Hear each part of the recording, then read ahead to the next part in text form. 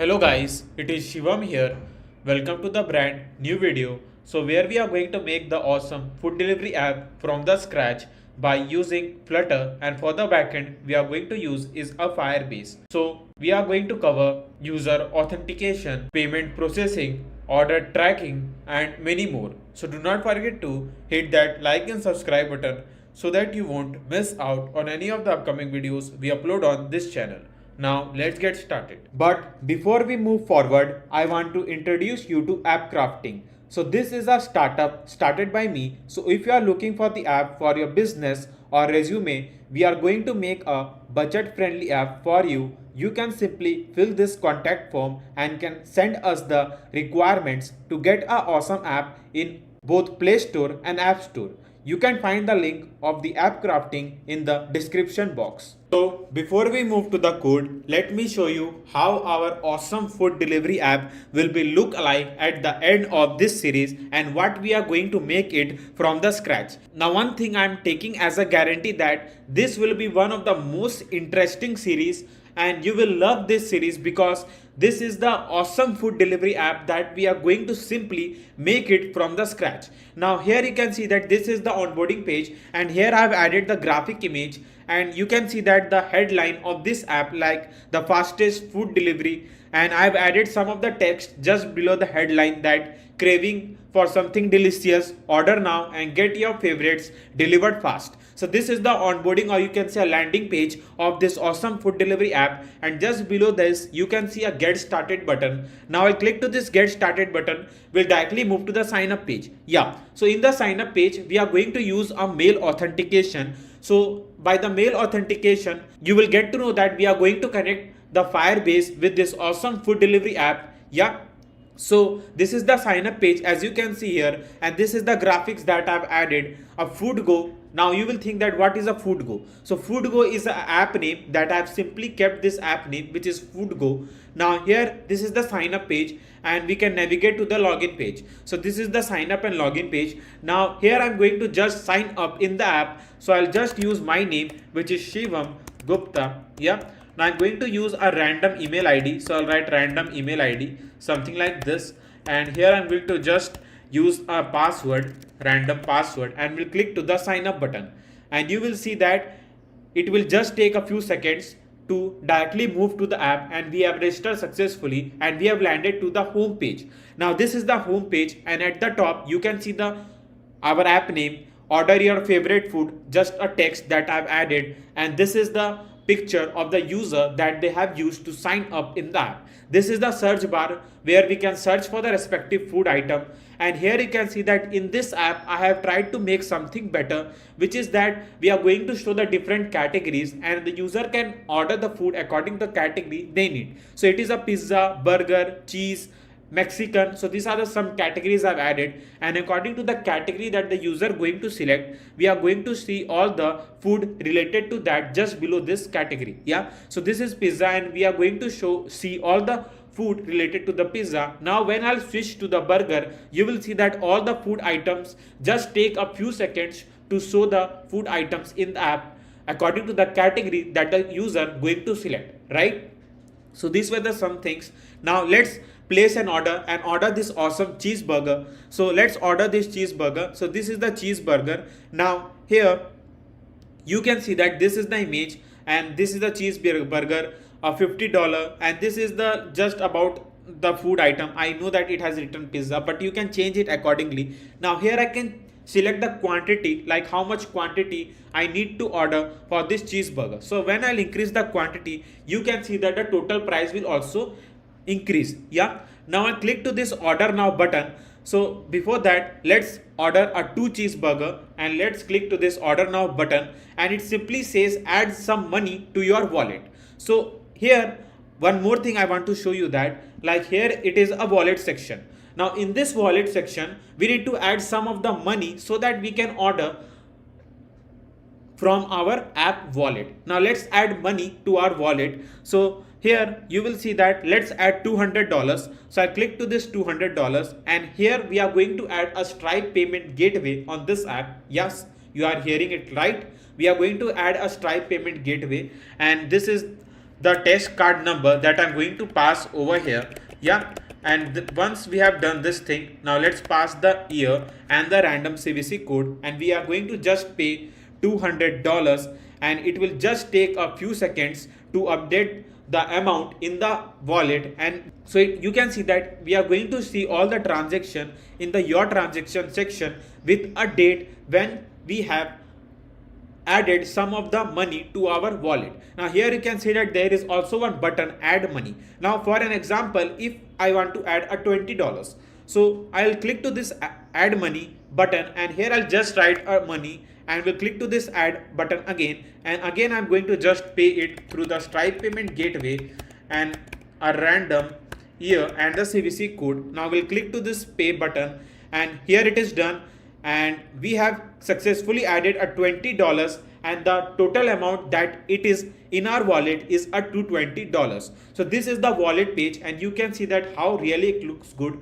by managing all the complete thing, like showing all the transactions, how to add a money to the wallet. So these were the things that we are going to cover on this series. Now let's move back to the home page, and let's place an order for this awesome cheeseburger. So I'll select the quantity to, we'll click to this order now button, and here, yes, you can see that order has been placed successfully. Now let's move back and check to the wallet. So here you can see that $100 has been successfully deducted from our wallet. Yeah, now here it is an, you can say, a order page, and in the order page we are going to see all the orders that we are going to do. Yeah, so here you can see that this is the address.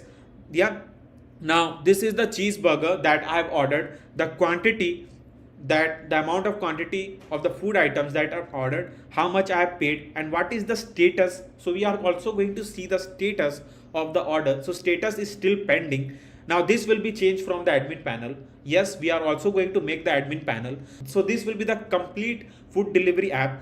Now this is the profile page. So in the profile page, the user can simply log out, they can delete their account, they can see their email name, etc., all the things.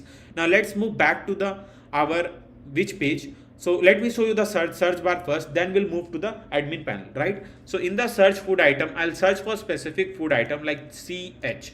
Now if I'll write CH, so this is the advanced search, you can say that. So when we'll write CH, then it will going to show me all the food items that start with a letter CH. Yeah, so here you can see that this is the search feature we are going to add, and I can close this and will move back to the home page back again. Now let's switch to the admin panel, and let me show you how the admin panel going to work. So this is the admin login page. Now what is an admin login page? Now in the admin login page, we are going to provide a unique username and the password to the admin, so that a random user can't simply enters the admin panel, like it will not make any sense. So we are going to provide a username and the password which will be the unique. So I'm going to just enter the username, which is Peter, and the password.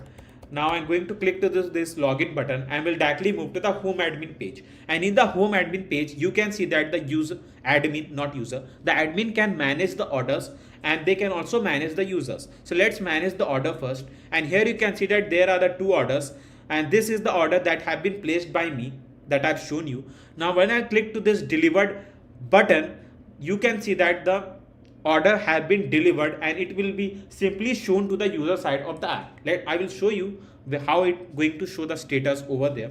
Yep. Now let's move to the manage user section, and here you can see that this is where we are going to see all the users, and we can remove any of the users or can give a ban to any of the users if they are misbehaving or something. Yeah, so yes, so these are some things that we are going to do. Now let's move back to the home page, I mean the user side of the app, so that I can show you what status have been shown once the food has been delivered. Yeah, so here we move back to the user side of the app. Now let's move to the order page, and here you can see that it simply update the status that the food has been delivered.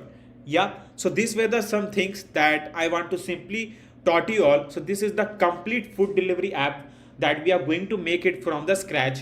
So hit that subscribe button if you don't want to miss any of the awesome series that we are going to bring on this channel. So hit that subscribe button and be the part of this awesome Flutter family. Now let's get started. But before we move forward, I want to introduce you to app crafting. So this is a startup started by me. So if you are looking for the app for your business or resume, we are going to make a budget friendly app for you. You can simply fill this contact form and can send us the requirements to get an awesome app in both Play Store and App Store. You can find the link of the app crafting in the description box. Now let's move, and here let's develop this food delivery app from the scratch.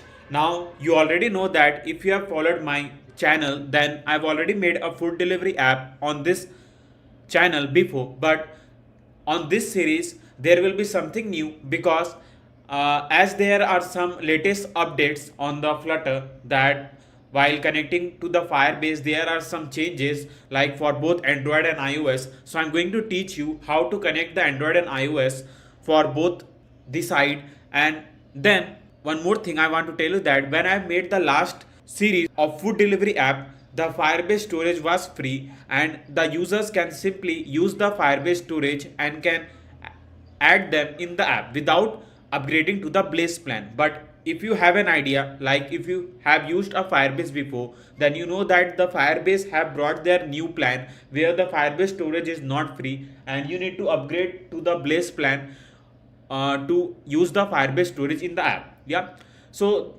I was getting like many comments in my video, the last food delivery app that I have made, that Firebase storage is not free. So what should I do? So I thought let's make this new food delivery app series where I will also teach you how to connect Flutter with a Firebase with a new version of Flutter that I'm going to use on this series.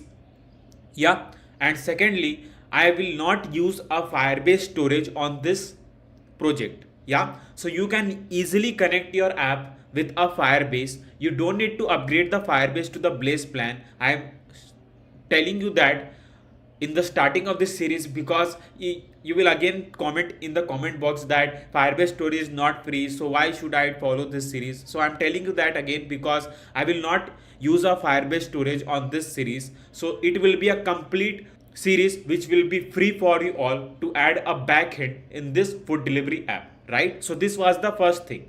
Now the second thing, the comments I used to get is what state management I'm going to use. So the state management I'm going to use is the inherited widgets and inherited model. So this is one of the best state management when you are making the app for the first time, and this will simply make your code really simple and clean. So we are going to write a clean code on this app.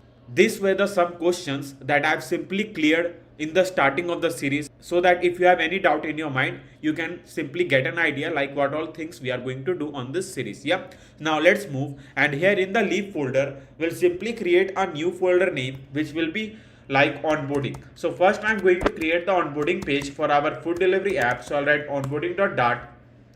So it simply create a new folder. Not, I need to remove this, sorry for that.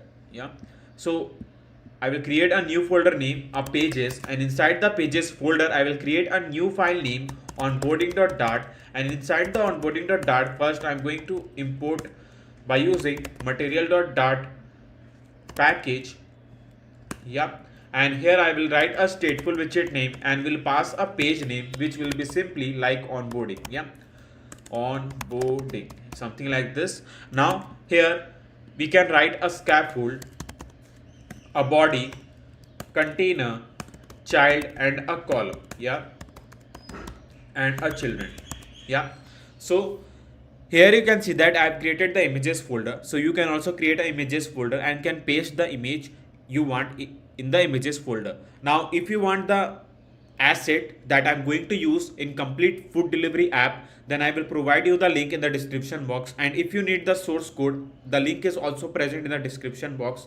So both the things are ready, and if you want you can simply get it from there. Yeah, now here once you have pasted all the image in the images folder, now to use the image, let's move to the perspec.ml file and we need to call our images folder name. Yeah, so I'll just call our images folder name so that I can use all the image that I've saved in the images folder. Yeah, now let's move to the onboarding, and here I'll use image.asset, and here I'm going to pass our images folder name and the image file name. So the image file name will be onboard.jpg. Yeah, onboard.png, sorry, onboard.png. Now let's move to the onboarding page so that I can show you what all code I'm writing over there. So I'll just call our onboarding page from here, and this is the image, and you can see that there is a debug banner. You can remove this by just passing debug show check mode banner to false. Yeah, so it will remove the banner from here. Yeah, so this is clear. And now once we have shown the image, if you want, you can pass the margin from the top. So I will write edge_inset.only from the top. Let's pass 40.0. Yeah, so this is the image that we are going to use. Now I'm going to also pass the color to our complete screen. So I'll write background color and we'll just pass colors.white, something like this. Now once we have shown the image, now I can show the title of this app, like the fastest food delivery. Yeah, so I can write this. Yeah, so for that I will just do one thing, and here I will use a text widget. Now in the text widget I'm going to write a text that I've just told you now, which is the fastest, and we'll use a /n so that I can change the line, and we'll just write food triple O double O. Yeah, food delivery, yeah, something like this. Now here I'm going to pass a style to our text widget.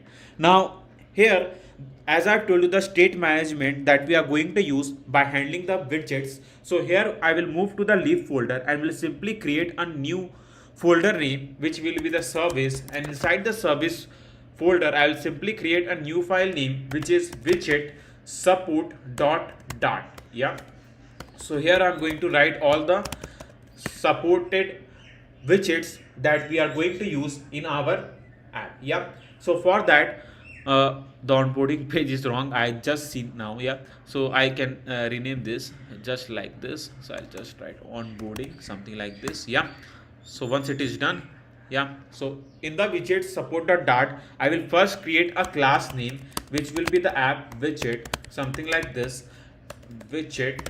And once we have wrote this thing, now here I'm going to pass like how we are going to use a style in the app.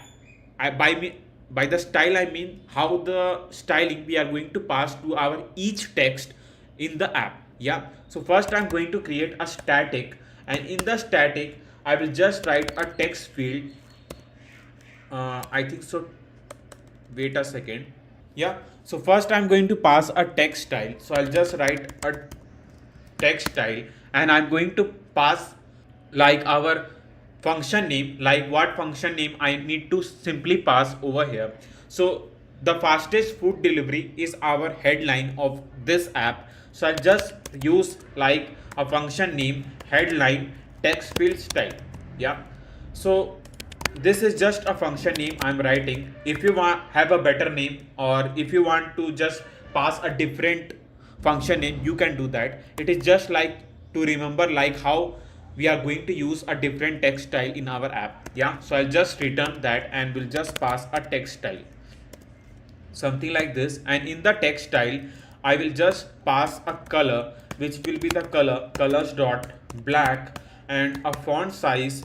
Let's pass the font size 25.0. We can change it later accordingly. Yeah, and we'll just pass a font weight, and we'll pass a font weight which will be the font weight dot bold. Yeah, and then I just need to do one thing. Yeah, I think it is okay. I don't need much more things for now. If then we'll see that. Yeah, and here I'll just pass a style, and you will see that by using this state management I just need to write our class name, which is app widget dot headline text field style, and you can see that by just passing a one line I can simply pass a style to my text widget. So this is the use of this state management to make your code really clean and very easy to remember, like how and what styling you have passed. Yeah, so I think so it is very clear why I've used this styling, and you can see that when I pass this styling, this is how it looks. I can change it from here accordingly. Yeah, something like this. I guess 28 is okay, or if you want we can pass 30. Yeah, now here what I'm going to do is first I'm going to pass a text align, and we'll just pass text align dot center to center the text. Yeah, so it is okay. Now I can pass a size box height 20.0. Yeah, something like this. I guess it is okay. Now once we have shown our headline of this onboarding page, now here I'm going to pass some text, a free text you can say that, to just explain like what really the app is. Yeah, so just add 2-3 lines over here to make it like more attractive for the viewers to engage with the app. Yeah, so here let me find some engaging line that we can add in our food delivery app. So now here I'm going to use a text widget to show that line, and I'll paste that. So this is what I paste, like craving something delicious, order now and get your favorites delivered fast. Yeah, so this is what we can show in our app, and here you can see this is the line. Now here I'm going to pass a styling again. So for the styling I will again move over here, and I'm going to copy this thing again, and I'll just change our function name. So it is just like a simple text field style, so I'll just pass a simple here. I just don't need in a bold form, so I'll remove this, and we'll also lower down the font size to up to 20. Yeah, now I can pass this to our text widget. So I'll just pass a style f widget dot and simple text field style. Yeah, so if you want you can lower down the font size, it is up to your choice like how you can do. Yeah, now here I'll just do one more thing, like here I just pass a text align, and we'll just pass a text align to center. Yeah, so this is what we can see, but the text are simply stuck to the left and right side of the screen, so it won't look good. So for that I will just do one thing here. I'm going to use a /n. I hope that /n will work over here. Yeah, it is working. So order now and get your favorites, and we'll use a /n here again. Yeah, so it is okay. Now I can use a size box height. Let's pass up to 30.0. Yeah, so this is what we have passed, and yeah, it is okay. Now here I'm going to show one button, like button through which the user can press and can move to the our login and sign up page. Yeah, so that will be the get started button. So for that I'll just create one container, and in the container I'm going to pass a width. Now I won't pass a fixed width to this container because I will also try my best to make this app highly responsive. So I, rather than passing a fixed width over here in the container, I will use a media query to make it responsive. So I'll write media query dot of context dot size dot width divide by 2, and I'll just pass a decoration, and in the decoration I'll just pass a box decoration. Color, I just need to pass a customized color code that I'm going to use over here. Yeah, so let me check that color code because I don't remind that color code exactly like what it is. Yeah, so for that I'll just need to pass a color, and we'll write 0xFF, and we'll paste that color code. Yeah, so this is the color code that I'm going to use. Now here what I'm going to do here, then I'm going to pass a style, not a style, sorry for that. I'll just write a child text, and in the text I'll just pass a get started text that I've told you, and in the style I'm going to pass the style. Yeah, so here rather than passing the thing by using a widget, I will just pass a text style, yeah, directly, because the color will be in the form of white. So I'll just pass the colors dot white. Font size, let's pass 20.0, and font weight will be bold. Yeah, so this is the text. Now I need to simply center this text to this container, so I'll wrap up with a center widget, and here I'm going to pass the height. Let's pass the height up to 50 or 60 is okay, I guess. Yeah, 60. Now I can pass a size box. Let's pass the size box height 20.0 so that there will be some space, and here I need to pass a border radius. So for the border radius I write border radius dot circular, let's pass 20. Yeah, so this is the get started button that we have created, and by tapping to this button, as I have said, we directly move to the where a login and sign up page. Yeah, but before we move forward, I want to introduce you to app crafting. So this is a startup started by me. So if you are looking for the app for your business or resume, we are going to make a budget friendly app for you. You can simply fill this contact form and can send us the requirements to get an awesome app in both Play Store and App Store. You can find the link of the app crafting in the description box. So we'll create a login and sign up page, not now, maybe later. For the first, we need to create the main thing of our app, which is a home page. Yeah, so let's move to the pages folder and we'll simply create a new file name which will home.dart, and again I'm going to use the import material.dart, something like this. Yeah, and here I'll just write a stateful widget name and we'll going to pass our page name, which is home. Yeah, now here I'm going to pass a scaffold, a body, container, child and a column. Yeah, child and a column and a child. Yeah, something like this. So let's create the home page.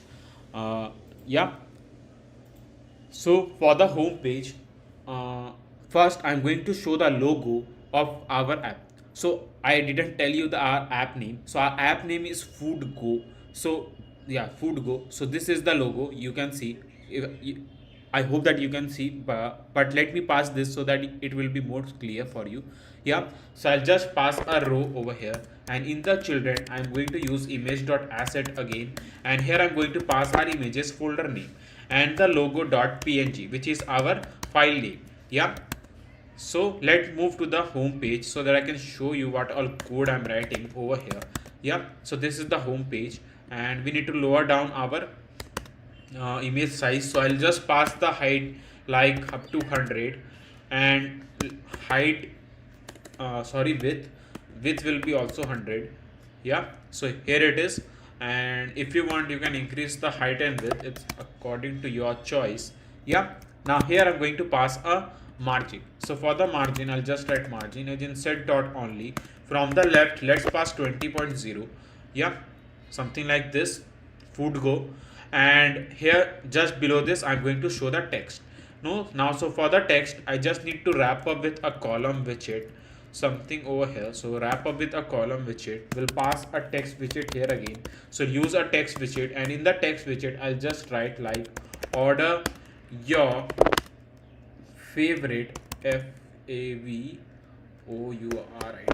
favorite food, something like this. And here I'm going to pass a style. For the style I've used a app widget class again, dot a simple text field style.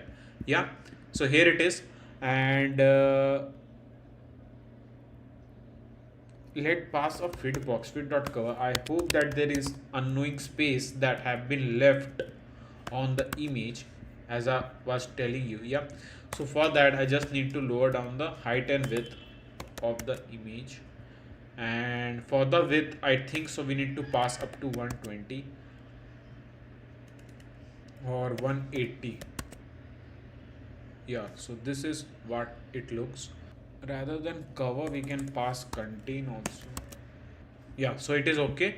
Now here I pass a cross axis alignment dot start, something like this. Yeah, it's okay I guess, and we can pass a margin from the top so that I can see the things clearly. So this is what we have passed. I know that there is some space left accordingly, as you can see here, but for that what I'm going to do is that let me check if it works, then it will be great. Yeah, it is working.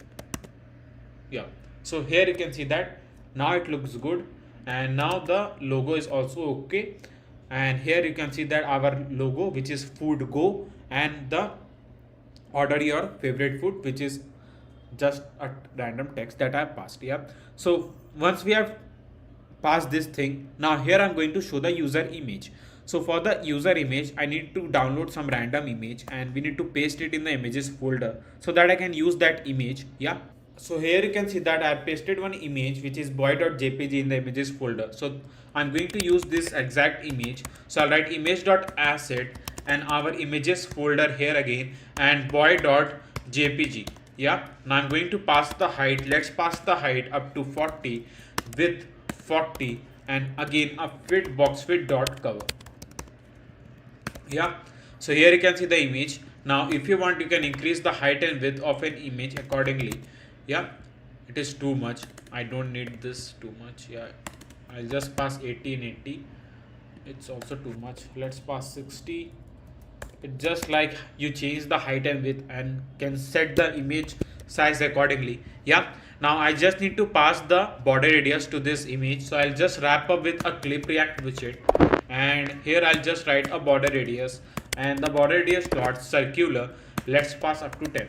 Now here I'm going to tell you one more thing, like if you want to know more about the widgets that we are going to use on this app and we have also used in our previous series, then also the Dart programming, because this is the Dart programming that we are widely going to use while connecting the complete backend for this app. Then we have already made one video on this channel where I've taught you a complete Flutter beginner course where I've taught about each thing, like about a basic programming details that a Dart has, and also a widgets that we widely used while writing a code in the Flutter. So I will recommend you to follow that video because that will help you to simply clear all the basics regarding a Flutter.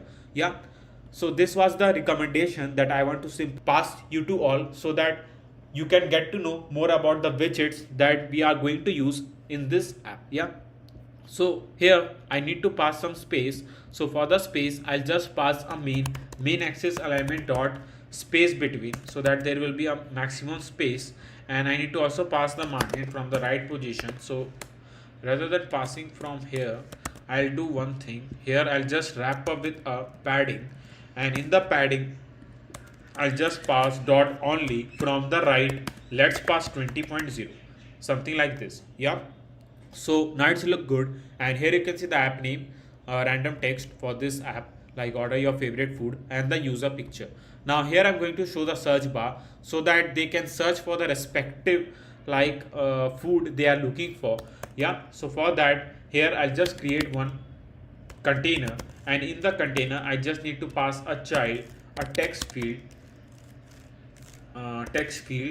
so that they can enter the text or a food name that they are looking for. Now here I'm going to pass a decoration, a box decoration. Now the color, which will be the colors. So here I'm going to use a color code here again. So let me check that color code, like what color code it is, and I'll paste that color code over here. Yeah. So the color code we are going to use over here. So this is the color code that we are going to use. Now here you can see the text field that appears, and here I'm going to pass a size box so that there will be a space. So I'll pass the size box height 30.0, and here what I'm going to do is I'm going to also pass a margin only from the right 20.0, something like this. So now it's look good, and here you can see that there is a line. I don't need this line in the text field, so you can remove that by passing decoration, input decoration, border, input border dot none. Yeah, so input border dot none, and it will remove this line from here. Now I'm going to provide the border radius to this container or text field. You can see that. So I'll write border radius dot circular. Let's pass up to 10. Yeah, 10 is okay, I guess. Yeah, it is okay.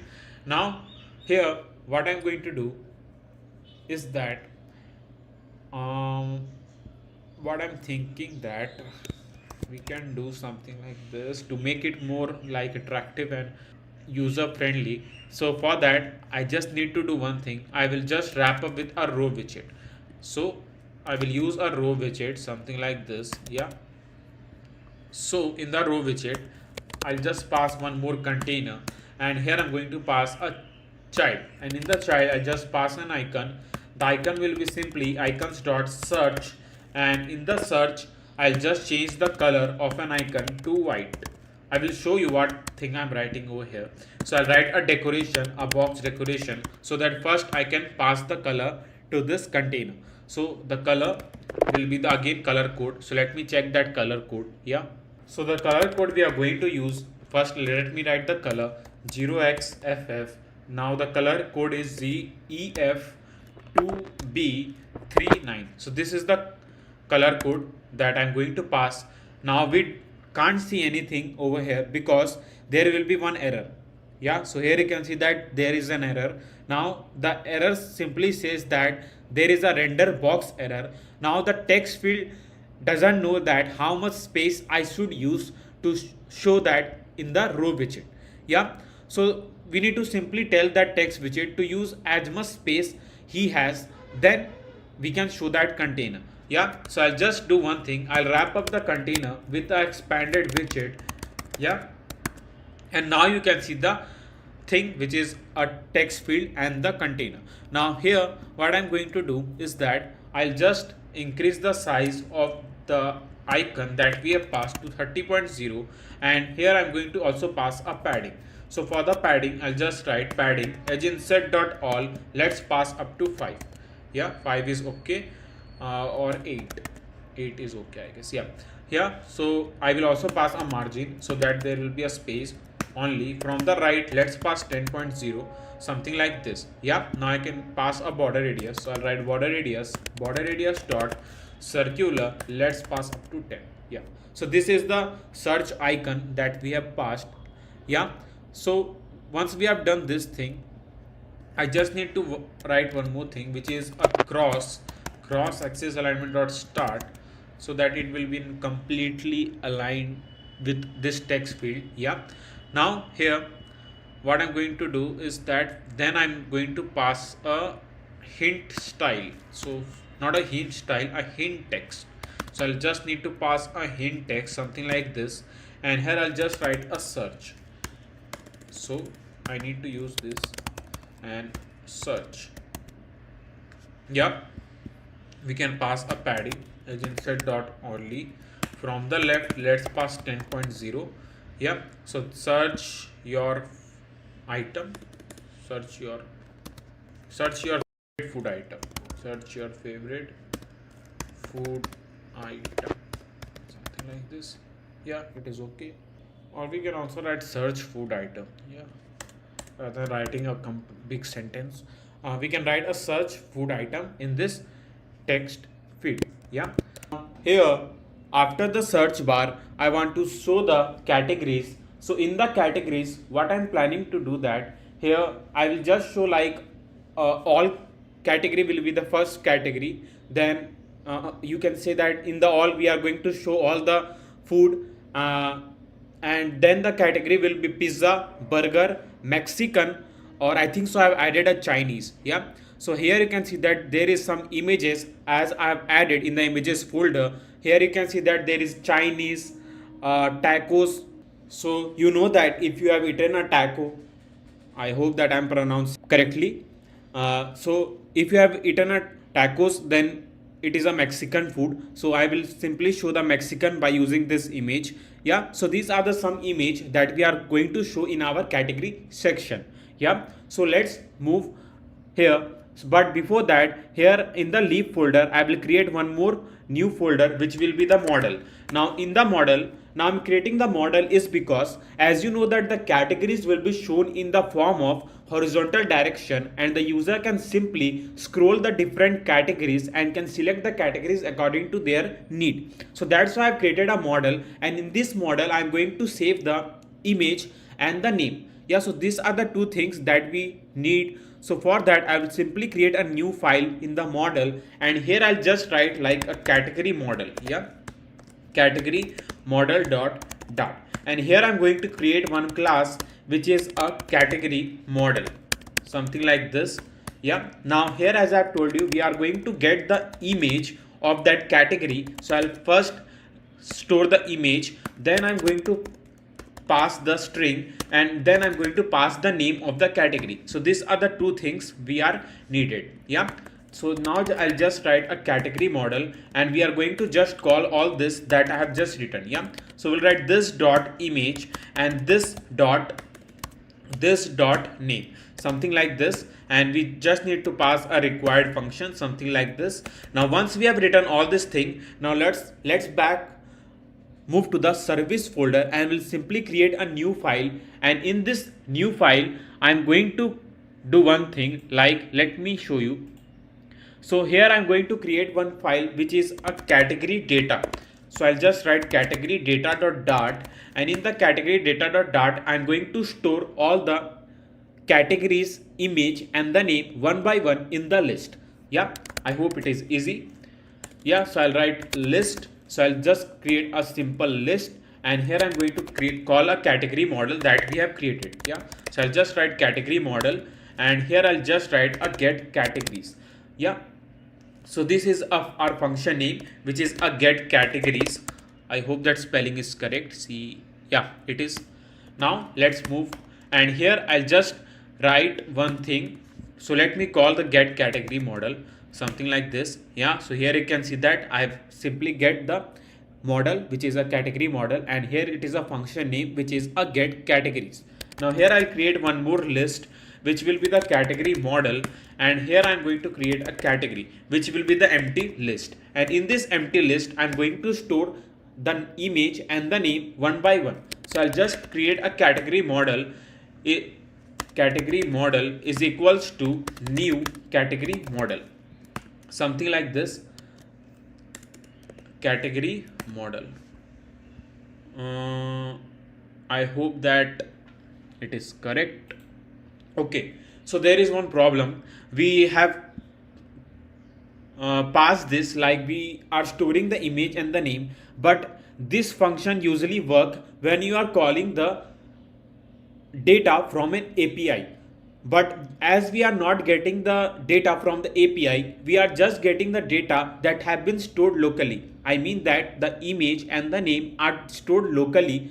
We don't need to get the data from the API. So I'll just remove this. I don't need this case over here. So I'll remove this and we'll just pass a null check. Yeah. And here I'll just pass a category model, something like this. Yeah. Now here I'll just write a category model dot, and here I'll just pass a name. Here you can see the name we get, and here the first one will be the pizza. So I'll just write pizza. Yeah.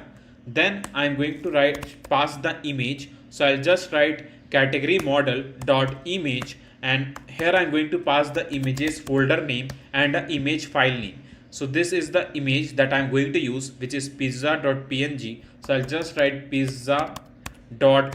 Now when you are writing the file name, now make sure that it should be exact what you are writing over here.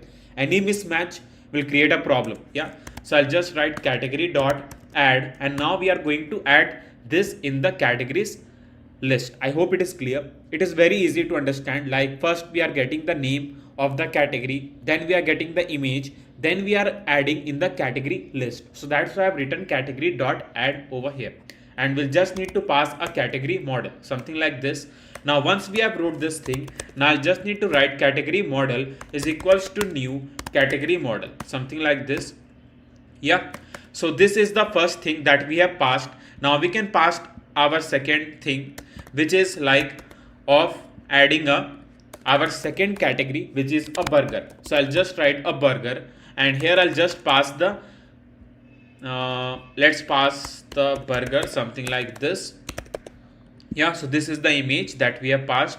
Now we need to copy this thing, and we are going to simply paste our third category, which is like a Chinese. So I'll write Chinese. Yeah. And here I'm going to pass this image, which is Chinese.png. So I'll just write Chinese.png, something like this. Yeah. Now once we have written this two thing, now the fourth one will be the Mexican, the tacos, but which I have told you. Yeah, so the Mexican, and here I'm going to just pass our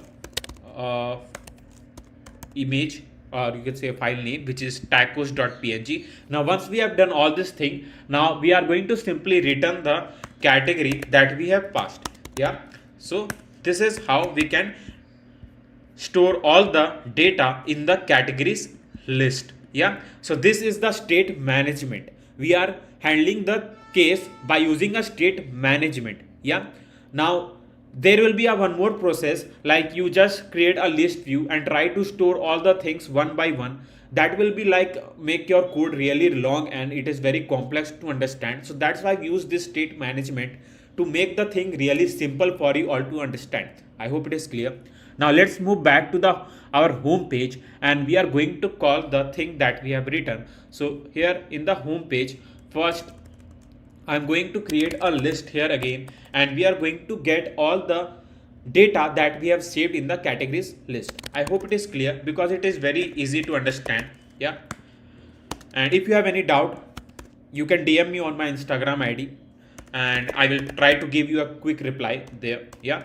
So here I have written one categories list, and in the categories list, I'm going to also pass a bool which will be the loading state. I think so we don't need a loading state over here, because as I've told you, we are not getting the data from the API. The data is already stored in our system or in the app. Yeah, so we don't need a loading thing over here.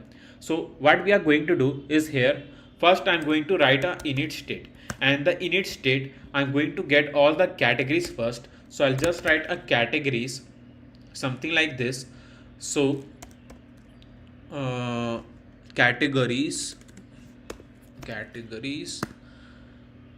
the spelling is wrong as it is. Yeah, so here I'll just write categories is equals to get categories. Yeah, so I'm just storing all the data from the get categories function in our categories list. I hope it is very simple. Yeah, so easy peasy lemon squeezy. Yeah, now let's move, and here now I'm going to use a list view dot builder to show all the data.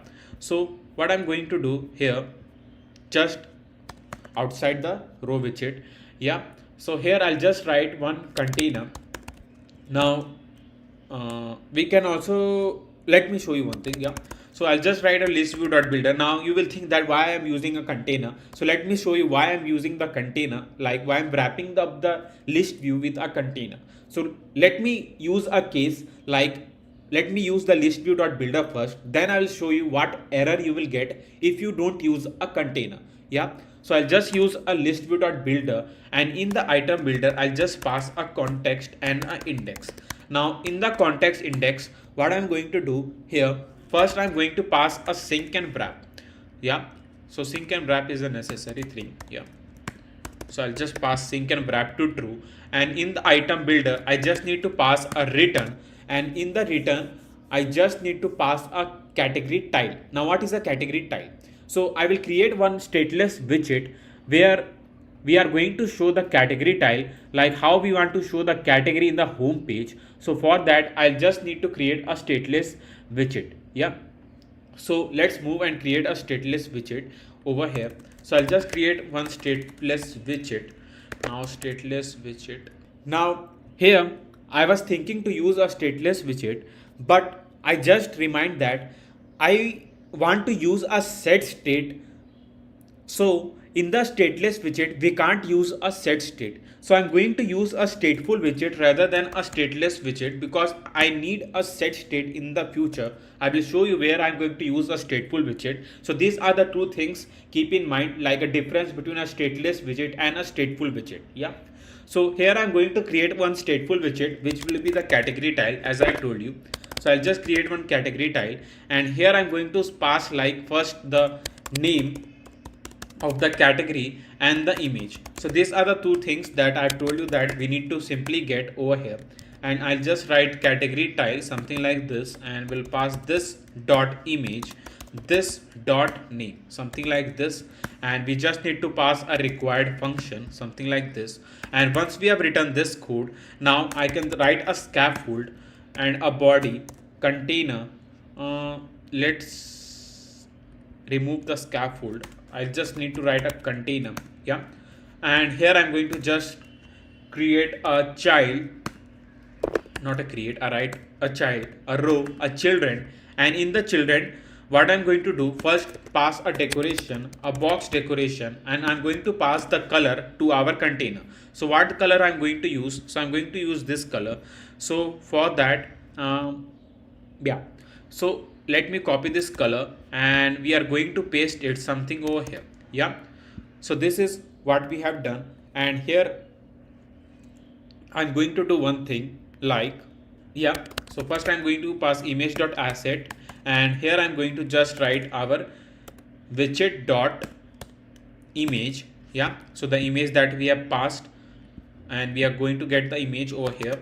I just need to pass the height and width of an image up to 50 and 50, and we'll just pass a fit box fit dot cover. Yeah. So these are the things that we have passed. Now I'm going to use a text widget, and in the text widget, what I'm going to do here, I'm going to show the name. So for the name, I'll just write widget dot name as it is, and here I'm going to need to pass a style to our text widget. So let's move to the widget support dot dart, and here I'm going to create one more function, and for that yeah, so I'll copy this, paste it over here, and here I'm going to create one white text field style, and here I'll just change the color to white, and font weight will be just bold. Yeah, so font weight will be font weight dot bold. So here in the widget support, you can write all the necessary function or styling that you want to simply pass over here. Yeah, so here I'll just write a style app widget dot, and here I'll just pass a white text field style. So these are the few things that we need to pass. Now once we have passed this thing, now I can pass a category tile, and in the category tile we need to pass an image. So for the image, I'll just write a categories, and here what I'm going to do is that I will just write a index. I hope that I haven't passed an item count till now, so I need to pass an item count, and in the item count I'll just write categories dot length. So these are the three things, and a scroll direction will be axis dot horizontal, so that I can scroll it like in the horizontal way. So I'll just pass axis dot horizontal, something like this, and now I can pass dot image to the image and the name to the name. Yeah, so I'll just write categories index dot name, something like this. Yeah, so these are the two things that we need to pass over here. Now once we have shown the list view builder, now when I'll save all the file, so let me save all the file from here. So I'll save all the file, and you will see that there will be an error.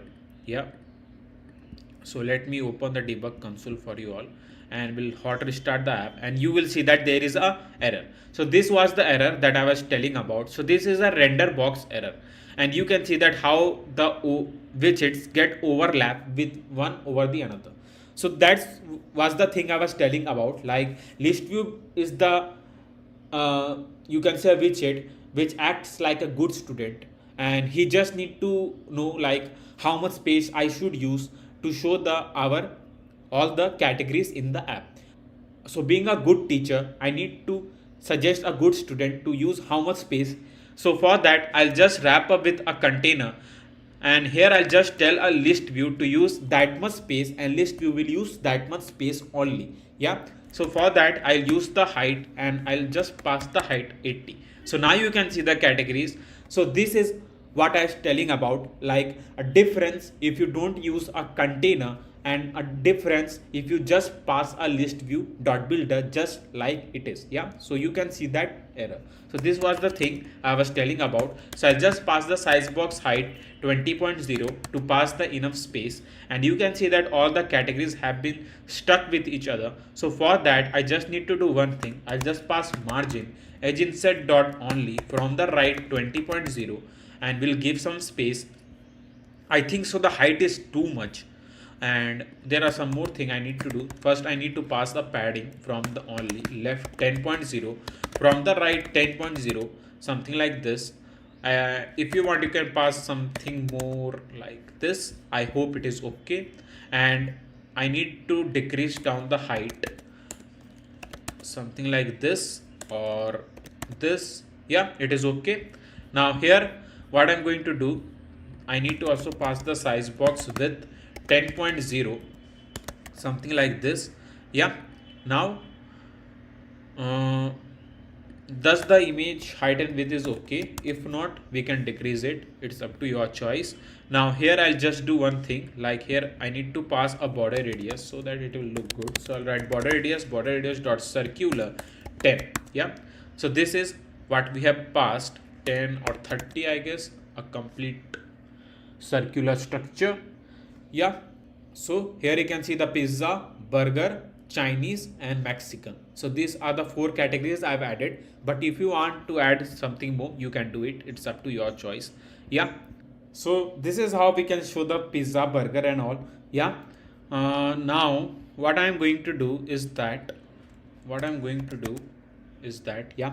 So here you can see that if I'll select any of the category, I need to show in the elevated form and the other categories in the normal form, so that the user can know that which category he have selected. We can't show all the categories in the same color and the same style, because it will not make any sense when the user will click to any of the category. So what I'm going to do is that, so in the list view builder, you can see that the each category is been shown has some indexing, right? So through the index, we are passing the image and the name. So I need to get an index like which category I have tapped. Like if I have tapped pizza, burger, Chinese or Mexican. Yeah. So I need to keep a track. So for that, I'll just move here and I'll just create one category index. Yeah.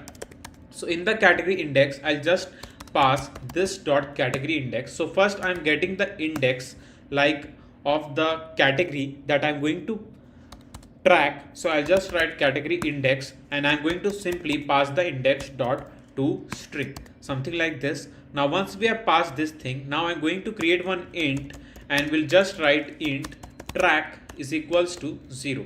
Yeah. So once we have passed 0 here, and what I'm going to do is that you can wrap up the container with a gesture detector, and in the onTap method, I'll just write track is equals to index. Yeah. So I'll just write widget dot index dot to string. Yeah. So not an index, a category index. Sorry for that. I'll just write a category index dot to string. Yeah. So these are the thing that we have passed. So I think so why we have passed outside this, I'll just need to cut it from here and we are going to paste it something over here. Yeah. So this is the thing and I'll just pass a track over here. Yeah. And here the use of the set state that I was telling you about. Yeah. So the string can't be assigned to the variable type int. So I just need to change it to the string. Yeah. And here I'll just pass in the double inverted comma. Yeah. And here I'm going to pass a set state to update a track once we get the data like which all category I have pressed. Now once the track is equals to the index, so I just need to write like track is equals to the widget dot category index is true. Like once the data has been matched, then we are going to show the category on this color, and if it doesn't, then I just need to create one more container, and in the container I just need to pass a decoration, a box decoration, a color, and the color that I'm going to use is the different color. So the color will be like, we can pass this color, something like this. Yeah. So for that I need to copy that color code. So let me find that color code first. So where is that color code? Yeah. So this is the color code that we can pass, and we are going to pass it something over here. Yeah. And once we have passed this color code, now here I'll just need to use a child here again and a row and a children. Yeah. Now here I'm going to copy the thing again. So I'll copy this and we are going to paste it something over here, and we just need to change the color of our text to simple text field style. I guess it is okay. Yeah. So here you can see that after changing this, we are getting this data. Now the margin edge inset dot only from the right, let's pass 20.0. So here you can see this, and we can also pass a padding. So we can pass padding edge inset dot only from the left 10.0, from the right 10.0. Yeah. So this is the enough padding that we can pass.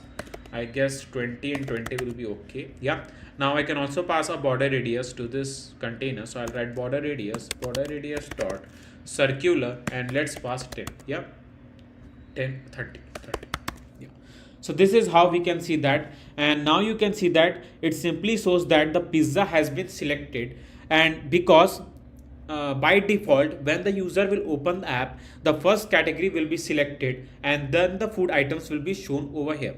So let me show you what it will happen when I'll tap to this burger image. So once I tap to this burger image, here you can see that burger change color has also been changed, but the pizza color is still red. Now here I'll select to Chinese, and here you can see that Chinese color is also turns to red, but the other categories color has not been changed to the non-selected one. Yeah, so for that I need to do one thing over here. So there is one thing, like when I'll tap to the any of the category, the previous one don't change to the normal form. So this is not the way that we are going to show the categories. So what I'm going to do is that I've thought about it, like how we can print and we can manage the track. But the thing is that we have written all the code in the stateful widget, but the stateful widget will won't update the track because the home is another stateful widget and the category is another stateful widget. So the thing is won't work over here. So what I'm going to do here is that I just create one widget, and in the widget I'll just create one widget name which will be the category type. Now in the category type I'll just pass a string and a name and the image. So now you can see that there is a difference between using a stateful widget and a writing a widget inside the stateful widget. I hope it is clear, you are not getting confused. Yeah, so now I will show that how it will going to work. So I'll just return this, and what I'm going to do, I'll just cut the track from here, and we are going to paste it something over here. And what I'm going to do is that here I'll just copy this complete gesture detector from here. I'll just cut it down, and we are going to paste it something over here. I hope it is clear. So I'll just give some space as it is, and here it is done. I'll just remove this stateless widget because we don't need stateful widget, because we don't need anything more from it. Yeah, and here I'll just need to do one thing, like here I'll just pass a string name, image, and a category index. Yeah, so the category index, we need to also pass category index.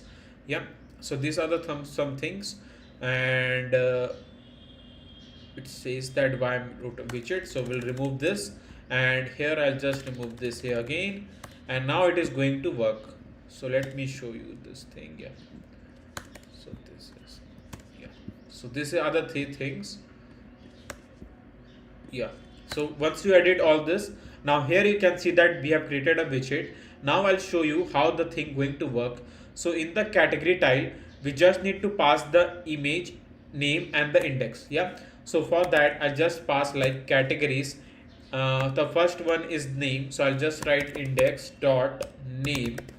Yeah, the second thing is index, sorry, not index, image, so I'll just write index dot image.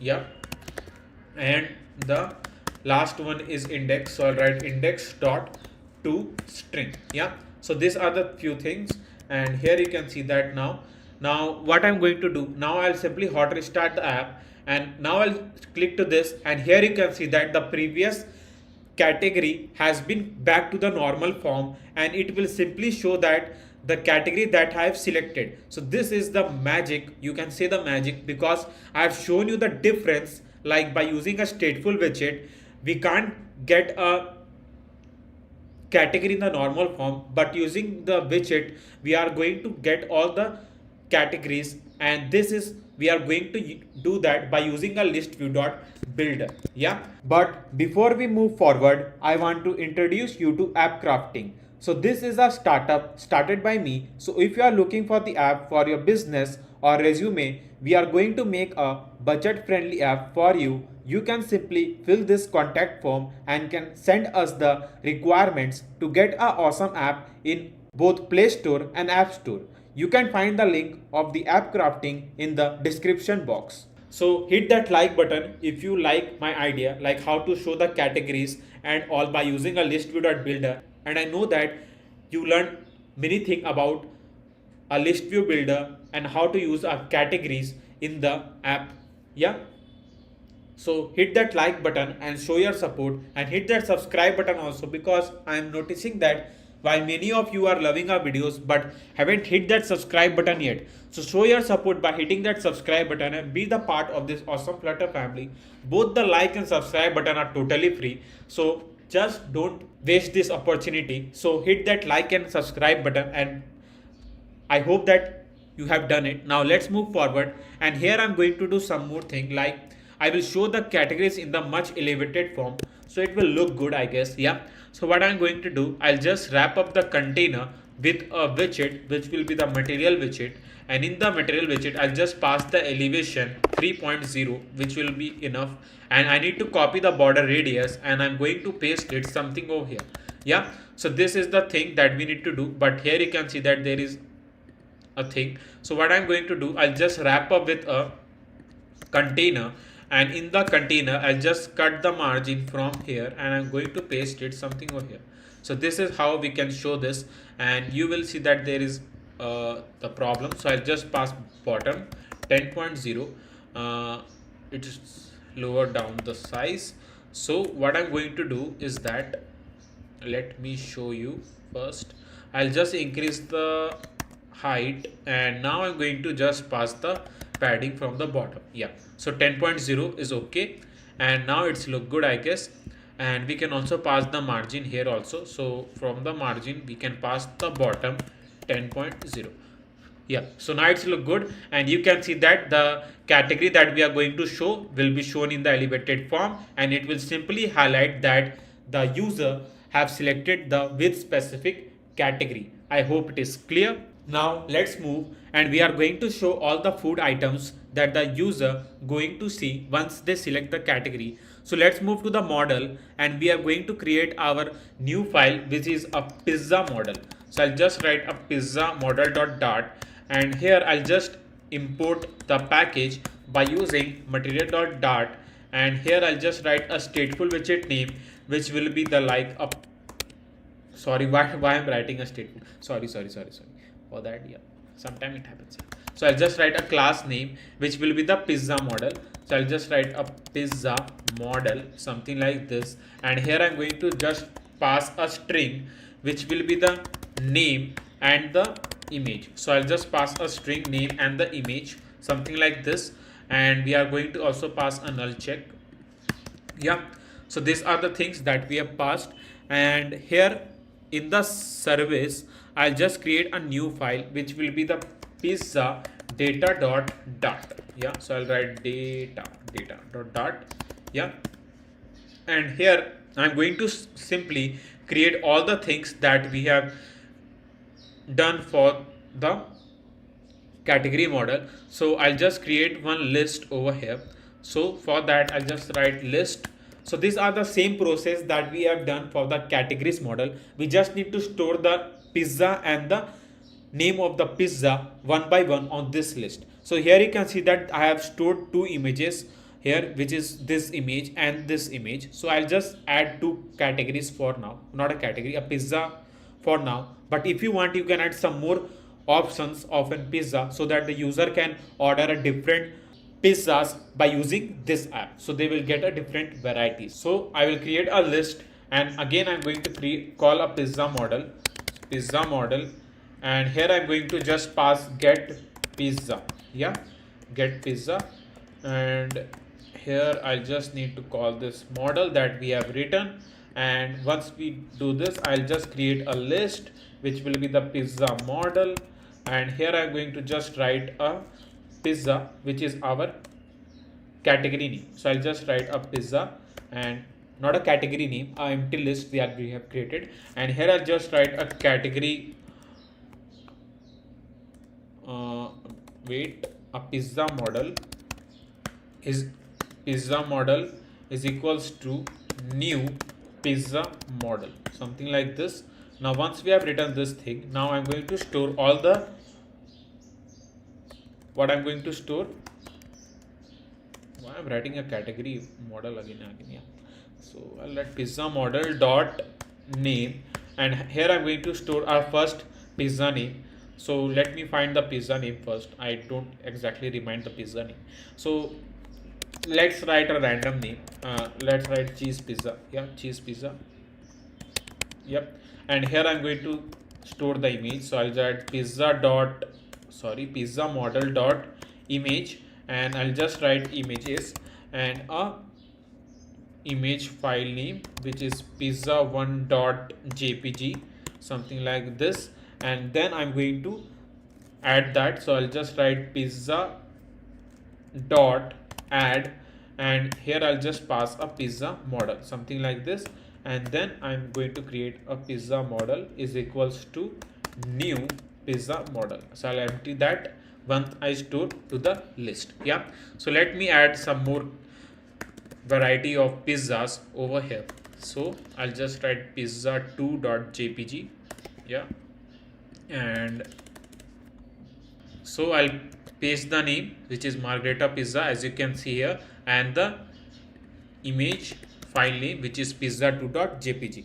So these are the some categories. You can just not a category, a variety. Why I'm telling category again? Yeah, so this is the variety of pizza that you can paste it over here. Yeah, so I've just paste two pizzas for now, but if you want you can paste it more. Yeah, so I'll just return it this, then I'll just write a return function and I'll just pass that to the thing. Yeah, so this is how we have written what is Flutter Foundation. So remove this.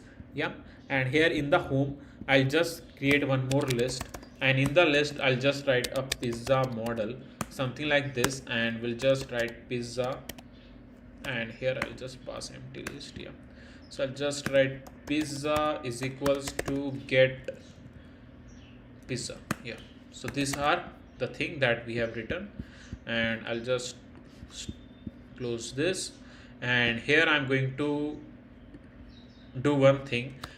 Here I'll not use a list view because I want to show the pizza in the grid view form. So for the grid view I'll just create one grid view dot builder. So I'll just write grid view dot builder, something like this, and there are the some things that we need to pass in the grid view.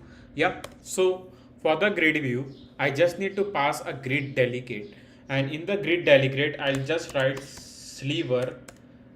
Yeah, sliver grid delegate fixed cross axis count, and in the cross axis count I just need to show that two, you can say a container just in the horizontal direction. So I'll pass a cross axis which is this position. So cross axis count will be 2. Child aspect ratio we can pass up to 0.6. We can change it later. I'm just writing it normally. So I'll just pass main axis spacing, not an extent, spacing which will be up to 10.0. so main axis spacing is this spacing, and then the cross axis spacing, so cross axis spacing will be also 10.0. so these are the few things that we need to pass, and here we need to do one more thing, like in the item builder the same thing that we need to write, which is a context index. So the context index, something like this. Yeah, so once we have passed a context index here, and we need to also pass the item count, the most important thing, so which is pizza dot length. Yeah, so here I need to pass like how I want to show the, so here you can see that we have passed a category tag. So I create one more widget. So for the widget I'll just write widget like this, and here I'm going to create one, you can say what, food category, food item, food type, let's pass food type, and here I'm going to pass a string name, string image. Oh, there is one more thing that we have left, because there are the few things. So we haven't passed a price till now, because the how the user will buy the pizza if they don't know the price. So we need to also pass a price, the most important thing. So I'll just pass a price in the pizza model. Yeah, so for the price I'll just pass like this, and here I just need to pass a price. So I'll just write pizza model dot price, and in the price I'll just pass like $50, and I'll just write pizza model dot price again, and I'm going to pass like $80. Yeah, so these are the two price that we have passed, and here I just need to also pass string and one more for the price. Yeah, so these are the few things that we needed. Yeah, So I just need to return this. So I'll just write return, and here I'm going to create one container, and in the container what I'm going to do is that first I'm going to create a child, a column, and a children. And in the children, first I'm going to show the image. So for the image, now as you can see that I have changed the image, like the JPG image has been added over here, but I've changed it to the PNG image because PNG image will look more cool because it don't have any background and all. So that's why I've changed it to the PNG image. Now here where you have shown the pizza image, you can simply change it to the PNG format so that it will look good, I guess. Yeah, so the pizza1.png and pizza2.png, so these are the two things that we have added in our pizza list, or you can say a get pizza function.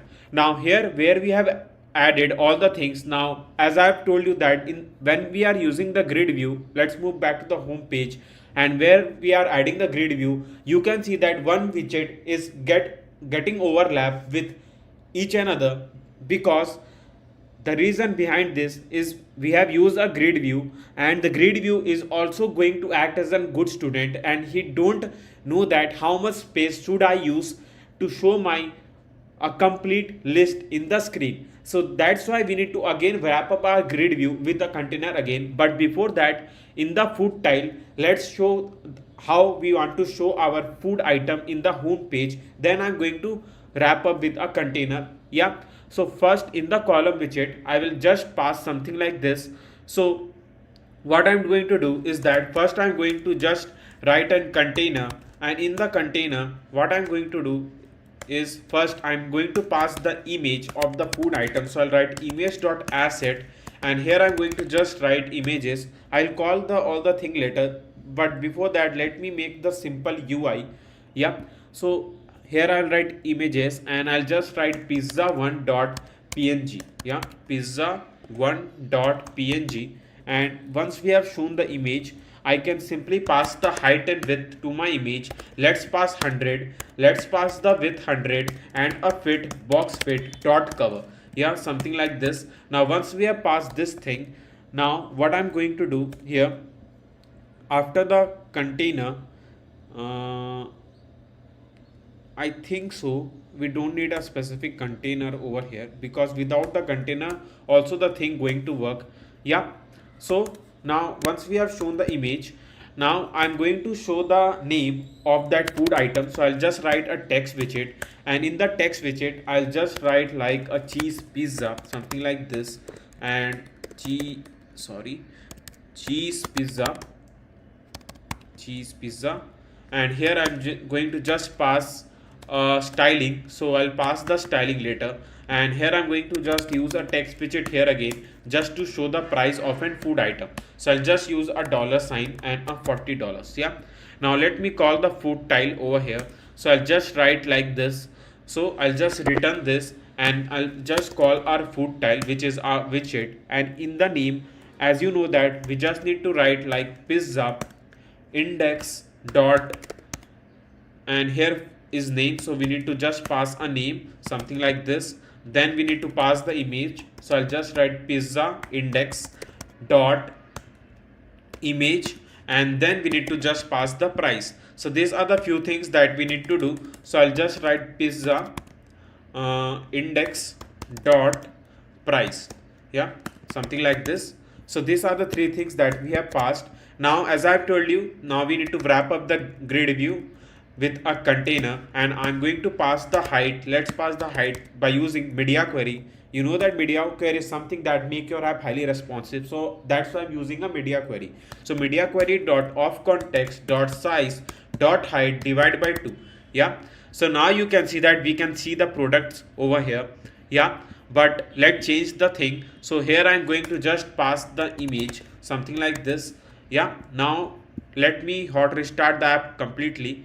So here you can see that this is the image. I can increase the height of an image because it will look good, I guess. Yeah, so I'll just increase the height up to this much, and we'll just pass fill rather than cover. Yeah, or we can also pass contain will also look good. Yeah, so this is how we can show our pizza. But here are some more thing, like first I need to pass a styling to my text widget. So let me see that if any styling will fit over here, otherwise we'll create something new. I don't think so anything will fit over here, so we'll copy this and I'm going to paste it something over here. And what I'm going to do is that here, wait a second, yeah, so I'll just write a static text style, and I need a text in a bold form, so I'll write bold text field style, text field style, something like this. And here I'm going to just pass the styling, so I'll just return, and here I'm going to just pass a text style. And in the text style I just need to first pass the color, which will be the colors dot black font size, let's pass font size 20.0, and font weight, let's pass font weight dot bold, something like this. Yeah, now I can use this styling to the text widget that we have shown. So for that I'll just move back to the home page, and here I'll just pass the styling by using app widget class. So I'll write app widget dot bold text field style. Yeah, so this is how we can show our name, and I'll just change it to name, something like this. Yeah, so that we can see the name of the pizzas. Yeah, and here I'm going to just pass the price. So for the price I'll just write app widget dot simple text field style. Okay, or we can pass like, what I'm thinking that let's make it more creative. uh, what we can do is that let's pass bold text field style itself. Yeah, or you can create some more thing, like in the widget support we can create one more static widget like this. And for the price I can simply change the color, so I'll just change the black to different shade.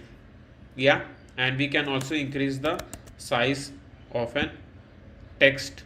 So here I'll just change it to like app widget dot price text field style. Nah, it won't look good. Yeah, so for that I just need to change this, so I just need to change it directly from here. So I'll just increase the shade, I guess this color is okay. And here I'll just change the thing. What I'm going to do is that here where we have passed the column widget, I'll just write cross axis alignment dot start. Yeah, so here you can see that all the thing are have been aligned to the left side. Yeah, now one more thing, let's pass the decoration, a box decoration. And here I'm going to just pass a border, so I'll write border dot all, the color which will be the colors dot black, and let's pass 38. Yeah, so it's too much, I guess I don't need this too much. Yeah, so I need to also pass a padding. I can center this thing, so I'll wrap up with a center widget. And here I can just pass padding edge inset dot only from the left 10.0. Yeah, it is okay. Or we can also pass from the top, let's pass 10.0. Yeah, it is okay, I guess. The height is too much, I don't need this much height. Maybe we can decrease it directly from here. So what I'm going to do, let's pass the height up to 50. 50 will be like too less. Yeah, so I'll just pass 120. I need to use a media query, so media query dot of context dot size dot height divide by 3. I guess it is okay. Yeah, 3, I guess 2 is itself okay.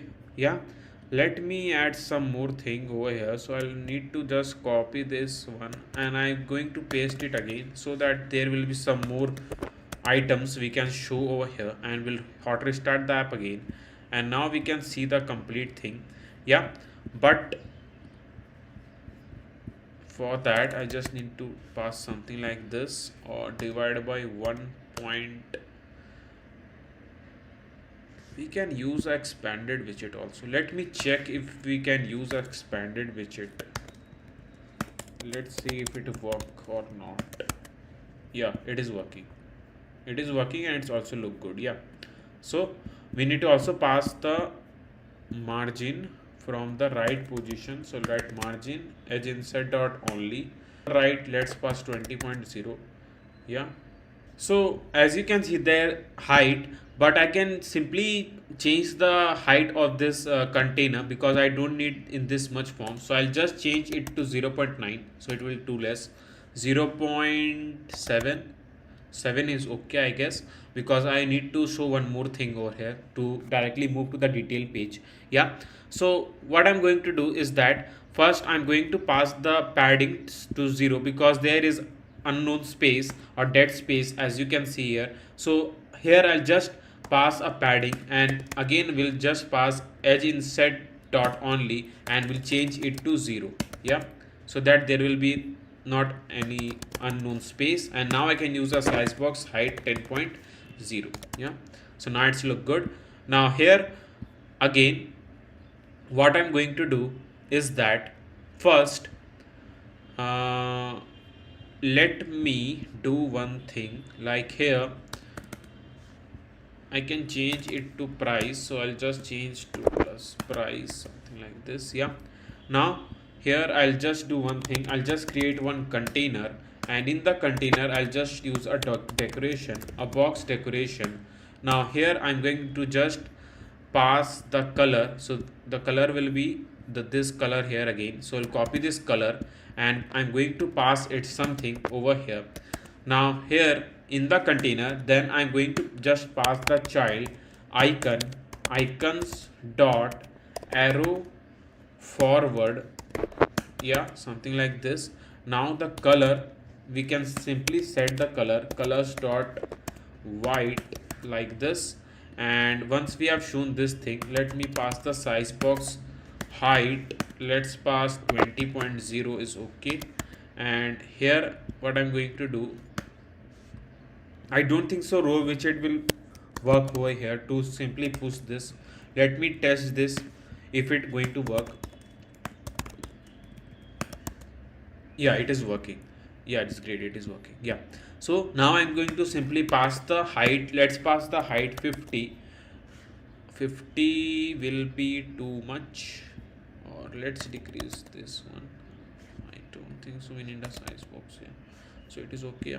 Now here I'm going to just pass the width 200. 200 is too much, 100 is also too much, I guess. I just need to increase the size up to 30.0, or and we can just pass up to 80, I guess. Yeah, it is okay. It is, oh, I hope it is. And here what I'm going to use is a spacer. Yeah, so the spacer, as you know, that it will give the maximum space between any of the widgets. So the text widget and the row widget. So I passed a spacer between these two widgets, and it will simply tell to give the maximum space, and that's it will look good. Yeah. Now here I'm going to just pass a border radius. So for the border radius, I'll write border radius dot only. From the top left, I'll just pass radius dot circular 30, and yeah, it's okay. It's okay. Yeah, it's look cool. Yeah, you can pass some more spacing, like it's according to your wish. Like if you want to do something like from here, you can pass this. If you want to pass cross axis spacing, you can also do that. I guess this structure looks good. Now here you can see that the thing got stuck over here, but I don't want something like this. So let me check how it will going to work. So margin edge insert dot only, from the right 20.0. Yeah, it is working. Yeah, so you can just pass 10. Bottom pixel overloaded by 5 pixel. So what I'm going to do is that I'll just change from 10 to 10. Yeah, now it's look good. Now here it's okay. And yeah, so there is a problem with a space, so I can increase up to 0.6, will be too much, 6.5 or 6.8, 9. Yeah, now it's look good. Now here I'm just need to pass a border radius to my like complete container. So for that I'll just need to pass a border radius. So for the border radius I'll just write border radius dot circular, let's pass up to 20. Yeah, so now it's look good, I guess. We can also provide the border radius from bottom right, so I'll write bottom right radius dot circular, let's pass 30. 30 will be too much, I hope we have passed 10 or 20. Yeah, so now it's look good, and now we can see all the food items related to the pizza. Now here what I'm going to do is that we need to create a same model for the burger. So for the model we will simply create a new file name which will be the burger model dot dart. Yeah, and again I'm going to copy this and will change the, because the name image price will be as it is. Yeah, so I'll just change it to the burger model, so I'll just write burger model, and here I'm going to just pass this thing. And now where we have passed this thing, I'll just create one more new file which will be the like burger data dot dart. Yeah, data dot dart. Yeah, so now in the pizza data dot dart you can copy or you can write a code again for the burger. Like let me speed up the code, and you can write a code with a music. Yeah, so let me do that. Yeah,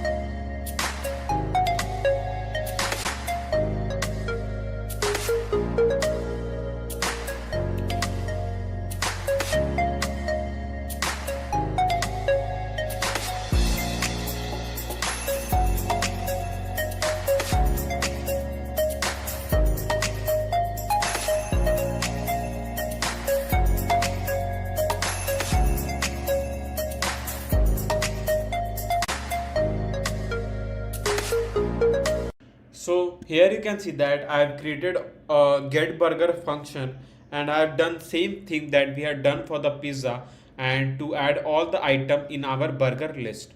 Now we can call the burger again in the home page. So for that I just need to create a list, and here I will just write a burger model, and here I'm just going to write a burger and an empty list. Yeah, so this is the same process that we have done for the pizza. I'm just continuing that. Yeah, now here comes a main thing that I was talking about. Like for an example, if I'll switch to burger, then it going to show me all the food item related to the burger in the page. Same for the Chinese and the Mexican. Yeah. So now you can see that when I'm clicking to the any of the category of that food have not been changed in the home page, because we haven't executed anything regarding that till now. Yeah, so to change this case, what I'm going to do is that here first let me call the burger over here. So I'll write burger equals to get burger. Yeah, so this is how we can get this function. Now once we have done this thing, now for an example, if the track value is equals to 0, now you know that the track that we have added to simply keep the track like what all category that the user press from here. So for example, if the track value is 0, I mean that they have selected the first category, so it starts from 0 rather than 1. So it starts from 0, so 0 means they have selected pizza. Then we are going to show this like a pizza category. Now if the track value is equals to 1, is equals to, so for an example, yeah, it's okay. So if the track value is equals to 1, then what I'm going to do is that if track value is 1, then I need to copy this complete expanded widget, and we am going to simply paste it over here. And here, if the track value is 1, then I'm going to just show the burger. So for the burger, I just need to write burger, something like this, and here I just need to change the pizza to burger. Yeah, so burger, burger, and here also. Yeah, so these are the few changes that we need to do, and we need to do same for the Chinese and Mexican. You can do that. I'm not showing you Chinese and Mexican, otherwise the length of the video will be very long if I'll add all the thing one by one. I hope that you get an idea how to add a pizza and burger. You can do same process for the Chinese and Mexican. Like if the track value will be 2, then show the Chinese. If track, and the last case will be Mexican. So here I'll just write a container, something like this. Yeah, now here when I'll simply hot restart the app, and let's test this case. So I click to the burger, and here you can see that the magic works, and this is what we can see, that while clicking to the burger, it just take a few seconds to show me categories related to the burger. Yeah, so this is how you can see that the user can select any of the specific category for the food item they want to order.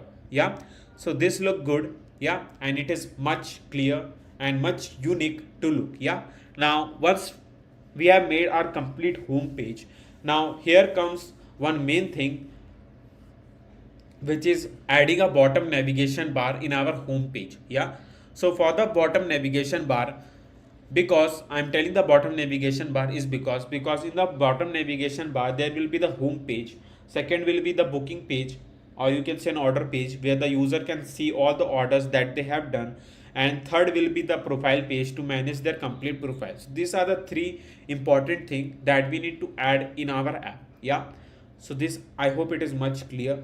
Now if you want, I can add a wallet section also in this app. So let me think about it if we need to add a wallet or not, but let's add a wallet and make this app more interesting. So I'm thinking that let's add a fourth section in the bottom navigation bar, which will be the wallet. Yeah, so these are the four things that we need to add in the bottom navigation bar. Though I used to show the bottom navigation bar in my each of the series, but I don't show that complete code of bottom navigation bar because I've already made 10 to 12 on, I think so, 15 or 16 series on this channel, and each time I've used a bottom navigation bar. So showing that code again and again will not make any sense. Yeah, so I'll just need to write a code for the bottom navigation bar, and I'll explain you how the bottom navigation bar code I have written. Yeah, this is the bottom navigation, as you can see that we have created by using a curved navigation bar package. Now I'm seeing the curved navigation bar package. So let's move to the perspec.ml file and let me show you what package I've added. So this is the package. You can see this is the curved navigation bar package. You can move to the perf dev website and copy this package, and you can simply paste that in the dependencies section. Now once you have done this thing, now let's move back here in the pages folder. Simply create a file name which is bottom name.dart, and in this bottom name.dart we have called all our page. So here you can see that first one is the home page. So home page, second we are going to show all the orders that the user will do, so order page, then there is a wallet page, so wallet page, and then a profile page. Yeah, and we have created one pages list, and in the pages list we have just assigned all the page like in which order we want to show. So here you can see that first one is the home page. So what order we will write on this pages list, that exact order we are going to get in the curved navigation bar. Yeah, I hope it is clear. Now here what I'm going to do is that, so here in the items you can see that I've written the icon which is the home icon, then a shopping bag icon, then a wallet icon, then a person icon. So these are the four icons that we have added in the items list because it is in a square bracket, so I'm telling a list. And here you can see that a current tab index. Now the current tab index is something, so here you can see that I have written int current tab index to 0. Now for an example, if I will tap to the wallet icon, now how the app will know that I have tapped to the wallet icon and I need to show the wallet page. So the current tab index will help us to keep the track like which all specific page or icon that have pressed from the bottom navigation bar and what page I need to show. Yeah, so this is the use of current tab index, and in the body according to the pages list we are going to show that the current tab index. Yeah, I mean the specific page that the user going to press for any of the icon over here. So this way the thing that we have done in our bottom nav. Now here we have made the complete home page, and here you can see that it looks good, and we have also made the landing page, or you can say onboarding page, in our app. So let's move to the pages folder and we'll simply create a new file name which will be like a detail page, you can say that. So I'll just writing detail page dart, and here I'm going to first import the package by using material.dart. I'll just write material.dart something like this, and we'll write a stateful widget name which will be our page name. So I'll just keep our page name which is a detail page, something like this. Yeah, now here what I'm going to do, first I'm going to just write a scaffold, a body, a container, child, and a column. Yeah, so these are the three things that we usually write in all our pages that we create. Yeah, now here in the detail page, in the top we are going to show the food item. So for that, let me create the UI first for our detail page, then I'm going to add the complete backend for our detail page. Yeah, so that will be very easy for you all to understand. Yeah, now let's move to the detail page first so that I can show you what all code I'm writing over there. Yeah, so let's move to the detail page and let me simply save this file. Yeah, now here what I'm going to do, at the top first I'm going to show the back arrow. Now the reason, you know, that when the user will move to the detail page, they can directly move back to the home page by using this back arrow. Yeah, so for that I just need to create an icon, and in the icon I'll just pass at icons dot arrow backward. Sorry, why I'm writing over here. So arrow back iOS, something like this. Now here I'm going to simply pass the margin because I can't see anything over here. So I'll just write margin edge insert dot only. From the top, let's pass 40.0. Yeah, so this is the arrow as you can see here. Now I need to increase the size of the icon 30.0, and from the left let's pass 20.0. Yeah, so this is what you can see over here.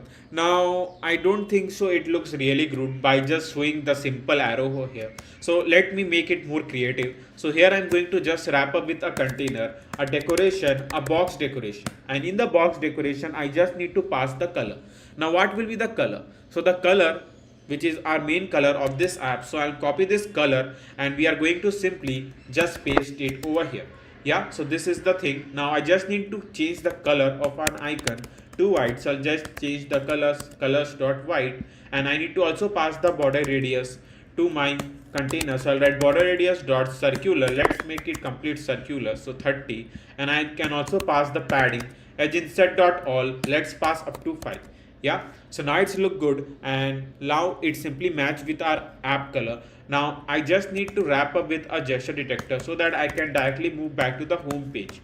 So I'll just write in the onTap method that navigator dot pop context, so that I can simply pop out from this page and can directly move back to the home page. Yeah, so these were the simple things that we have done.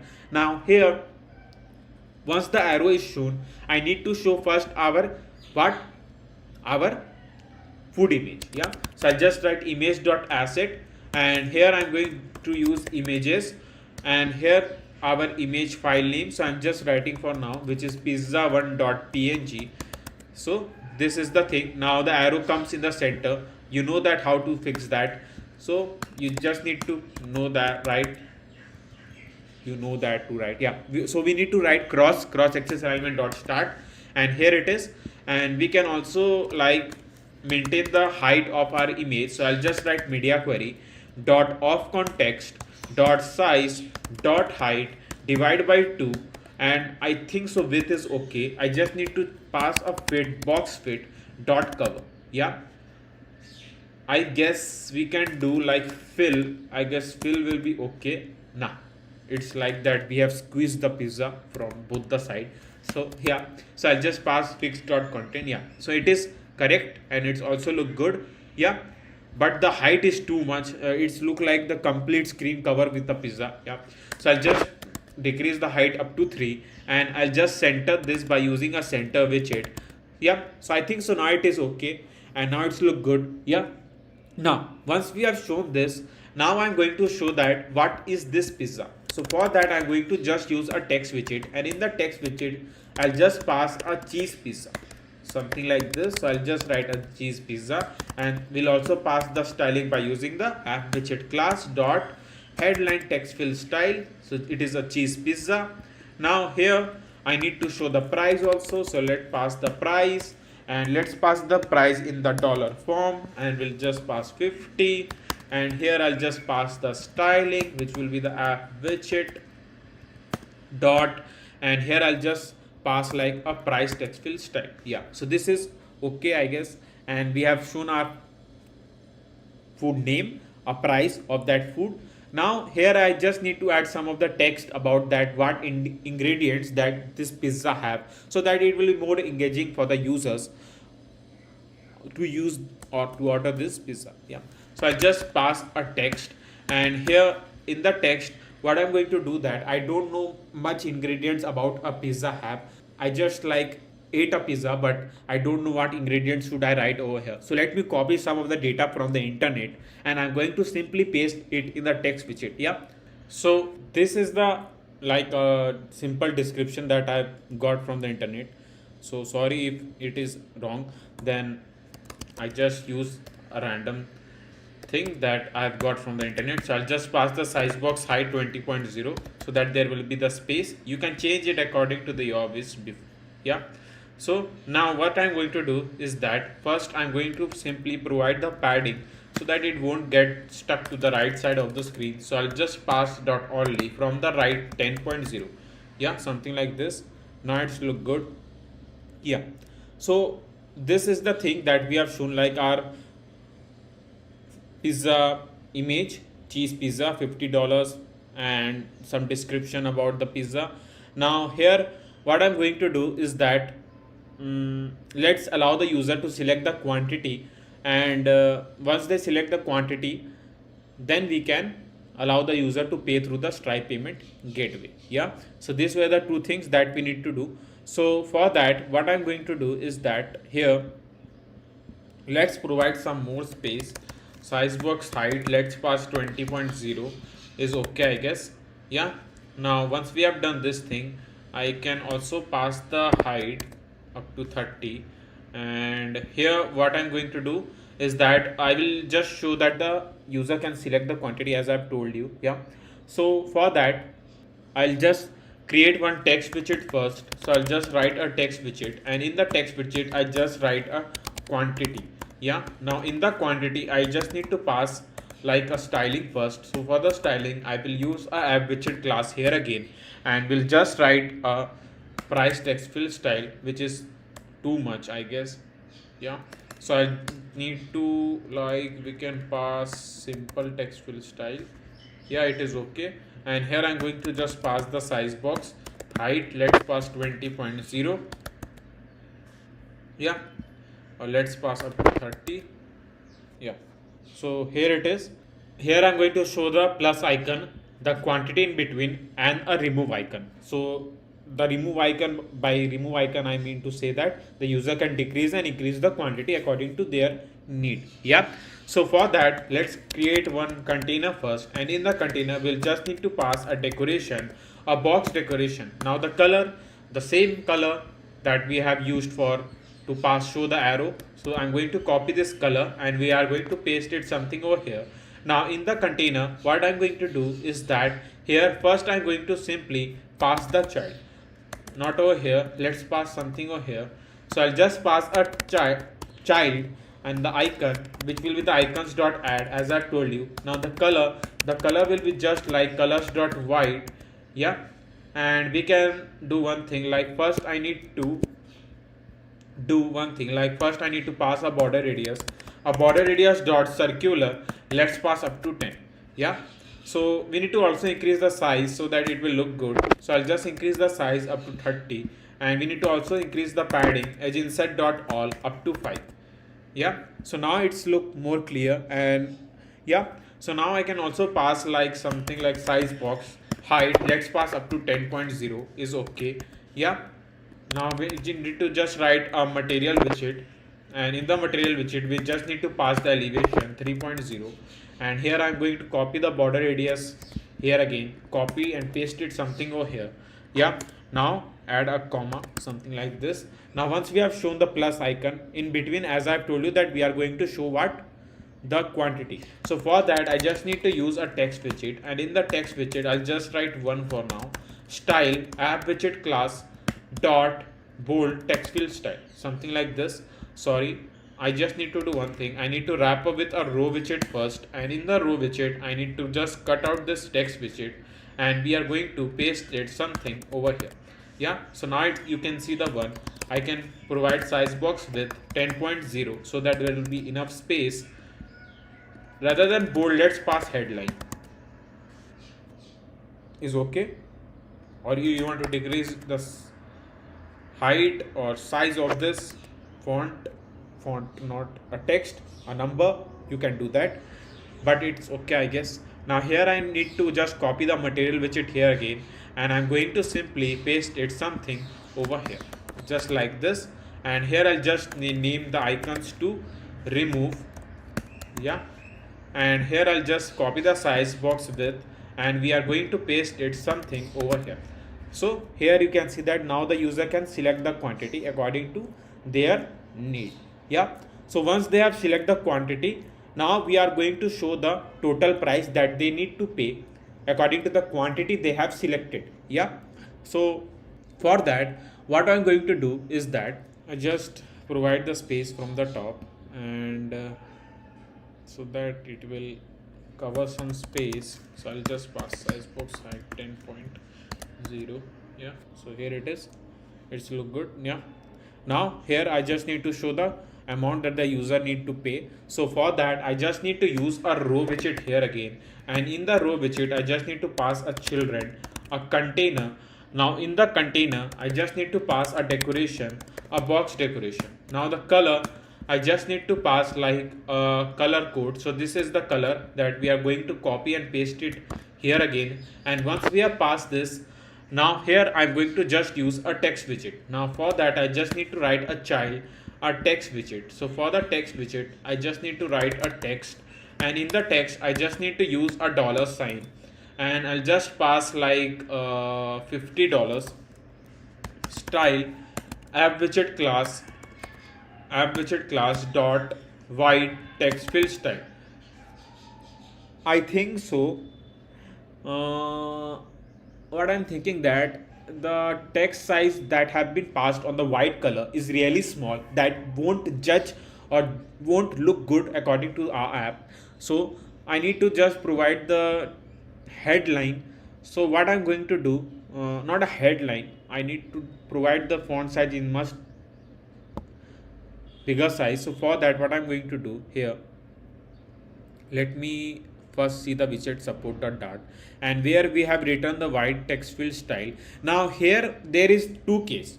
Now you will think that I can also change the font size while passing the size to the specific text widget. I hope it is clear what I'm trying to say. So like here is the one case that I was talking about. Like for example, if I will write double size. Now I simply like change the size accordingly. Like I don't need to write a function thing again and again, but I'm trying to keep it simple for you all, because I know that many of you are learning the Flutter for the first time. I don't want to make it so complex for the you all to understand, so I'm trying to keep it as simple as I can. So it will be better to create a new function rather than making the changes in that function. So here what I'm going to do is I need to copy this, and I'm going to simply paste it over here, and I'll just write bold white text fill style, and here I just need to increase the font size up to 24, and here what I'm going to do, where we have passed where we have passed detail page, and here I just need to change to the bold white text field style, something like this. Now you can see that it's look good. We can change the thing accordingly. Yeah, now here I just need to pass the height. I will just pass the height 100, and let's pass the width up to 150 is okay. Yeah. Nice, too much. Sorry. 80 is also too much, it doesn't look good, and we need to just change it up to 120, and here I'm going to just center it with a center widget, something like this. I hope it is okay. If not, I need to just increase the, yeah, I just also need to pass the size box height 20.0 so that there will be a space, and the height is now also too much, I guess. Yeah, now it is okay. Now I just need to pass a border radius, so I'll just pass a border radius dot circular, let's pass up to 20. Yeah, so now it's look good by providing the border radius to this container. Yeah, now here I'm going to do some more thing, like where we have written 60, I think that the thing will just stuck with each other. So for that I have just changed, and here rather than passing, I think so we can pass 40. Yeah, and where we have shown this, now what I'm going to do is that first I'm going to just pass the elevation to this container. Let's see how it looks while passing the elevation to this container. So I'll just pass the elevation 3.0. I need to also copy the border radius, so I need to copy this, and I'm going to paste it something over here. So now it's look good, and this is the $50, the amount that a user need to pay. And here I'm going to show the order now button. Yeah, so these are the two important things that we need to do. So I'll copy the material widget, and I'm going to simply paste it over here. I just need to change the color, so the color will be just colors.black, and here what I'm going to do is that just change the text to order now. So I'll just write something like this, which is order now. Yeah, so rather than a bold text field style, let's pass dot white text field style. Yeah, so now it's look good. Yeah, now here what I'm going to do, I need to increase the width up to 200, and let's also increase the height up to 70 is okay, I guess. If not, it is okay. I hope it is okay. Yeah, now I'll just pass the size box with, let's pass up to 30.0, something like this. Yeah, so this is the order now, and I can do one or more thing, like I'll just pass a main axis alignment dot center, so that it will be in the center, and here it is, and it's look good. I hope it is. If you want to make any changes on this screen and to make it more unique, because I've tried to make it simple, though I've tried to keep it simple by adding the elevation and all. Now if you want to make it like by providing the more colors and more border radius to this container, like how you want to show the images and all, it is up to your choice, like how creative you can be and make your app really attractive. Yeah, so this is what I have done for our order page. Now let's move back to the home page. So it is blank, so I need to hot restart the app again. Yeah, so let's move back to the home page, and where we have shown this thing, what thing, let me tell you. Yeah,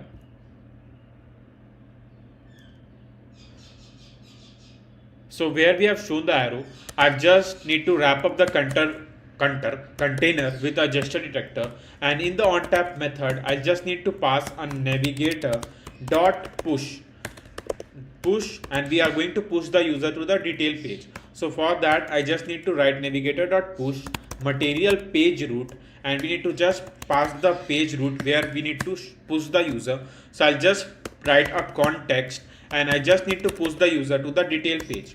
So for the detail page I need to also pass like first the image of that food item, the image name, the price, and etc. So these are the things that we need to pass in our detail page. Yeah, so let's move to the detail page, and here I'm going to get all that thing that we need. So I just need to pass a string. I need to first get an image that we want to show over here, then the name, then the price. Here is come one more thing, which is a description. We haven't added a description in our burger data till now. if you want, you can add a description and can show the specific description for the each food item. The process is same that we have done for the name, image, price. Like you just need to add like burger model dot description over here to just show the description. I'll just don't do this thing again because now you get an idea to how to add all this thing. It is just that I'm making the video for you all to understand, yeah, and make this app with me. Yeah, so if you understand, then it is good. And let's move forward, and here I'm going to just pass a detail page and we'll get all this detail. So I'll just write a detail page and I'll just write this dot. First I'm going to pass get the image, then I'm going to get this dot name. So I'll just write this dot name and this dot price. So these were the some things that we need to get. So I just need to pass like a required function, not this one. I just need to pass a required function, something like this required function here as well. Yeah, so there is something here. It says that we can't write like this. Okay,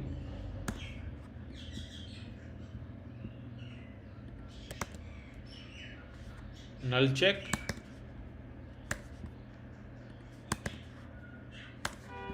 String image. Why?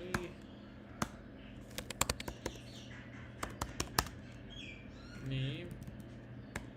I don't know why it is telling me to add in the 3 different line, though it is going to work just for the one line. I don't know.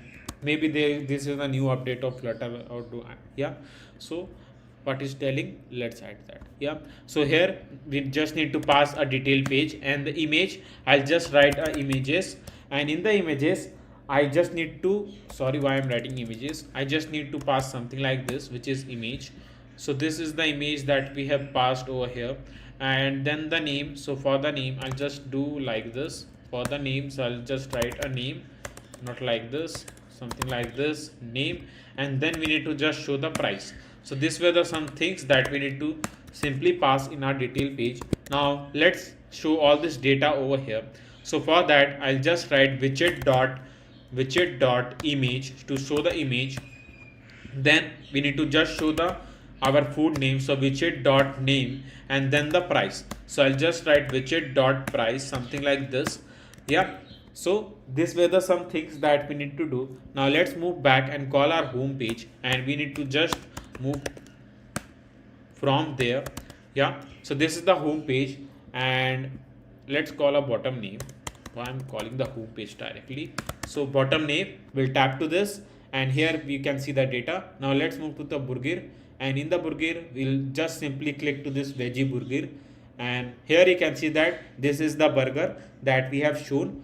The price, the name, the image, and the description you can change accordingly, and this is the total amount, but total amount and quantity we are going to change now. Yeah, so let's set all the thing for the to set a quantity first. So here I'm going to just do one thing like a string, and in the string first I need to just show the quantity. So I'll just create one.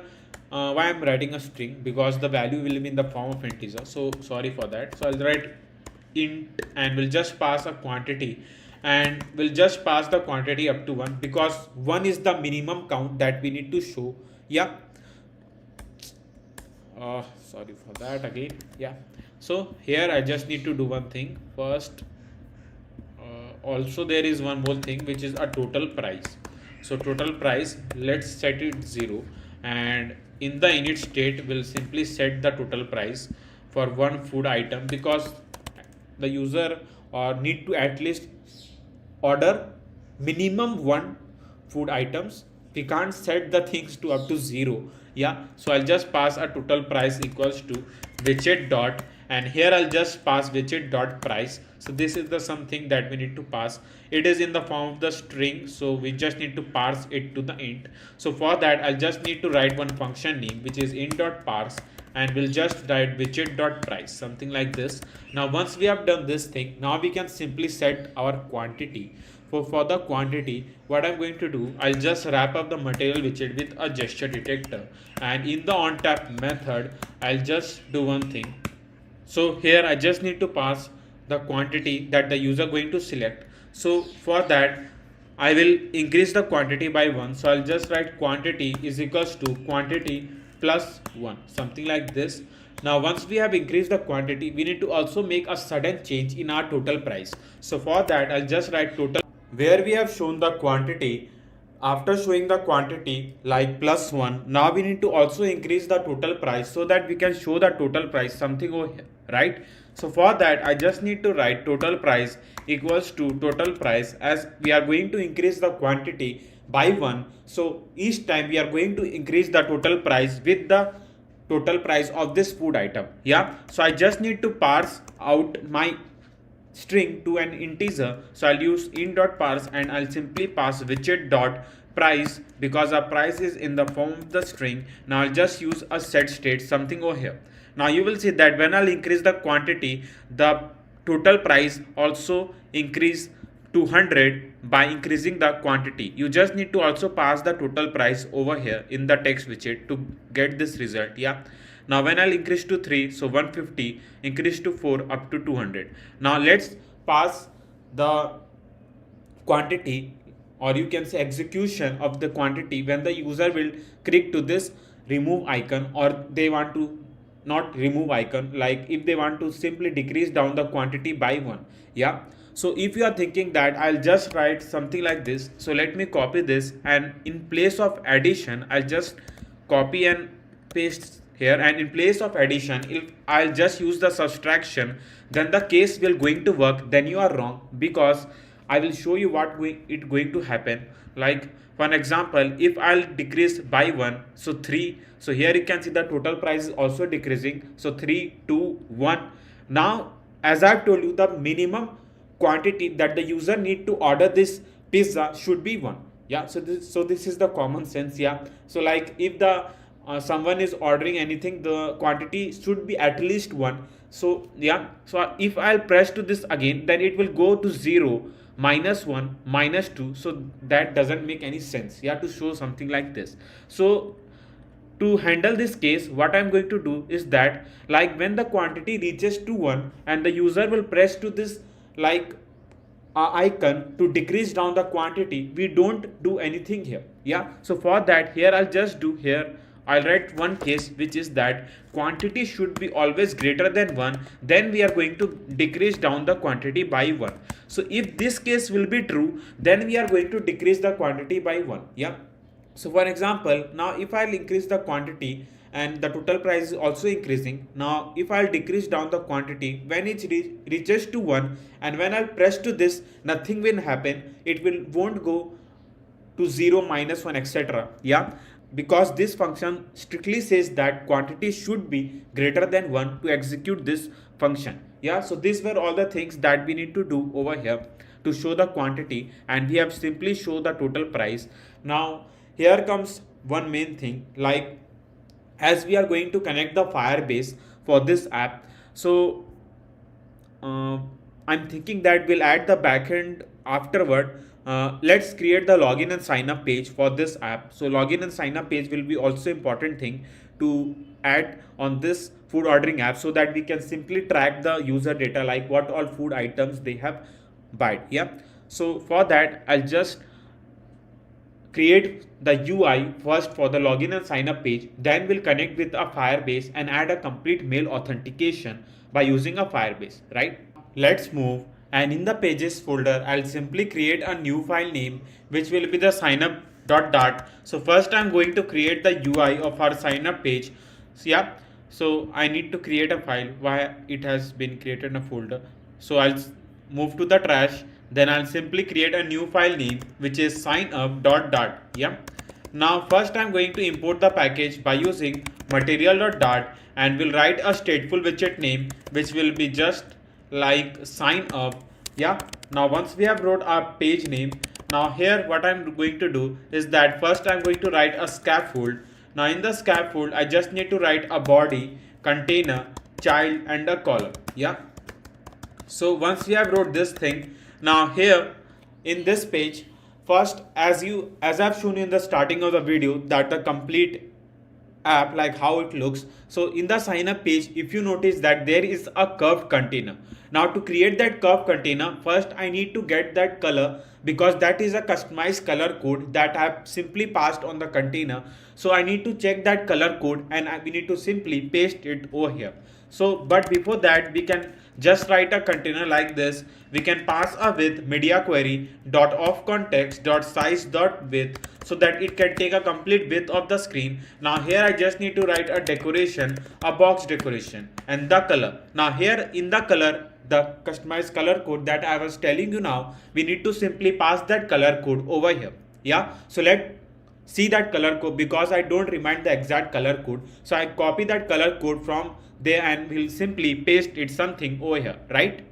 So I'll just write color 0xff and will simply paste this color. So this is the color that I'm going to simply use here. Now in the container, then we need to pass the image. So for the image, I'll just need to write child image.asset, and here I'm going to write our images folder name and the image file name that we are going to use. So the image file name is pan.png, so I'll just write pan.png, something like this. Now let me move to the sign up page so that I can show you what all code I'm writing over there. So I'll just call our sign up page from here, and here you can see that this is the color and this is the image. Yeah, but we can decrease down the image size. I think so it's really big for the screen. So I'll just pass the height. Let's pass by using a media query rather than passing a fixed height over here.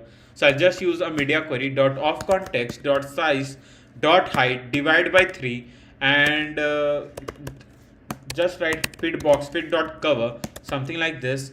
And let's also pass the width also. Let's pass the width media query dot of context dot size dot width divided by 2. Yeah, why it is not at the size that we have passed? Let me check. So what I'm going to do is just going to pass fill, something like this. Let's decrease the height up to 4 and a width up to 3 or 2. Yeah,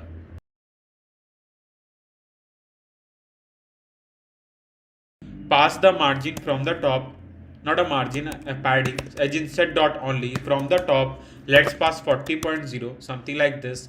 Now once we have shown this, now what I'm going to do, just below this I'm going to show my app name. Yeah, so for the app name, we are going to use the image that we have passed in our home page. So I'll use image.asset, then again images folder name and the logo that we have passed. So I'll just write logo.png, which is our file name, something like this, logo.png. Now here it is, but we need inside this container. So I'll wrap up with a column widget, and in the column widget I'm going to simply cut it from here. We are going to paste it something like this. We need to decrease the width.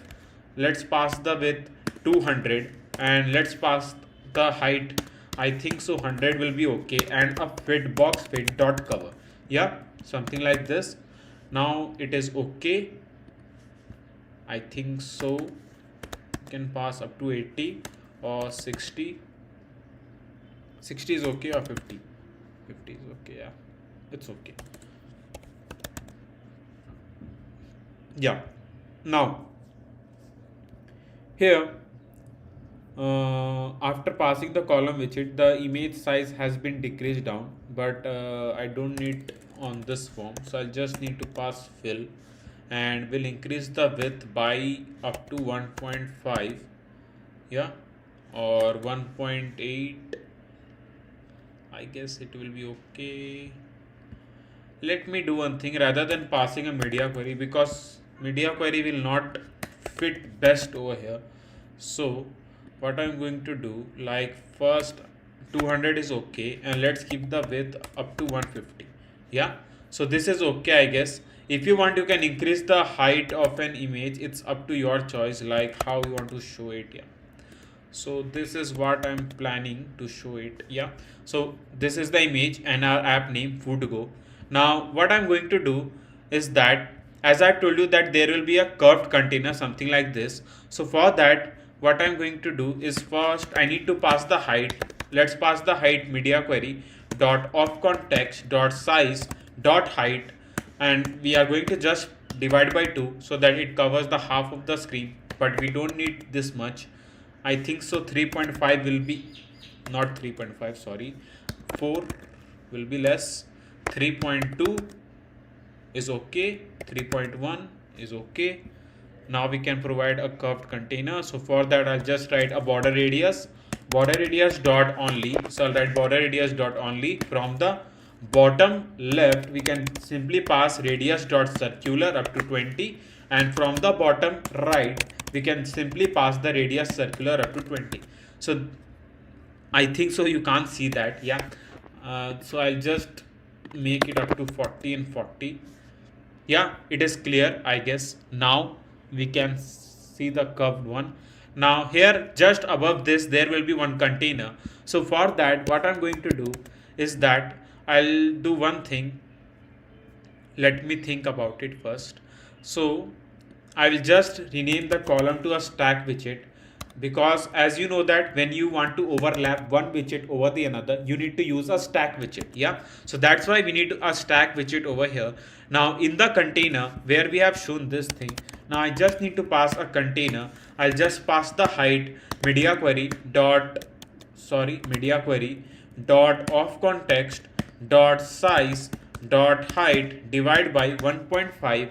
Now in the decoration I just need to pass decoration, a box decoration colors dot white, something like this.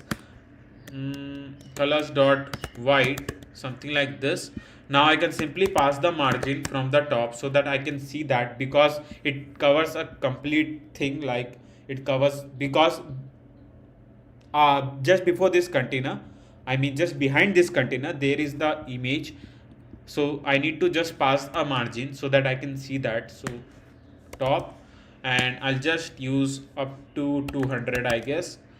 Yeah, you can use a media query. I'm using the media query and again. Now you will say that why I'm using a media query. Now media query is because to make our app highly responsive. Now if I will use a fixed width just according to this emulator, then when you will test the app on the multiple device, then app will not be a responsive. So that won't make any sense to make the app just like with a fixed height and width. So that's why I'm using a media query here. So I'll just write to media query dot of context dot size dot height divide by 3.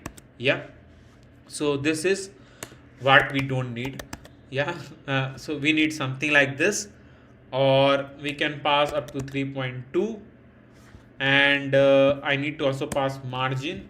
For that what I'm going to planning to do is that I need to pass the margin. From the left let's pass 20.0, from the right let's pass 20.0. yeah, something like this. Now you can see this container, but yes, this but, yeah. So now it's look good. Now here I can simply pass the border radius to this container. So I'll just write border radius. So this is the unique design that I'm trying for you all, because you will learn something new. I know it may be complicated for you if you are coding for the first time, but this is the unique design that I'm trying to make, because it will help you a lot. Yeah, now I'm going to just provide the elevation to this container so that it will be much in the highlighted form. Now I need to just wrap up with a container again, and here I'm going to cut out the margin from here, and I'm going to simply pass it something over here. So now you can see that it is much in the elevated form, and now I can simply pass the border radius also. So I can pass it something over here. Yeah, now our container is much clear. Yeah, now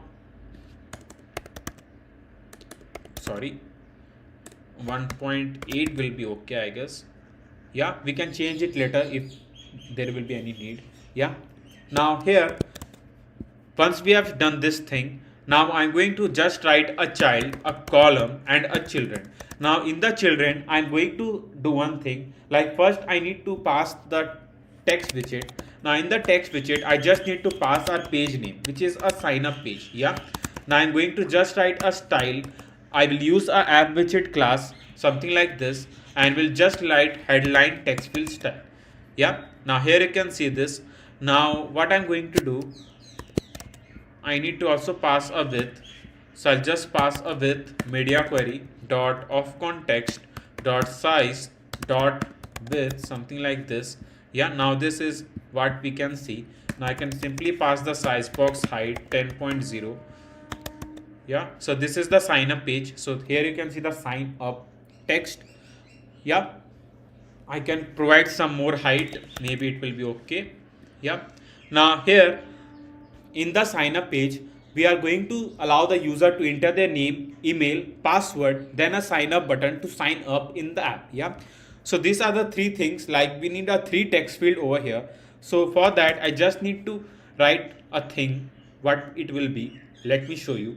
Yeah, so first I'm going to just write a text widget, and in the text widget I'll just write a name, something like this, a style, app widget class again, and we'll just write dot price text field style. So this is the name, and I'm just going to use a cross axis alignment dot start, something like this. I just need to center this text, so I'll use a center widget. I need to pass padding, so write padding edge insert dot only, from the left 20.0, from the right 20.0 is okay. Yep, now I can simply pass the size box, and we can give some space. So I'll write size box height, let's pass 20.0, something like this. Yeah, now once we have shown the name, now we need to allow the user to enter their name. So we need to show the text field. So for the text field, I'm just going to use a container.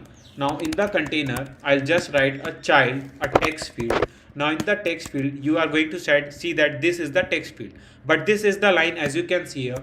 But I don't need this line, so to remove this line, if you have followed my old series, now I'm telling this again and again because I've already made 15 to 16 apps before on this channel. Now I'll recommend you to follow all these apps and can add in your resume to learn more about a Flutter and the Firebase and the API integration. Yeah, so you can follow some of the series in my channel. Yeah, now to remove this line, I just need to write a border, input border dot none.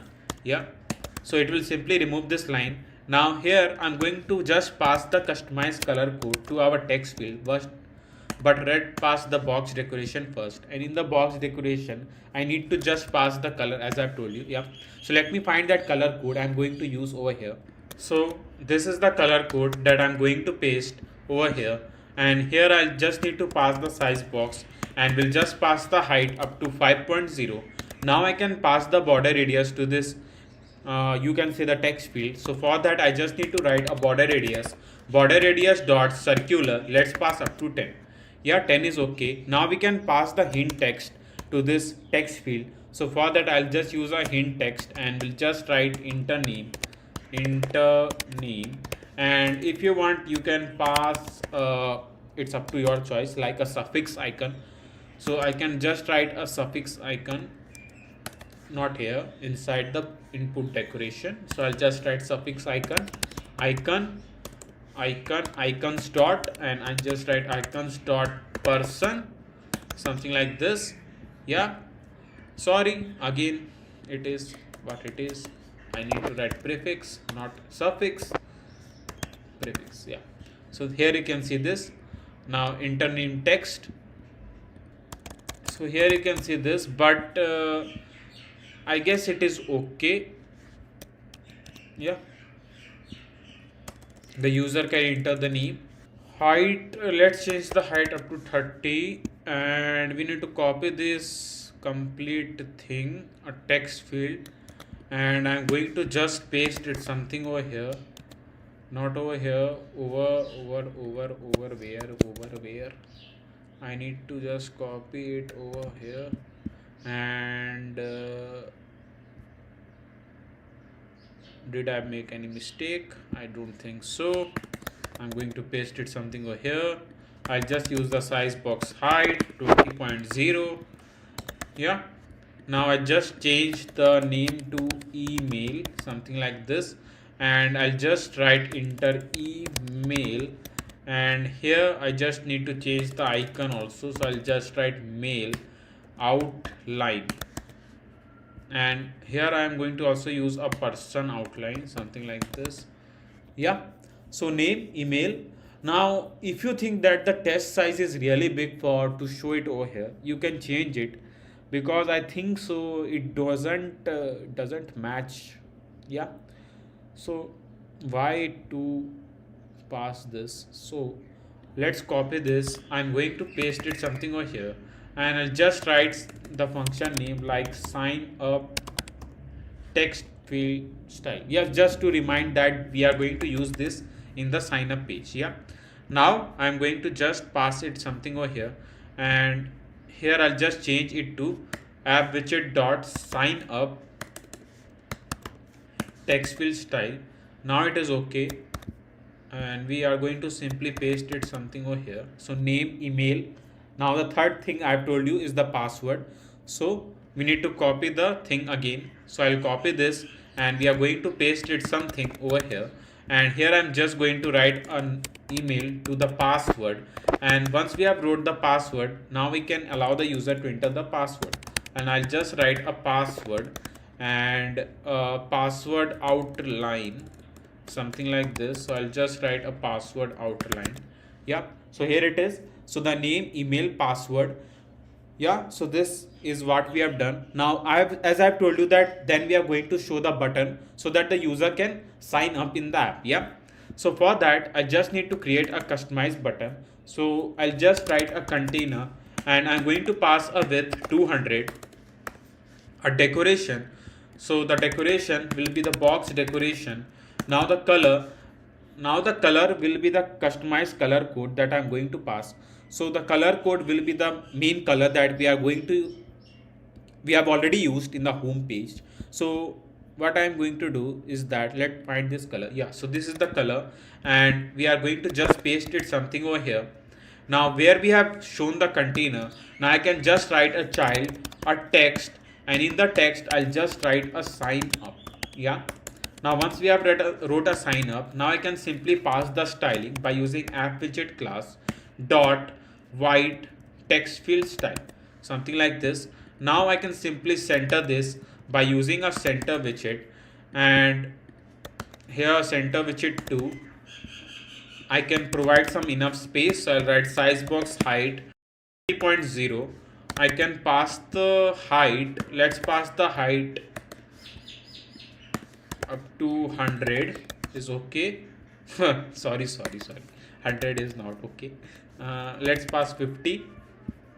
I think so. The text size depends. We can pass bold white text field style. I hope it will going to work. So I'll just write over here a bold text field style dot bold, sorry, bold white text field style. Yeah, so this is yeah, this is okay.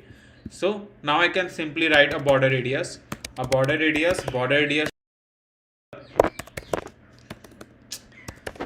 dot circular. Let's pass up to 10. So this is the sign up page, and yeah, we can do in complete circular form. Yeah, so this is okay, I guess. Now here once we have done this thing, now I'm going to simply show the text like if we already have an account, then the user can move to the sign up page. Yeah, so this is the thing that we need to do. So for that I just need to pass a row, a children, a text widget here again, and the text widget, as I told you, will write already have an account,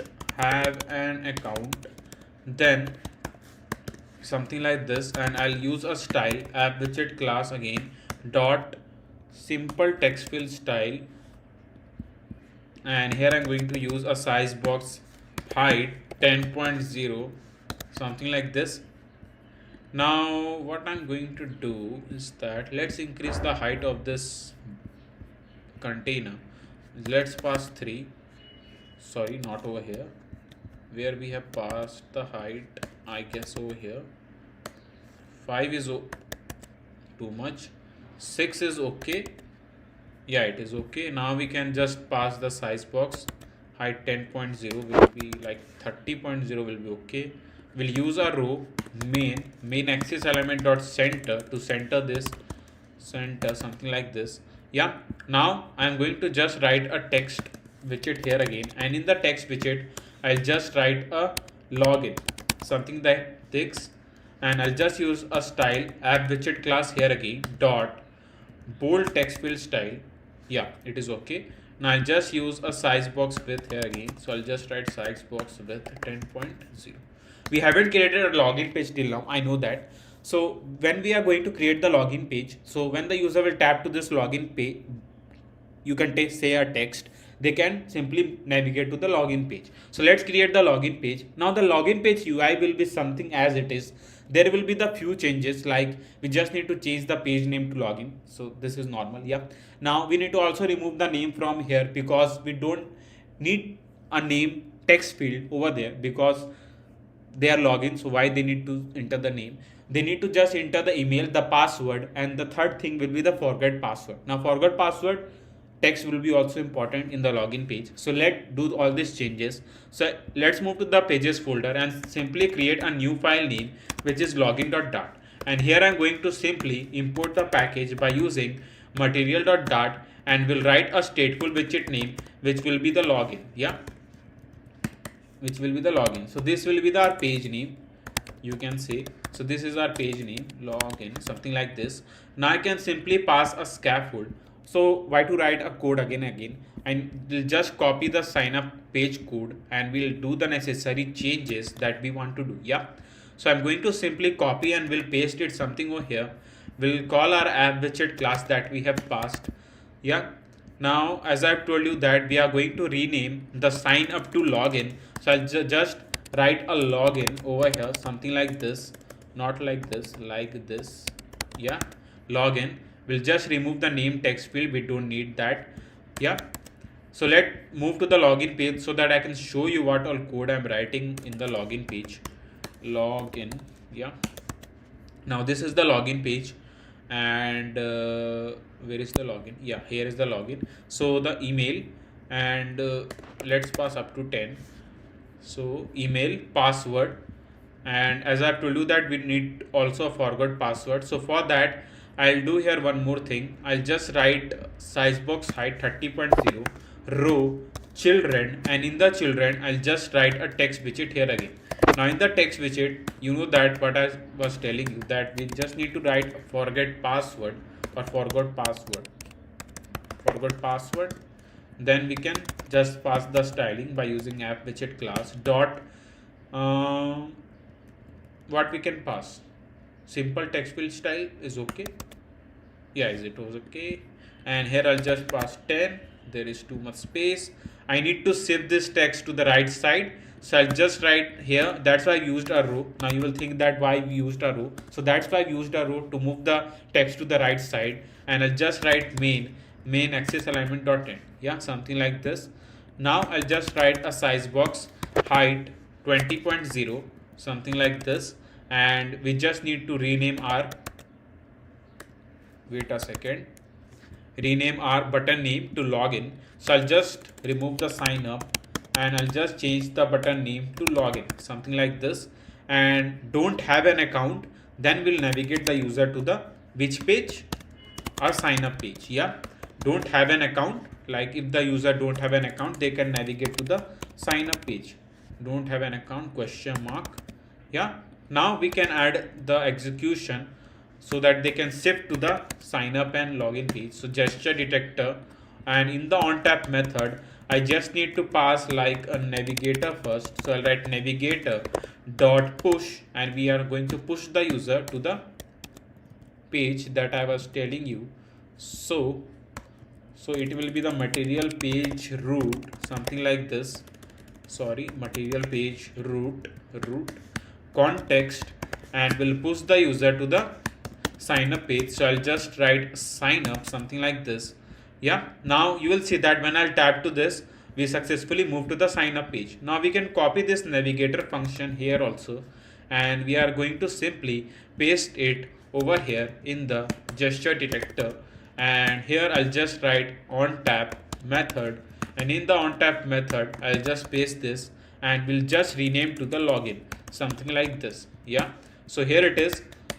Yeah, so this is how we can successfully navigate to the sign up and login page. I hope that this page looks good, and I've tried my best to make as attractive as I can, because it simply shows our app name, the graphic image, all the input and text field. So if you haven't hit that like button till now, then what you are waiting for? So hit that like button. And I'm noticing that while many of you are loving our videos but haven't hit that subscribe button yet, so 80% of you are, that my YouTube stats says that 80% of you are loving our videos but haven't hit that subscribe button. So like and subscribe button is totally free, and like and subscribe button is something that gives us more support to bring some more awesome series on this channel. So I want a small support from you all side, that please hit that like and subscribe button and be the part of this awesome Flutter family, because these two are the most important thing in any YouTuber's life. Yeah, so hit that like and subscribe button. I hope that you have done that. Now once we have made our login and sign up page, now the next part that I've told you, that we are going to connect a backend which is a Firebase. Yeah, so let's move and connect the backend to Firebase with this Flutter app. Then we are going to add a complete backend for our login and sign up page. Yeah, so this is the process that we are going to do now. Yeah, so let's move to the Firebase, and this is the Firebase website. And here I'm going to just write my project name, which is food go. So I'll just write food go, and we'll click to the continue again, use default account for Firebase, create project. So as you can see that Firebase is preparing our project, so wait for a few seconds until it is done. Yeah, so once we move to the Firebase, as you can see that we can connect the iOS, Android and web app with the Firebase. So first I'm going to connect the iOS app, then I'm going to connect the Android app.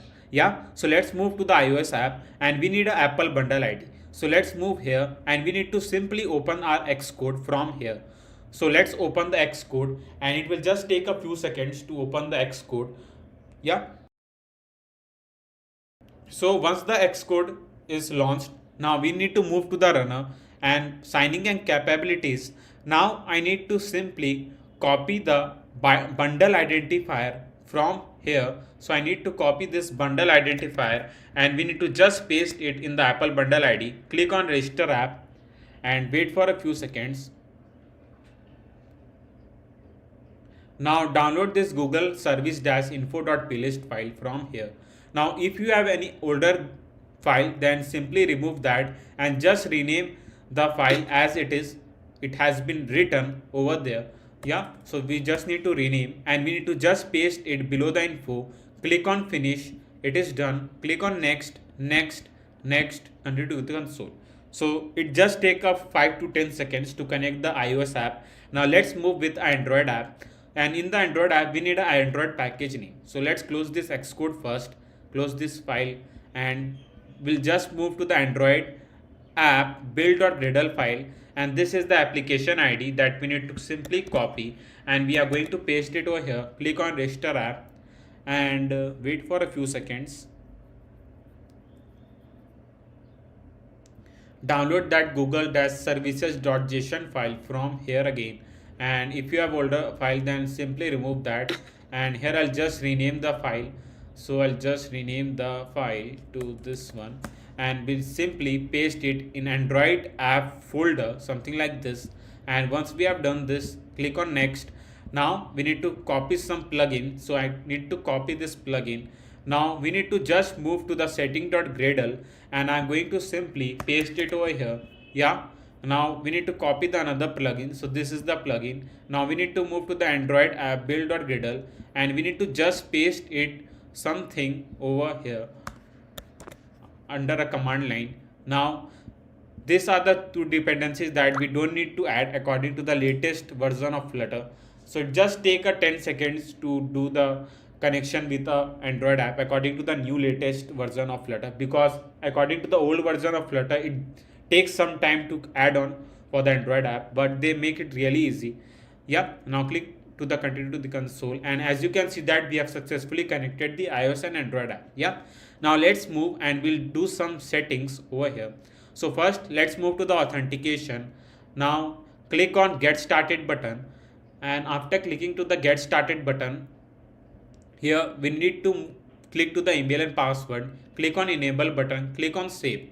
Yeah, now once we have clicked to the save, here we have successfully enabled the email authentication, and let's move to the Firestore database, because we are now going to upload the data to the Firestore database.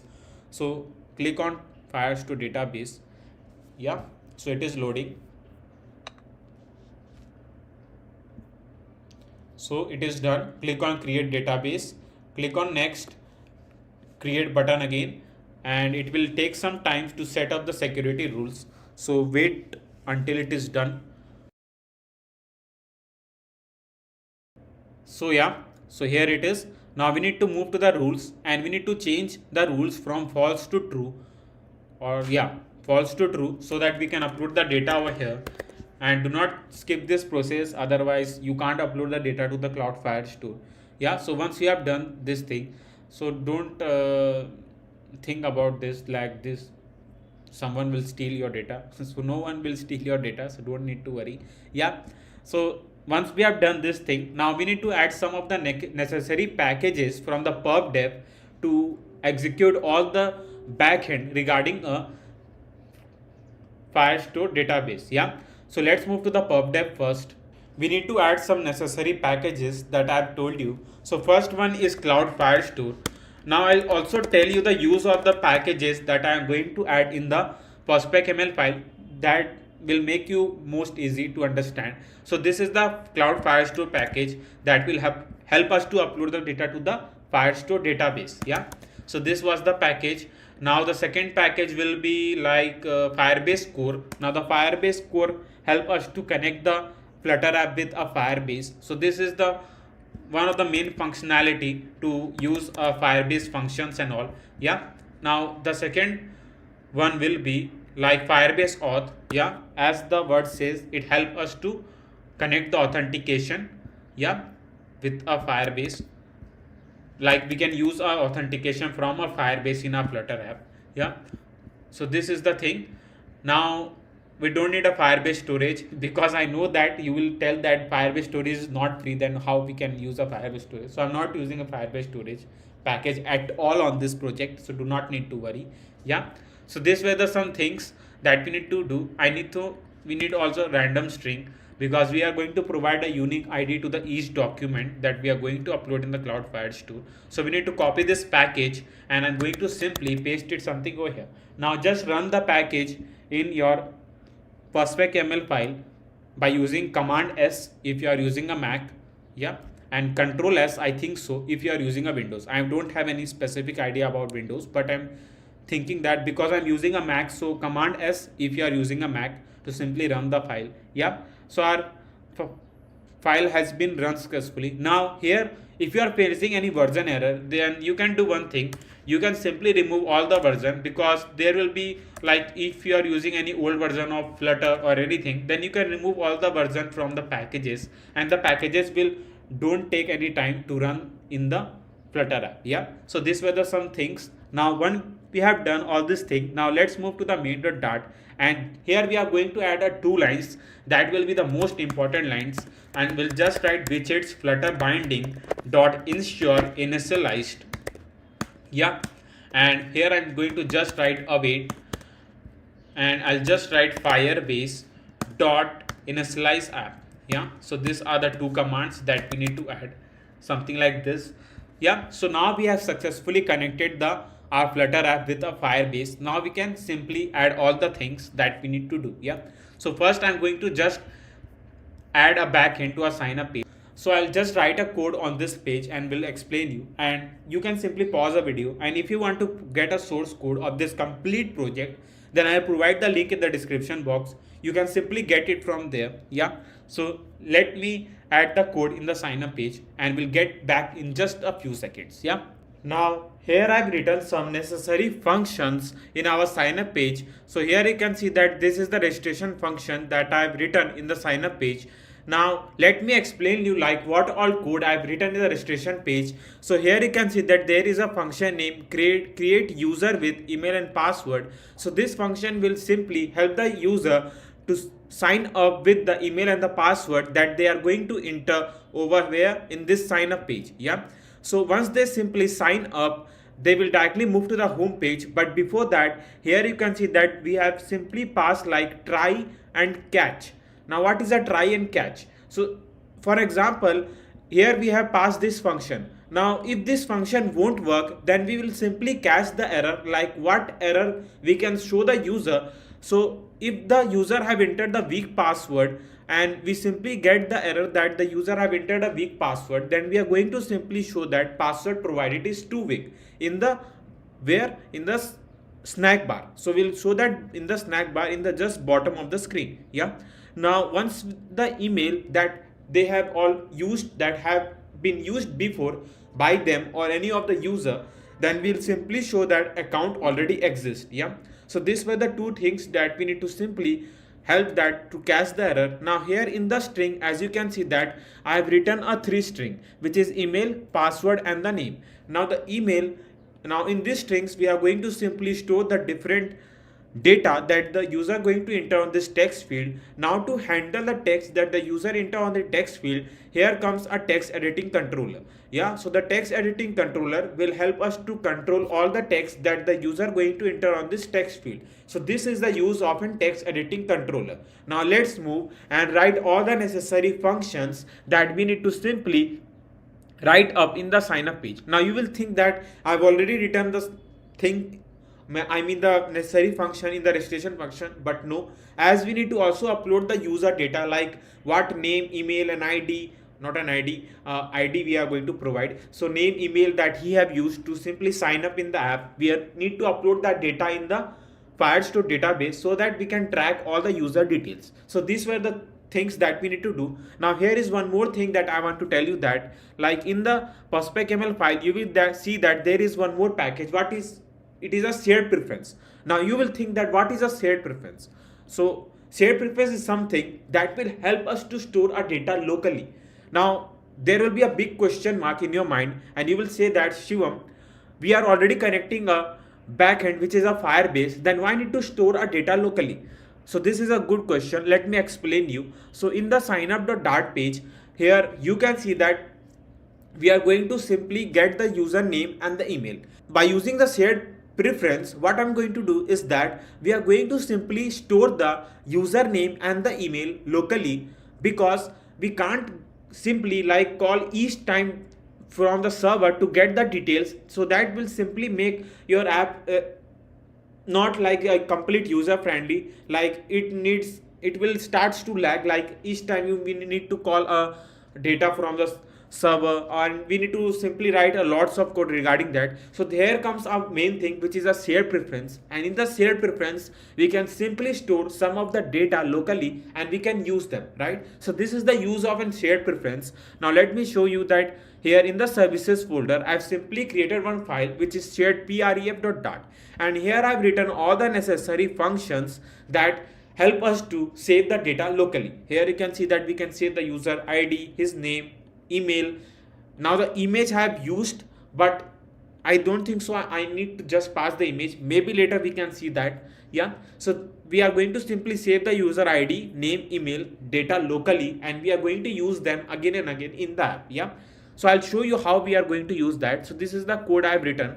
Now if you want to get the source code, I'll provide the link in the description box. As I've told you, you can simply get it from there. It is very easy to get the code. Yeah, now let's move to our sign up page back here again, and let's write some important code to upload the data to the Firestore database and store that data locally by using a shared preference. So these two things we are going to simply do in our registration function. Yeah, now let's move, and here I'm going to simply create a map. Now what is a map? You will tell that. So let me explain you. So map is a something that is a combination of key and value pair. Yeah, so as I've told you that, I think so in the first part or in the starting of the video, that I've already made one video where I have simply taught about a basic and all the things that we simply write in the VS code, the like Dart code, Dart programming, about all the basic widgets. So I've already made one video. I'll refer that everyone to follow that video, because that will help you to learn lots of things regarding a Flutter, and that will simply make your basics clear, because coding is something where the basics should be strong. Yeah, so here I've simply created a map and will simply pass the map name, which is user info map. Yeah, now once we have passed this, now as I've told you that we need to just pass the name.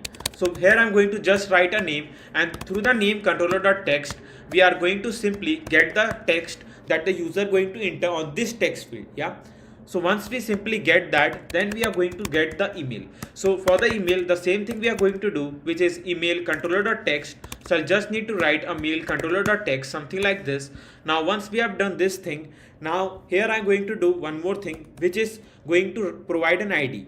Now what is an ID? So we are going to provide a unique ID to the each user so that we can track the user, like which user have bought a specific food item. Like if there are two users, Shyam and Shivam, for an example, I am taking that. So if for example, if Shivam have ordered some food, so we need to keep a ID, like a unique ID. So we can simply add that food ordered by the Shivam, and we can show that in the admin panel. Now if we don't like pass the unique ID, then there will be a chance that if Shivam ordered the food and the Shyam will getting the food delivered. Yeah, so that doesn't make any sense. Yeah, so here I'll just write a string ID, and I'll just, as I've told you, that here I'm going to now use a random alphanumeric 10, which is the random string package we have used. Yeah, so for that, as I've told you, we're going to write random alphanumeric 10, something like this. Now here I'm going to just pass the ID, something like this, and here I'm going to just pass the ID as it is. Yeah, so these were the things that we need to do. So first we have passed the unique ID, and through the map we have wrote this thing. Now we need to write some necessary functions so that we can upload the data to the Firestore database. Yeah, so here what I'm going to do is that first I'm going to move to the service folder and will simply create a new file name, which is database.dart, and in this database.dart we are going to simply write all the necessary function that will help us to upload the data to the Firestore database. I hope it is very clear. If you have any doubt, you can write me in the comment box, or you can simply DM me on my Instagram ID, because I will try to give you a quick reply. Yeah, so we'll write class database methods, and here I'm going to simply create a future. Now in the future, I'm going to just create a function name, which is user details, and here I'm going to just pass a map. So I'll write map string dynamic. Yeah, so I'll write a string dynamic, something like this, and we just need to pass our map name, which is user info map, and here I'm going to pass a string ID. Now in this ID we are going to pass the unique ID that I have explained you here. So I'll just write return, so here I'll just pass this, and we'll just pass return. Now here I'm going to write a function which is Firebase Firestore dot instance dot collection. So I'm going to create one collection in the Firebase, which will be the users collection, and in the doc ID I'm going to simply pass the unique ID. So I'll pass doc ID, and we are going to upload the user data through the set method. So I'll just write set user info map, something like this. Yeah, so this is the function that we have created. Now let's move over here, and I just need to write like this, which is await database methods dot like add user details and user info map, and here I'm going to just pass the unique ID, something like this. Yeah, now here we have uploaded the data to the Firestore database. Now the second thing comes that I have explained you, that we are also going to store the data locally. So for that I just need to write await shared preference helper dot save user email, and here I'm going to just save the user email. So I'll use email, something like this, and here I'm going to just write shared preference helper dot save user name. Yeah, so these are the some things that we need to simply pass, which is name controller.text. So once we have passed this thing, now we need to just pass dot then method, or let's remove dot then. I just need to simply write this. Yeah, so for an example, once the data has been uploaded, we have saved the data locally, we have uploaded data to the Firestore database. Now we need to just show the, you can say, a toast message. In my words, I used to say a green light, because we need to just show the green light that the user has successfully signed up, and we can show the user the green light, and we can directly move to the home page. Yeah, so you know that green light and red light concept if you have followed my old series. If not, then this is the thing. Yeah, now here what I'm going to do, as I've told you, that I just need to pass this So I need to pass the toast message. So I'm going to just pass this, and here I'm going to just change the color to the green light. So I'll just write green, and here we just need to write that user have been let's just pass registered successfully. I think so it will be great. Yeah, register successfully. And once the user has been registered successfully and we have shown the green light, now it is done. And here I can just pass some more thing, like if you want you can do that, like font weight, and you can pass font weight dot bold, font weight dot bold. Yeah, so this is the thing. And I think so we have written a complete registration function, but the thing doesn't like ends here because we need to add some more things in our sign up page. We haven't called the text editing controller and text field. Yeah, so for that what I'm going to do is that let's move to the text field first, and where we have passed the text field I just need to pass a controller, and here I'll just pass a name controller. Same for the email controller, so I'll just write a controller and I'll just pass mail controller, and the third thing is a password controller. So controller, password controller. So these three things we need to simply pass, which is name, email, and the password. Yeah. So once we have passed this thing, now we can simply get a data that the user going to enter on this text field. Now here I'm going to simply wrap up the center widget with a gesture detector, and in the on tap method, what I'm going to do is that first I'm going to check that if the user enter all these three text field or not. So yeah, so I'm going to just pass the text like name controller text should not be empty, that the user have entered the name text field. If they have entered, then we are going to simply check that if the mail controller dot text is not empty, sorry, mail controller text should not be equals to empty, and the same thing that we need to do for the password. Yeah, so I just need to write a password controller dot text should not be empty. Yeah, something like this. Now here once we have passed this thing, I just need to pass name is equals to name controller dot text, and here I just need to pass email which will be the mail controller dot text, and here I just need to do one thing text, sorry, and here just need to do one thing password controller dot text, sorry, password equals to password controller dot text.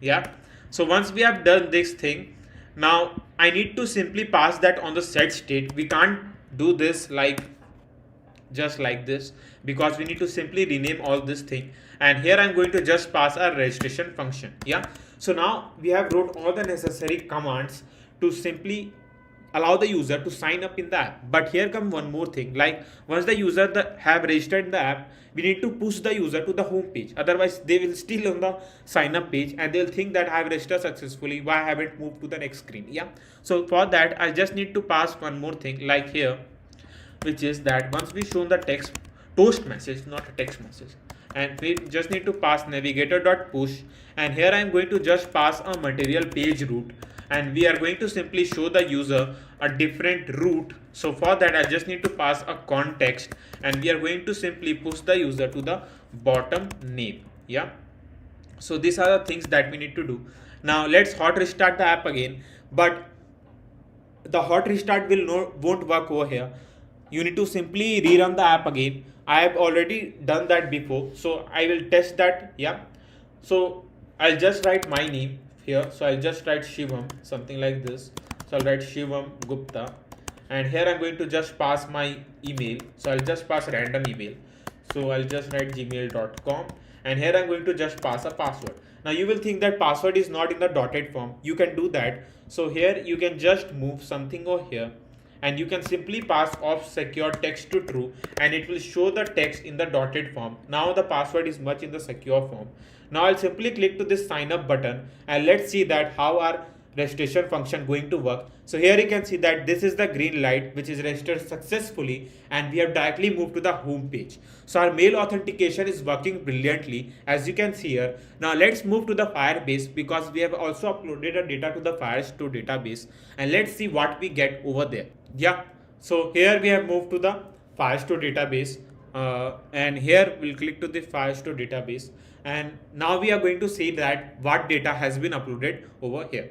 So it is here you can see that the users collection that I've created. So this is the specific doc ID that Shivam Gupta has. Yeah. Now here you can see that I've used this email to successfully sign up in the app, and this is the unique ID to track the user data, Shivam data, not a user data, and the name that I have written. Now when we'll move to the authentication, you will see that now here you can see that I have used this email to just sign up in the app. Yeah, so this was the thing that we have done. Now let's move here and let's add the execution for our login page. Yeah, so in the login page, here you can see that I have written one function which is user login.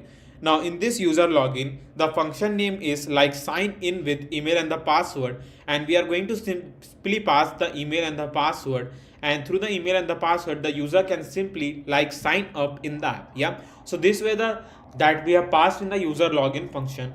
And here you can see that there is some more thing, like if the try catch again, so we are going to simply catch the error like if the user not found, and then we are going to simply show that the no user found for that email. And if the user entered the wrong password, then we are going to simply pass that wrong provided password provided by the user. So these were the things that we need to just do in our user login page, but the thing won't complete over here because there are some necessary function we need to just pass in the login page. Yeah, so let me show you like what all things we need to just pass in our login page.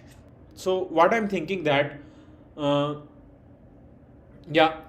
so the once the user has successfully like signed in with the email and the password, we just need to push the user. So I'll just write navigator dot push, and here I'm going to just push the user to back to the bottom name once they have successfully like login. Yeah, so I'll write material page root context, and here I'm going to just pass a login, something like this. Yeah, so here sorry, while login I'll just write a bottom name. Yeah, so I'll write a bottom name, something like this, bottom name, something like this. Yeah, so here we have written this function. Now the user login function is this function, and yeah, now we need to just pass the controller on the each text field that we have done for the sign up page. So there is not much difference in the sign up page code and the login page code. It's exactly same, just we need to just rename some of the functions name again. Yeah, so here you can see that email, and in the text field I just need to pass a controller, and which will be the mail controller. Yeah, and the controller which will be the password controller. So these were the two things that we need to just pass for the email and the password. Now once the user wants to log in, so for that I just need to wrap up the login button with a gesture detector, and in the on tap method I just need to pass one thing like if the so let's move to the login page first so that I can show you what all code I'm writing. So let's move to the login page. So I'll just need to, I think so hot restart will work over here. Yeah, so we need to hot restart, and we have moved to the login page, and here I'll just pass the if function, and we'll check that if the user have entered this to text field or not. So for that I just need to write email controller, so I need to write mail controller text should not be equals to space and we just need to write a password controller.text should not be equals to space. Yeah, so these are the two things that we need to do. Like if these two text field are filled, then we are going to simply pass a set state, and in the set state I just need to pass like email should be equals to mail controller.text, so that we can store a data that the text field email has in the email string. Yeah, now we need to just pass for the password also, so I'll write password controller.text, and once we have stored the data, now here I'm going to just call our login function, so which is a user login function. Yeah, so the user login function will be written something like this. Yeah, so these were the some things that we need to do. So what I'm going to do is that now to test the login page, first hot restart the app again, and here what I'm going to do in the sign up page, I'll just use one email to sign up in the app, and I will use that same email to log in the app. So that will simply test the login page. Yeah, so I'll just write Ayush Gupta over here, and here I'm going to just write the email ayush123@gmail.com and the password which is ayush123. Yeah, so let me remind that the email and the password that I've used. So I can click to this sign up, and we have successfully registered. Now let's hot restart the app again, and here we move to the login page. Now I'll use the same that we have done. So I'll write ayush123@gmail.com. I am not sure that the Ayush first letter was capital or not. We'll check that. So I'll just write the password Ayush123. Now, if you again want to show in the dotted form, you know that what you need to do. So here you just need to pass like off secure text to true. Yeah. So it will simply secure your password. And now I'll simply click to this login button and let's test the case. Yeah, so our login page is also working brilliantly and we have successfully signed up and log in the app, and we have also completed our mail authentication part. So if you haven't hit that like and subscribe button, then what you are waiting for? So the like and subscribe button is totally free. I also need a support from your side to keep going on this channel. So hit that like and subscribe button, because I'm noticing that while many of you are loving our videos but haven't hit that subscribe button yet. So hit that subscribe button and be the part of this awesome Flutter family, and hit that like button also. Yeah. So once you have done both like and subscribe, now let's move forward in our food delivery app. So once we move to the home page, now what I'm going to do is that, like, if the user want to simply order this cheese pizza, so here we'll directly move to over here, and now let's move to our detail page. And as I've told you that when the user will click to this order now button, the Stripe payment gateway will be on the action and the user can simply pay through the Stripe and can place the order. Yeah, so for that we need to simply integrate the Stripe payment gateway in our Flutter app. So let's move to the perf dev, because we need to add some necessary package from the Flutter Stripe. So this is the PubDev website, and you can simply search a Flutter Stripe website, and not a website, a package, and here you need to just copy this dependency and you need to just paste it in the perspec.ml file, something like this, which is Flutter Stripe. Now here we'll need one more package, which is HTTP. Now the HTTP package will help us to simply call the Stripe in our app, and we can simply show the Stripe in our order now page. Yeah, so here in the detail page I have added all the necessary functions that we need to simply add for our Stripe payment gateway. Yeah, so let's move to the detail page, and in the detail page you can see that this is the function that I have written, which is a make payment function. So you don't need to remind that what really function is and what all it has. I will just tell you the basic things, like what we need to know in the make payment function. Like first, here you need to just pass the amount, and the amount will be simply passed over here, and you just need to pass the currency that you want that the user going to pay. So I will simply pass like USD, because I want the user to pay on the USD. So I'll simply pass the USD. Now if you want to pay on the INR, which is Indian currency, so I'll simply write INR, something like this. So here we can just pass the currency like on which the customer or the user want to simply pay, yeah, for the food item. So this is the thing that we have done for the make payment function, and a display payment sheet. So this is the display payment sheet, like once the payment is successful, then how we want to show the thing. So we will simply show a dialog box which is a payment successful, and these are all the code. As I've told you, don't need to remind anything. Now the one of the most important thing is that first move to the Stripe official website, and once you create an account in a Stripe official website, there will be the two key that we need, which is a publish key and a secret key. So these are the two keys that we need to add in our Flutter app. So here I've created one service. In the services folder, I've created one file which is constant.dart, and here you can see that I have simply pasted a publish key and a secret key.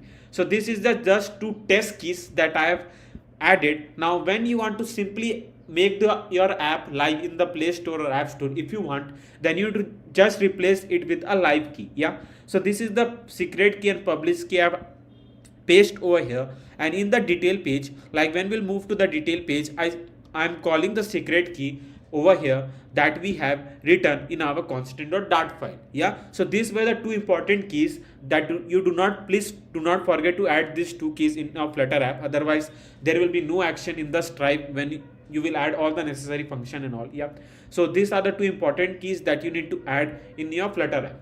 I hope it is clear.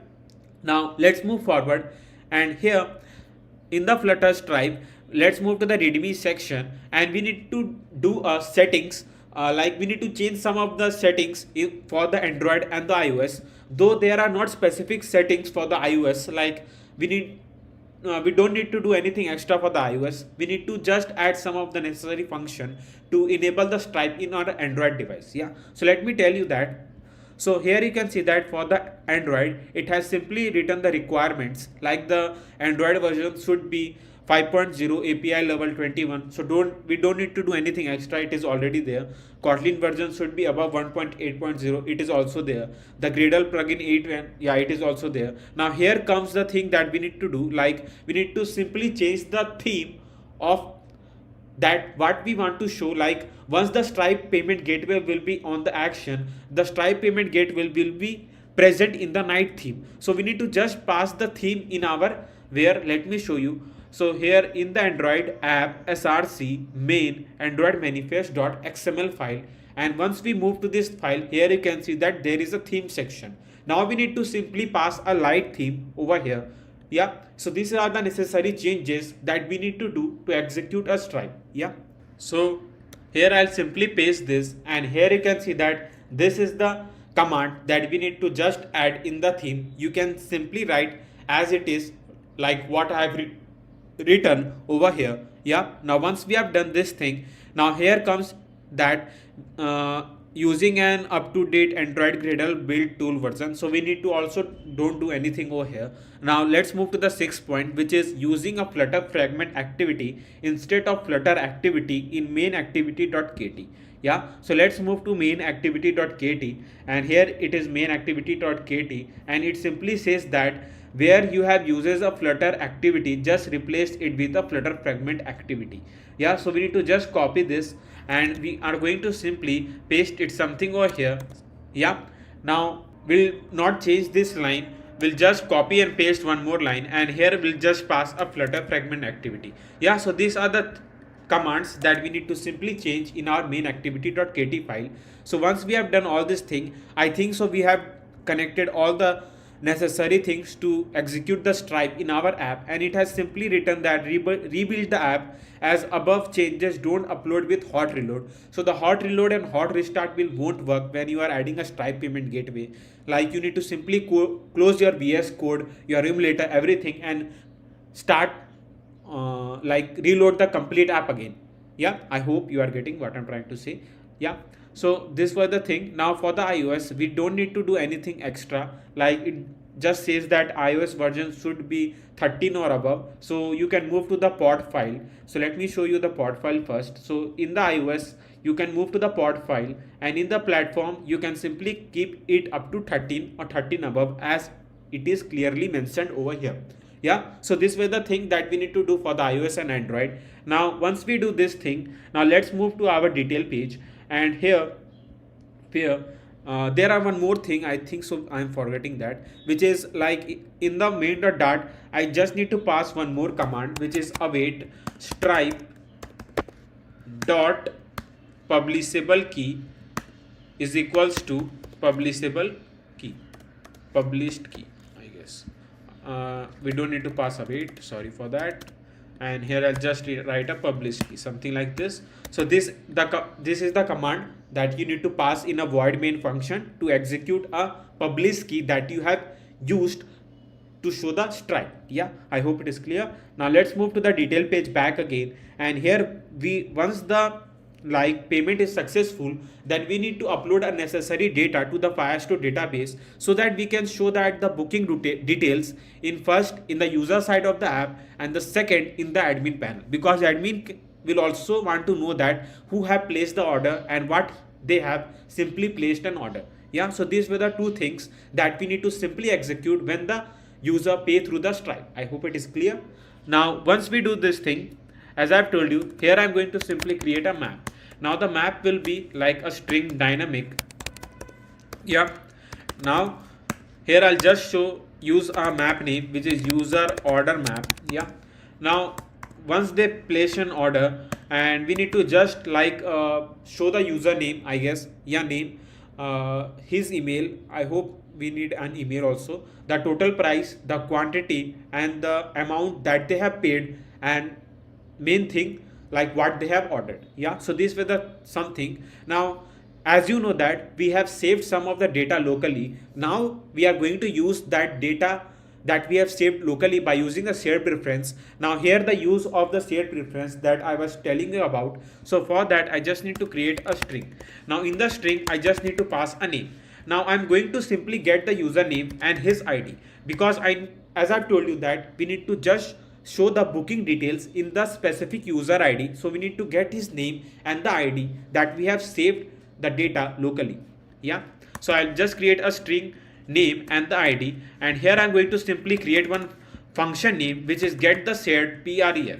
So I'll write the function name which is get the shared pref. Yeah, so once we wrote this function, now I just need to pass a sync name equals to await, and I just need to pass a shared preference. So I'll write shared preference helper dot get user name, something like this, and I just need to get a user ID. So I'll write ID is equals to await, and again we need to just pass shared preference helper dot get user ID. So these are the two necessary things that we need to just get from the shared preference, and we need to just pass us on the set state, and in the init state I need to just pass this get the shared pref function that we have written over here. Yeah, so these were the some things to simply get the data locally that we have saved. Now here in the name what I'm going to do is that, yeah,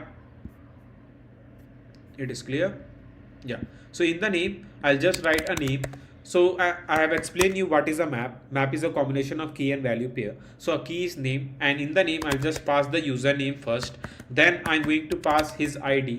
I hope that ID will be needed, so I'll just writing the ID for now, and here I'll just write name ID. The third thing will be what quantity. So we can simply pass the quantity over here. So write quantity, and here I'm going to just pass the quantity. So I'll write quantity something like this. Yeah, and let's pass dot to string because it will be in the form of integer then. Now here I'm going to just show the total amount. So I'll write total, and here I'm going to just pass the total price dot to string. Yeah, so the quantity, total price, ID, name. Yeah, the third thing was email. We forgot to call the email, so I'll just write an email something like this, and here I'm going to just write email is equals to await shared preference helper dot shared preference helper dot get user email, something like this. Now once we have done this thing, now we need to just paste the email. Yeah, so here I'm going to just write email, and here the email again, email. Yeah, yep. Now we have shown the total price, quantity, email, ID, name. Yeah, the main thing what they have ordered. So I'll just write like food name. Yeah, and here I'm going to just write the food name which is widget dot name. Yeah, I hope it is clear. Let's also pass the price, or price, I'm telling the image. So I'll write food image, and I'll just write widget dot image dot image, something like this. So name, ID, quantity, total, email, food name, food image, and let's also pass the status. Now the status is something like if the order is pending, it is delivered, so all this thing will be managed from the admin panel. So I'll just keep the status to pending. Yeah, so these were the some things that we need to do, and now what I'm going to do is that we need to create a function so that we can upload the data. So let's move to the database.dart file, and here I'll copy this function and will rename this function. So I'll just write add user order details. Yeah, so what I'm going to do, so let me move to the Firebase, because by moving to the Firebase I can explain you much better way. Yeah,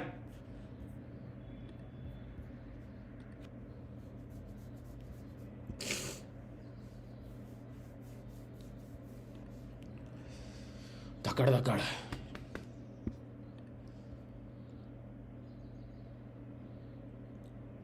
अरे ऐसे ही हो रहा भाई.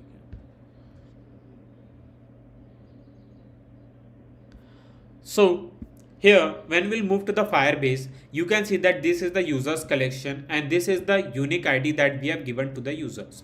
Yeah. So we'll move to the users collection. We'll move to the document, like specific document, like which user have simply ordered the food. And then in the order collection, like we are going to create one more collection which is orders, and in the orders I'm going to show all the orders that the specific user have done. I hope it is very clear. So here we'll do the same thing. So here you can see that first we just need to write our map name, which is user or order map.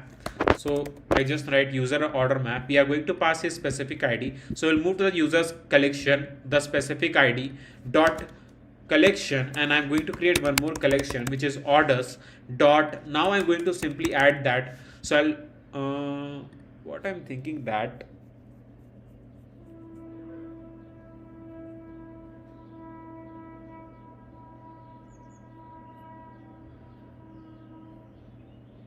what I'm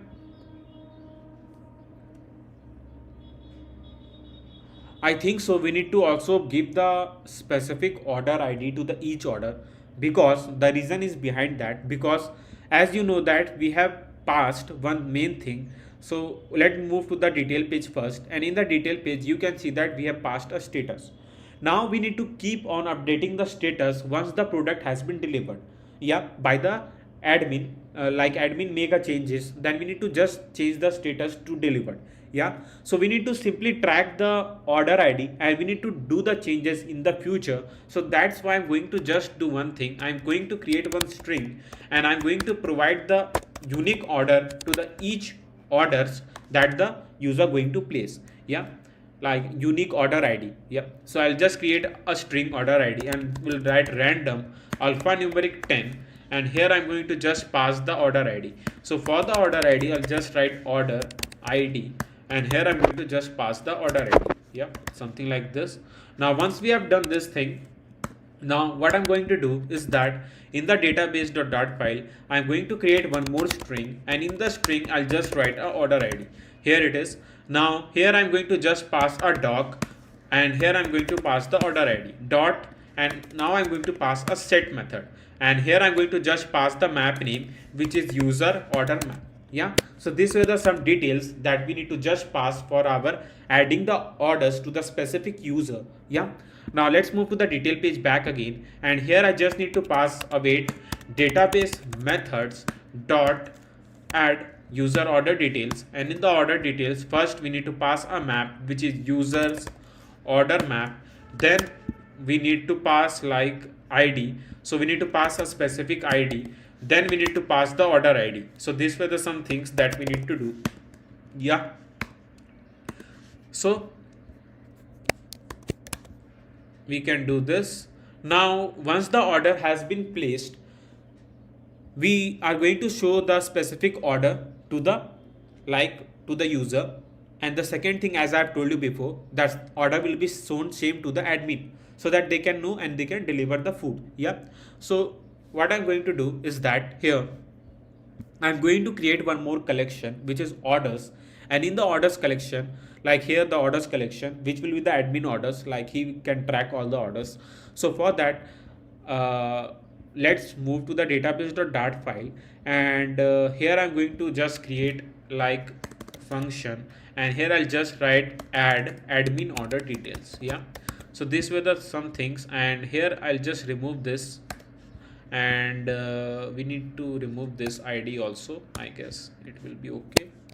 Yeah, so these were some things that we need to do, and we can simply pass the second function once the order is placed. So I'll write await, not over here, I'll write database methods, sorry, database methods dot add admin order details.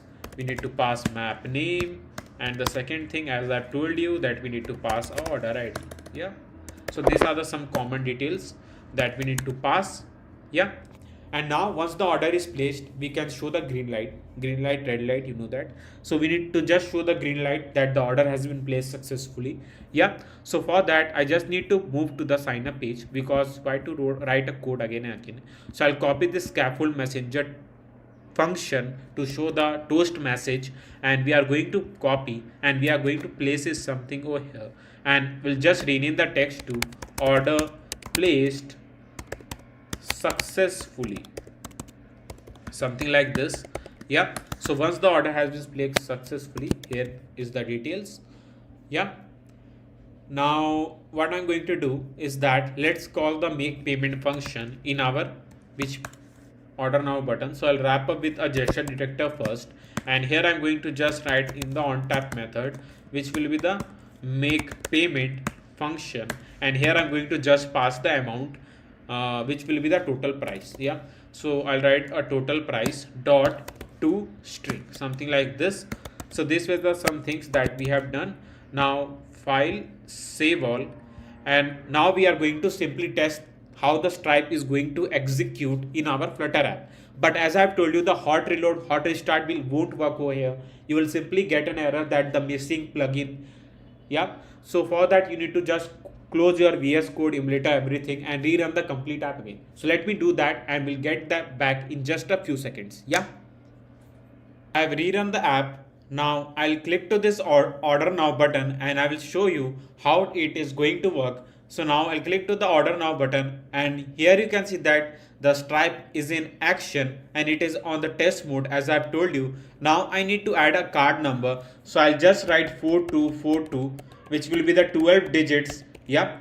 So once you write 4242, so this is the specific card number that you can simply pass to test the Stripe. Now here I just need to pass a random year and a random CVC code. Now I click to this pay button, and here you can see that payment is successful, and now there is some bug, I guess.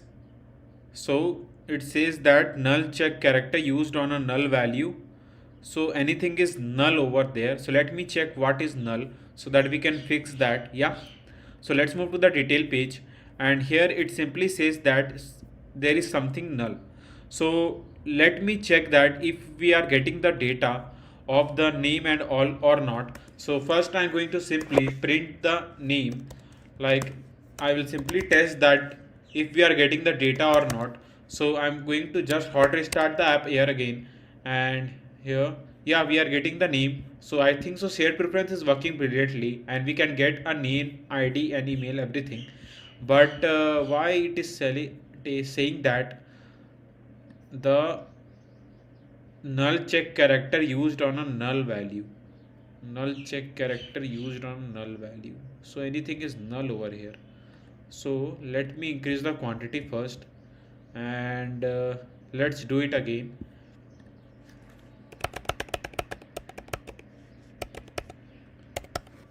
We'll enter the year, CVC code, pay, processing, done. Yeah, still the same error. So I think so there is some error. Let me find that error so that I can solve, and we'll come back in just a few seconds. So here you can see that when I've tried to print a name, ID, email, then here you can see that our ID is null.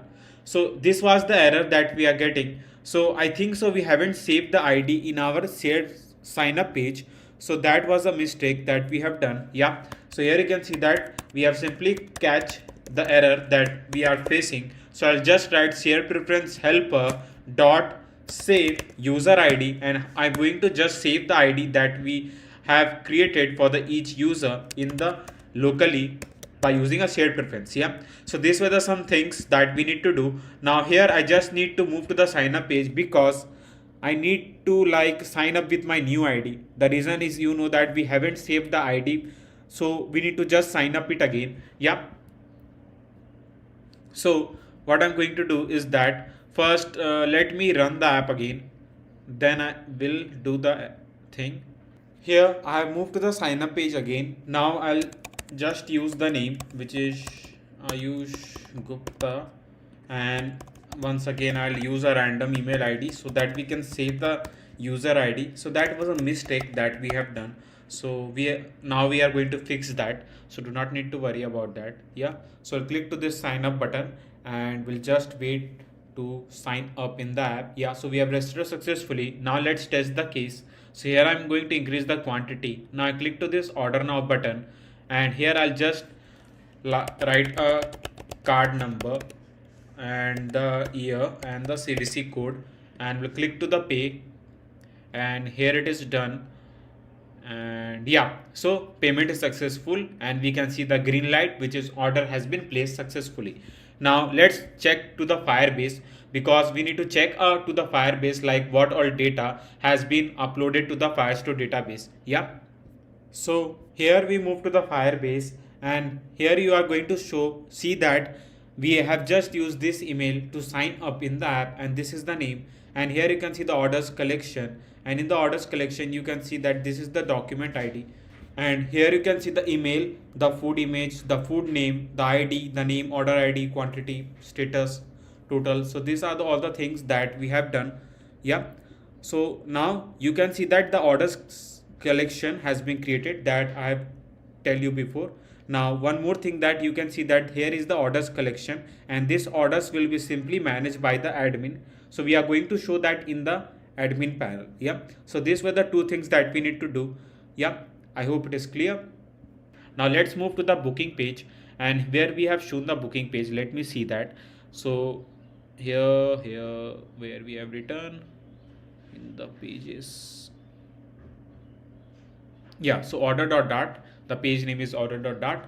Here what I'm going to do is that first I'm going to use a row children, now a text widget, and in the text widget I'll just pass the text which is booking, and here I'm going to just pass the style which will be the app widget class dot headline text field style. Yeah, now here I just need to center this by using a center widget. So I'll write main axis alignment dot center. Now let's move to the page. So you can't see the text because we need to just pass the margin. So I'll write a margin edge insert dot only. From the top, let's pass 40.0. Yeah, now once we have shown our page name, which is not a booking, it is not a booking app, so let's pass the orders, because booking doesn't make any sense. Yeah, sorry. So here I'll just write orders, and here I'm going to show the circular container, something like this. Yeah, so for that I just need to write here outside the row widget, not inside the row widget. I'll just write a container, and here I'm going to pass a width by using a media query, so that it can cover a complete width of the screen dot size dot width. Now here I'm going to just pass a decoration, a box decoration. Now the color, now in the color I'm going to pass a customized color code. Now you will think that what the color code we need to pass. So in the home page, when we'll move to the search bar, you will see that we have passed one thing which is like, let me show you. Yeah, so this is the color, so I'm going to copy this color code, and we are going to just paste it something over here. Yeah, so this is the color code that I'm widely going to use. Now here what I'm going to do is that first I need to pass a border radius. So I'll write border radius dot only. From the top left, which will be the radius dot circular, let's pass 30, and from the top right, which will be the radius dot circular, let's pass 30. Yeah, so these were the some things that we need to pass in the container. Now once we pass this thing, now can write child, a column, and a children. Yeah, now once we have wrote this thing, now I'm going to just create once the UI, then through the snapshot. Now you will think that what is a snapshot, so don't need to worry, I'll tell you what is the snapshot. It is one of the most interesting thing to get a data from the Firebase. Yeah, so in the column widget, first I'm going to create a container. Now in the container I just need to pass a width, again a media query dot of context dot size dot width, something like this. Now I'm going to just pass the color to my container. So for that I just need to write a decoration, a box decoration. Now the box decoration I just need to pass the color, which will be the colors dot white. Yeah, so now you can't see anything over here, you will think that I know that, but let pass something, then you can see that. So I'll just pass like a row, a children, then first I'm going to just write image dot asset images, and I'm going to just pick some random image from the images folder. So let's pass like burger. So I'll write burger1.png, and I'm going to just pass the height and width to the image. So I'll write 50 with 50 and a fit box fit dot cover. Yeah. So these are some things that we need to just pass it over here. Yeah. Now what I'm going to do is that here you can see the container, but let's pass the margin and let's pass also the size box. So I'll write the size box height 20.0. Yeah, 20.0 first. Now you can see the color. Let's pass the size box height 10.0. I guess it is okay. And here I'll just wrap up the container with the expanded widget so that it can take a complete height of the screen. Yeah. Now here I'm going to just pass the margin to my container. So I'll write margin edge inset dot only from the left 20.0, from the right 20.0. Yeah. So here you can see now this one. Now we can simply increase the height and width of our image. So I'll write 120. It is okay, I guess. It's not really like. Now there is one more thing in this food delivery app that we haven't done till now. Now you will think that what I have missed. So here one of the most important thing that we have missed, like where the admin going to deliver the order. So we haven't passed a main thing which is an address. So I just thought about now, like we haven't passed an address till now. So what I'm going to do is that here I have added some functionality so that the user can simply add the address. So here you can see that I've created one dialog box. So this is the code that I've written for the dialog box, as you can see here. Yeah. So this is the code that I've written for the dialog box. You can write the code, and here once more thing we have done is that in the shared preference I have created one more key which is an address key. Now in this address key the user can simply save the address locally and we can use that address again and again in the app. Yeah. Now here let's move back to the detail page, and here I have just written one more thing here in the order now button. Like I have simply called first the address. You can see that I have called the address and we are getting the address something over here. And if the address value is equals to null, it means that if the user haven't filled the address before, like for the first time they are filling the address, then we are going to just show the dialog box where they can enter the address and the address will be get saved. Yeah. So for that what I'm going to do is that I'll click to this order now button, and here you can see that this is the dialog box. Now I can just simply enter the address like near main market. Yeah. And we'll click to the add and the address has been saved. Yeah. Now once the address have been saved, I want to do one thing. Like here what I'm going to do is that first we need to just show the address. So I'll just show the address something like this. So I'll write address, and if the address is equals to null for the first time, then we'll just show the address controller.text, and if not, then we are going to just show the address string. Yeah. So this is the execution that we have passed to get the address. Yeah, I hope it is clear. Yeah. So this is what we can do that. Now once we have done this thing, now we can simply save the address. So let's move to the Firebase first. And what I'm going to do is that first I need to just add an address manually because I haven't had it over here. Yeah. So I'll write main market something like this market, and we'll add this field, and we'll do same for the order section that we have shown over here. Yeah. So here also I'm going to add the collection, or you can say the field, and in the field I'll just add like the address, and here the main market something like this. Yeah. So this is what we have done to show the address. Yeah.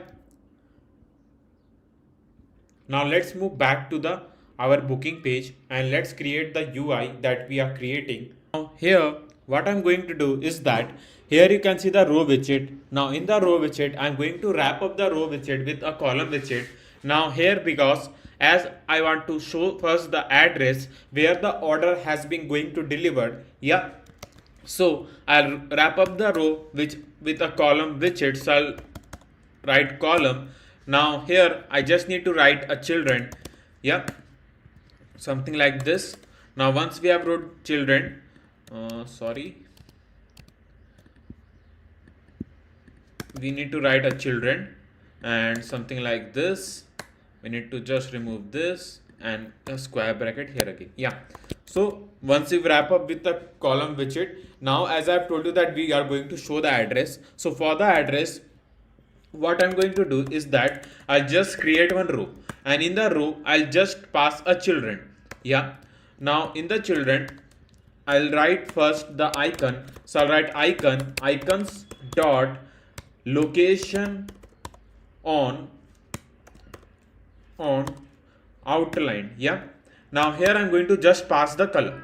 So for the color, let's move to the home page, and I need to copy this color code and will simply paste it something over here. Yeah, so this is the color code that we have passed. Now here in the row widget, I just need to write a text, and I'll just write the address. And as I've told you that we are going to just make the UI for our order page, and we are going to connect it with a Firebase and get all the details, right? So in the order, not an order, in the address, I'll just write like near market. Yep, something like this. And here I'm going to just pass the styling by using app widget class. So I'll write app widget dot simple, or let's write simple text field style. I hope it is okay. Now here I can just pass the size box with, let's pass 10.0. I guess 10.0 will be enough. Now I need to just bring to the center. So for that I just need to write here main access alignment dot center to center this address. Now here I'm going to just pass the size box height 5.0, something like this. Yeah, now here I'm going to just pass the divider after this. So for the divider, I'll just write a divider, and we are going to just pass the divider something like this. So here I've shown the address. Now I'm going to just provide the border radius from top left and top right. Yeah, and the bottom will be as it is. So I think so it will look good. So that's why I'm doing that. So I'll write border radius, and here I'm going to write border radius dot only from the top left. Let's pass radius dot circular 10. From the top right, let's pass radius dot circular again 10. Yeah. So this is the thing that we need to pass. And here I'm going to just wrap up the container with a material widget so that I can provide the elevation, and I think so elevation will be visible over here. I'm not sure about it. Yeah, it is visible. So I'm going to wrap up the material widget again with a container, and I'm going to just pass the margin to the container. So I'll cut it from here, we'll paste it, and here I'm going to copy the border radius, and in the border radius I'll need to copy this border radius, and we are going to simply paste it something over here. Yeah, so this is how it looks, and here we can see the container in the elevated form, and I think so it looks really good. Yeah, now once we've shown the order image, now I need to show the order name. Yeah, so for the order name, let's move to the row widget, and in the row widget I'll create one more widget which is a column widget. Now here I'm going to just write a text, and in the text I just need to pass like a name. So I'll write for now a cheeseburger. So I'll write cheeseburger, and I'll just write style app widget class here again dot, and here I will pass like bold text field style. Yeah, it is okay. Now I need to bring something over here. So for that, you know that we need to just pass cross access element dot start. Yeah, now I can give some spacing. So I'll write size box with, let's pass 20.0 will be enough, I guess. Yeah, so cheeseburger, and here we have shown the image, the food name which is cheeseburger. Now once we shown the food name, now I am going to just show like the quantity, like how much quantity that the user have ordered. So yeah, so for that, in the column widget, what I'm going to do is that I think so there are something like, we have shown the food image, food name, we need to show the quantity, status, total price. Yeah, these three things I guess. Yeah, so it is enough. So for that I'll just use a row widget here again. Now here I'm going to just write the icons dot, I don't know if there is anything regarding quantity to show the quantity. Yeah, quantity limits, or let's find something else if it will be okay. Quantity, yeah, quantity, for the quantity, let me see if any of the icon that fits the quantity, because I need to research on it, like what icon really fits as a quantity and we can use them in the app. Yeah. Okay, so I found this icon. I don't know it is exactly shows the thing quantity or not, but it is what it is. It is that is only available on the Flutter icons. So I've used this one, and here I'm going to just pass the color also to this. And now I'm going to just pass across because I need to bring something over here. So for that I just need to write a cross axis alignment dot start, something like this. And now I'm going to just show the quantity. So for the quantity I'll just use the text widget, and in the text widget I'll just write the quantity up to 4, and we'll pass the styling by using app widget class dot bold text fill style. Yep, it is okay, I guess. And here I'll just pass size box with 10.0, something like this. Yeah. So now here what I'm going to do, once we have shown the quantity, now I'm going to just show the total price that the user have paid. So for that I'm going to use the icons here again, and I'm going to paste it something over here, and we'll use a size box. So I'll use the size box with, let's pass up to 30.0 will be enough, I guess. Yeah. Now I'll just write icons dot monetization. So I'll write monetization on, something like this. And here I'm going to just pass the price that the user have paid. So I'll write like $20, something like this, or let's pass $40. Yeah. So $40, that the amount that the user have paid. So this is the quantity, this is the price that the user have paid. Now we need to just show the status. So for the status, what I'm going to do is that here in the column widget, I will do one thing, like I'll just write a text widget, and in the text widget I'll just write pending. Yeah. And here I'm going to just pass a style by using app widget class. I think so the app widget class don't have any specific color that match the status, so I'll write colors dot, and I think so we are going to use this color. So I'll copy this, paste it something over here, and now we can show the pending. Now I'm going to just pass a font size. Let's pass 20.0 will be okay, and font weight will be font weight dot bold. Yeah. So this is the how we can show the status pending. If we can pass a single one, it is okay. And here I'll just pass the size box height 5.0 will be enough, I guess. Yeah. And we can pass the same size box to the I guess over here. Yeah. It is okay. So status is pending. Let's remove this, I don't need this. Yeah. So it is okay, and it's look good. As we can see the location, the food we have ordered, the quantity, the price that we have paid, and it also show the status that is pending. Yeah. So now let's call all the data from the Firebase, because we have like in the users collection, like you will see that the orders collection. So let's move over here, and you can see that this is the orders collection, and this is the document that we are going to show over here. Yeah. So let's do this, and now I'm going to show you what is a snapshot, because I've told you that we are going to use a snapshot. Yeah. So let me show you that. Now here I'm going to just create a widget, and in the widget, so I'll write widget, and here I'm going to just pass our function name, which is all orders, and in the all orders function I'm going to show all the orders.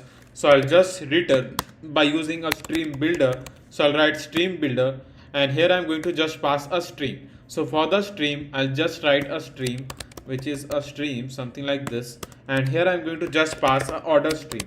Yeah, something like this. Now let's pass the null check, and here I am to just write order stream build, and here I'll just in the builder, sorry for that, for the builder I'll just write context async snapshot, and here I'll just write a snapshot. Now you will think that what is a snapshot? Yep. So don't need to worry, I am there. So I will explain you. So snapshot is something like, here you can see that there is a collection named orders. Now in the orders collection there is a multiple document. Yeah. So what is a document? You know that this is the collection, users is a collection, and here is a multiple document. Now we need to read each document from the users collection and get the data in the app. Yeah.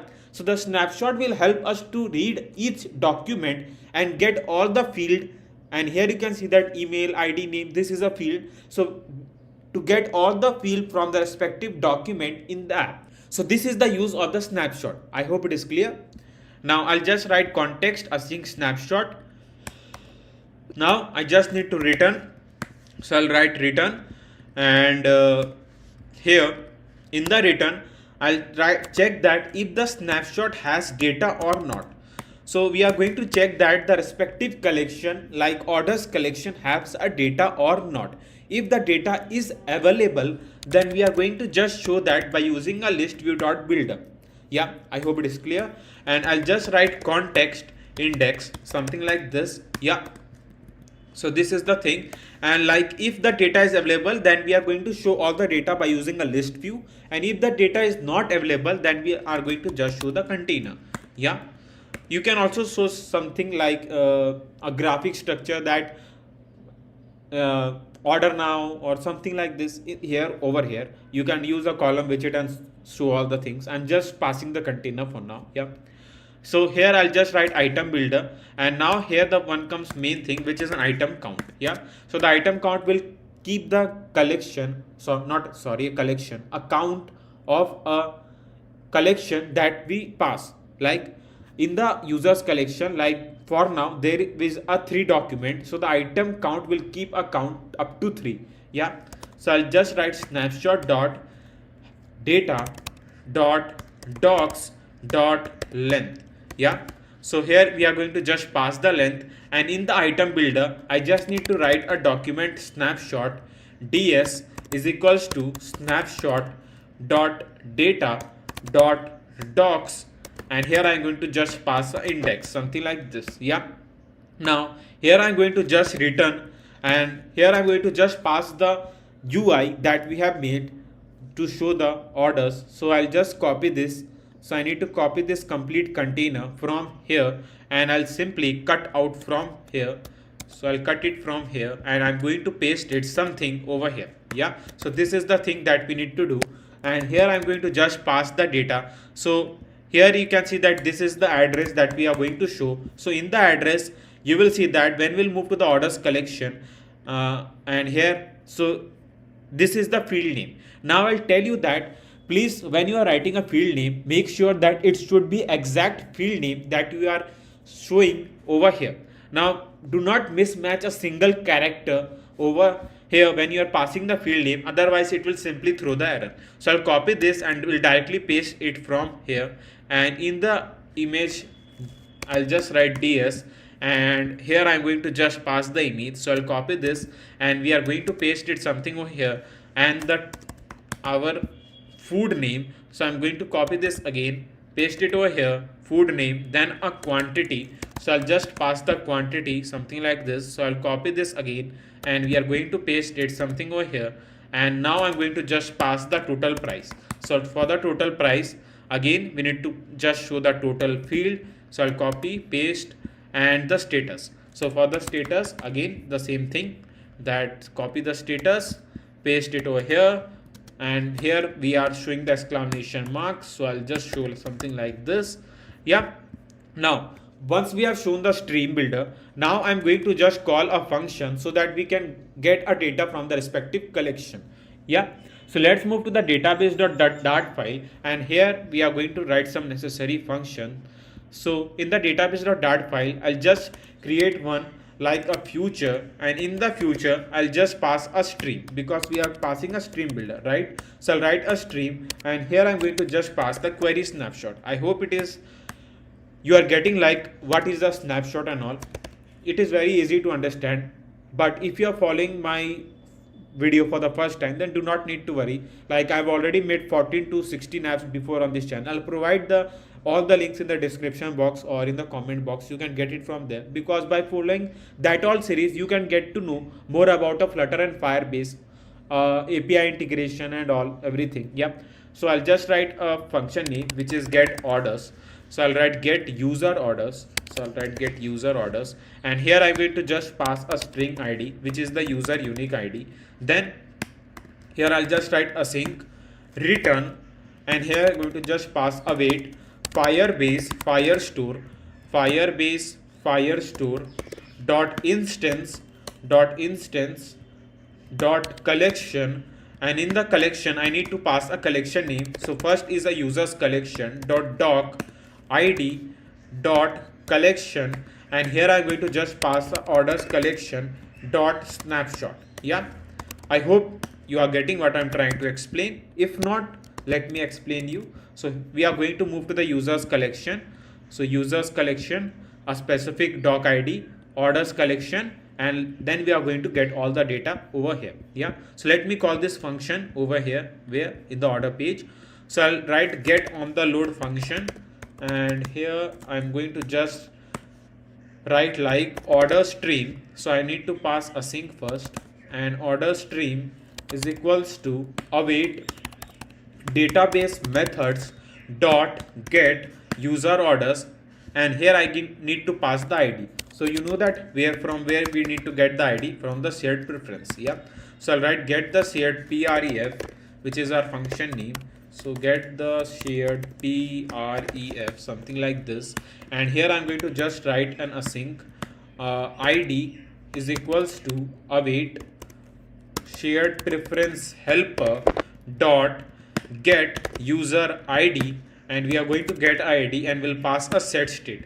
Now here I'm going to just pass await get the shared pref, which is our function name, and once we get an id, now we need to just pass a set state, something like this. Now do not forget to pass that in the init state. So I'll write init state get on the load. Yeah, so here we have wrote all the thing. Now I can simply pass all order function over here. So I'll write all orders, and let's test this case. So I'll simply hot restart the app. Let's move to the order page. We haven't get anything over here, so let me check what error we are facing. So it is a render box error, and you know that when we face this error, so I just need to wrap up the all order with a container, and here I'm going to just pass the height by using media query dot of context dot size dot height divide by 1.5 will be okay.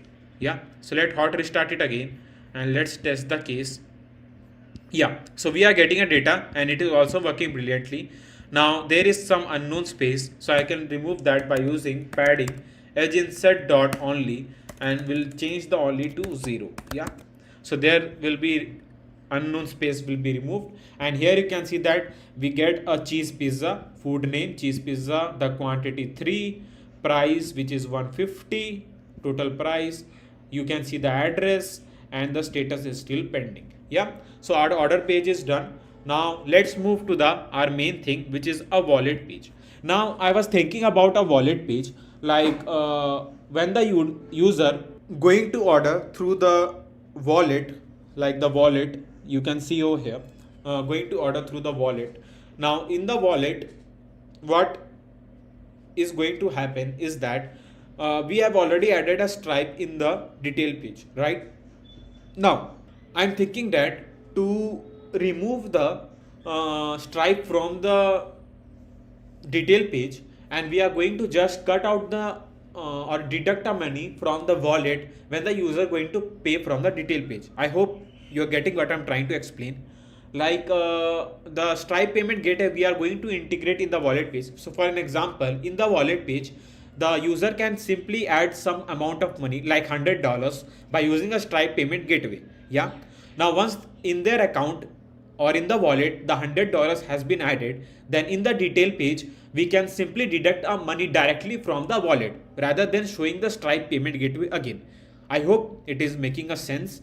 Yeah, so now let's move, and in the wallet page what I'm going to do is that first create some uh, we can say a headline of that page. So I'm going to do the same thing that we have done over here for the order page. So I'll copy the scaffold messenger thing and we are going to just paste it in the wallet page, and we'll just rename the page name to the wallet. Yep, something like this. We'll call app widget class, and now here I need to pass the height. Yep, so I'll remove the container from here because there is no function that we need to show over here. Yeah, so this is the wallet page as you can see here. So I've added one image which is wallet.png in the images folder. So this is the graphic image that we are going to use in our wallet page. So here what I'm going to do is that first I'm going to create a container.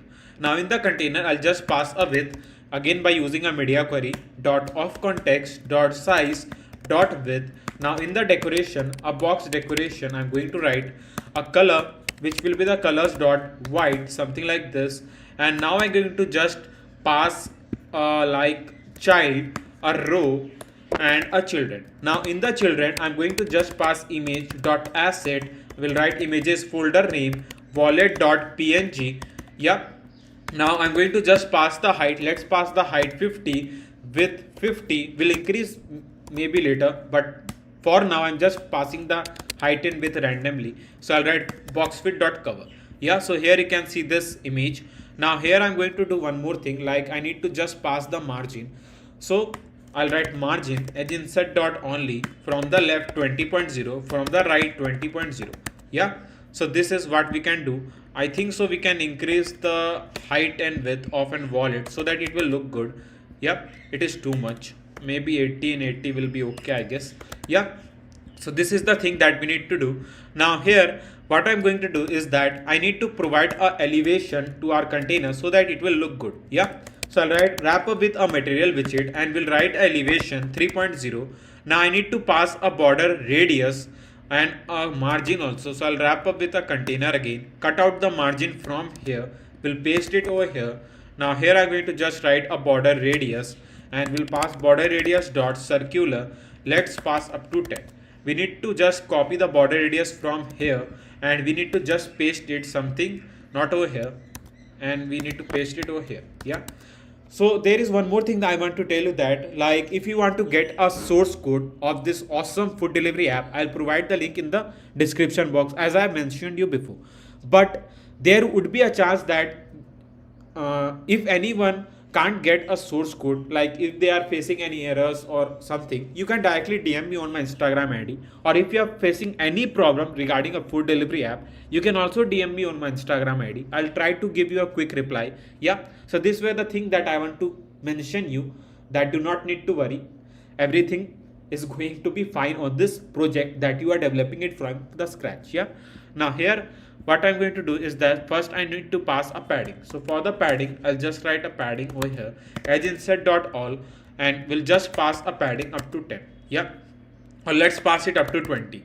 So here you can see the wallet. Now here I'm going to just pass a text. So in the row widget, I'll just pass one more thing, which is a column widget, and in the column widget, I'll write children. I'll pass a text widget, which is your wallet, something like this, and we'll again use a styling by using app widget class. So I'll write app widget dot headline text field style. Headline is okay, or you want to change it to the bold text field style, you can do that. It is up to your choice. Yeah, now I can just pass a size box, like width 20.0 will be enough. Yeah, now here I'm going to just pass a text widget. So text widget, and here I'm going to just pass a dollar 10.00, or let's pass 0.00. We'll add the amount later, don't need to worry. So I'll write a style app widget class here again dot bold text field style. Let's pass headline text field style. Yeah, so here we can see the amount. Now what I'm going to do is that let's pass some more width. 80 or 50 will be okay. Your wallet,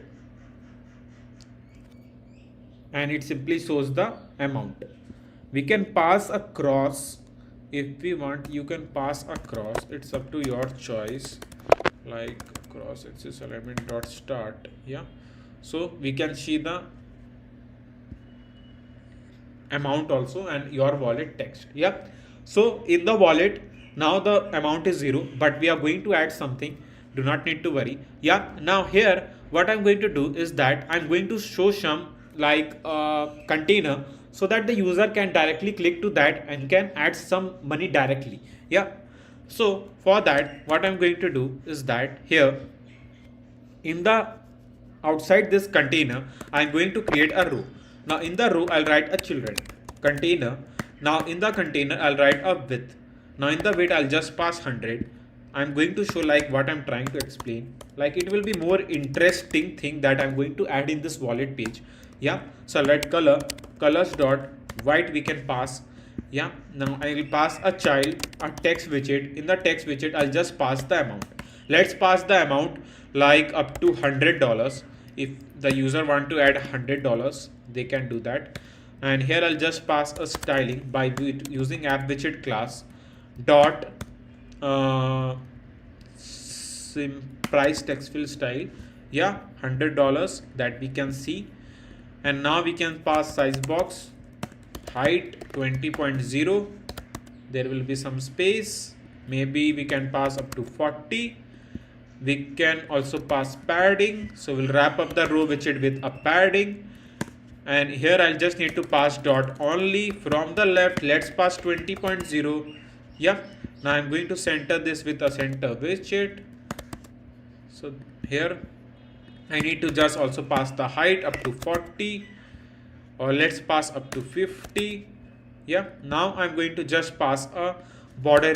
So I'll write border dot all, something like this. Now the color, which will be the colors dot black, let's pass up to 45, and let's pass width up to 2.0.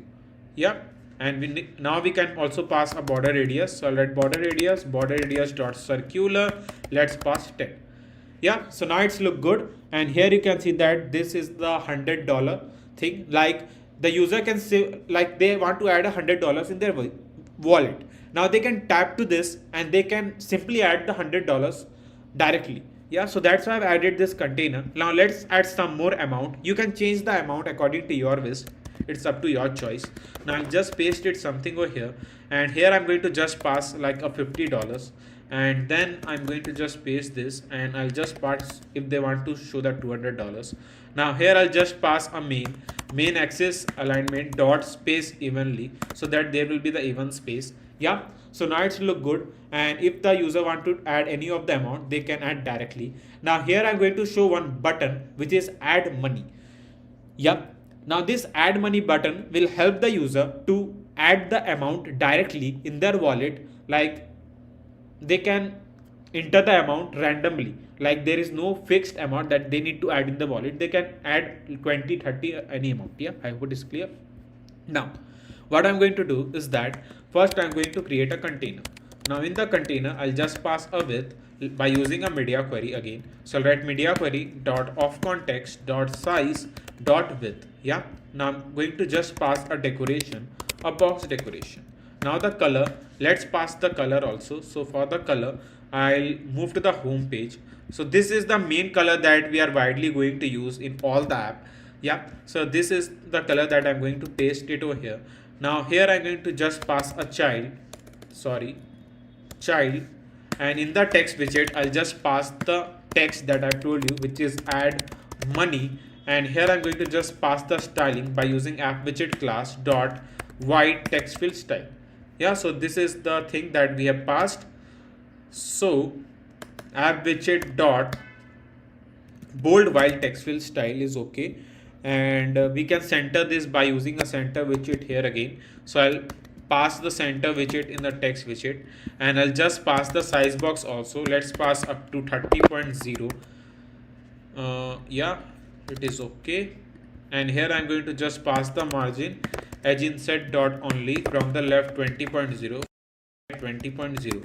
Yeah, like let's pass the height up to 40 and let's pass 50, and here I'm going to just pass a border radius. Let's pass border radius dot circular. Let's pass up to 10. Yeah, so this is the button that we have shown, which is add money. Now the user can tap to this and can show the money that they can add over here. Yeah, as I've told you that we are going to add a stripe in the wallet section. So what we are going to do is that let's move to the detail page, and what all code we have written for the stripe I'm going to cut out from here, and we are going to paste it in the that section. You can copy or also paste it if you don't want to cut it. I'll refer that copy and paste, don't cut and paste, otherwise there will be again some error and it will again take some time to fix that. Yeah, so I'll cut the make payment function and we are going to just paste it over here. Yeah, now we need to just call all the necessary things that we have done. Yeah, I'll tell you that there will be something. Yeah, do not need to worry. So in the detail page, let's copy this first intent, payment intent, and we are going to paste it something over here, and here just we can call the stripe. Yeah, now once we have shown this thing, and now we need to copy the http link also. So for the detail page I need to just copy this and we are going to paste it something over here, and secret key first, then a JSON decode, so dot convert. Yeah, so these are the some things that we need to do. I'll remove this case because we don't need to do this thing. I'll tell you that what we are going to do once the payment is successful. Yeah, so first we are going to add a money to the wallet, then I'll show you how to the money will be get reduced when we are going to pay for the order. Yeah, so these are the something that we need to do. Here what we are going to do is that we are going to simply like track each user's wallet. Right now in the sign up page, here I'll create one more field which is wallet. I hope that you need to again sign up again and again to add this wallet. I know that, but this is what it is. Like we need to add a wallet over here so that we can simply keep a track like how much amount is there in the user's wallet. Yeah, so I'm going to just update that in the here also where is our data. So I'll randomly add the field which is wallet and will just show the amount 0. Yeah, so here you can see that the amount is set to 0.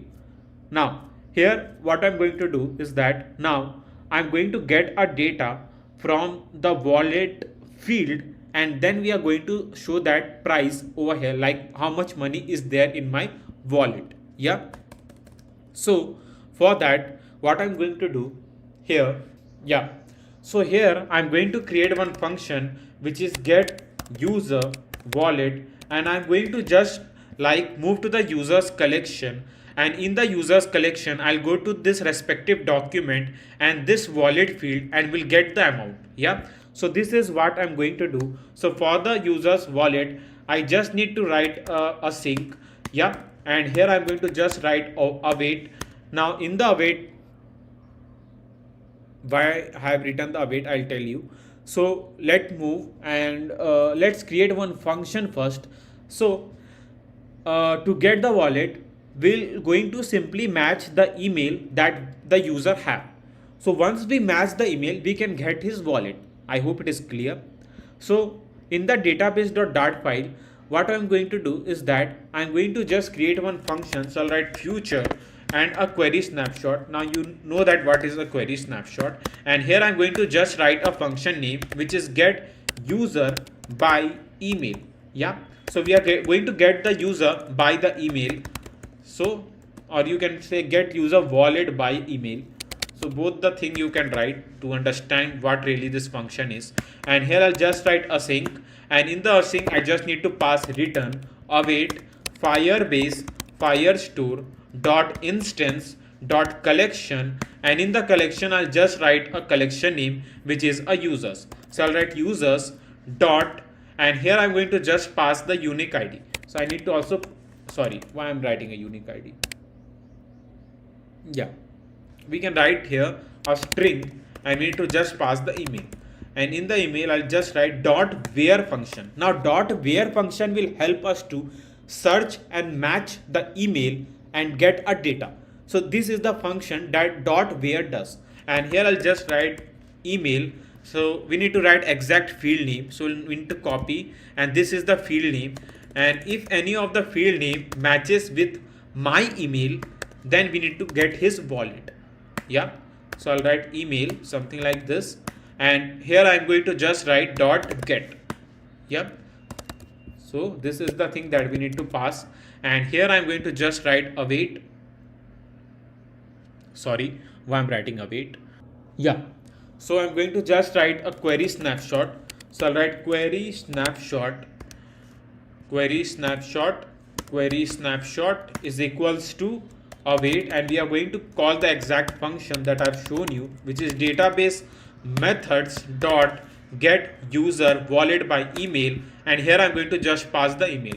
Now to get an email, you know that we have already saved that locally by using a shared preference. So I need to write one function name which is get the shared pref, which is our function name. So I'll write get the shared pref async, and here I'm going to just write email, sorry, email is equals to await shared preference helper dot get user, sorry, get user email, and we are going to get the email first, and once we get the email, then we are going to just pass the thing. So I'll write get the user share pref first, and once we do this thing, now we can pass the email string. Yeah, I hope it is clear. Now we need to get a wallet, like how much amount that the user have. So for that I just need to write wallet. I need to pass this thing, and here I'll pass dollar sign. We'll write query snapshot dot docs 0, and here I'm going to just pass the, sorry, yeah, sorry, we don't need to write like this. Snapshot query snapshot dot docs, and here I'm going to just pass the exact field name. Now I'm copying the field name again and again, and I'm requesting you that please make sure that you are when you're copying the field name, it should be exact, otherwise you will face the error. Yeah, so here we are going to just paste the field name, and once we get a detail, we'll just pass a set string, something like this. Yeah, so there is one more thing I want to tell you, that I have seen that there is some videos in the YouTube that regarding a food delivery app or e-commerce app that the many other YouTube channels have developed, but they have started the series but they haven't completed the series, or the series was like they just cover the main things and they didn't taught all the necessary things, because it takes some time to make this video like food delivery app a video, because this is a completely long series like 6 to 7 hours video, so it takes some time to shoot and then edit and all. So the thing I'm telling you that because I'm trying my best to explain you as easiest way as possible, and I also need your support to keep going and bring this awesome series. So hit that like and subscribe button, because that is two necessary things and both are totally free. So hit that like and subscribe button and be the part of this awesome Flutter family. I know that you can do this much for me, because you know that how well I'm teaching you to make this awesome app from the scratch. Yeah, I hope that you have done that. Now let's move, and in the init state, now I'm going to just call our get user wallet function. Yeah, get user wallet function. Now I'll simply print this so that I can see that what data I'm getting from here once I call this. So let's hot restart the app again, and let's move to the wallet page, and let's check if the data that we have get. Yeah, so 0. So this is the money that we are getting, which is 0, and it is working brilliantly as you can see here. Now I can pass that money over here. So I'll just write the amount something like this plus wallets something like this, and here it directly shows the amount. Yeah. Now where we have shown the stripe, this is the stripe that we have shown. Now first add the execution for all this container. So for the container I'll just wrap up with a gesture detector, and in the gesture detector I'll pass on tab, and here I'm going to just pass our function name which is make payment, and here I'm going to just pass the amount first which is 100. Yep. Now once we pass the amount 100, and the 100 has been passed over here, now we need to just update the wallet also, because we need to update the wallet. So for that let's create some function to update the wallet also.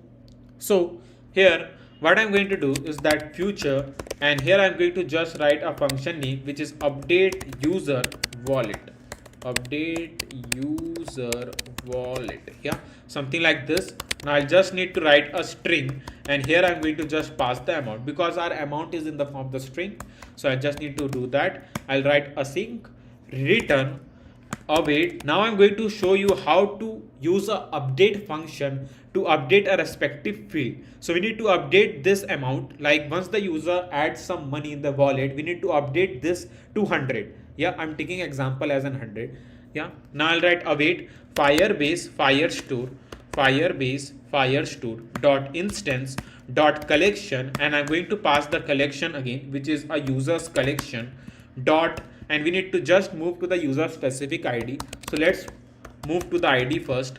So I'll write doc ID, and I'll just write dot update function, and dot update function will update our field which is an wallet. So I need to copy this field name wallet. We are going to paste it something over here like this, and I'll just write a amount. Yep.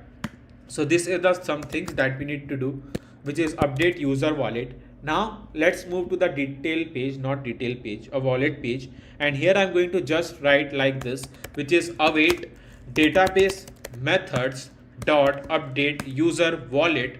I don't think so we have get an ID, so we need to get an ID also. So I'll write id is equals to await shared preference helper dot get user ID.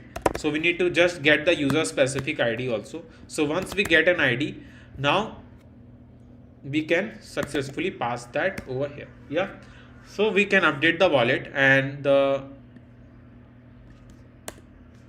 I don't think so we need to pass a scaffold messenger. I don't need that, I guess. Yeah, so because once we update the wallet, the amount will directly show over here, so why need to show the toast message?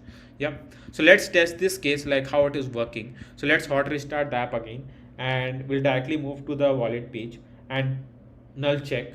So to, like when you shift it to this page, this is the, like just up to 2-3 seconds it can show that thing. So to fix that, I'll just do one thing over here. I'll just write id, or let's pass wallet is equals to null. Then we are going to show the circular progress indicator that the data is loading, rather than showing that the error thing. Yeah, so it will not look good. So I'll just wrap up with a center widget. We'll hot restart the app again.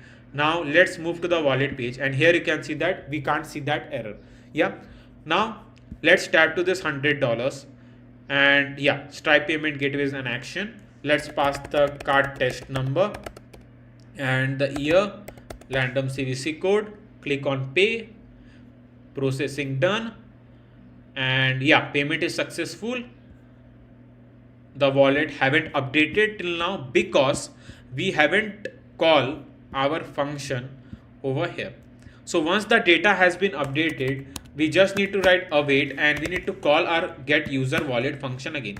Now I will show you that when I'll hot restart the app, the amount will be get updated to the 100. So let's move to the Firebase also. So here you can see that the 0 has been updated to 100. So our function is working brilliantly, but it taking some time to update. So I'll fix that. Do not need to worry. So I'll hot restart the app. We'll move over here. So $100. Now let me add the 100 again, and it will just take, I think so, few seconds to update the wallet. And 20 42 123, just pay the amount, and the payment is successful, I guess. Yeah, it is done. Yeah, so it is not updating because let's also pass a set state. Sometime it happens.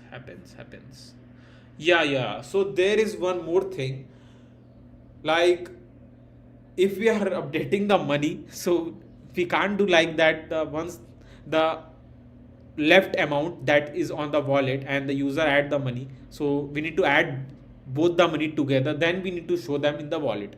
So we need to do that thing to make it more user friendly.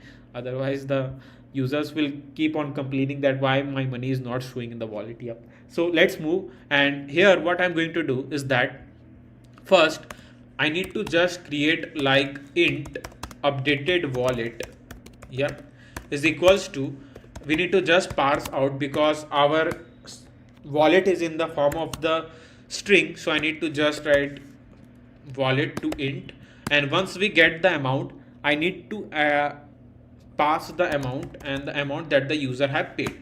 Yep. So both thing we need to parse it on the integer, so I'll write int dot pass and the amount also. Yeah, so once we get this, now we can pass the updated wallet over here, updated wallet something like this dot to string. Yeah, now let hot restart the app again. Let's move back to the wallet page. Let's add $100 again. Let's pass the card test number. Let's click on pay. It is done.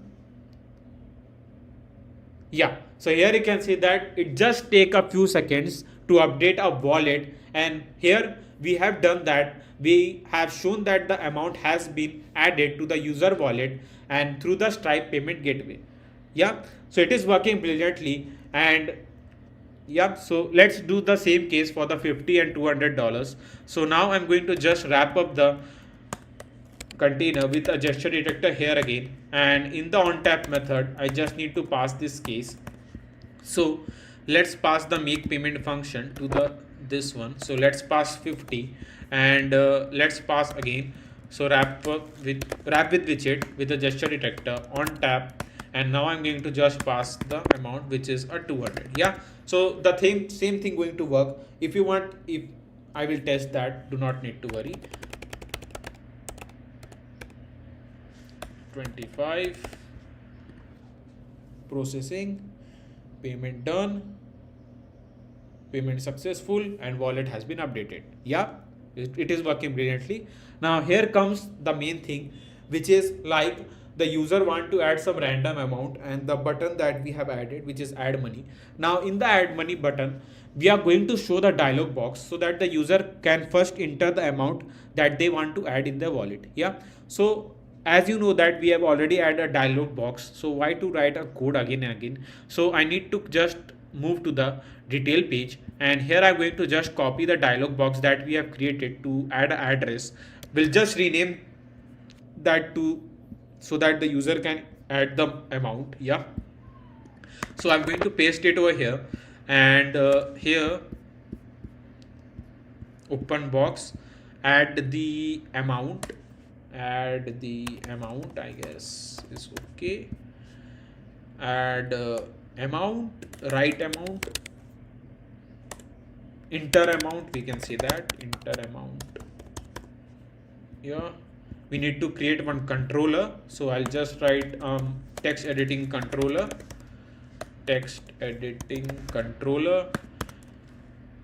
amount controller equals to new text editing controller. Yeah, so we need to just pass the amount controller over here. So I'll pass the amount controller. We'll just pass the hint text like amount here, and we need to also update that. But let's see first dialog box, like how it is updating, then we'll do some changes if we need it. So let's close this make payment function, display payment sheet also, and this function. Yeah, so all this, and now I'm going to just wrap up with a gesture detector, and in the onTap method I'll just create one function which is make, sorry, why make payment dialog box, which is open box. Yeah, open box. When we'll click to this add money and the user will enter the amount. So now to add the money, like I am going to just add a $20 in the wallet and the wallet will be updated to 270, right? So let me show you what we're going to do. So in the gesture director, I just need to pass a make payment function and I just need to write amount controller.text, something like this. And now I'm going to just hot restart the app again and we'll directly move to the wallet and here we'll add the money. So I'll just add $20 and we click to the add. Now we need to just pass a test card number. So I just need to write 4242 again 12 times, 25 and 123. Click on pay. So it is processing. Yeah, it is done and the payment is successful and you can see that wallet has been updated to 270. So it is working brilliantly and we can add any type of money, not any type of money, like any amount of money in a wallet by using the add money button. And there are some containers that have been automatically that created that will help us to add that much money in the wallet. So our wallet page is done and it is also working brilliantly. So yeah, for that. Now let's move, and the payment thing doesn't end here because as you know that in the detail page we need to deduct the money from the wallet. So let's move to the payment page and here where we have shown the this thing like a make payment function. Now once the address is null, then we are going to show the open box, and once the address is there, then we need to just show a make payment function. Yeah, we can add one more line over here. I hope that it will work, which is address is equals to, and I'll just pass address controller text. I don't know, in future it may cause a problem, so I'm adding this line. You can add that. Yeah, now let's move over here, and if the address is null, then we'll show the open box. Now if the else, in the else case, we don't need to show the Stripe payment gateway, we just need to deduct the money from the wallet. So what I'm going to do is that here I'm going to just create the let me think, like first we need to get a wallet like the amount that we have, then we need to just deduct this. Yeah, so for that what I'm going to do is that we need to just call the same function that we have written, which is a get user wallet, and I'll copy this and I'm going to simply paste it something over here. Yeah, now we need to just call this query snapshot and I'm just going to pass a string wallet so that I can get the amount. Yeah, now I can simply pass get the user wallet, something like this. Now once we get the amount of money that we have in the wallet, now we can deduct it. Yeah, so for deducting we need to just do one thing. So let me close this make payment function, this. Yeah, so let's close this, and here I'm just going to write int updated wallet, something like this, equals to, and here I'm going to just pass int.parse and the wallet amount that we have minus the total price. Yeah, so we are going to just deduct the money. Yeah, so let's remove this null check, let's pass over here.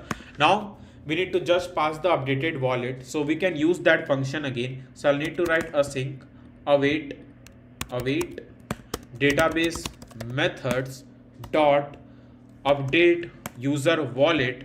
Now I'm going to just pass the amount like updated wallet dot to string, and here I'm going to just pass the user ID, something like this. Now once we have passed this thing, now there is one more thing I want to tell you, that there will be one case, like if there will be less amount in the wallet rather than the total price, like if the total price is $100 and user have just $80 in that wallet, then we are going to just show the toast message that they need to add some of the amount in their wallet to order the food. Yeah, so for that I'll just pass the else if case because we need to do that. I hope I'm making sense, like what I'm trying to say. I'm definitely making a sense.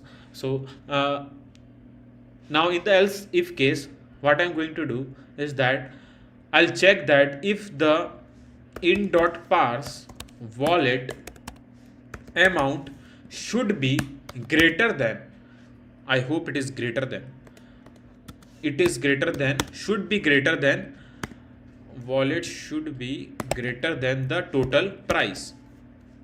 Yeah, if it is true, then we are going to deduct the money. If not, then we are going to just pass the else case, and in the else case we are going to show the toast message. Yeah, so for the toast message, I'll copy the scaffold messenger from here and I'm going to paste it over here. Now I'm going to show the red light. Yeah, so I'll just change it to the red and we'll just say that add uh, add some money to your wallet. Yeah, you can pass this, or if you want some other text to be passed, you can do that. I just pass some random text. Yeah, so add some money to your wallet. Yeah, so now once the data has been deducted, now we need to just show the order also. So let's move over here and we'll copy all the thing that we have written and we'll copy this complete thing, and now I'm going to just show it over here. Yeah, something like this. I hope it is clear. Now I will check that how the thing going to work. So for now our wallet is 270. Now let's order the amount food. Let's order the food. So I'll increase the quantity up to 3 and we are going to order 150. So the wallet that going to left after an order, like a wallet amount that going to left will be, I think so, 130, 120, sorry, not 130, 120. So let's test this case. So now I click to this order now button and let's see what happens. I have hot restart the app again. Yeah, so let's order the burger and let's increase the quantity to 3. Now we'll click to this order now button, and yeah, so order has been placed successfully. Now let's move back and check to the wallet, like how much. Yeah, so it is working brilliantly, and as you can see here, the money has been deducted and the $120 has been left. Yeah, so now I will going to show one more case. Like for an example, if I will increase the amount up to like the wallet amount, like if you know that wallet amount is 120 and we are going to order the food up to 150. Now let's click to the order now button. Yeah, it simply says that add some money to your wallet. Yeah, so it is working brilliantly, and this is how we can simply pay through the wallet, and I've shown you how to do that. So if you haven't hit that like button till now and add a sweet comment, a simple and a sweet comment for me, so that it give us some more support or an energy to bring some more awesome series to this channel. Yeah, so do that. I hope that you have done that. Now let's move and we'll create the admin panel. So in the leave folder, I'm going to simply create one new folder name which will be the admin, and here we are going to save all the file related to the admin. Yeah, so first I'm going to create the admin login page. Now what is an admin login page? Now in the admin login page, what I'm going to do is that, like, the admin will have the specific username and the password that they are going to use to log in the app for the admin side, because I don't want that any random user can simply go to the admin and can see all the orders. Yeah, so we need to do for the security purpose, because by doing that we can make the admin more secure. So in the admin login page, I need to like add the username and the password to make it more secure. Yeah, so first I'm going to import the package by using material.dart, something like this. Sorry, so I'll write import material.dart and we'll write a stateful widget name which will be the admin login. Yeah, now here on this page, what I'm going to do is that our design will look something like the sign up page. Just we need to rename the sign up to admin. Yeah, and then username and the password and this login button. So these three things that we need to do in the admin login page. So let's move to the sign up page first, and in the sign up.dart page, I'm going to copy all the necessary things. So the scaffold messenger first, not a scaffold messenger, a scaffold widget that we need to just copy, and we are going to paste it something over here. Now let's call the app widget class first, and in the app widget class, now here where we have shown the sign up, I'll just rename to the admin as I've told you. Now here I just need to rename to the username, and here the username. So we need a to controller to control the text that the admin going to enter. So I'll write a text editing controller, username controller is equals to new text editing controller. Yeah, text editing controller. Now we need to just do for the password controller. So I'll write to the password controller something like this. Yeah. Now here I just need to write username controller, and we'll write enter username. This is the hint text and the password. So I'll remove this text and the text field from here. We'll remove the size box also, and we'll just need to pass something like this, and this also. We'll just need to add a login button. So I'll write login something like this. Remove this because we don't need to move to the login page. I hope it makes sense. Yeah, so let's move to the admin login page so that I can show you what all code I'm writing over there. So I'll move to the admin login page something like this, and we land to the admin login page. We can decrease the size of this container because it won't look good like this.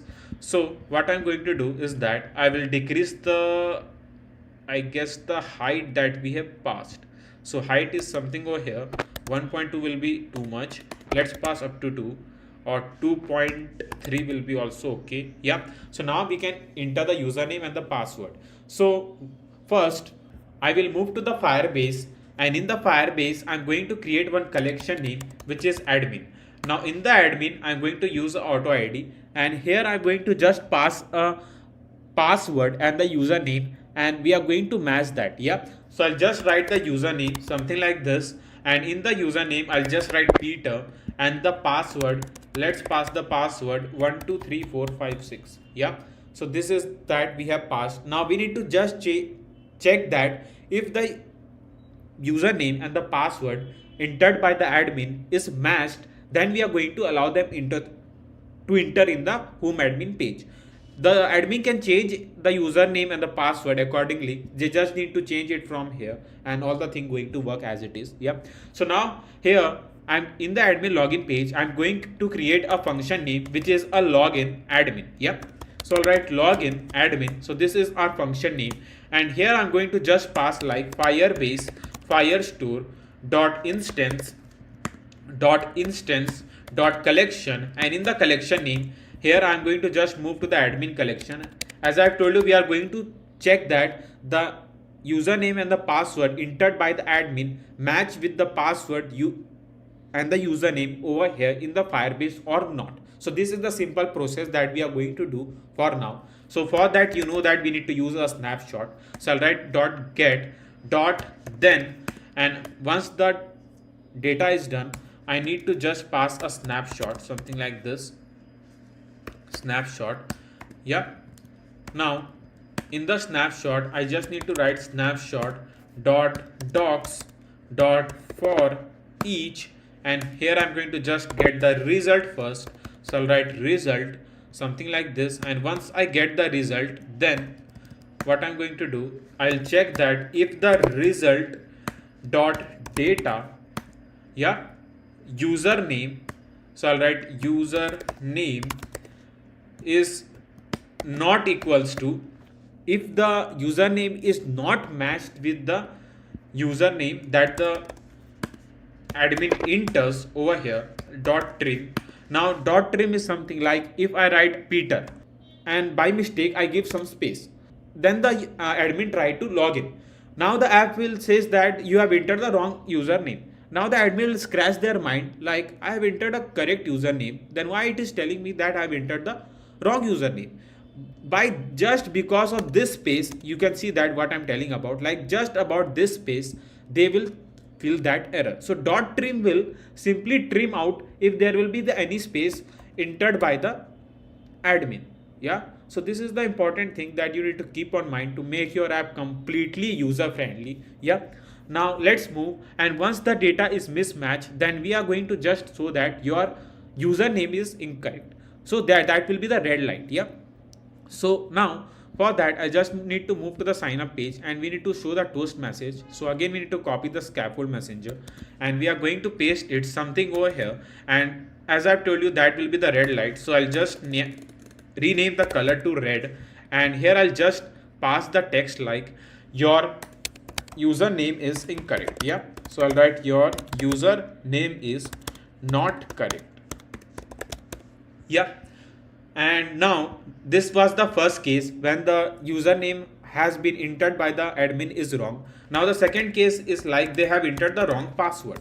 So for that I just need to copy the thing, or let's write it again. Why to do copy paste thing again? Yeah, so I'll write result and dot data, and here I'm going to just pass a password. So I'll write password, yeah, is mismatch with a username, sorry, by user password controller dot text.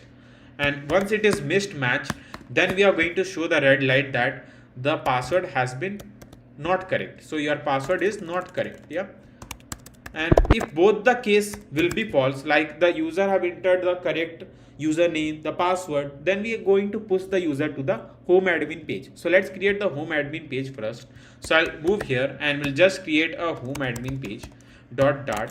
Yeah, so I'll again import the package by using material dot dart, and we'll write a stateful widget name which will be the home admin. Yeah, so these are the some common things that we need to do. Yeah, so once both the case, so yeah, so let's move, and if both the case is false, then we are going to push the user to the home admin page. So I'll write navigator dot push, navigator dot push, and I'm going to push the user. So I'll write material page root, something like this. I'll write material page root context, and here I'm going to just pass to the home admin page if the username and the password entered by the admin is correct. Yeah, so let's hot restart the app and let's check the case like what is going to happen. So first I'm going to just write a scaffold here. So scaffold body container child and a column. Yeah, children. Now let's test this case. So let's hot restart it again, and here I'm going to just enter the username Peter and the password 123456. Now I click to this login button, and let's check the case. So nothing happens because we haven't passed anything over here. Yeah, so I'll just pass a login admin function. So I'll write login admin. Yeah, now let's check the case. Yeah, so you can see that by just entering the correct username and the password, we directly move to the home admin page. Now let's create the home admin page. Let's move, and here in the admin panel, the next thing we are going to do is to create a all order section. Now in the all order section, what I'm planning to do for the admin side is that like we are going to show all the orders first. Yeah, now in the all orders, what I'm planning to do is that as you can see that there is a orders collection, and this orders has been managed by the admin. Now here you can see that there is a status pending. Now once the delivery boy has delivered the food item, we just need to change the pending to delivered, right? So once we change a pending to the delivered, then we are going to like do one thing.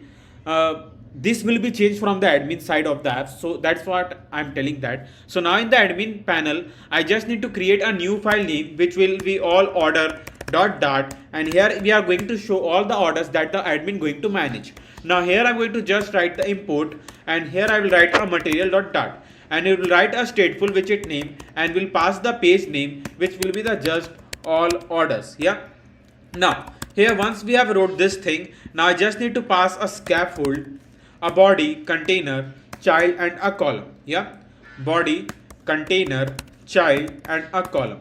Now here on this page, once we have wrote this three widgets, now I want to show the back arrow, and second thing, our page name, which is we can say all orders. Yeah, So the back arrow, because like by tapping to that back arrow, the user can move back to the home page. Yeah. So these are the some things that we need to manage. So for that, I just need to write a row over here. Will pass a children, and now I'm going to just write a container. Now in the container, I just need to pass a decoration, a box decoration.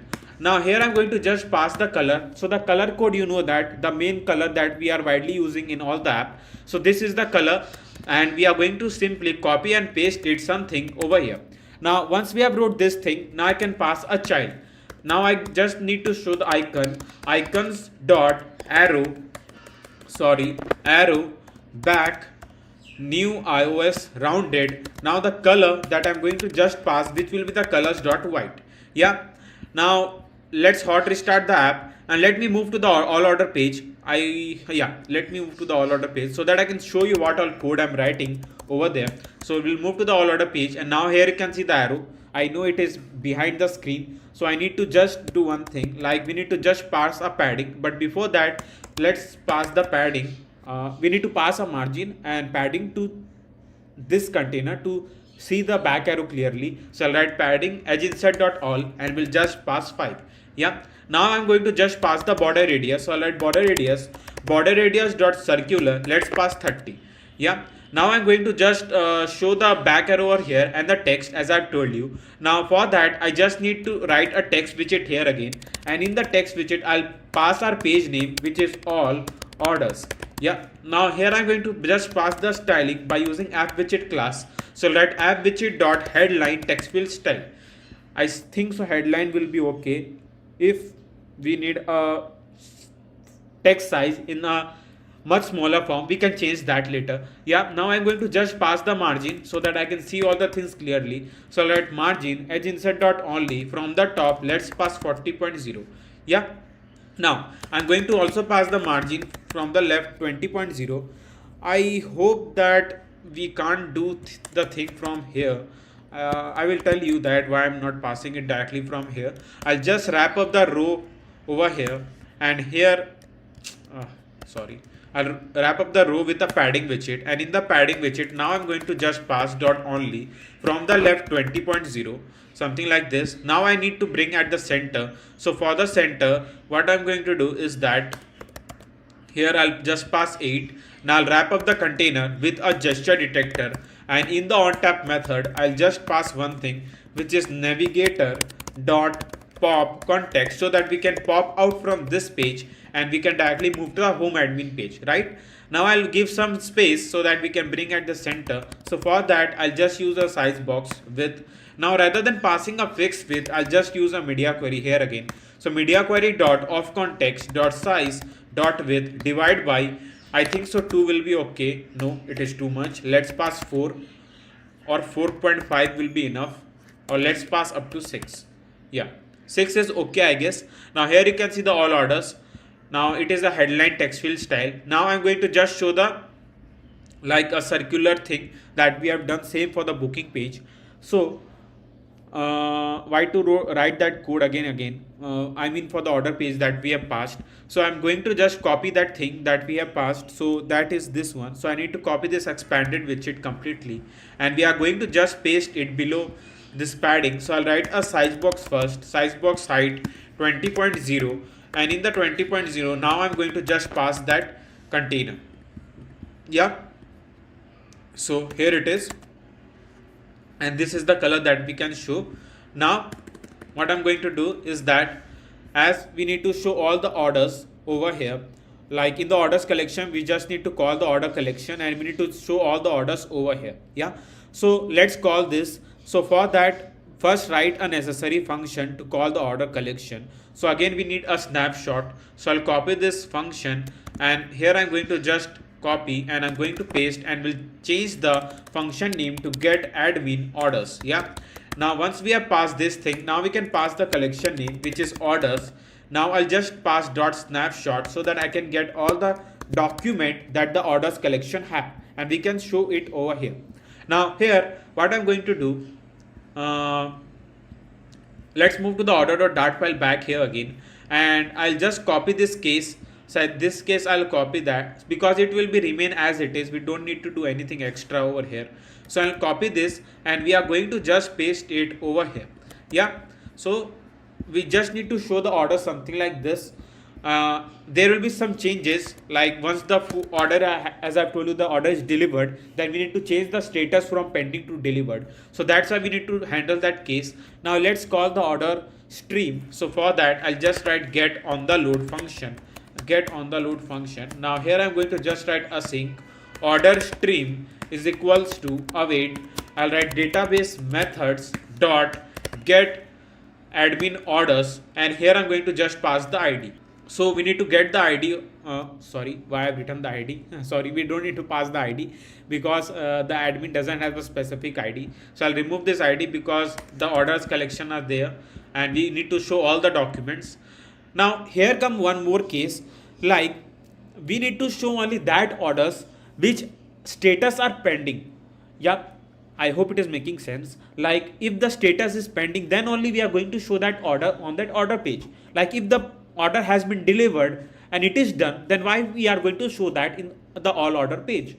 Yeah, so to manage this, what I'm going to do, I'll just pass here dot where, and it will give me all the orders that are still pending. So for that I just need to pass a status first, and in the status I'll just write like this is equal to, like the status, like this status. So write the exact field name, like the mistake I have done. So yeah, write the exact field name. Then if the status is pending, so I need to copy the pending thing again. So I'll copy this and I'm going to just paste it something over here. So if the status is pending, then we are going to show all the documents in the all order page. I hope it is clear. Yeah, now let's move back over here. I will remove the ID because we don't need that now. And here I'm going to just pass a set state, and in the init state I'm going to just call our get on the load function, something like this. Yeah, so these are some things that we need to do. There will be some more thing that we need to change here, but let me show the first all orders, like how it's going to look over here. So I'll simply hot restart the app again, and there is a null check error. It simply says the null check used on a null value. Okay, so there is a render box problem, so I need to just wrap up with a container. I just need to pass the height also. Let's pass media query dot of context dot size dot height divide by 1.5. Yeah, so I'll just hot restart it again, and here it is, and here you can see some of the orders, but we can pass some space so that it will look good. So what I'm going to do is that I just need to pass the margin from the bottom also. So I'll pass 20.0. Yeah, so these are the two orders, but this is how we used to see in the user side of the app. But as I've told you, the admin need to know some more thing, like first they can see the address, they see what they have ordered, the quantity, the price. Now there will be something like we need to just show the username, his email, like if they want to update anything, or yeah. So for that, what I'm going to do here, let me show you, that will make you more clarity, that will give you more clarity. Now here I'll just pass a row, a children. Now in the children I'll just pass a text widget, no sorry, not a text widget, an icon widget. And in the icon I'll just pass icons dot person, and in the person icon I'm going to just pass the you can say the color, and in the this person icon I'm going to just show the username.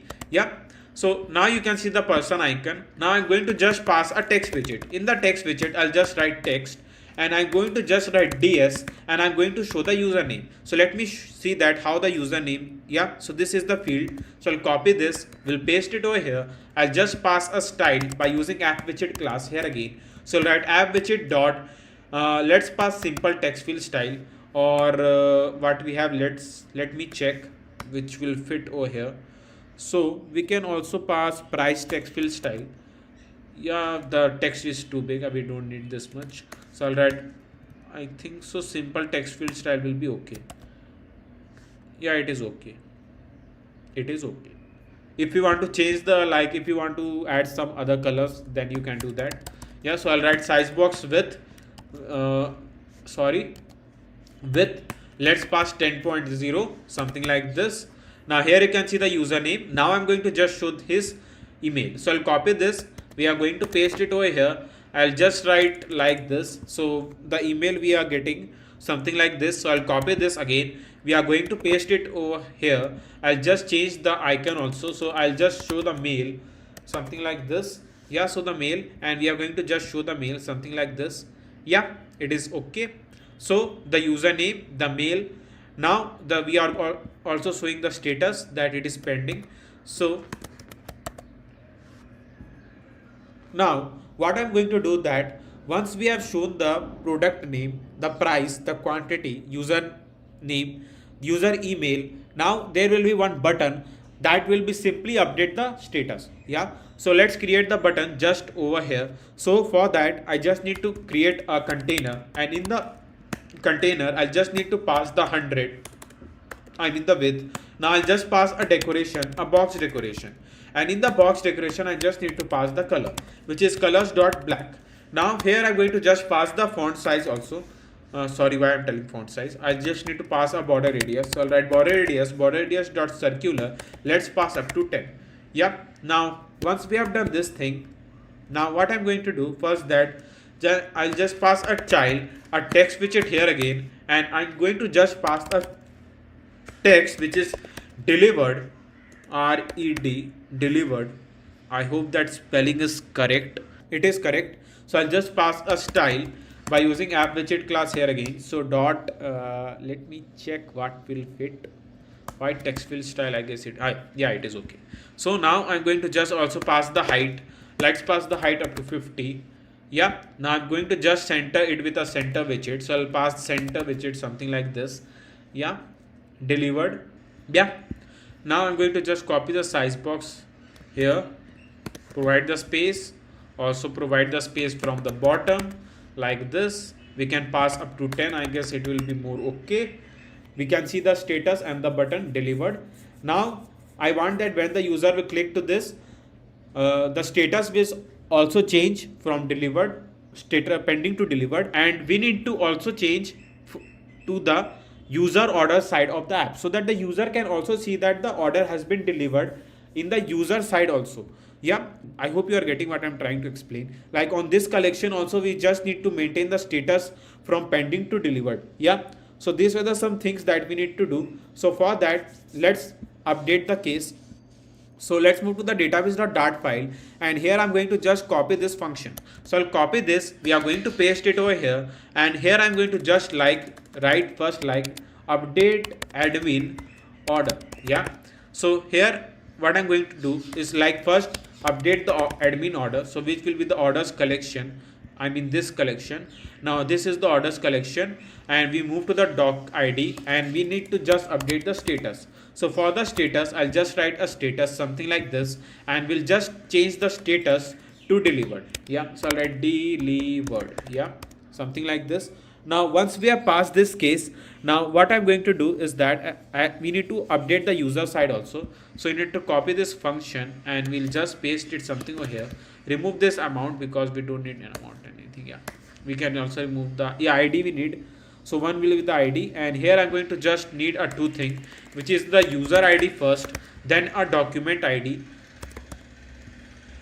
I think so, user ID. Yeah, then the document ID. Yeah, these two things we need, and we'll just change a function name to update user order.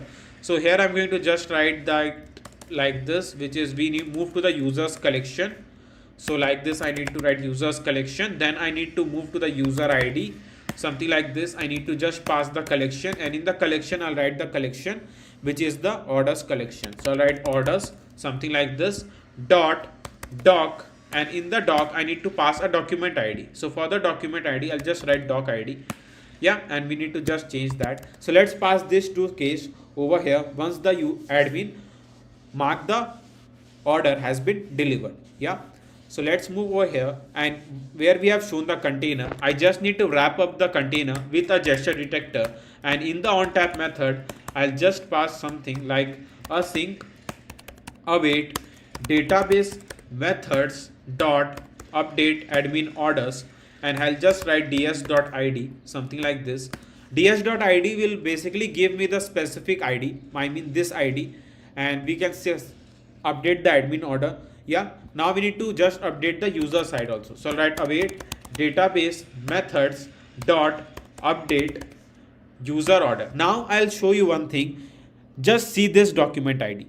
I hope that yeah, so this is the document ID. Just see this document ID, and let's move over here and just see this document ID. So you will see that I have provided the same document ID to the user order side and the admin order side.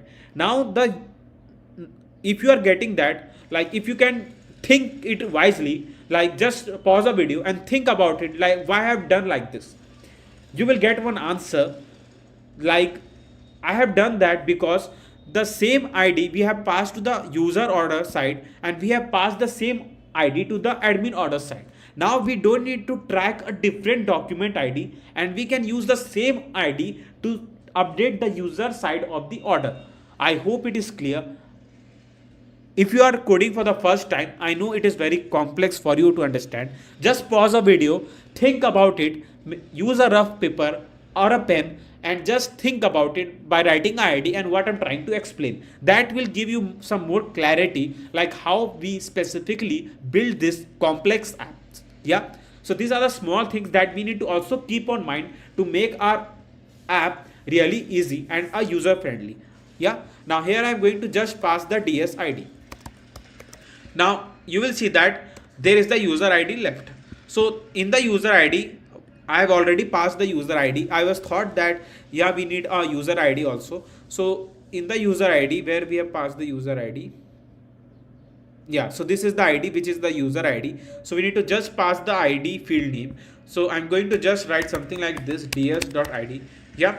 So once we have done this thing, now let me show you how this thing going to work. So let hot restart the app again and here we move.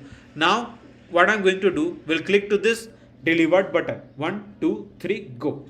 You can see that it just take, I think so, milliseconds to update that the order has been delivered and it has been removed from the all order side. Now let's check to the Firebase. So when we'll move to the Firebase, here you can see that the status has been updated to delivered. Yeah. Now let's move to the user side of the app and when we'll move over here, and here you can see the status has been delivered. Now let's move to the same in the user side and let me show you what update that have been. So here you can see that the status has been delivered and the order has been delivered. So this was the status that we need to do once the order tap to the delivered button. Now we can provide some margin over here. So for that, let's move over here and from the bottom, let's pass the margin which will be the 20.0. Yeah. So this were the some things that I have simply taught you, like how to manage the all order section from the admin panel. So if you haven't hit that like button till now, then what you are waiting for? Hit that like and subscribe button because both the buttons are totally free and you can be the part of this awesome Flutter family by hitting to that subscribe button also. Yeah, let's move. And here you can see that this is the some image that I have added, which is first one is this image and I think so the second image is this image. Yeah, so these are the some images that we are going to use on a home admin side of the app. Yeah. So but before that, let's create some more thing. Like here in the admin side, we need to just add some functionality so that we can also manage all the users who are using the app. Yeah. So here in the admin side, I'll just create a new file name which will be like manage users dot. Yeah. Now I'm going to just import the package by using material.dart and we'll write a stateful widget name which will be the manage users. Yeah. So these are the things that we need to do. Now here I'm going to provide the same style that we have done for the all order section. So in the all order section, as we have shown the page name at the top with a curved container with a color something like this. So we need to just do the things like that. So I need to copy this scaffold widget completely from here and I'm going to just paste it something over here. Where? Let me show you. So I'm going to just paste it something over here. Now here I'll just call the app widget class first and I'm going to just change the username, which is not a username, page name, sorry. so which is current users. Now I am going to just pass a function, but before that let me show you the UI first, like how the manage users section will going to look. So let me call this page. So let's save all the page first, and we are going to just call the page. So I'll write manage users. So this is the page of the current user section. Now here, as we need to just show the container first, and in the container I'll just pass the with media query,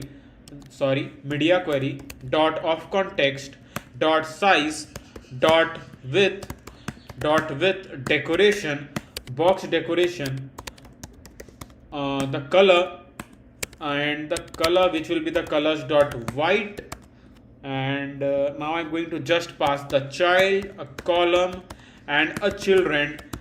Yeah, now I'm going to just pass the row and a children here again. Yeah, now here I'm going to just do one thing, like let's move over here. So in the users collection you can see that there is the email ID, the specific ID, and the name. So we need to just show the in the current user section this all thing, so that the admin can see any of the users, like if they are misbehaving or they are doing any order, then they are canceling or something, so they can remove the specific user from the app. Yeah, so basically you can say a ban like thing we can add on the app. Yeah, so I'm going to just show the random user image over here, then we are going to just show the email ID and the name.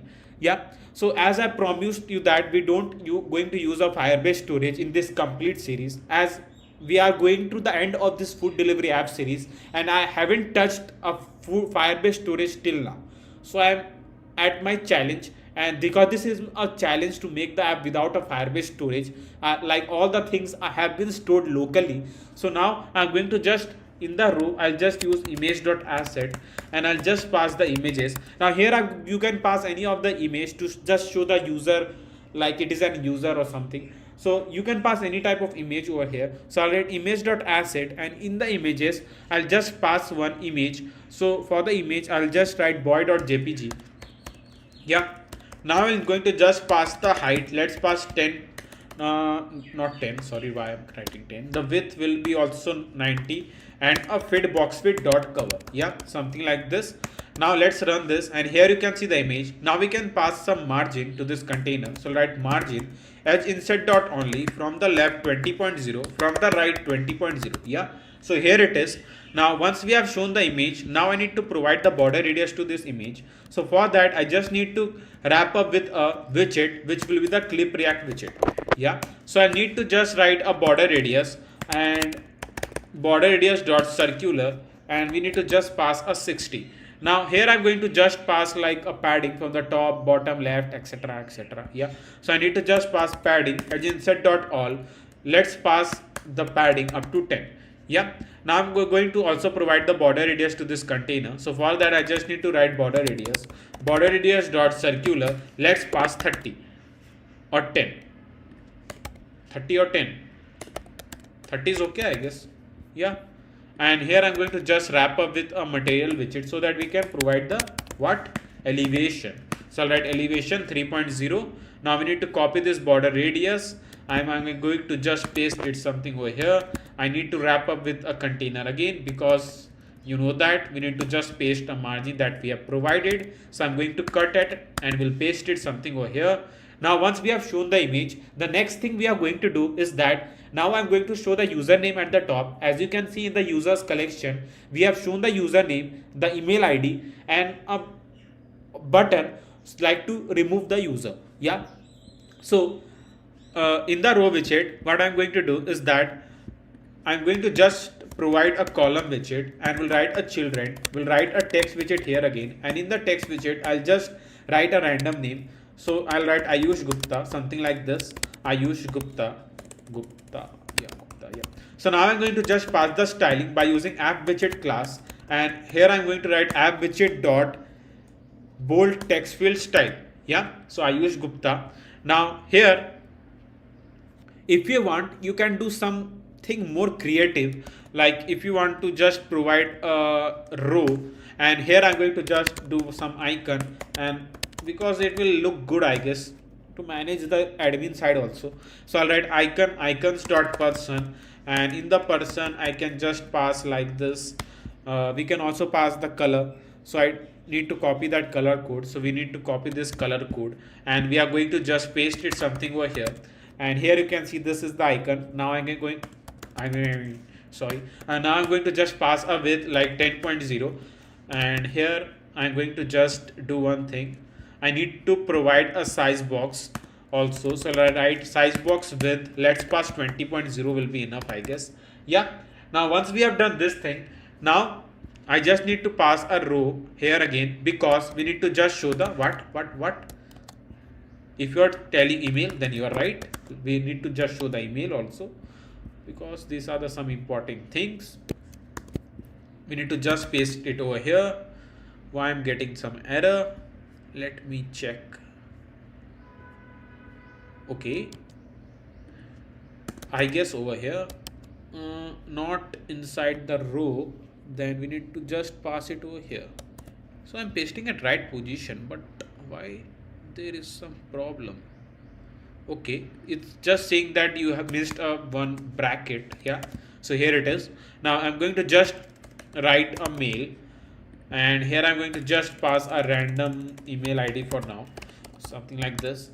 Yeah, and here I'll just change the bold to like a simple text field style will be okay enough. Yeah, now I need to just bring the thing in the complete alignment. So write cross axis alignment dot start, something like this. Now I'm going to create the button. So what I'm going to do, in the column widget, I'll just write a container here again, and we can pass a width 100, and here I'm going to just write 100, something like this. Now I'm going to just write a child text.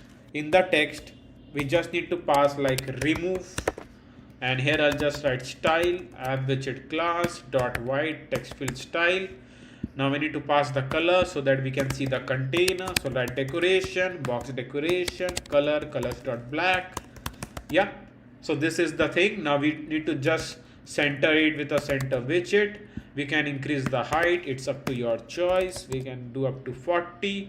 We can also provide the size box height over here. So write size box height, let's pass 20.0 is enough. I guess it's too much, so let's pass 10. Now I can simply do it up to 30, and here I'm going to just pass a border radius also. So I'll write a border radius dot circular. Let's pass up to 10. 10 will be enough, I guess. Yeah. Now once we have passed this thing, now we need to add a main execution. Like let's do one thing. Let's call all the data from the server. Then we are going to just add the execution for this remove button. Yeah. So what I'm going to do is that just we need to create one function in the database.dart file. So let's move to the database.dart file here back again, and we need to just call one more snapshot function. So I'm going to copy, and we are going to just paste it over here, and here I'm going to just write a function name which is get let's get all users. Yeah, is enough. Get all users. Sorry, users. Yeah. So I'm going to just remove this ID because we don't need it. Here I just need to call all the document that the users collection have. Now we need to show all the users, right? So I'm going to just copy all the thing. Now here, rather than writing a complete thing, I'll recommend that please copy this widget code and just replace with that, because it will take lots of time if you keep on writing a code again and again. Yeah. So I'll copy this, and here I'm going to just paste it in the which page, in the manage user page. We'll paste it over here, and here I'm going to just change the stream to the user stream. So I'll write user stream, and we need to just do the changes over here itself. So I'll write user stream. We can call this. So now I'm going to copy this complete container. So for the container, I'm going to just copy the container completely from here. Here itself, we need to just paste it over here, and paste it over here. We'll paste it something like this. Now once we have done this thing, now I'm going to write get on the load function so that I can call the user stream in our app. So write async user stream equals to await, database methods. So I'll write database methods dot get all users, and we'll just pass a set state, something like this. Now in the init state, I need to call our get on the load function. Yeah, something like this, get on the load. So once we have done this thing, now we can pass the image will be remain as it is. Now we can pass the name. So I'll write ds and the exact field name here again. So copy this, paste it over here. Now we need to just pass the email also, write ds. We need to copy the email, email, something like this, and we just need to paste it over here. Yeah, so these were the two things that we need to do. Now let's call our all orders. So we'll change the function name to all users because they are not orders. So I'll write all users, we'll write all users function back again. We'll wrap up with a container, and in the container I just need to pass the height also. So I'll just need to pass the height, which will be the media query again, dot of context dot size dot height divide by 2 will be enough, I guess. Yeah, so let me reload this page. Yeah, so now you can see all the users over here. So these are the users. You can see that there are 3 document and the 3 containers. So all the things are better. Now what I'm going to do is that we need to just pass the margin from the bottom. Let's pass 20.0. Yeah, now we need to add an execution that I was telling you, that for the remove button. So for the remove button, we need to just delete this specific ID. Like we need to just pick this ID and we are going to delete it. Yeah, so the users will be like removed from the app. Yeah, or get a ban, something like that. Yeah. Now let's move to the database.dart file, and here we need to just write all the necessary function. So I'll copy this future and we paste over here, and we'll write our function name, which is delete user. We need to just pass the user specific ID. Now we need to just move to the users collection first. So I'll write users dot doc ID, and once we move to the specific document, we just need to delete this by using a delete function like this. Yeah, so this will help us to delete. Now I know that by following this project, you will now get to know about a CRUD, which is Firebase CRUD. I hope that you know that what is Firebase CRUD. I've already made a lots of video before in regarding a Firebase CRUD. So CRUD is like create, read, update, and delete. So by following this project, you learn to know how to create, how to read, how to update, and delete. So we have also covered a main thing by following this project, which is a CRUD. So this was the necessary step, that by following some big projects, you can get to know lots of things regarding a Flutter and Firebase. Yeah.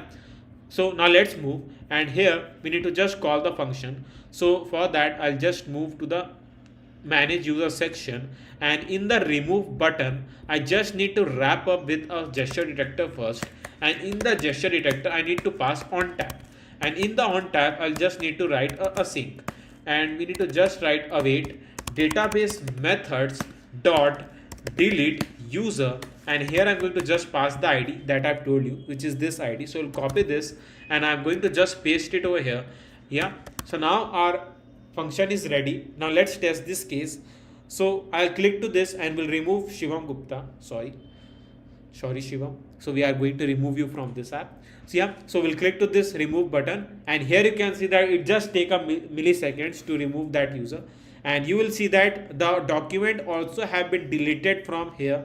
There is no any document regarding a Shivam. Yeah, so we have successfully give a ban to that user. Yeah, so this was the thing that we have done. Now let's move to the home admin page. Now in the home admin page, I have shown you that the 2 pictures that we have used. So here what I'm going to do is that the thing will be remain as it is.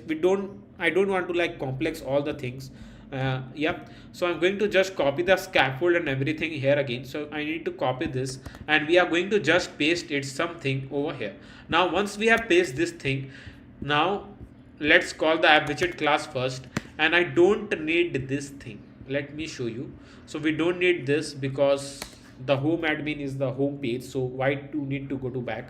Yeah, so I'll just write our page name, which will be the home admin. So we'll write home admin over here, Now once we have wrote this page name, now we need to just show the thing that I was telling you about. So for that I just need to create one container, and in the container I just need to pass a width, which will be the again by using a media query dot of context dot size dot width. Now I'm going to just pass a child, a row, a children, and in the children I just need to pass image. So I'll write image dot asset images. So first I'm going to show at the top, like when they click to the all order, so I'm going to show the all order at the top. Yeah, so I'll write images, and we need to just copy our image file name, which is deliveryman.png.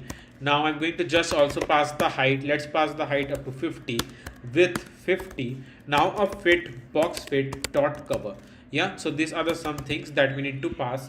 Now let's move to the home admin page so that I can show you what all code I'm writing. So I will move directly to the home admin page, and here it is. Yeah, we need to also pass the color to this container. So I'll write decoration, a box decoration. Now we need to just pass the color, which will be the colors dot white, something like this. Now I need to also increase the size of this image. Let's pass 120. 120 is okay. Yeah, now here I'm going to just show the all orders. So for that I'll just pass a text widget, and in the text widget I'll just write like this, which is all orders. Yeah, manage orders, we can write that, manage orders. Yeah, and we'll just pass the style by using app widget class dot headline text fill style. Yeah, so manage orders is okay, I guess. Or if you want to pass bold, you can see that bold text fill style is also there. It's up to your choice, I guess. I'm thinking that let's pass /n over here, and let's pass a text widget rather than text style. So I'll write text style, something like this. I'll pass color first, colors dot black, font size 20.0, font width dot bold. So I passed like this style over here. So we can pass up to 25, I guess. Yeah, it is enough. Or you can directly also pass a bold text fill style. Both the things will going to work, no worry about that. So once we have done this thing, now here I'm going to just show one arrow. So for the arrow, what I'm going to do is that I just need to write an icon. Now in the icons, I'll just write icons dot arrow forward, forward iOS. Now the color, which will be the colors dot white. So okay, we made a mistake. Yeah, colors dot white, something like this. Yeah, white, it is okay. Now I'll just create one container, and the container will pass decoration, a box decoration, and we can pass the color. Again, the color will be the same color, you know that. So we'll move to the home page, and in the home page I'm going to copy that color code. So we need to copy this color code, and we are going to just paste it something over here. Now once we have done this thing, so this is the arrow. Now I need to just increase the size of an arrow also. So I'll write 30.0 is enough. We can also pass padding as insert dot all. Let's pass up to 5, I guess will be enough. Now I need to also pass a border radius. So I'll write border radius dot circular. Let's pass up to 30, something like this. Yeah, so once we have done this thing, now I can pass some space because all the things are stuck with each other. So I'll write main axis alignment dot space between.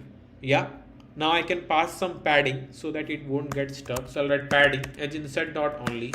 From the left, let's pass 20.0. From the right, let's pass 20.0, which will be enough.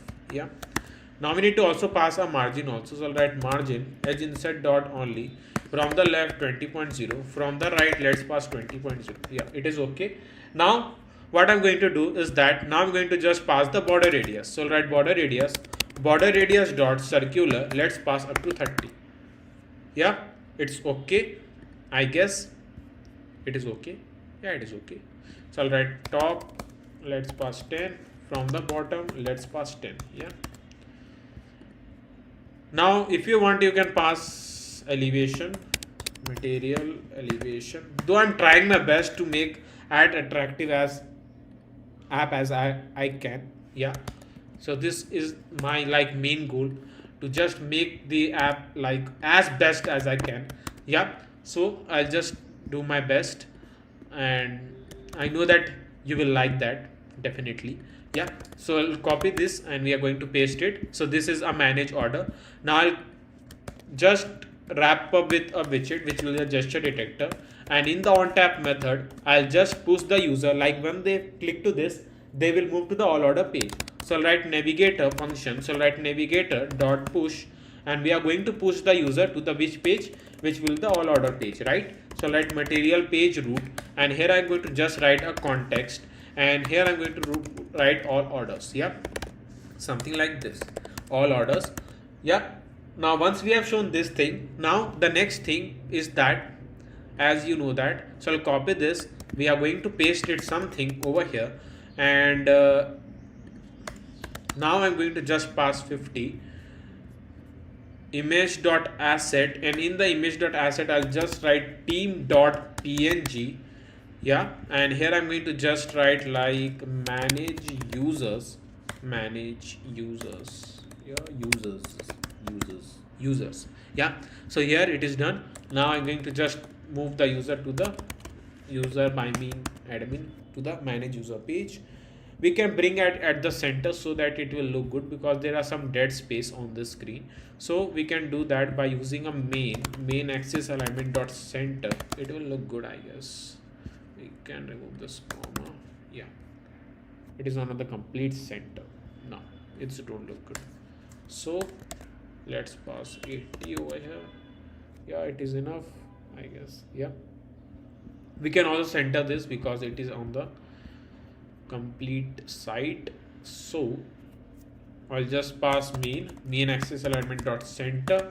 We'll pass the enough space. Let's pass 50, and let's pass 60, I guess is enough. Home admin.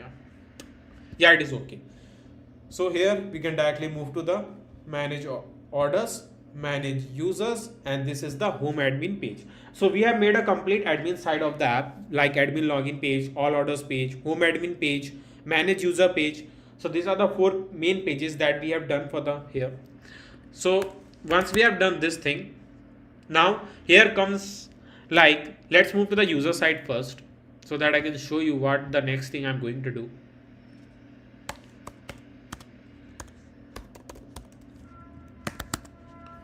So we have done this page. Now in the wallet section, if we are making the best app, then let's add something interesting in the wallet page also. Like the user can simply track like all the transactions that they have done in the wallet page. So that will give more options to know that how much money they have added to the wallet. Yeah.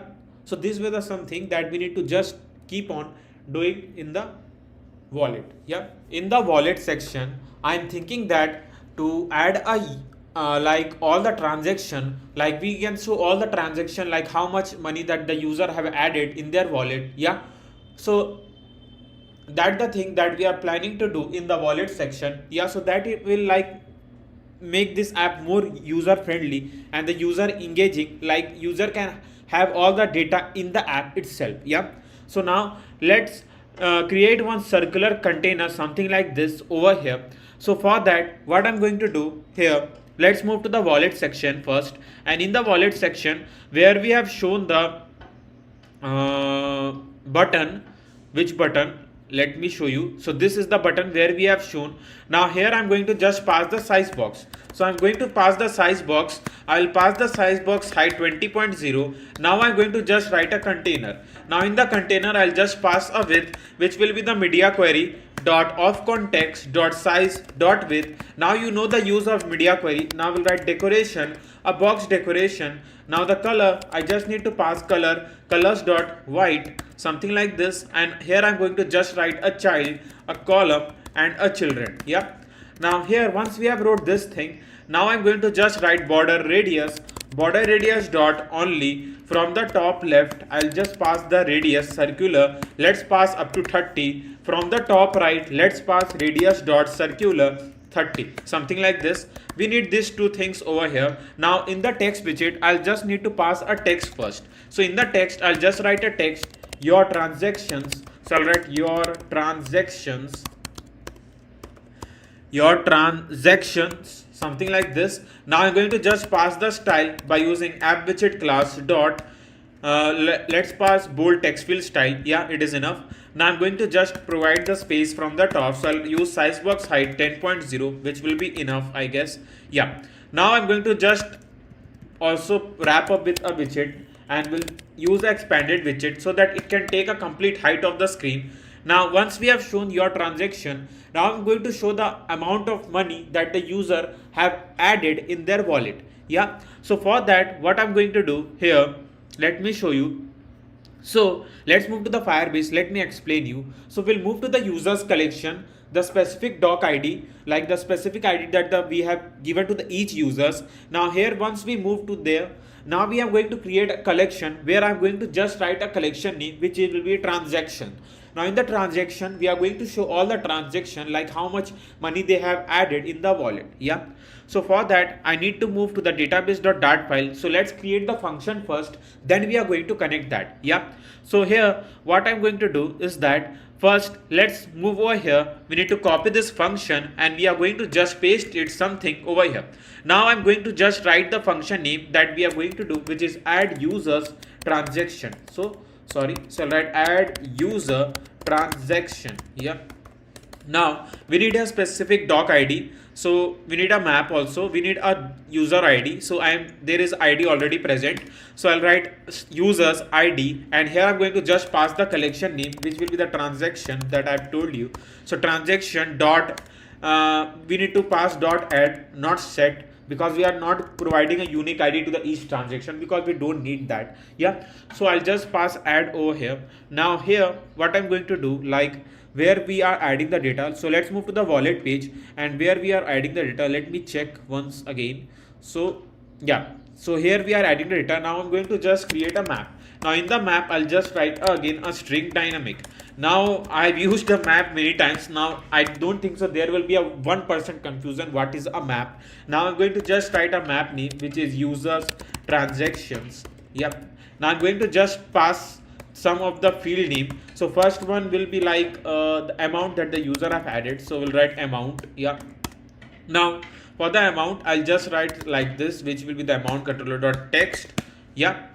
So no, sorry, not, because we are going to pass something over here. So this is the amount that we want to show, like how much amount that they have added. And one more thing that we want to show, that like if we specify the date, like at which date the user have added that money, so that will give a more clear sense to the user, like when they have added the specific money to the wallet. Yeah.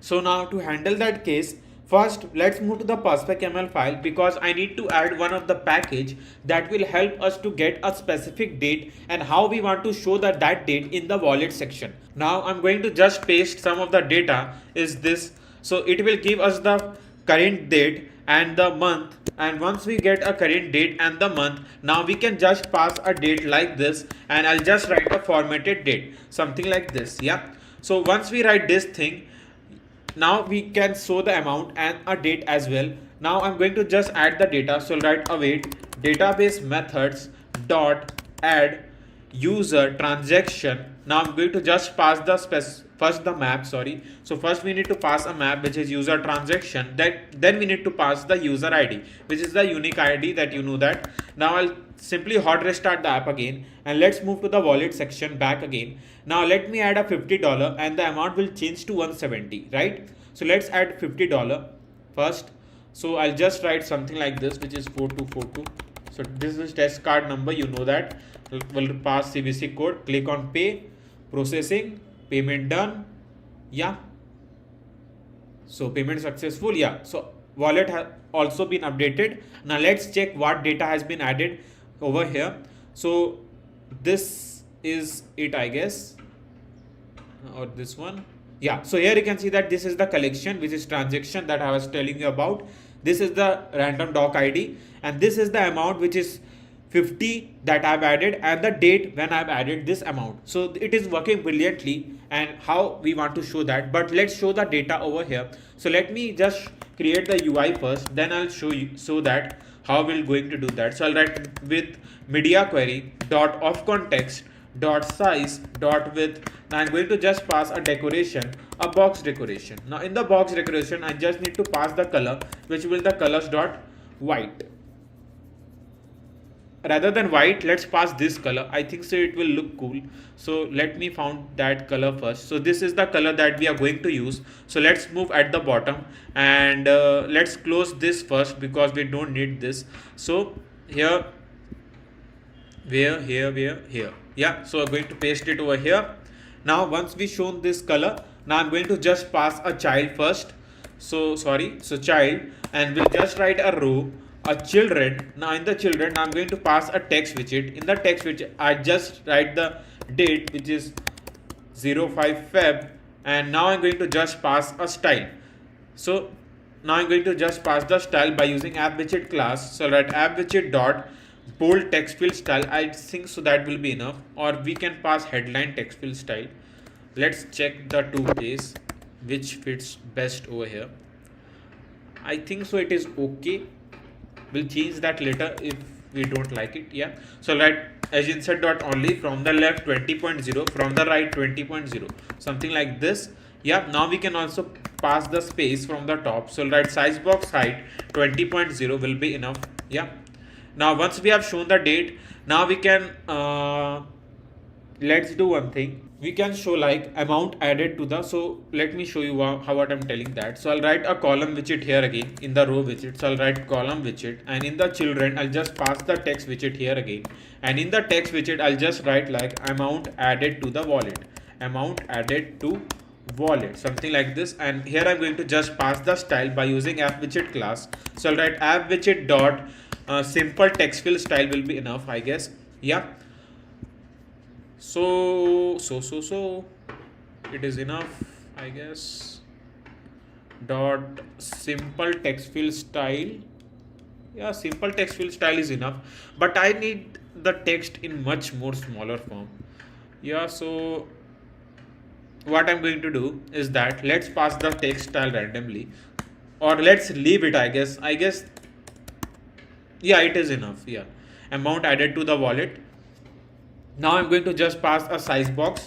Let's pass the width. Let's pass 20.0 will be enough, I guess. Now we are going to just show the amount below this. So for that I'm going to do here one thing, like here I'm going to just write a text widget. Now in the text widget I'll just write the random amount first. So I'll write $40 for example. I'll just pass the style, and in the text style I'll just pass the color first. So in the color I just need to pass the color. So I'm going to just pass this color first, which is a random color code, and we are going to just paste it something over here. Now I'm going to just pass a font size. Let's pass the font size. Yeah, font size 18.0. Font weight will be font weight dot bold, which will be enough, I guess. Yeah. So let's write 22. I guess it will be enough, and 28 will be enough. Yeah, $40. It's up to your choice, like how you want to show it. Yeah. Now I'm going to just pass the padding edge insert dot all. Let's pass the padding up to 10. Yeah. So this is the data that we are going to show. First the date and the amount that has been added to the wallet. Yeah. Now I'm going to just provide a circular radius to this container. So for that I just need to pass a border radius. Sorry, not over here. Border radius dot circular. Let's pass up to 10. Yeah, 10 will be enough, I guess. Yeah. So this is how we can show the amount, yeah, that have been added to the wallet, and it also shows the date. Now let's show all the data from the Firebase in the wallet section. Now let's move to the database.dart file, and we need to call the data. So for that I'll just I'll copy this function. We are going to paste it over here, and here I'll just write get user transactions. So write user transactions, yeah, something like this. Now once we have wrote this thing, now we can just pass the users collection first. in the users collection, I'll just write doc id because we need to move to the specific doc id. So I'm going to just pass a string id first, and in the id, once we move to the specific doc id, then as I've told you that the collection name is a transaction, so I'll write transaction. I hope that it match. Yeah, so transaction, yeah, it is okay. Now let's move and let's copy some of the data. Sorry, I'm telling a data. Move to the order.dot file. We need to copy just a stream builder for now, and once we do all this thing, then we are going to show that by using a snapshot. So I'll copy this and we are going to just paste it in the wallet section. So something over here. Now I'm going to just paste it over here. Now here, once we have shown this thing, I just need to pass a wallet string, and here I'm going to just write our function name, which is all transactions. Yeah. Now here I'm going to just pass a stream which will be the wallet stream, and now I'm going to just copy this first. So for that, let's close this and let's copy this container first. So I'll cut it from here and I'm going to just paste it something over here. Yeah, so over here, so we'll paste it something over here, and here I'm going to just show that data first. So I'll just write a data. Yeah, sorry, ds, not a data. I'll write ds, and then we need to show the date first. So it is for the date, so I'll write date something like this.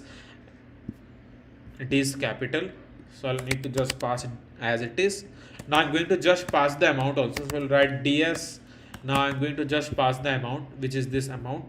So I'll write amount something like this. So once we have shown the amount and the date, now what I'm going to do here, I'll create one why to create a one more function.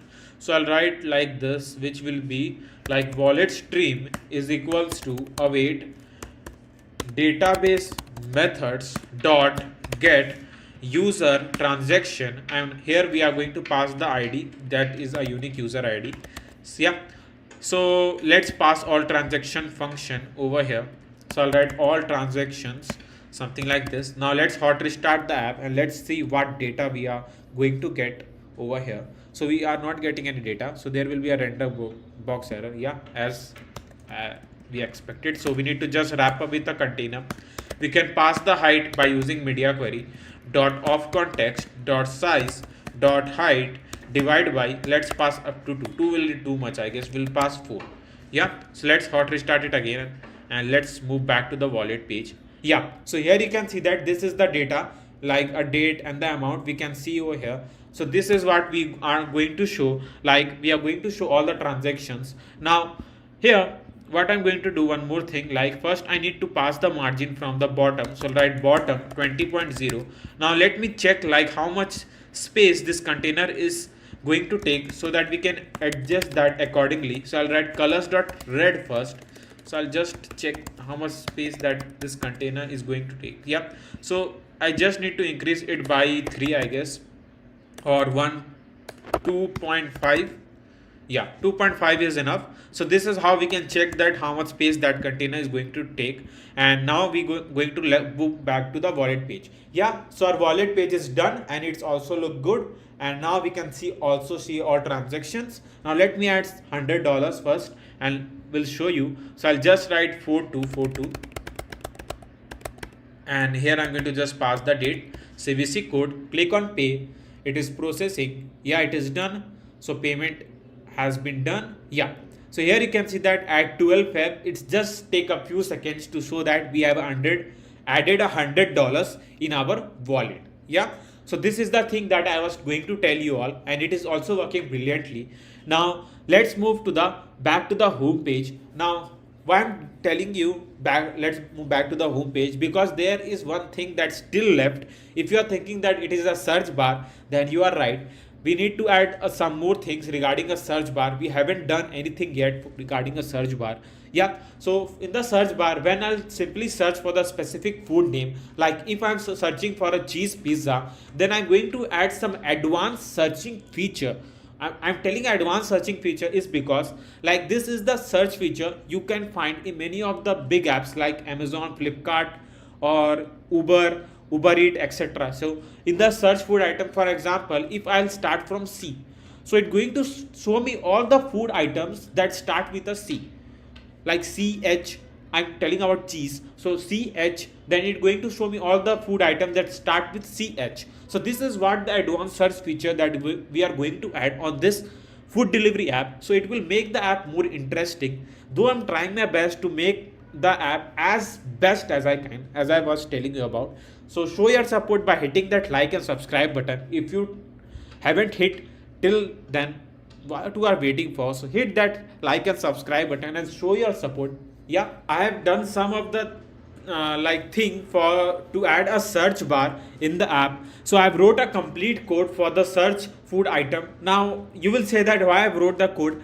I will explain you each process, so don't worry about that. I've written a code and I won't show you all, so nothing like that. I will tell you each and every process of how to add a search food item over here. Now the search bar, as I've told you, I have already added 13 to 60 times before on my old series. Now I won't show a complete process because it will simply make this video length very long, and it won't make any sense to tell this search feature many times.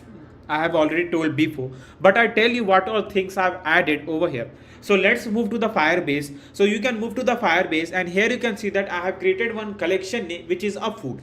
Now in this food collection, I'm going to store all the food name that we have added in the app. I hope it is clear. Now why I have done that, this will come in your mind. So let me explain you. So the reason behind this, like we have added all the data locally, right? Now for the search food item, we need to like get a data from the server.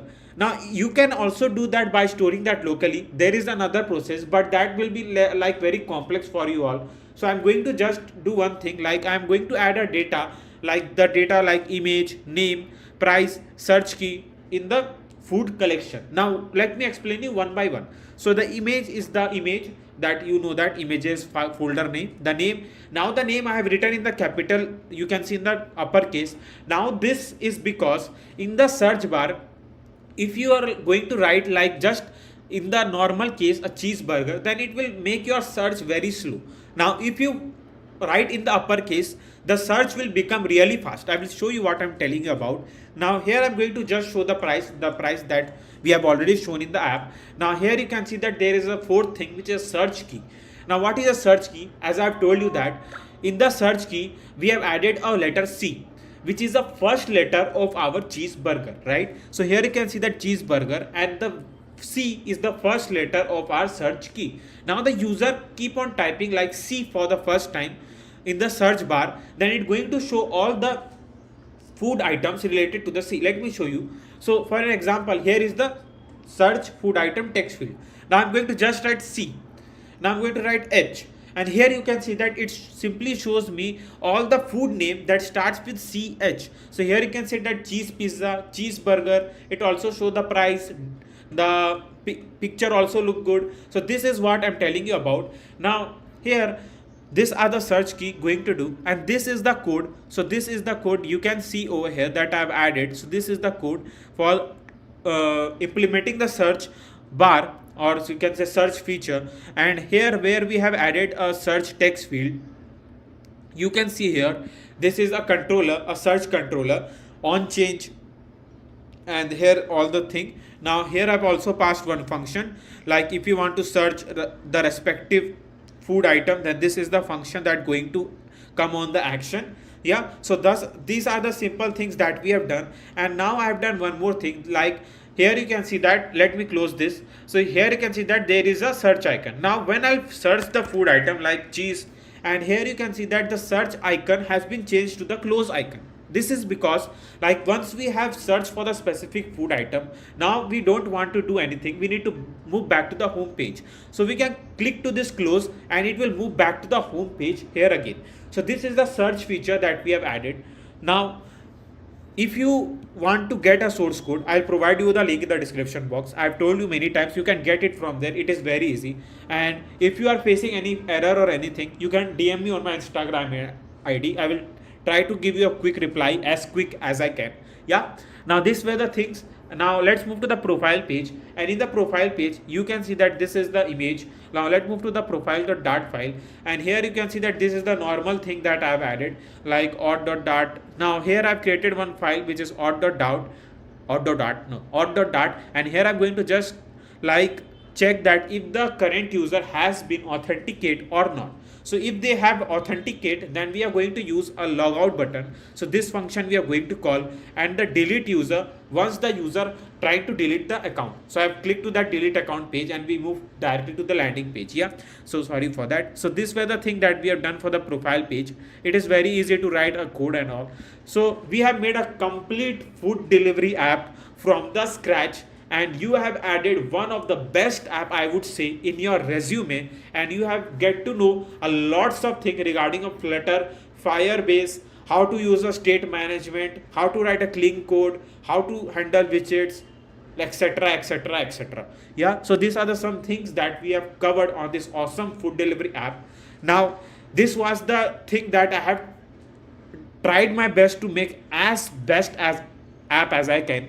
Now I just need a small support from you all side, that please hit that like and subscribe button, because subscribe button is very necessary. Hit and like, because like and subscribe button is totally free. So hit that like and subscribe button, just like my course videos. So hit that like and subscribe button. I'm noticing that while many of you are loving our videos but haven't hit that subscribe button, so why you are doing that? So show your support by hitting that subscribe button and be the part of this awesome Flutter family. And if you want to get the code, you can find the link in the description box, and I will add one more link where you can follow the complete playlist of this food delivery app that we have made from the scratch. But before we move forward, I want to introduce you to app crafting. So this is a startup started by me. So if you are looking for the app for your business or resume, we are going to make a budget friendly app for you. You can simply fill this contact form and can send us the requirements to get an awesome app in both Play Store and App Store.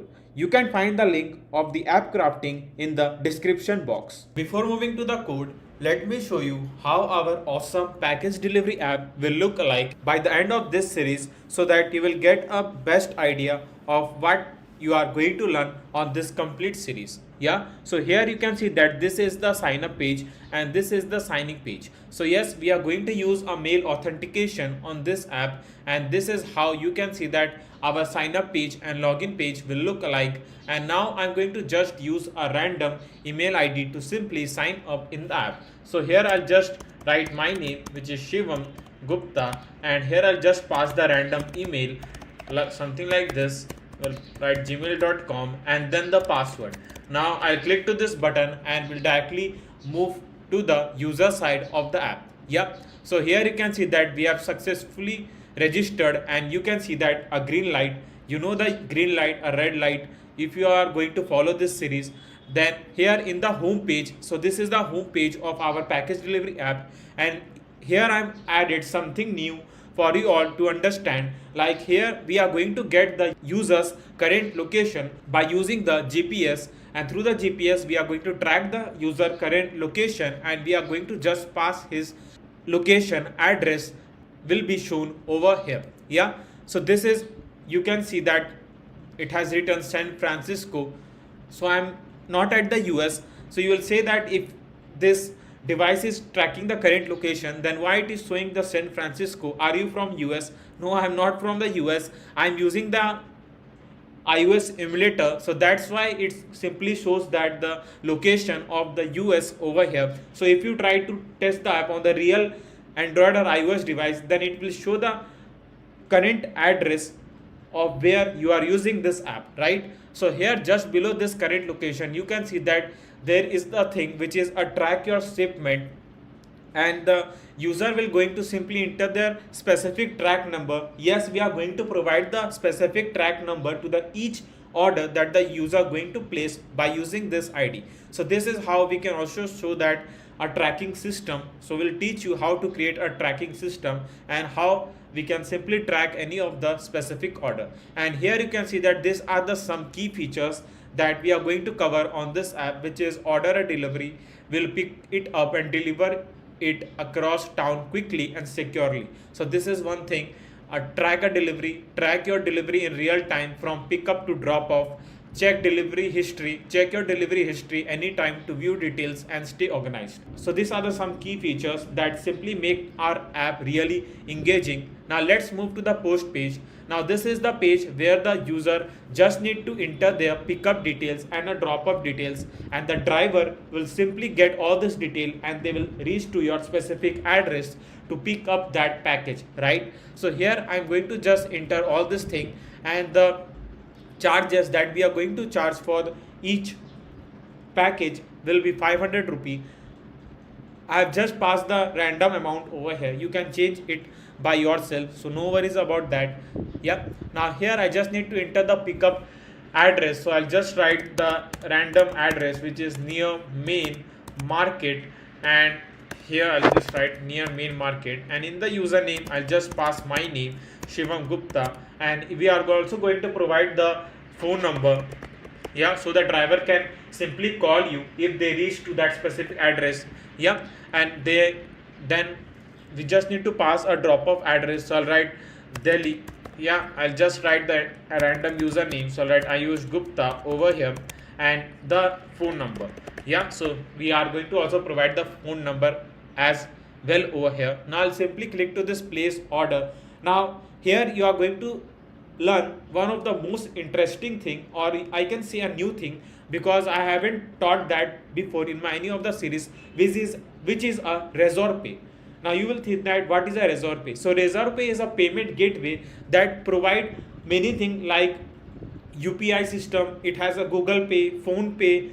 You can pay through the credit card, debit cards, a lots of things. Yeah, so I'll click to this place order button, and you will see that a Razor Pay will be on action, and this is how you can simply pay through the Razor Pay. As I've told you that they have lots of features, or you can say a payment method like net banking, wallet, pay later, blah blah blah. So lots of things. Now I click to this Google Pay, and here I'll just enter the random, you can say UPI ID, and we'll click to this continue button, and you can see that the payment will be now in the process.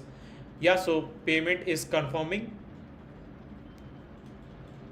So payment is successful, and it will successfully will redirect to the app, and now you will see again a green light which is order placed successfully. Now let's check what order has been placed by moving to this booking page. So here you can see that this is the destination address that I filled. So here you can see the Delhi.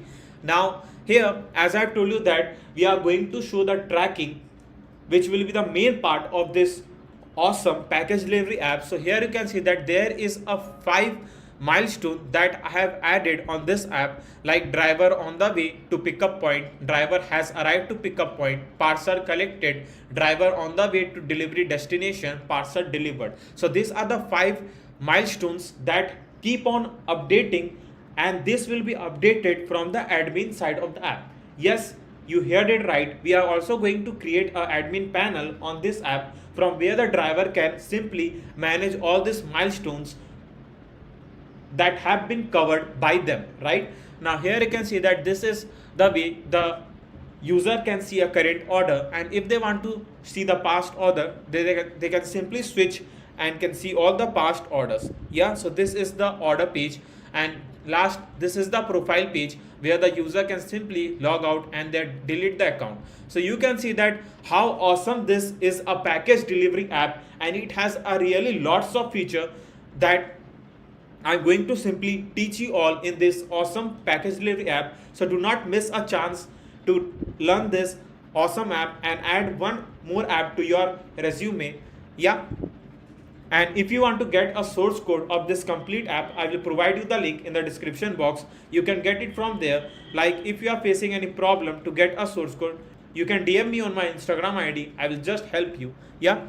Now let's move and let me show you the another side of the app, which is the admin panel, as I've told you. Yeah. You can see that this is the admin login side. And as I've told you that we are also going to make the admin panel on this app. So in this admin login side, you can see that the admin has to enter the specific username and the password that we are going to provide them, and they can also change that from the backend. It's up to their choice. Now here, as we are going to enter the unique username and the password over here, and once we fill this, now we'll click to this login button and we'll directly move to the home admin page. And in this home admin page, you can see that the driver or the admin can simply manage, like they can manage all the orders and they can manage the users. So when we click to the manage orders section, you can see that this is the orders that have been placed by the different users, and this is the specific order that I have placed from the user side of the app.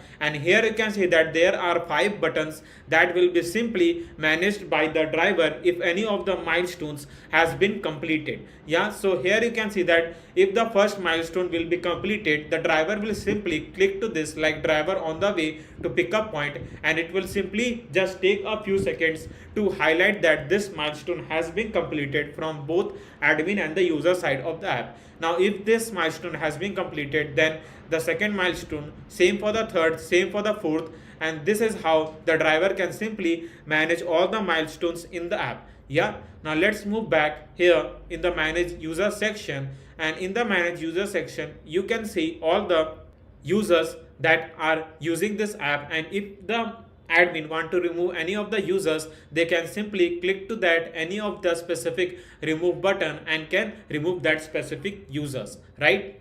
Switch down to the user side of the app so that I can show you how the milestones that have been marked completed by the driver from the driver side of the app, how it's going to look in the user side. So here you can see that, as you know that I have completed the 4 milestones from the driver side of the app, and it has been strictly shown over here as well. So this is how you can see that how the tracking will going to work, which is a package tracking, and this is one of the most interesting series that you are going to learn or develop from the scratch. So now let's get started. But before we move forward, I want to introduce you to app crafting. So this is a startup started by me. So if you are looking for the app for your business or resume, we are going to make a budget friendly app for you. You can simply fill this contact form and can send us the requirements to get an awesome app in both Play Store and App Store.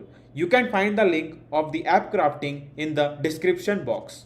Before we move to the code and make this awesome package delivery app from the scratch, there are some few points that I need to clear, because I keep on seeing on the chat or in the comment that many of the people are still getting confused, like what all things we are going to cover on this project, what is the state management and all. So first point that I want to simply clear here is that we are not going to use a paid version of the Firebase. So if you are thinking that we are going to use a Firebase storage, then we are not. So I will make sure that I am not going to use a Firebase storage on this complete project. So that will be a complete, like when we are adding a backend which is a Firebase, so that will be completely free for you all. Like you don't need to upgrade to the Blaze plan. How the Firebase is for a free plan, we are going to use just a free plan of the Firebase to make this complete app from the scratch. Yeah, so this was the first point. Now the second point. Now the second point is that we are going to also think about the responsiveness. As I have told you, the responsiveness is one of the main thing while you are making the app, because when you are going to test the app on the multiple devices, the responsiveness is the main factor that simply help the app to make more user friendly, right? Now here comes a third and the most important point, I think so, which is a state management. Now I keep on getting a comments like what state management you are going to use, etc, etc. So I want to simply clear you that before we start to this awesome package delivery app, that the state management we are going to use is a inherited widget class.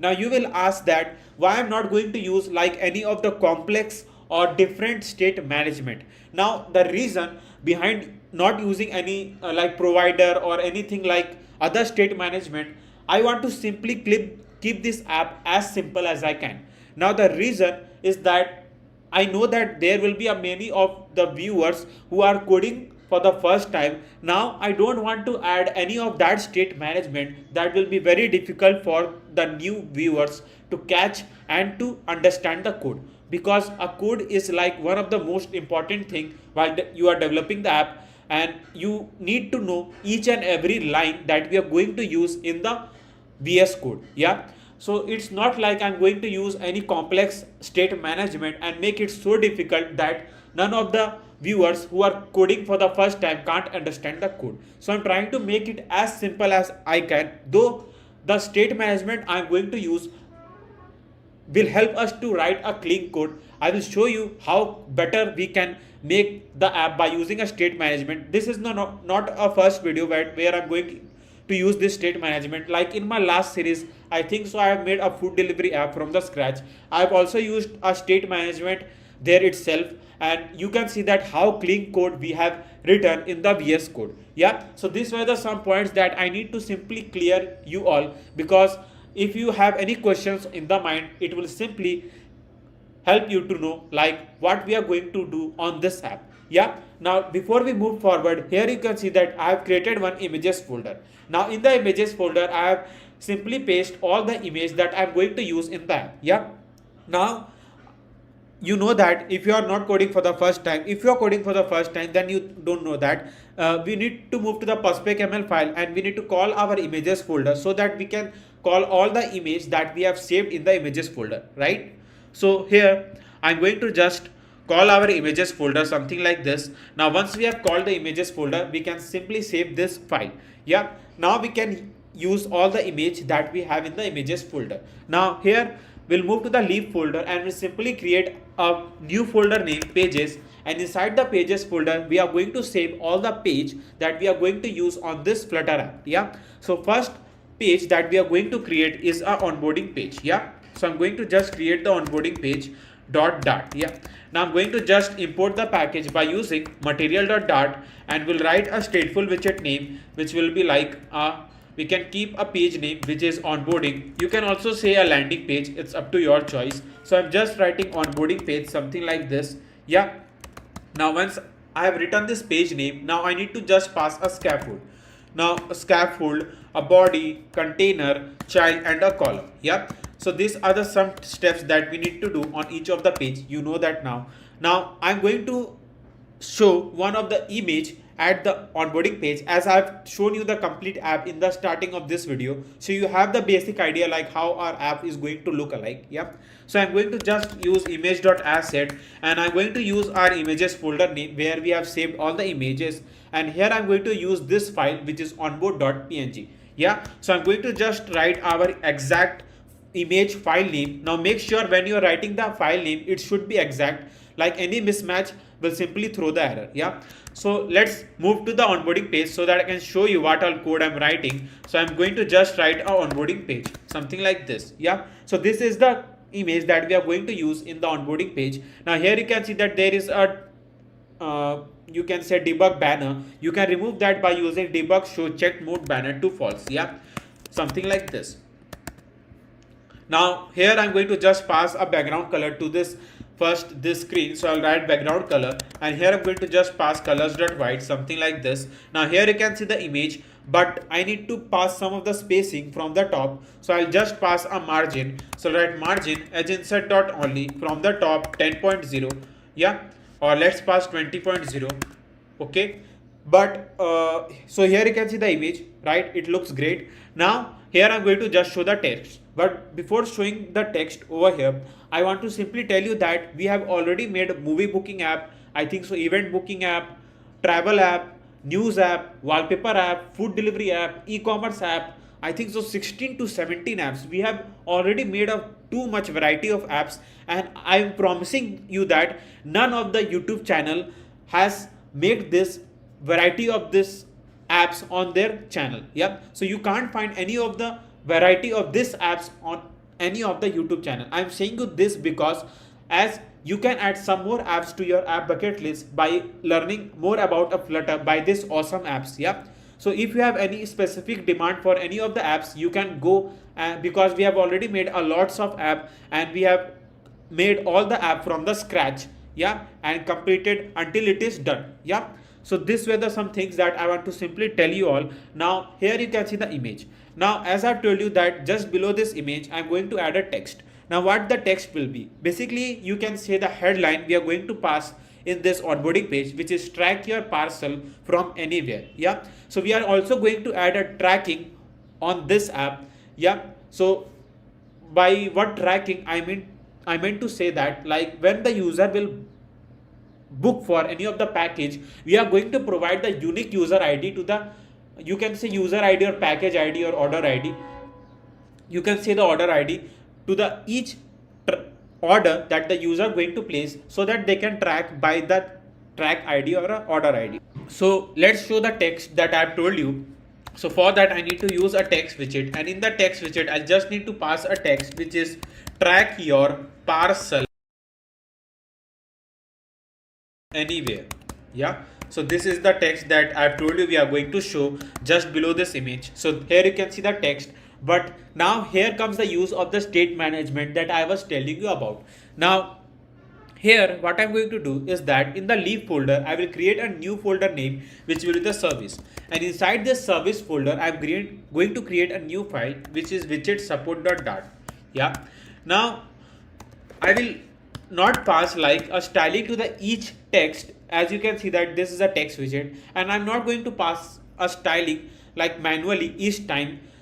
I mean to say that when we are going to write a styling, then we need to pass a font size, text color, font weight, etc. to make our text really attractive. Yeah, so what I'm going to do is that through the widget support.dart file, I'm going to save all the data through which, or you can say we are going to write a necessary functions in this dart file where we can call the styling in that text widget by a single line. So this is the use of the state management that I was talking about. So first I'm going to create a class which will be the app widget. Yeah, now in this class app widget I'm going to just create one function which is static. So I'll write a static text style, something like this, and I'm going to just pass my function name. So I'm going to just write a function name which is headline text field style. You can pass any other function name, it's up to your choice.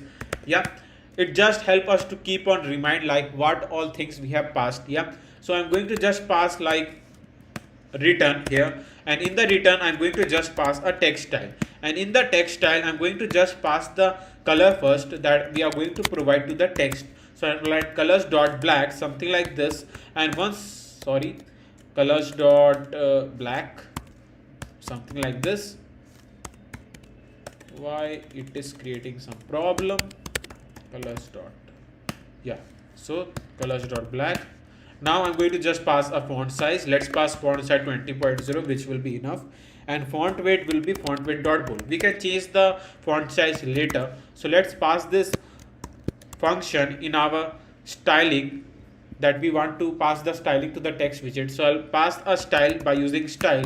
We'll use app widget class that we have created dot, and now I'm going to pass a function name that will give the styling to this text widget, which is headline text field style. Now I'll simply run this file, and you can see that by using just not a one line, you can say by passing a two word, we can just pass a styling to our text widget. So this is the use of this awesome state management. Like, it is, first of all, it is very easy to understand. Second thing, it helps us to write a clean code. Third thing, that in all the specific dart file we can write all the necessary function and can make the changes if we want to do in the future. Yeah, so here I'm going to just increase the font size. So I'm going to just pass 30. Yeah, which is enough. I guess we can do one thing here, like here I just need to show a track your parcel, and from anywhere I just need in the another line. Now to change the line we need to just pass a /n over here, and it will help us to change the line. I need the text in the center, like from anywhere in the center. It just start from the left position. I don't want that, so I just need to pass one function which is text align, and I'll just pass text align dot center. Yeah, something like this. Now it look good. So I can pass the size box, and we can give the space between the image and the text. So I'll just pass the height. Let's pass the height 50.0, which will be enough, I guess. Yeah, so track your parcel from anywhere. And now just below this text I'm going to just show the simple text like check the progress of your deliveries. Okay, so now I'm going to just pass a text, and in the text I'll just pass the text which is check the progress progress, okay, of your deliveries, something like this, which is okay. Now we can also pass the styling to this. So here I'm going to just copy this and will change the function name accordingly. So I'll just pass the function name, which is simple text fill style, which will be enough. Yeah, now I'm going to just change the color. Let's change the color up to 38, I guess, which will be enough. And we'll also decrease the font size up to 20, and W500 will be also okay. Yeah, so let's pass the function so that we can see the changes in this text widget. So I'll pass the styling by using app widget class dot, and here I'm going to just pass a simple text fill style, something like this. Now I'm going to just pass up to 18. Yeah, now I'm going to just pass the size box also. So size box, and we can pass the size box height. Let's pass 30.0, which will be enough. 30 maybe is okay. And check the progress of your deliveries. If you want that it will be on the different line, you can do that. It's up to your choice. You can pass a text align here itself so that it will be on the center. So for that, I'll just do here one thing. We need to just pass the same function that we have passed to our headline, which is text align dot center, something like this. Yeah, so it looks cool, I guess. It is. Yeah, so once we have shown this to text, now I'm going to create a button. Now in this button we are going to show the text like track now. Now I've thought that let's pass a track now text, which will be okay, I guess. If you want to pass any other text in the button, you can go in your way. Yeah, you can pass like get started, or if any other idea, it's up to your choice. It's like how cool you can make your app. Yeah, so here I'm going to just pass a container first, and in the container, now what I was telling about is the responsiveness. Like I've talked about responsiveness in my starting of the video for 3 to 4 seconds of up to 5 seconds. Yeah, so I'm going to just pass a width, and in the width I'm not going to pass a fixed width to this container. Now I'm going to do here one thing. I'll use a media query. Now what is a media query? You will tell that.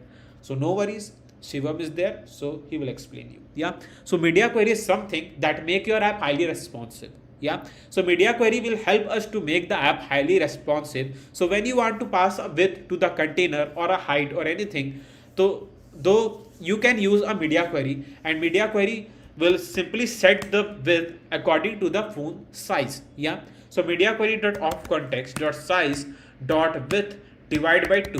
I'm just checking that what width we can pass. We can change the width accordingly.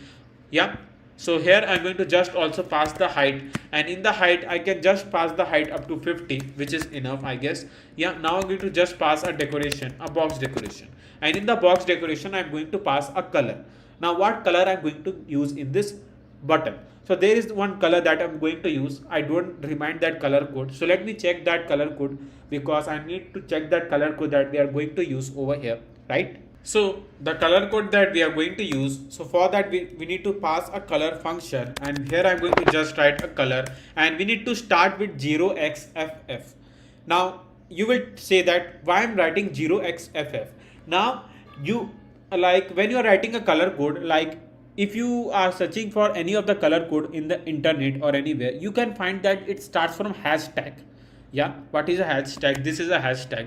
So you can't pass a hashtag over here and then write a color code. So to know that which color code you have used over here, you need to just pass like 0xff first, and then you can paste that color code. Now the app will simply, or code will simply remind that color. So this is the color that I'm going to use, and you need to just start with 0xff. So these are the some hints that I'm going to tell you in my this complete series of this package delivery app, that will give you like more idea why I'm writing the code and why I'm using that. Yeah, because I think that when we are writing the code, we need to know like each and every line. Then we are going to make, like if you want to do any changes in this app, if you don't know what code I have written, how you will do that? So that's why I'm telling each and every line while writing the code. Yeah, so this is how you can pass a customized color code. This was the thing that I want to tell you all. Now once we have done this thing, now I can pass a child, and in the child I'm going to pass a text widget, and in the text widget I'm going to just pass a text which is track now. Yeah, which is enough. Now here in this container, the text I'm going to use will be on the color like white. We haven't passed any function that shows the color white, so let's do that. So I'm going to create one more function. So we'll copy this and I'm going to just paste it over here, and I'm going to just pass a function name which is white text field style. Yeah, now here I'll just pass a colors dot white, something like this.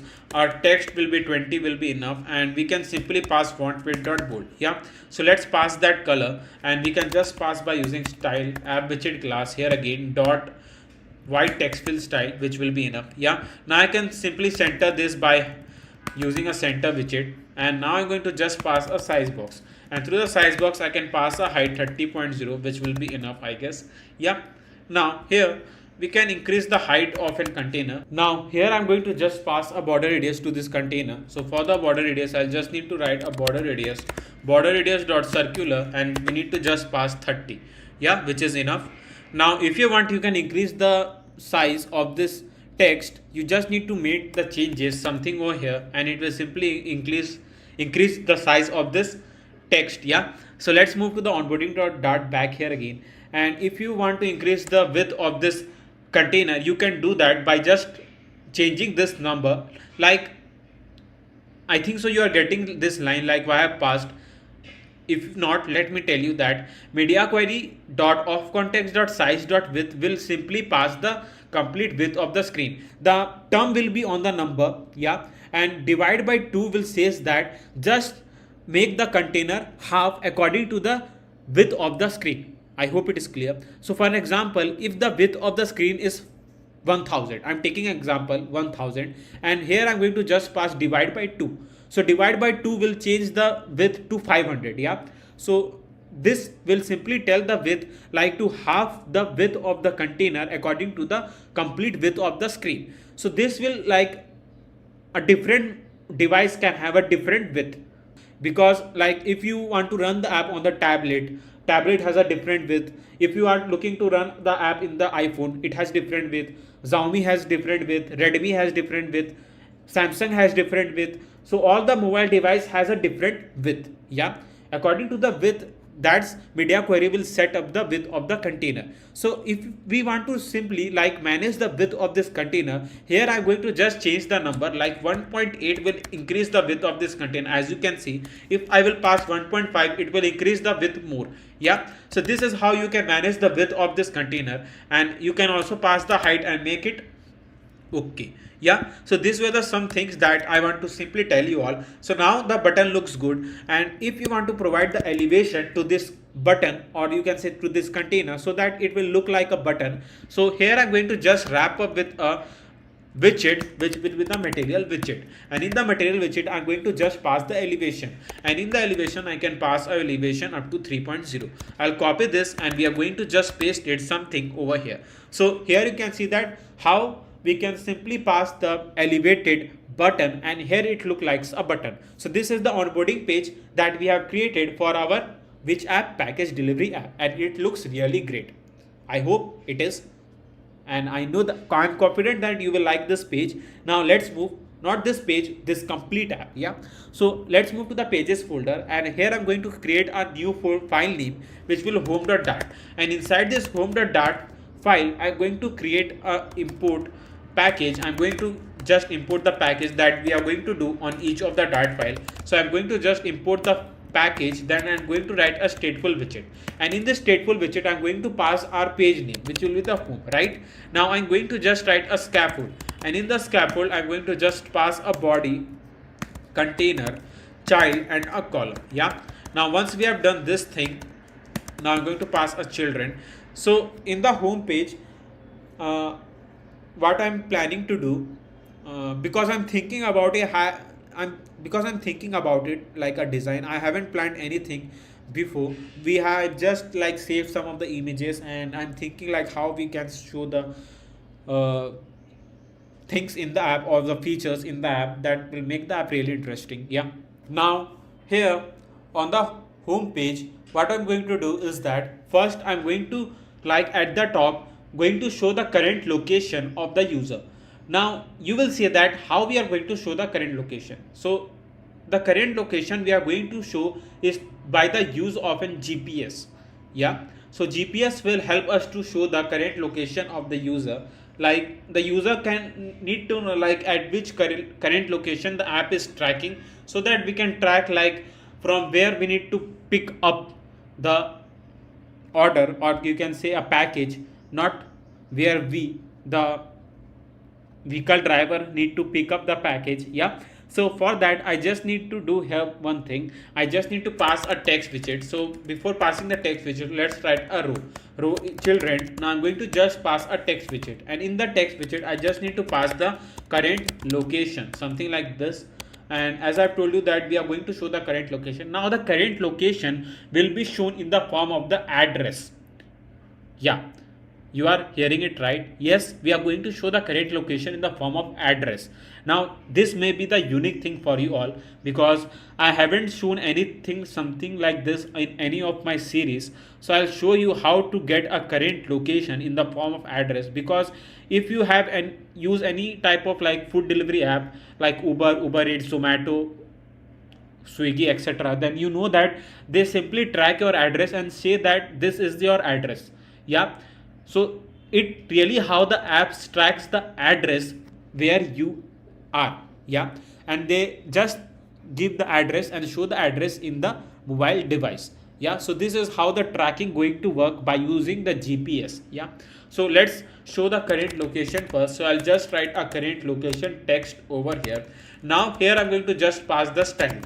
Now in the styling I'll use the app widget class here again, dot simple text fill style, which will be enough. Now let's move to the home page, because we can't see any of the things over here. So here I'll just need to move to the home page, and here you can see the current location text. Now I need to add something over here in the center, and just below this we need to show the address. Yeah, so these all things that we need to do. So first what I'm going to do here, as I have told you, let's pass first the margin from the top. So I'll write margin as insert not only from the top. Let's pass 40.0, which will be enough. Now we can bring at the center something over here. So for that I can just pass the size box, and in the size box we can pass a width. We can pass the width by using a media query dot of context dot size dot width, and here I'm going to just pass divide by 3, I guess, which will be enough to make it at the center, or 2.5 or 6, 3.2 or 3.1. Yeah, current location. So this is how we can show the current location. Now once we have shown the text, now I can just pass one more text where we are going to show that current location. Yeah, so to show the current location, first what I'm going to do is that first I'm going to show the icon. We can show the icon over here itself. Let me think like how it will look. Let me pass, and if it look good then we are going to execute. If not, then we'll change it. So no worries about that. So I'll just write icons dot, and here I'm going to just pass the icon. So the icon I'm going to use over here, so which will be like location on outlined. Yeah, so location on, let's not pass outline, let's pass location on directly. So this is the, you can see. Now here I'm going to just pass the color. Now in the color I'm going to use a customized color code here again. Now this is the color that we are going to widely use in most of the site, like where we are going to pass container and all. So let me find this color code, then we are going to use it in the app. Yeah, so I'll write color something like this. I'll pass 0xff and we'll paste the color code. Yeah, so this is the color that we are going to pass. And now if you want, you can increase the size of an icon. It's up to your choice. Now I think so we can change up to 2.9. It's going over here. We just need to pass 3.4, which will be enough, or 3.6. Yeah, so this is what current location icon we have passed. Now just below I can pass an current location that the app has tracked. Yep, so I can use a text widget here again, and here I'm going to just write a random address. Don't think that I'm going to write my own address over here. I will not. I will pass a random address. So I'll write a city avenue. So this is a New York address. I'm not at the New York, so I'm from India. So I'll just pass a random address, which is New City Avenue, New York. So here you can see that address comes over here, but I don't need to show over there that I've told you. So here I'm going to do some more things. Now what I'm going to do, let me show you. So first I'm going to just pass a column over here. I guess we can pass directly over here. Let's check if it will be okay or not. And we are going to cut out this text widget. We are going to paste it something over here. So it is okay, I guess. It's okay. And here I'm going to just pass one more thing so that this icon will be at the top. It's at the center. So for that I can just pass something like this, which will be the cross. Sorry for that. I'll just pass cross axis alignment dot start. Yeah. Now here I'm going to just pass the styling again, and here I'm going to just need to create a widget text fill style. Simple text fill style is not enough. Headline, I don't need that. Yeah, it is too much. So I don't need this much. Yeah. So I'm going to copy this. So here let's do one thing. Here I'm going to just pass a double. Yeah. Now you will see that why I'm writing a double. Now here you can see that here I passed a font size which is fixed 30.0, but there will be a case like in the app where I'm going to use a font size may be different, not exactly 30. So we can manage the font size by passing double over here, and I'm going to just write a size. Yeah, you can say a text size, not let's pass. Yeah, text size will be enough, I guess. So text size we can pass, and here I'm going to just pass a text size something like this. Yeah. So here you can see that. So here it says that we need to just pass some uh, one positional argument expected. Yeah, so we need to just pass here the value, so we can pass 30.0 something like this, and here I'm going to just change that. So you can see that by just using a double, now I can pass a font size accordingly what I have needed. So here if I'll pass 18.0, it will set the, so let me first save all the files. Yeah, so you can see that when I'm passing 18, it will set the font size and give me the styling according to the size font size I'm passing. Yeah, so you can see that how interesting it is to use this state management. Yeah, now you can see that this is what we can do. Now here I just don't need this text completely over here, it don't look good. So let me find some way to make it interesting. Maybe we can pass like 2.6. Why it's going at the right side. 1.5. Maybe we can pass 6. Yeah, it's on the complete center. But what is but? Here you can see that this icon at the this icon don't look good, I guess. Yeah, I hope that you are thinking the same thing that I am thinking, that this icon doesn't look good what we have shown over here. It should be add something over here.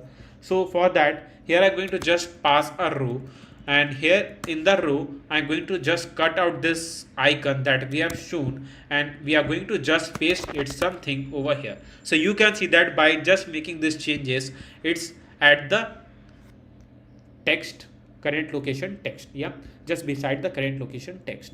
Yeah, so I'm going to just pass like up to 4, which is okay. So this is how we can show the current location. Now I was planning to show the image over here, which is the user image. That's why I've used a row widget. Otherwise, why I'm going to use a row widget? Yeah, so here I'm going to just pass image.asset, and let's check how it looks good when we are going to pass the user image. So I'm going to use images boy.jpg, something like this, and now I'm going to just pass the height. We can pass the height by using height 40, width 40. We can pass a fit box fit.cover, something like this. Yeah, so this is what we have shown. Now here I'm going to just pass the spacer. I hope spacer will work. It is working. So you will think that what is the spacer and why we have used. So spacer is something that make your app, I will say a spacer is something that is a widget that can help us to make the app responsive. Yeah, so this is the another widget that we can use. So spacer is something like if we want to provide a maximum space between the any of the two widgets, we can use a spacer, right? So this is, so you can see that how easy it is to make the UI like awesome UI if you have the idea of the widgets and how to use that. Now, if you are facing because if you are coding for the first time, I know that there will be some problem to understand all the widgets and how to use them. That do not need to worry, as I told you, I have made some of the series on my channel. You can follow that to get a better idea of Flutter widgets. And there is one more video I used to recommend in my each of the video, that to follow that to get a basics clear and for the Flutter. Like in that video I have taught about Flutter widgets, a Dart programming that we are going to use in the VS Code, etc, etc. So that will help us to clear all the basic things that we are going to learn on this Flutter apps. Yeah, because we need to clear our basic first, then only we can make the awesome app by using that basic things. Yeah, so these were the some things that I want to tell you all. Now here I'm going to just pass the height. Let's pass the 60 and 60 so that it will be much clear. Now here I'm going to do one thing. I'm going to pass a padding, because as you can see that it's simply stuck to the right side of the screen. So for that I just need to pass only right 20.0, which will be enough. Now it won't look good, I guess. Yeah, so rather than passing the image over here, what if we pass over here? I'm thinking about it. Yep, we can do one thing, like here let's pass 3, or let's pass 3. Rather than 3 we can pass up to 6. Yeah, I guess it won't look good like this. So what we can do, we can pass something over here, or let's leave the image. Let's why to pass the image and makes the thing or more complex. Yeah, so let's leave the image. We can pass size box because it looks good. I don't want to complicate more things by adding the thing over here. Now you can see that there is this address have been shown in the 2 words. Now there will be a chance, like when the user are tracking the correct location, their address that the app tracks will be on like 4 to 5 words. So if we pass an image over here, then there will be a overflow pixel error. So that's why I'm thinking that let's not pass the thing over here. Yeah, so once we have shown the current location that have been tracked, now what I'm going to do is that I'm going to create one curved container, something like this. So for that I just need to do here one thing. So if we are not using a media query, then we can just pass like this also, because I was thought that first we pass that image and all, but the plan have changed suddenly. Yeah, so let's pass dot center and it will simply center this widget and all. You don't need to pass a size box and just keep on changing the number to check how if it is uncenter or not. Yeah, so I'm going to just pass a container, and in the container I need to pass height. Let's use a media query back here again. Media query dot of context dot size dot height divided by 2. Yeah, which will be enough, I guess. Now I'm going to just pass a decoration, a box decoration, and in the box decoration I need to pass a color. Now in the color I'm going to use a color code, which will be this color code as I've told you. So I'm going to copy this color code. We are going to just paste it something over here. So this is the color. Now here what I'm going to do is that first I'm going to pass a margin. Edge insert dot only. Let's pass 20.0 from the left. Let's pass from the right 20.0, which will be enough. Yep. So I can just pass a size box height 20.0, which will be enough. Yeah, and here I'm going to just pass a border radius to this container. So for the border radius I just need to use a border radius dot circular. We can pass 30, which will be enough. Yeah, so this is the color that we have passed, and now I'm going to just show one text over here, which is track your shipment. Yeah, so for that I just need to pass a child, and here I'm going to just use a column widget. And in the column widget I'll pass children, will pass a text widget as I've told you, and here I'm going to just pass a track your shipment. Yeah, track your shipment, something like this. And here I'm going to just pass a style by using app widget class dot, and here I'm going to just pass white text fill style, which is enough. Yeah, so you can see that when I have passed the text to this container, the container size only took that much space, how much the text is covering, right? As you can see here, because we haven't passed any width to this container. Now I'm going to just pass a width, and I'll tell the container to use a complete width of the screen. So for that, you know that what command we need to write, which is media query dot of context dot size dot width, something like this, which is track your shipment. Now here I'm going to just pass a size box, and we can pass a size box height 20.0, and we can give a space from the top. Yeah, so this look good, I guess. Now just below this text, I'm going to just add a small text like please enter your tracking number.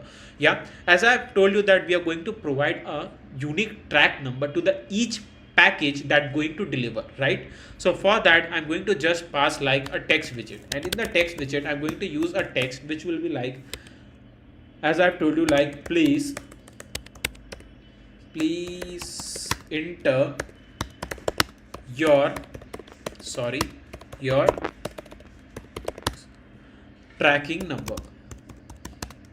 And now I'm going to again pass the style by using app-widget class. So app-widget class here again dot, and here I'm going to just pass simple text field style. So here you can see that this text is shown in the color, which is a color like a black. We don't need this. So what I'm going to do is like here I need to pass a color which will be in the white color, but on a different shade of a white color. I don't need an exact white color over here. So for that, I'm going to create a different function. So I'll copy this and we are going to paste it over here. And I'll just write a different white text field style. Yeah, different shade white text field style. Yeah. So I'm just writing a function name so that I can remind like what function I have written and how I can use them in the app. So I'll just write a white, and here I'm going to just pass a white 30. Yep, and we are also going to lower down the font size, which will be 18. I guess enough. We can change it later. Let's pass this and test this. So I'll write app-widget dot different shade white text field style. So here it how it looks, but I don't need this. I just change it accordingly so that we can fix and can check it. Yep, white 54 is enough. W500 will be enough, I guess. We don't need. Yeah, so please enter your tracking number. We can pass up to 17. Yeah, so it is enough and it look good, I guess. Now I can pass the spacing by using a size box. So I'll pass the size box here again, and we'll pass the size box height 5.0, which will be enough. Yeah. So track your shipment, please enter your tracking number. Now I'm going to show the text field where the user going to enter a track number. Yeah. So for the text field, what I'm going to do here, I'm going to write a container. In the container, I need to pass a child, and in the child, I'll just pass a text field. Yeah, something like this. Wait a second. Sorry, text field. Now in the text field, I just need to pass a decoration.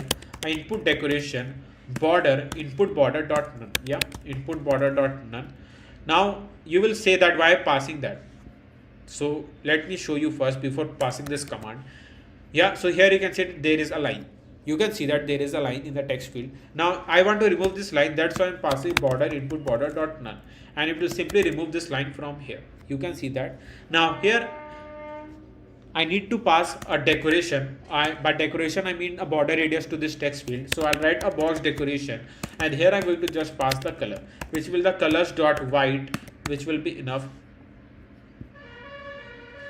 Yeah, so we need to first pass a color which is white, which is enough. Yeah, now I'm going to just pass also a margin. So I'll write margin as insert dot only. From the left, let's pass 20.0. From the right, let's pass 20.0, which will be enough. And here I'm going to just pass a size box so that there will be some space. So I'll write a size box height 30.0, which will be enough here again. Yeah, so size box, and here now let's also do one thing. Let's increase the height of this container. So let's pass 50, or let's pass 60, which will be enough. Yeah, now I'm going to pass a border radius to this container. So for the border radius, I'll write border radius dot circular. Let's pass 30, something like this. 30 is, it's look bad. Yeah, so 10 is okay. Let's not pass 30. Now I'm going to just pass a hint style. So in the hint style, I'll just not a hint style, first pass hint text, then hint style. So in the hint style, I'll just write enter the track number. So here the user going to enter track number. So I'll write track number, something like this. Yeah. So it is enough, I guess. But rather than passing like this, we can do one thing, like we can pass like by passing style sorry, not over here. I'll just pass the style, and here I'm going to just pass text style. Color will be in the colors dot black, and here I'm going to just increase the font size. Let's pass up to 20.0. Yeah, so now you can see that how this track number look alike. So now the user can enter the track number like this. So we can also pass a padding also. So like padding as inset dot symmetric from the vertical, let's pass 5.0. Yeah, so now it look good. Now we can also pass the spacing from horizontal. It's not a spacing, a padding. So like 10.0. So now we can see that text clearly. And here I'm going to just now pass the hint. So for the hint style, use a hint style, something like this. And here I'm going to just pass a text style. We can use app widget class, and let's see if anything available that we can pass. Yeah, so it is okay. Enter track number. If not, then we can pass headline also, and we can just need to pass 18.0. Enter track number. Yeah, so now what I'm going to do is that here I'm going to show one icon. Yeah, so where at the left side of this container. So for that, what I'm going to use is a prefix icon. Yeah, so for that I just need to write here prefix icon, and in the prefix icon let me find like icons dot track. Let me check if anything. Yeah, so track changes, which is enough. Yep, so this is the icon that we can use, and the user can enter the track number. If you want, you can pass the color over here. So let's pass the colors dot red. I'm passing the red randomly, so let me check it first. Yeah, so this look good. So user can enter a track number. Now here, once we have done this thing, now here come one thing that we need to show is the image. Yeah, so for the image I'm going to just use image.asset here again, and image.asset, and here I'm going to use images folder and image file name, which is home.png. Yeah, so this is the image. Now the height of the image is too much. I don't need this much, so I'll I will manage the height while passing like 120. It's too less. 200 enough. And now I'll pass a spacer. Now you know the use of spacer over here. Yeah, something like this. Now I don't need this container this much, so I just decrease down by 3. 3 is too less. 2.5. 2.5 is also too less. 2.9. Okay, why I'm decreasing to 3? 3.5. Okay, 1 point. We have passed 2, right? So 2 is less, so we need to decrease down. So I'll pass 2.5 first. 2.2. 2.2 is okay, I guess. Yeah, so this is how we can manage the height of the container, and this is how it looks. And if you want, you can increase the height like this. It's up to your choice. You can pass also from the top. Let's pass 30. Yeah, so it is on the complete center, and this is how we can show the image, the container, the text field, and I think so it looks really great, right? I think so it is. So there is some change in the plan, as I was thinking that we are going to show the tracking, like what all current orders, like if there is any current orders that the user have simply ordered through the app, we are going to show just below this container. I was going to show over here, but I thought we are already going to make one page where we are going to show the current and the past orders, so that doesn't make any sense to show the same order over here in the home page. So here I'm going to do something different and unique, and you will love that, and I'm confident about that. Yep, so here I will create one container, and in the container I'll just pass a width. Now in the width I'll just write a media query. So here I'll write media query dot of context dot size dot width. Yeah, now once we have passed the width, now I can pass a decoration. In the decoration I can pass a box decoration. I can simply pass the color, and we are going to pass the color to our container. Yeah, so this is the thing that we need to do, and here I'm going to just pass a child, row, children. Yeah, now once we have passed the row, now I'm going to pass the image. So image.asset I'll write, and will write images, and in the images I'm going to just get the image that I want to show over here. Now you will tell that what I'm going to show. So let me explain you first. Like we are going to show some of the main key features just below this container, which will make the app more engaging and the user friendly, right? So this is the plan that I'm going to do. So let me see how it looks. If I think, I'm sure that as I've told you, it will look really great. So I have added some of the image. You can see the graphic image that I'm going to use in the home page, and this will make the app really interesting to see and to use. Yeah, both of the thing. Yeah, so here I'll just write images, and here I'm going to use the image name, which is fast delivery, something like this. So I'll write fast delivery dot png. Yeah, so this is the image, and here you can see the image, but we need to just change the height. Let's pass the height up to 120. Let's pass the width up to 120, and we can now pass a fed box fed dot cover. Yeah, something like this. So here you can see the image, but we are making one mistake. Like we are trying to store all the things inside this container, so that's why you can see that overflow pixel error. So I'm going to cut out from here, and we need to just paste it outside the container. Yeah, so here it is. Now I'm going to just pass the margin first. So let margin edge insert dot only, from the left 20.0, which will be enough. From the right, let's pass 20.0. Now I'm going to also provide the elevation to this container so that I can see the container clearly. So I'll wrap up with a widget. We'll pass a material elevation 3.0, which will be enough. Yeah. Now I'm going to pass a border radius. So I'll write border radius dot circular. Let's pass 30. Yeah.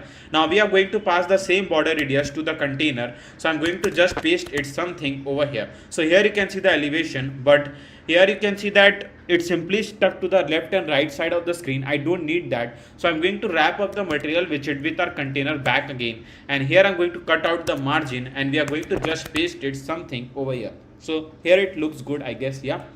Now here I'm going to also pass the border.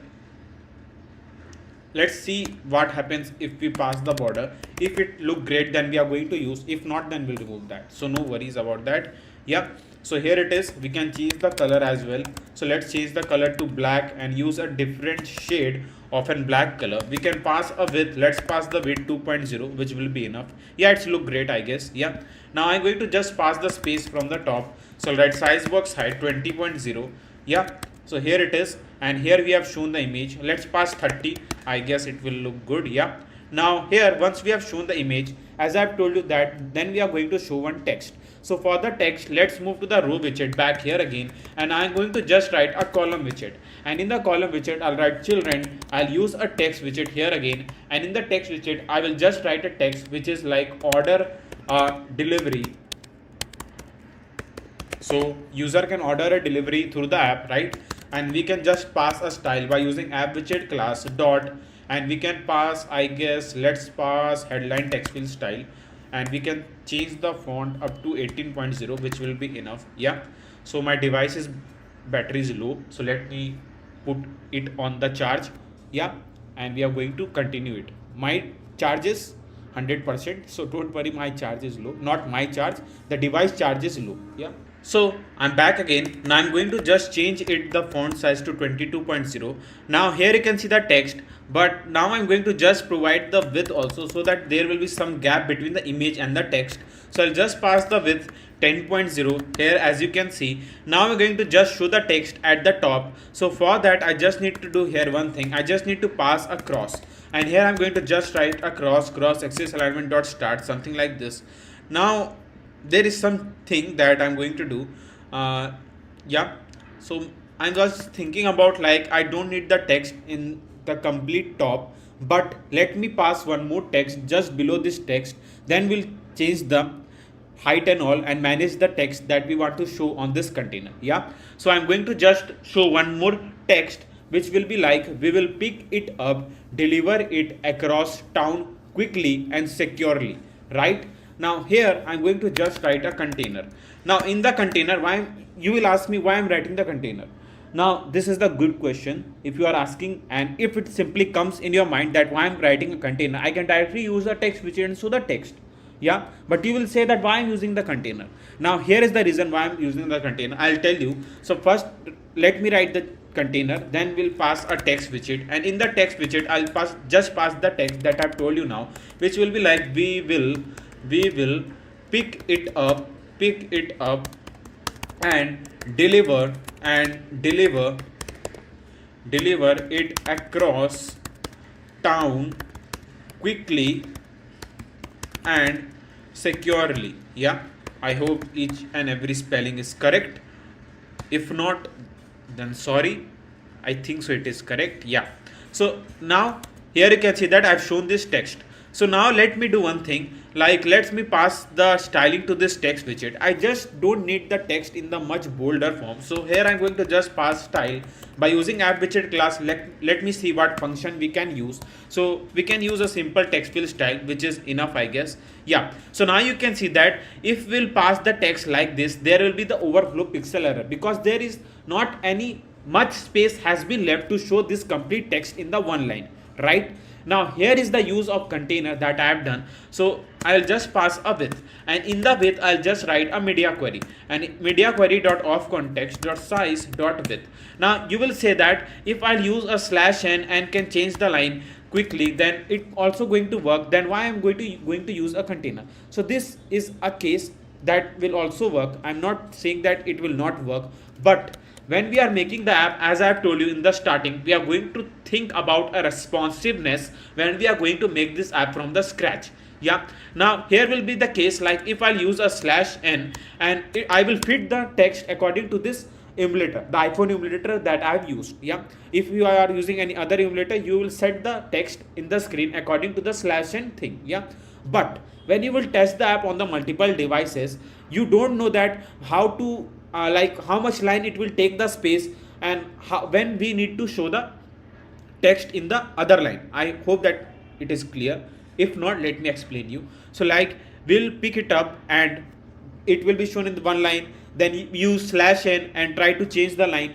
But I want that to make it automatic, like through the automatic I mean that, like if I'm showing the text, I just want that the text to be fit it according to the size of the container, and it change the line automatically without we pass any specific command to change the line. I hope it is clear. Let me show you what I'm telling. Like first I pass the width, and here I'm going to just pass divide 1.9. Yeah.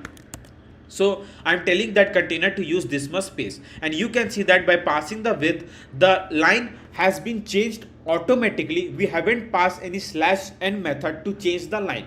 So this is the thing that I'm going to teach you. Like when you want that the line to be changed automatically, use a container, pass a width, and the line will be changed automatically in the text widget. I hope it is very clear. If not, let me know in the comment box if there is any doubt. I will try to clear it out. No worries about that. Yeah. So here I'm going to just change the width also, so that 1.7 is okay. Yeah. So it is okay and it's look good, but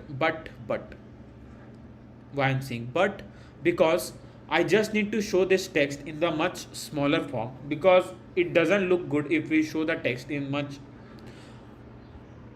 the text size we need to vary. So I'll going to copy this function. You can use the same method that we have done for passing the text size for this function also. Both things going to work, but I'm going to just change it something like this, and here I'll write simple let's write slow simple text fill style, and I'll just pass 50. Yeah. So here I'll move back, and I'm going to just pass the function name, which is slow simple text fill style, and here it is. Let me manage the size so that it will look good. Maybe we can pass up to 16, which is okay, I guess. Yeah. So here it looks good. Now I also want that this text to be on the center. So you know that what function we need to pass, because we have already passed it before, which is text align. Yeah. So for the text align, we need to pass that in the text widget. Yeah. So I'm going to just pass the text align and text align dot center, something like this. Yeah. So this is the thing that we can do, and we can also pass the spacing from the top by using size box. Let's pass size box height 10.0, which will be enough, I guess. Yeah. 10.0 is too much. Let's pass 5. Yeah, it is okay.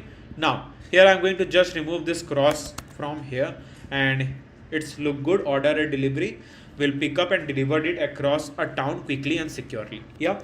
So this is the container that I need to show over here. and it's look good, I guess.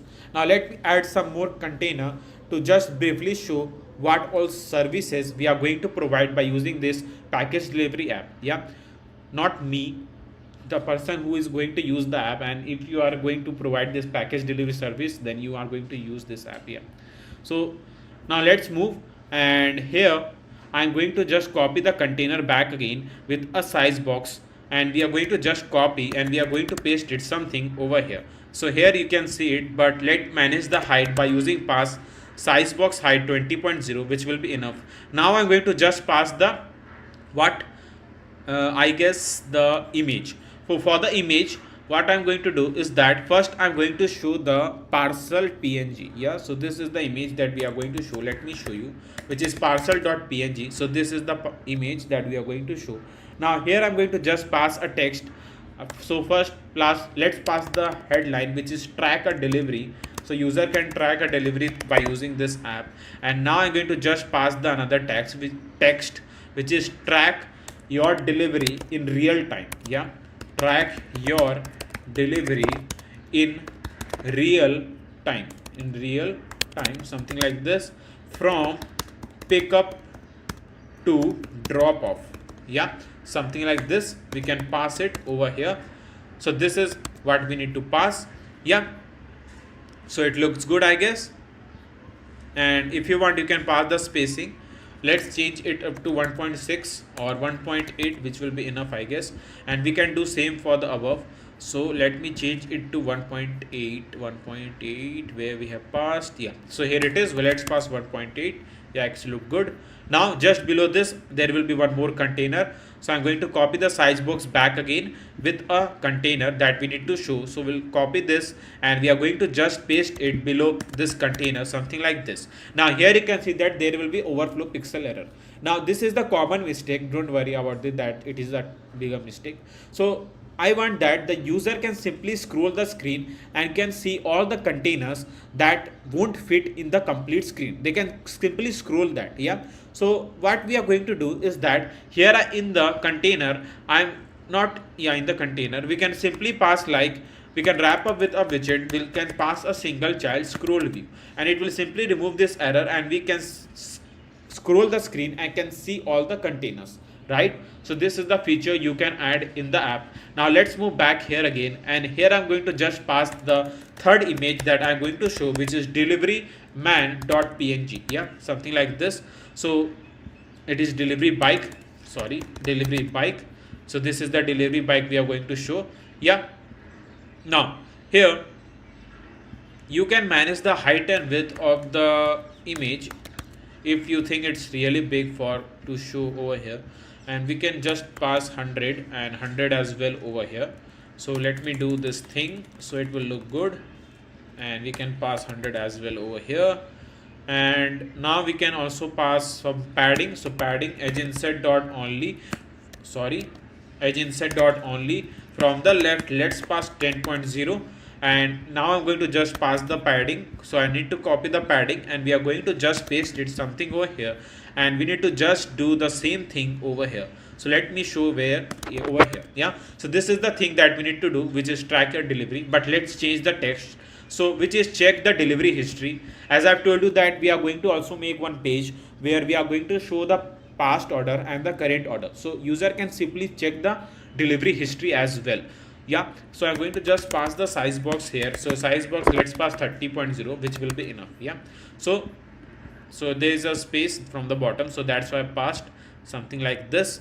Yeah, now we can just pass a text that I've told you, which is check delivery history. Yeah, something like this. Now we can also change the text here as well, which is check your delivery history anytime to view details and stay organized. Something like we can pass organized. Yeah, so it looks good, I guess. Yeah, so this is the text we can show over here. Yeah, one thing is here, like the container size is really small. We can pass the padding from the top and bottom, because I can see that it's look like everything is stuck with each other. So we can pass the padding from bottom and yeah. So here we can also pass the padding from the right position. Let's pass 10.0, which will be enough, I guess. Yeah. So this is it what we have passed. I can change the height to 20, and we can do the same thing in the other container. So let me copy this. We are going to just paste it something over here. Yeah, and we can change the text also. Let's 20, let's pass it 20, and let's pass the padding here as well. And now we can change the text to 20. Yeah, so as I've told you that when you are making the app, make sure that you give your 100%, then the thing will come better.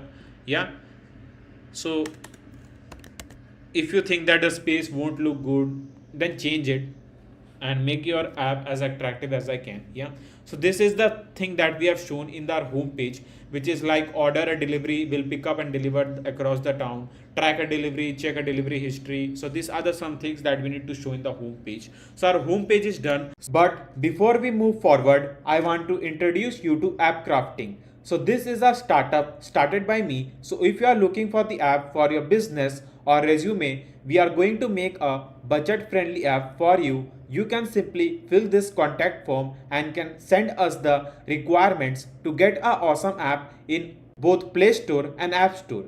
You can find the link of the app crafting in the description box. Let's move, and here I'm going to create the awesome page of this app, which is a post page. Now you will say that what is a post page, and in the post page we are going to just allow the user to enter the pickup and drop off address, and the app will calculate the distance by just entering the address. So you will think that it is a brilliant idea. Yeah, it is a brilliant idea, and it is a unique idea, and it is not, I will say it is easy but not very easy to understand the code, like how we are going to track, like, because here we are going to use a Google map, not Google map. So here I'm going to use a Google map, and in the Google map, not a Google map, the API key that we are usually get from the Google map, and through that API key we are going to just calculate the drop off, pick up and drop off address, and through the API key we are going to simply get the pickup and drop off distance, how much distance is there. Like if we are going to charge like for 1 kilometer we are going to charge like $5. Yeah, so once we get a distance, like how much distance, like if there is 30 kilometers between a pickup and drop off location, then we are going to just multiply 30 into 15, which is 150, and we are going to just charge the user 150. Yeah, so this is how the package delivery we're going to execute, and we are going to just calculate the pickup and drop off distance, and we are going to show that amount accordingly, right? So this is the thing that we need to do in this awesome app. Yeah, so let's move to the pages folder, and we'll simply create a new file name, which will be the post.dart. And inside this post.dart file, I'm going to first import the package by using material.dart, and we'll write a stateful widget name, which will be like a post. Yeah, so we can just pass a post page, which is our page name. Now I'm going to just write a scaffold, something like this. So I'll write a scaffold. So scaffold, yeah, scaffold, body, container, child, column. So these are the things that we usually pass. So I'll write child, column, and a children. Yeah, now I'm going to just pass the background color to this page. So if you are thinking that we are going to use this color, you are right. Then let's move back to the home.dart page, and in this home.dart page I'm going to just copy this color, and we are going to just paste it something over where, so over here. Here I'll just write a background color. We are going to just paste it something like this. Yeah, so let me move to the post page so that I can show you what all code I'm writing. So let's move to the post page back here again, and here you can see that this is the color. Now the use of this color is that now I'm going to just show the text above over here. So you will think that what is a text? The text is add package. We can show the text by using a text widget, and here I'm going to just pass the text, which is add package, something like this. Now I'm going to just pass the style by using app widget class dot, and we can pass a white text field style. So here you can see this is the thing that we need to pass, and here I'm going to just center it with a center widget. So I'll wrap up with a center widget. Now I'm going to just pass the margin edge insert dot only from the top, which will be 40.0. I think so it will be enough. Now once we have shown the page name, now we can show the same structure that we have done. So we are going to just show the container, and in the container you're going to just pass with media query dot of context dot size dot width. Now I don't think so there is any confusion of how to use a media query in the width and in the height of the container, so that we can make the container highly responsive. I hope it is not. If it is, then you can write your doubt in the comment box, though I've tried my best to explain you. Yeah, so I'll write decoration, a box decoration, and I'm going to just pass the color, which will be colors.white, and here I'm going to just pass a border radius dot only. From the top left, I'll just pass radius dot circular, something like this, and here I'm going to just pass 30, and from the top right we can just pass radius dot circular. Let's pass 30. Yeah, so now you can see the container because we haven't passed anything in our container. So for that you just need to write child, column, and a children. Yeah, so once we have wrote this thing, now I'm going to just pass the image. So I'm going to just show one image over here. So I'll write images, and here I'm going to just show one image which is like, I guess, yeah, delivery truck.png. So this is the image that we are going to show in our post page. So I'll just write our image file name, which is delivery truck.png, something like this. Now I'm going to just pass the height. Now height will be 150, width will be 150, and now I can just pass a fit box fit.cover. Yeah, something like this. So here you can see the image. Now we can just pass the spacing from the top. So I'll write size box height 20.0, something like this, and now I'm going to just wrap up the container with a expanded widget. Yeah, so this is the image as you can see here. Now if you want, you can increase the height and width of the image accordingly, and it will fix the height and width. Yeah, so once we have done this thing, now what I'm going to do, as I've told you that we are going to track like a pickup and drop off address or location, you can say that, and we are going to calculate the distance and show the money. So first we are going to allow the user to enter the pickup location, drop off location, then we are going to calculate that location in kilometers. I mean the distance between two locations in kilometers. Yeah, so for that, here I'm going to just create one text widget, and in the text widget I'll just pass like add location, something like this. Now once we have shown this text, now I'm going to just pass the styling by using app widget class, and here I'm going to use app widget dot. Let's pass like headline text field style, and we can just pass the text like this. We can increase up to 22, I guess. And now I'm going to bring to the left side. You know that how to do that. We need to just pass a cross access element dot start, and we'll successfully do that change. Yeah, something like this. We can center this image, so we need to wrap up with a center widget. Yeah, something like this. Now it's stuck to the left side of the screen, so I don't need like this. So I'm going to just pass padding edge insert dot only from the left 10.0, which will be enough, I guess. Yeah, let's pass 20. 20 is also okay, I guess. Now I'm going to just pass the size box so that there will be a space between the image and the text. So write size box height 20.0. I hope that you are understanding what I'm writing over here, because I'm trying to speed it up, because there are lots of things that we are going to cover in this package delivery app. So I'm trying to speed it up like while writing a code, though there is no cut on this like complete video. I'm not like speeding up this video, I'm just speeding up my speed to write a code, though there are the same widgets that we usually write in this app. So there is not anything like we are going to use a special widgets and show all these things. So there are all the things that we usually do in all the series. Yeah, I hope it is clear. So now here I'm going to just pass a text widget here again.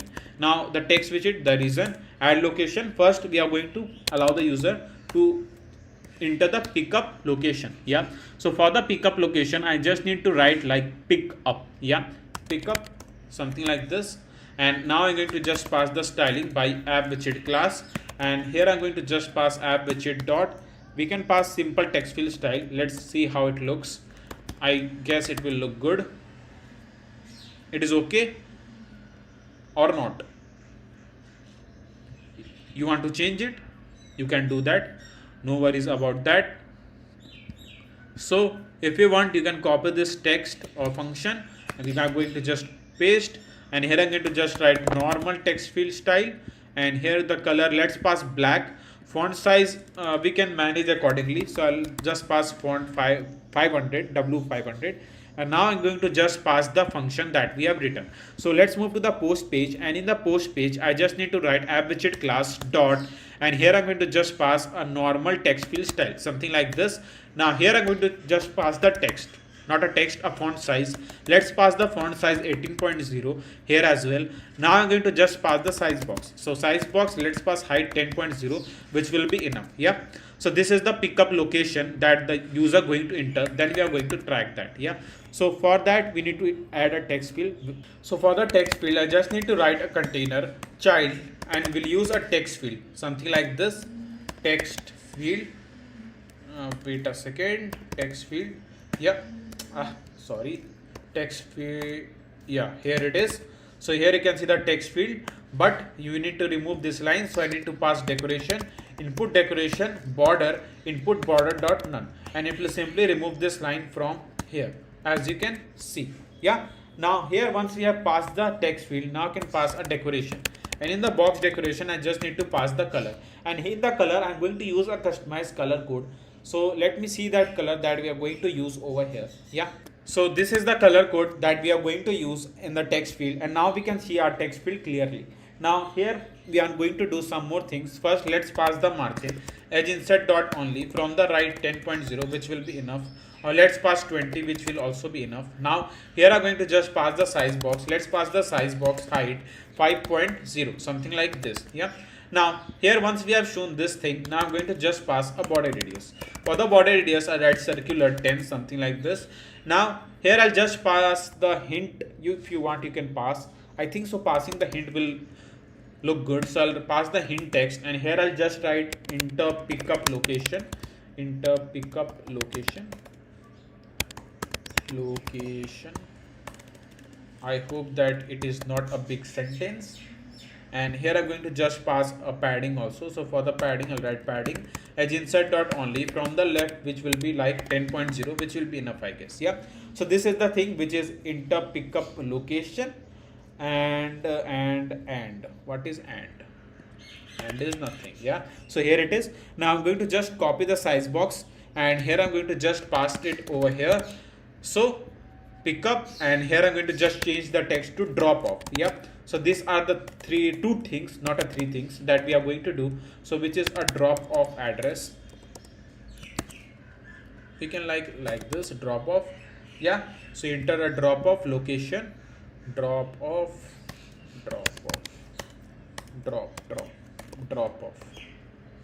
something like this. Yeah, it is okay. So enter pickup location, drop off location, and now I'm going to just add button to submit the address, because we need to add this button so that the app will calculate the distance between the two locations. Yeah. So for that, I'm going to just use a container back here again, and here I'm going to just pass a width. We can use a media query dot of context dot size dot width divide by, let's pass 2, or let's pass 1.5 or 6. Yeah. So here I'm going to just pass a decoration, a box decoration. In the box decoration, and I just need to pass the color, and in the color I'm going to use the color. We are going to use this color, so I'll copy this. We are going to paste it something over here. Yeah. So here I'm going to just pass a child in the container. So write child text widget here again, and here I'm going to just write submit address, or let's pass submit location, because it is not a complete address. The address we are going to allow the user after this step. So once the user submit the location, so for that I'll need to pass style app widget class dot white text field style, which is enough. Yeah, it is okay, I guess. And here I'm going to just center it with a center widget. So I'll just wrap up with a center widget here as well. Yeah. Now I'm going to just pass the size box. Let's pass the size box height 20.0. Now once we have done this thing, now I'm going to just center it with the center widget. and now I'm going to just pass the height. Let's pass the height 100 as well. 100, sorry, why I'm passing 100, because it is too much. Let's pass 60, and now I'm going to just pass a border radius. So we'll pass border radius dot circular. Let's pass up to 10, which will be enough, I guess. Yeah. So submit location. If you think that this text is really big to show over here, let me check that if anything fits over here. Different shade, no, it doesn't look good. We can pass white text fill style, and if you want you can manage the thing. So for that I just need to pass a double. Yeah, and now I'll just write a text size. Yeah, so I'm going to just pass the text size in the font size here as well. So I'll write 10 size, something like this. Now there will be some error because where we have used a function we need to pass the space and all. So not a space, text size. I'm just writing the randomly. I haven't checked till now. When we'll check, then we'll manage it. Yeah, so here it is. Now I'm going to just manage the like 18.0. We can do that. Let's hot restart the app. So there is some error. It says that found this container don't matched. Okay, so here we need to also pass. So that's the thing that it is telling. Yeah, so now we can change that accordingly. So 22.0, 24.0, and now the submit location text is also okay. If you want you can increase to up to 19. Yeah, so submit location button has been done. I guess it is okay. Yeah, it is okay. So submit location button is done. Now once we have done this thing, now once we get a distance, now we'll tell the user to enter the some more details like a pickup address. Like they need to enter a complete pickup address so that the driver or someone can know that from where they need to pick up that package, right? So for that I'm going to just create one container. Now in the container I'll just pass a child and a column and a children, something like this. Now here I'm going to use a text widget, and in the text widget I'll just write something like this, which is a pickup. Yeah, so I'll just write pickup like this. So let me show you. Yeah, like this. We can use a style. I have widget class dot. Let's pass like a normal text field style. We can manage the font size. Let's pass 18.0. So this is the thing. Let's do up to 24, I guess. Yeah. Now I'm going to just pass the size box. Let's pass the size box height 20.0, which will be enough, I guess. Yeah, so pickup, and now I'm going to just add the text field where they can enter the address, pickup address, drop off address. Yeah, so here rather than writing a complete pickup, I can just write a pickup details. So as the user need to just fill the pickup details over here, so I'll write pickup details, something like this.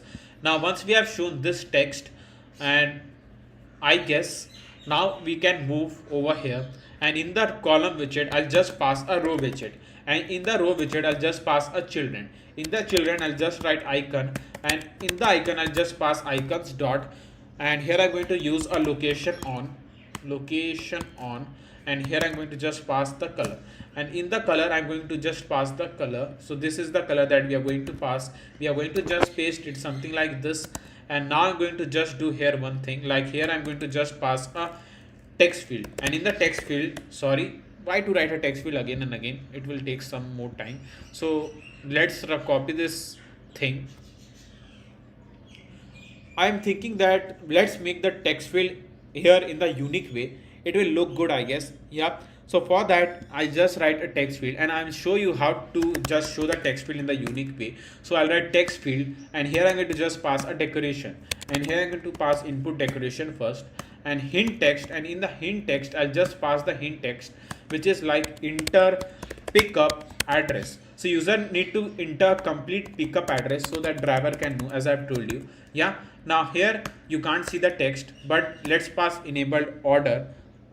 You can't see the text because there will be overflow pixel error. Yeah, so as I've told you that now that as we are going to pass a text field in the row widget, now when you are passing the text field in the row widget, then we need to simply tell the text field, because now it's going to act as a good boy.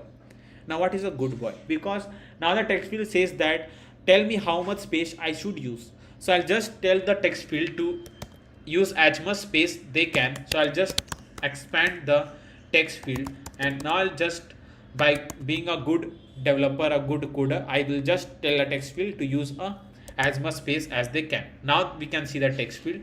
So this is the thing that we need to do.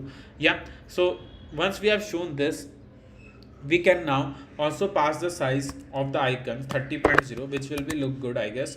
Now we can just pass a width also. So like size box width, let's pass 30.0, which will be enough, I guess. Yeah, so 30 will be too much, let's pass 10. Now we can pass some more spacing from the top, which will be 40. And here you can see the text, but I just need to pass cross, and in the cross I'll write cross axis alignment dot start, something like this. Yeah, now we can also pass the space from the bottom. So we'll use a size box height 10.0, which will be enough. Yeah, so these are the things that we need to do. I'll manage the spacing and all, so do not need to worry like why I'm not managing the space. I'll manage the space once we do all these things. So I'll write enabled border, and here I'm going to just pass the border, which is underline. So first let's pass the comma over here, and here I'm going to just pass like underline input border side, and here I'm going to just pass the border side, something like this, and I'm going to just pass the color. So I'm just doing that so that I can provide a different shade to this line that I've shown you. Yeah, so write colors dot black 26. Yeah, something like this. So it looks good, I guess it is. Now here we are going to just do some more thing. So for that I'm going to copy the size box here again with expanded widget. We'll paste it over here. Sorry, not over here. We can copy this from here. We'll paste it over here. We'll paste it something over here. So here it is. Now I'm going to just show the phone icon. So I'll write phone, something like this, and yeah, so it is okay. Enter the phone number. Enter the phone number.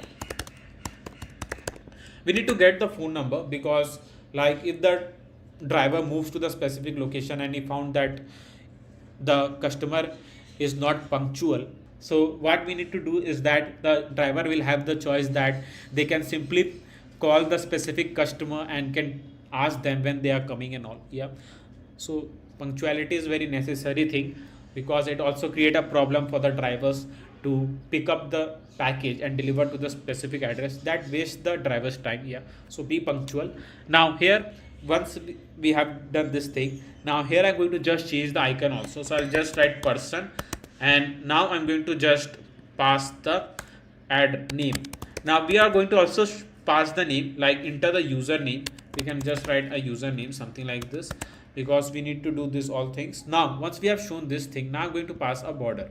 So for the border, that's why I passed a container. So that decoration will pass a border. Let's pass border dot all, and here I'll just see this type of border. But first let's pass padding as insert dot all. Let's pass 10, enough, I guess.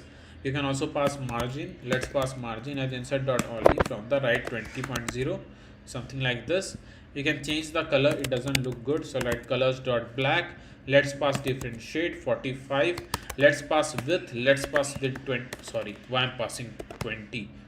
Oh my god. Yeah, 2.0 is enough. Now I'm going to just pass a border radius. So border radius will be like border radius dot circular. We can pass up to 10, 20, 30. Let's pass 20 first. Yeah, it is okay.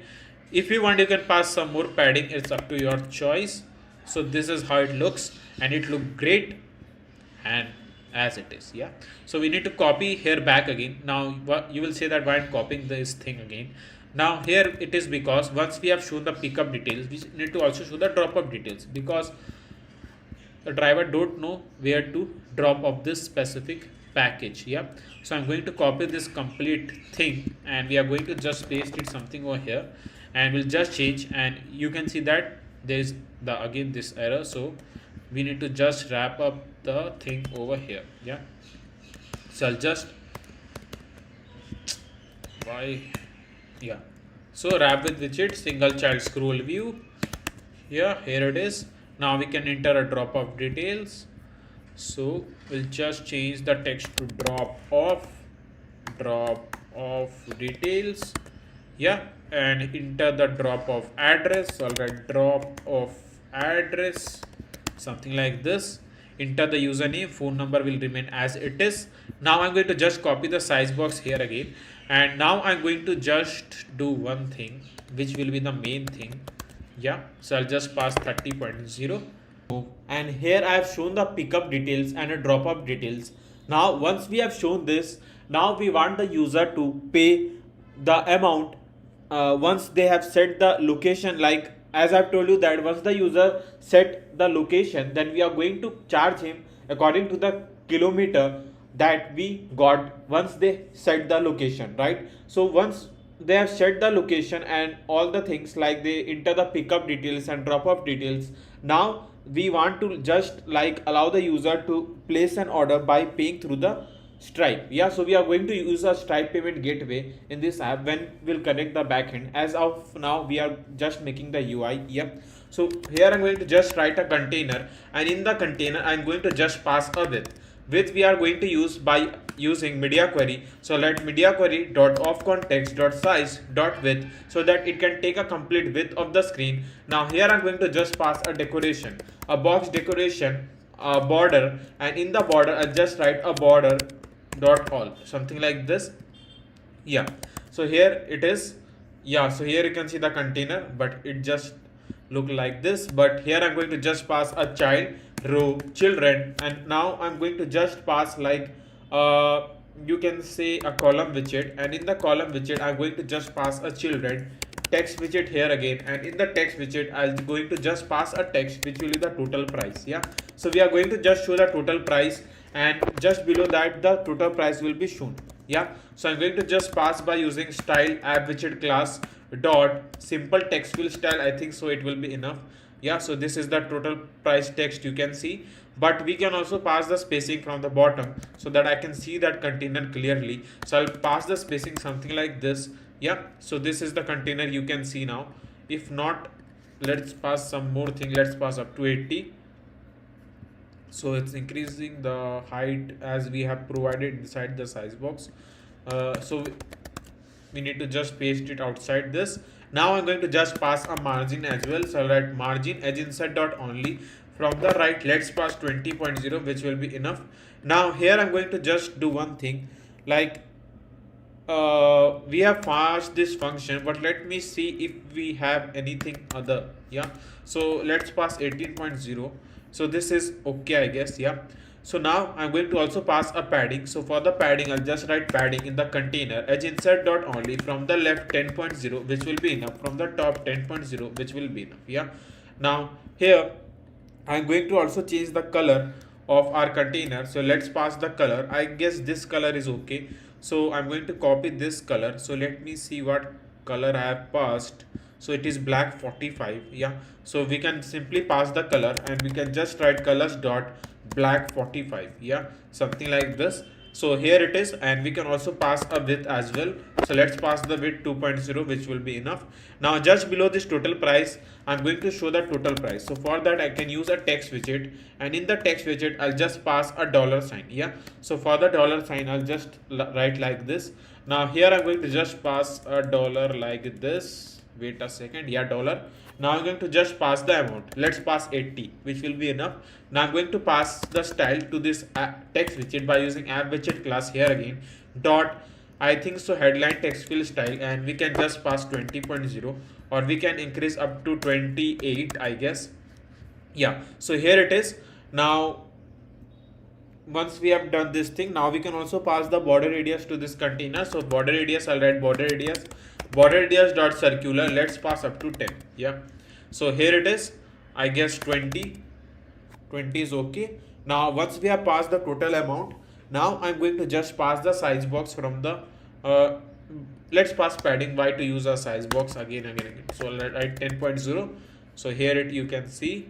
We can pass some more spacing from the left. Let's pass 30. So total price. Now I'm going to show one button through which the user can pay and can place the order for the pickup and drop off, right? So here I'm going to just create a container, and in the container I'm going to pass a width. width will pass 200, which will be enough. Now here I'm going to just also pass a decoration, a box decoration. In the box decoration I'm going to just pass the color. So let me see what color we can use. So I think so this color is enough. So I'm going to copy and we going to paste it something over here. Now here I'm going to just pass a child, a text widget, and in the text widget I'll just write like place order. Yeah, place order. So here I'm going to just pass the style app widget class here again dot white text field style, which will be enough. Now we can just pass 20.0. So here you can see we can just center it with the help of center widget. So I'll just pass center widget. We'll just pass size box here as well. So let's pass width 20.0, which will be enough.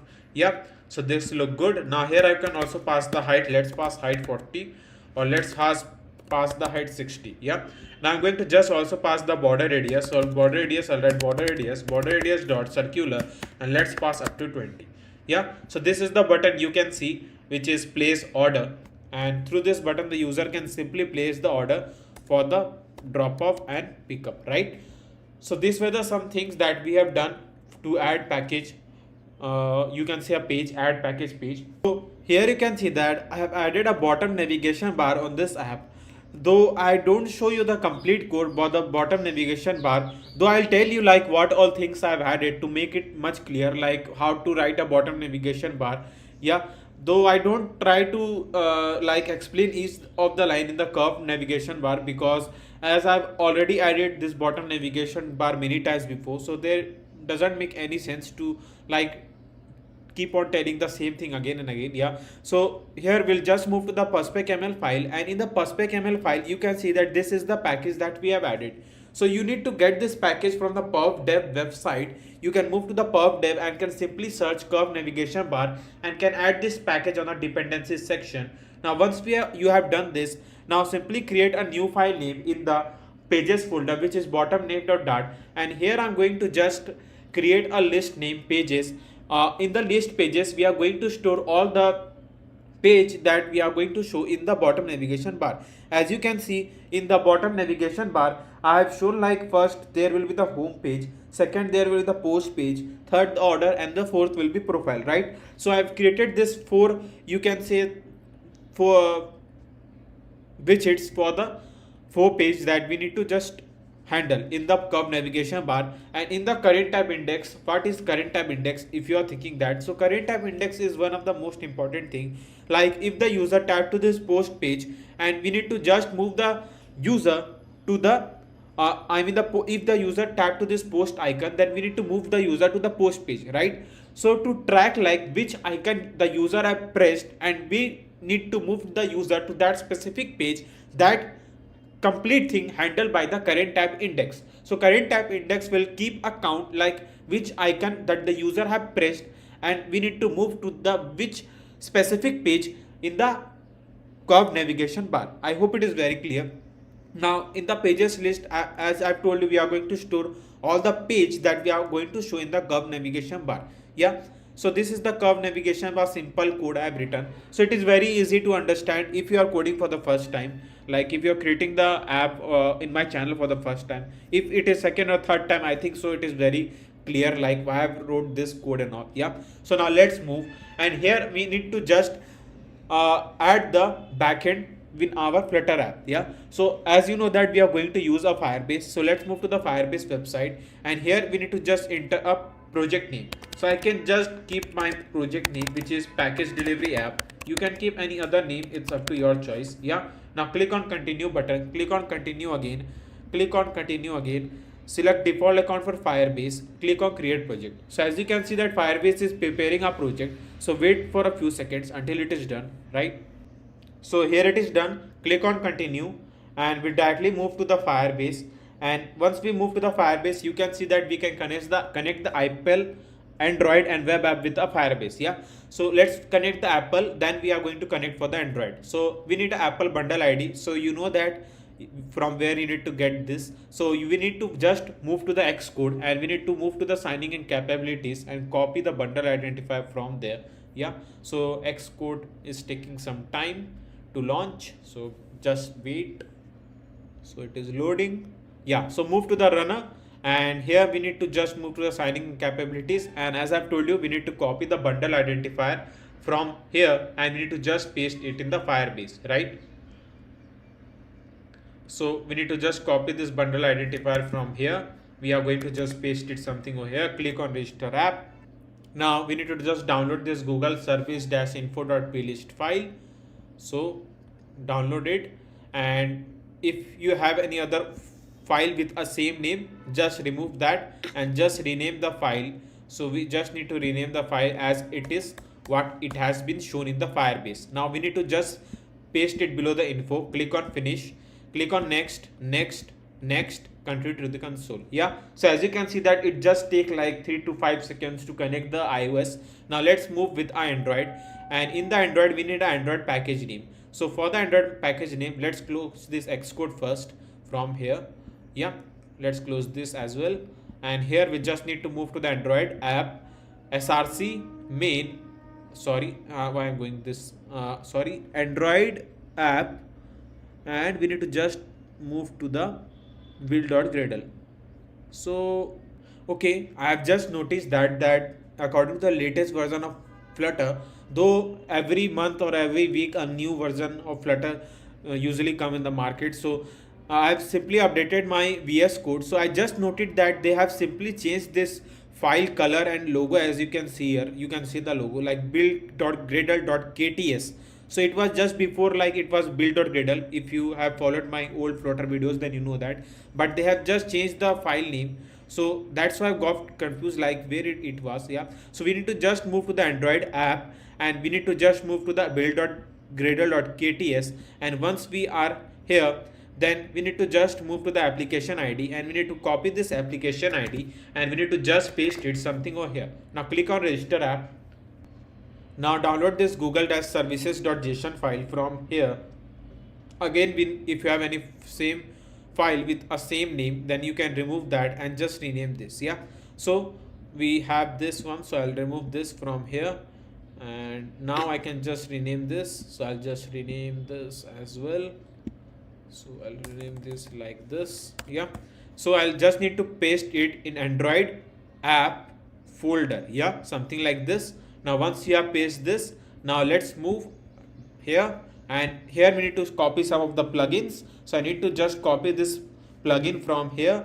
We need to just move to the Android app, and here we need to just move to the setting gradle.kts, and we need to just paste it in the plugin section. Yep. Now just move over here. Let's move over here. We need to just paste it below this.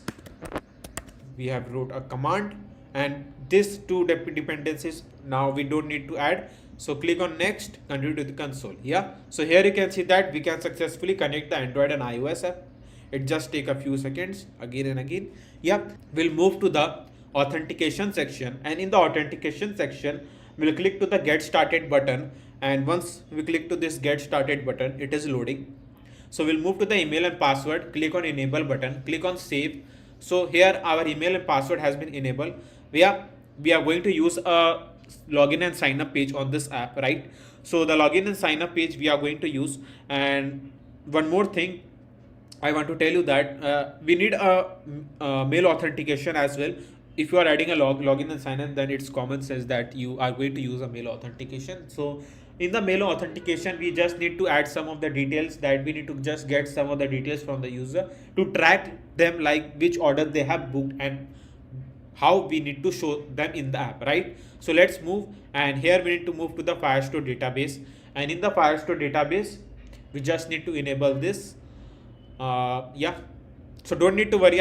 As I've told in the starting of this video, I'm not going to use a Firebase storage, so don't need to upgrade the plan of the Firebase, as the latest Firebase version says that if you want to use a Firebase storage, just upgrade it to the Blaze plan.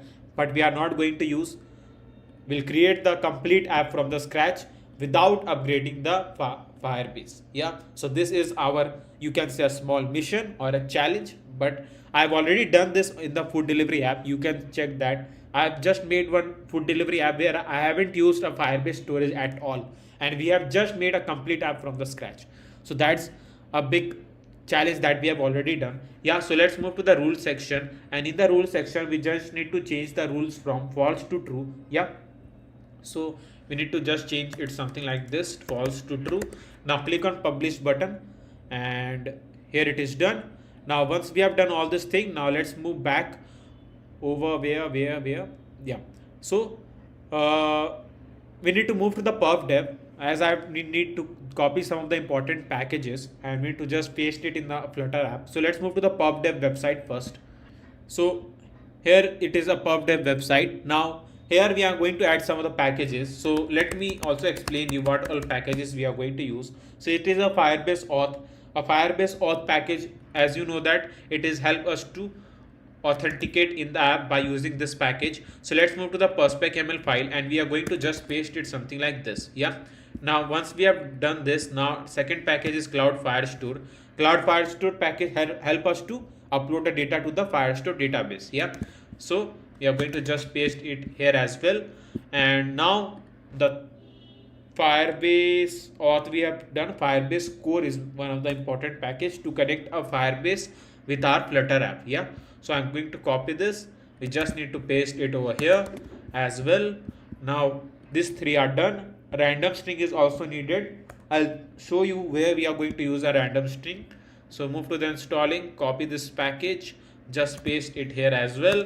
Now we can run this package by Command S if you are using a Mac, and I'm not sure about Control S if there is Windows. You can see that. Yep. Now once you run a Command S, and if you want to save all the file, you can just save all the file from here. And if you are getting the version error, I'm saying this again and again, if you are getting any of the version error, because there might be the reason, like if you are using any old version of the Flutter, then you can remove all the version from the specific packages and it will take the versions accordingly which Flutter version you are using. Yeah. So now we can just do as well. Here it is. So I used to get some of the DM on my Instagram ID that when I'm trying to run a package in my perspec.ml file, I'm facing the error. So I told them to remove the version and then run that packages. So it run beautifully and successfully. So these are the small things that I used to tell in my videos. Yeah. So if you have any problem, you can DM me on my Instagram ID. I will surely help you as soon as I can. Yeah. So now let's move, and here we'll move to the main.dart file and we need to just add two main lines to execute a complete thing. So I'll write regarding a connection with the Firebase. Yeah. So I'll write widgets flutter binding dot ensure initialized, and here I'm going to just write await Firebase. So I'll write Firebase dot initialize app, something like this. Now once we have written these two commands, now our complete connection with a Firebase is done. Now here let's first create a login and sign up page. We haven't created a login and sign up page till now. So I will create a login and sign up page. Then we are going to do one thing. What? We are going to add a mail authentication, that login and sign up page. Yeah. So now you can see that this is the what page I have created. I know that you will in the shock like why I've created this page. Yeah, so let me explain you. I will not do anything, like I won't explain you all. So this is the login page I have created, login.dart page. Now this is the same UI that we have created before on in any of the series, right? So I won't like so this is, you can see that this is the simple UI I have created, though the image that we have used over here you already get in the asset folder, right? Because I have already provided you the asset link, a complete package delivery app asset link in the description box. It is completely free, so you can get it from there and can add the asset to add in this login or sign up page. Yeah. So this is the simple code I have written, as you can see here. So this is the simple code you have written, and if you want to get a source code, as I've told you that I'll provide the link in the description box. And if you are if you are facing any of the problems to get a source code, you can DM me on in the Instagram ID. I can help you in any way. Like if there is the app that I made from the scratch, then I'm there to help you all. If you are facing any problem to get a source code, to get an asset folder, or to get a code or anything, I'll try to help you all what I can do from my best side. Yeah. So this is the code that we have written for the login page. As you can see here, you can simply pause a video and can write a code. It's your choice, or you can get a source code, you can also do that. So both the options are totally available. I'm just showing you the source code. I'm the code that I've written for the sign up page. I don't want to show all this UI because I've already taught you the UI that we have created for the post page, the home page and all. So creating the login sign up page UI will take a lots of time, because we need to just focus in the main features that we are going to cover in this package delivery app. I'm telling you all that this package delivery app is one of the going to be most important series on this on my channel, because here we are going to cover lots of feature that we haven't talked it about before in any of my series. We haven't talked anything about any of these features that we are going to use in packet delivery app. Yeah, so it's going to be already a long series, so wasting a time in the login and sign up page like make this video length very long. Yeah, so you can write a code or try to just use a widgets and all, and to create the login and sign up page by your own, because this will give you some more idea how to use a Flutter widgets and create the awesome UI. If you face the problem, you can see the source code and all. Yeah, so it is very easy. So this is the code we have written. Now here you can see that in the sign up page I have created one function which is a registration function, and in the registration function we are going to write a code. I haven't written the code. This is just a important code as you can see here, and this is just you can write a text editing controller, name controller, text editing controller. Now you will see that what it is. So let me explain you. Like let's move to the sign up page first. And in the sign up page you can see that there is a 3 text field which is name, email, password. Now in the name controller text field, the user will going to enter their name. Like I will enter my name just like this, like Shivam Gupta. Now I want to handle the text that I have entered on this text field. Right now, to handle the text that I have written on this text field, we need to use a text editing controller. Yeah, I hope it is very clear. So we need to just get a data or text that user going to enter on this 3 text field. So that's why I've created a 3 text editing controller over here, and this is a string name, email and password. I will show you where we are going to use that. So this string will help us to write to store all the data that we are going to get from this 3 text field. Yeah, so I've created all these things separately. Now here one more thing, let's move to the perspective file. I will show you all the process that I have done. Yeah, so here you can see that I've added up one more package which is a shared preference. You can get this package from the pub dev. Yeah, so you can paste it over here, and you can see that in the services folder I have created one more file which is shared pref.dart. Now you will ask that what it is, so let me explain you. So shared preference will help us to store our data locally. Now you will say that we are already saving the data in the Firebase, so why need to store our data locally? Yeah, so that's a good question if it is in your mind. So if this question arises, then let me explain you that we need to just save a user ID key. As you can see that we are going to save a user ID, his name, his email and his image. Just these 4 things. Maybe in future we can add some more things, but for now we are going to just store these 4 things locally in the shared preference by the use of shared preference in the app. Yeah, so we are going to just store the user ID, his name, email and the image locally in the app by using a shared preference, right?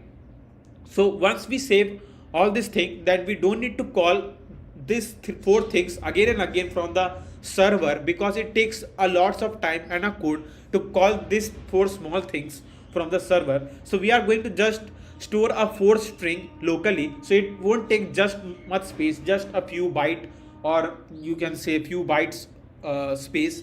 So that is like negligible thing. Yeah, so let's move to the sign up page, and once you have written this function and all, now let me show you what we need to write. Yeah, so once the user create the account with the email and password, we need to upload the data to the Firestore database. So let me show you how to store our data in the Firestore database. So this is the main thing that you want to know, and I'm going to teach you. Yeah, so here I'm going to just create a map. Now you will ask me what is a map. So that's also a good question.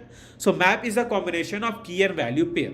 Now what is a key and what is a value? You will ask that. Good question again. So key, so here the key we are going to use is a string, and the value that we are going to store is a dynamic. Let me show you what I'm telling. So don't get confused, it is very easy. Yeah, so I'll write map string dynamic, and here I'm going to just pass the map name. So I'm going to just pass a map name which is user info map.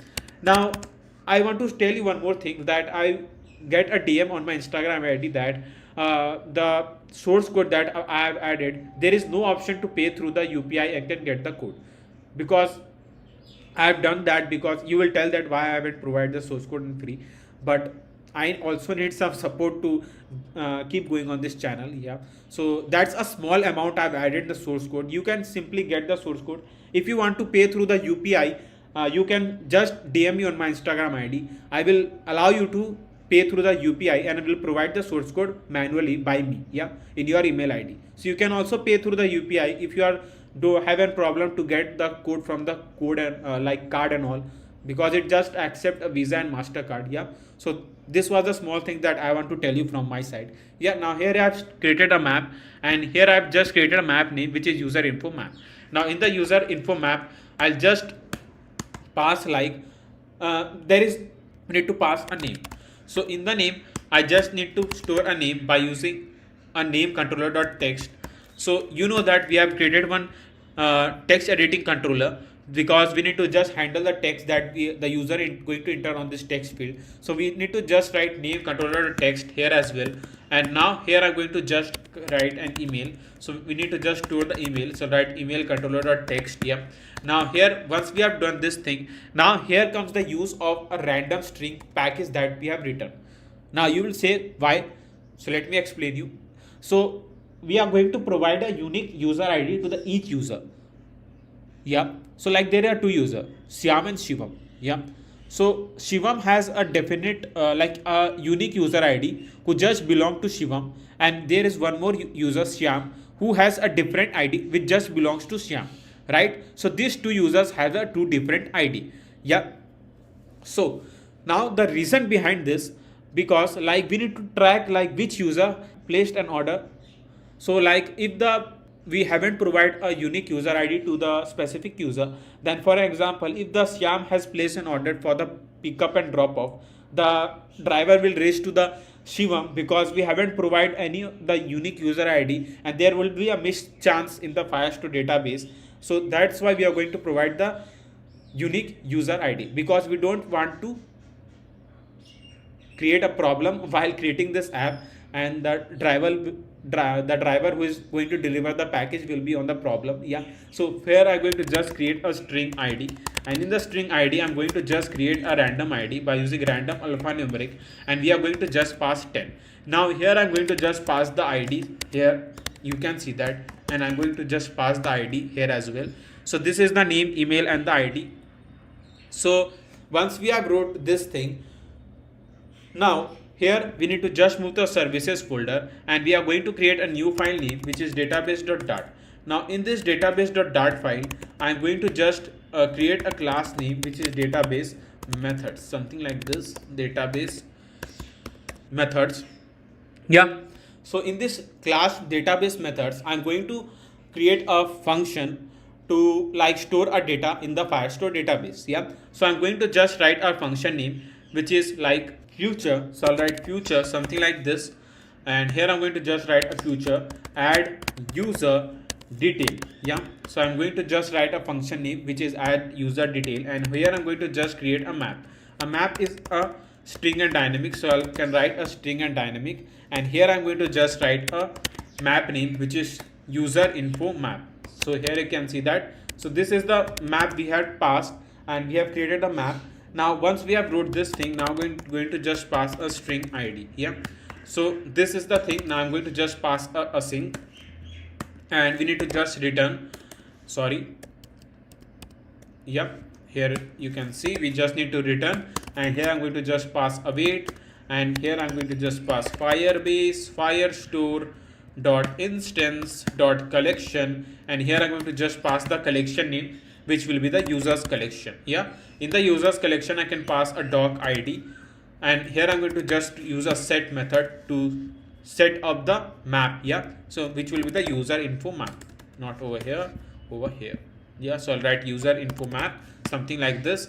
Now you will say that what this function does. Yeah, so let me explain you. So here you can see that it create a collection users. So here in the Firestore database you can see that this is a position, or you can space where the all the collection will be shown. So here the user collection will be shown with a specific doc id that we have provided, and the data will be uploaded over here. So let me show you how we are going to handle this case.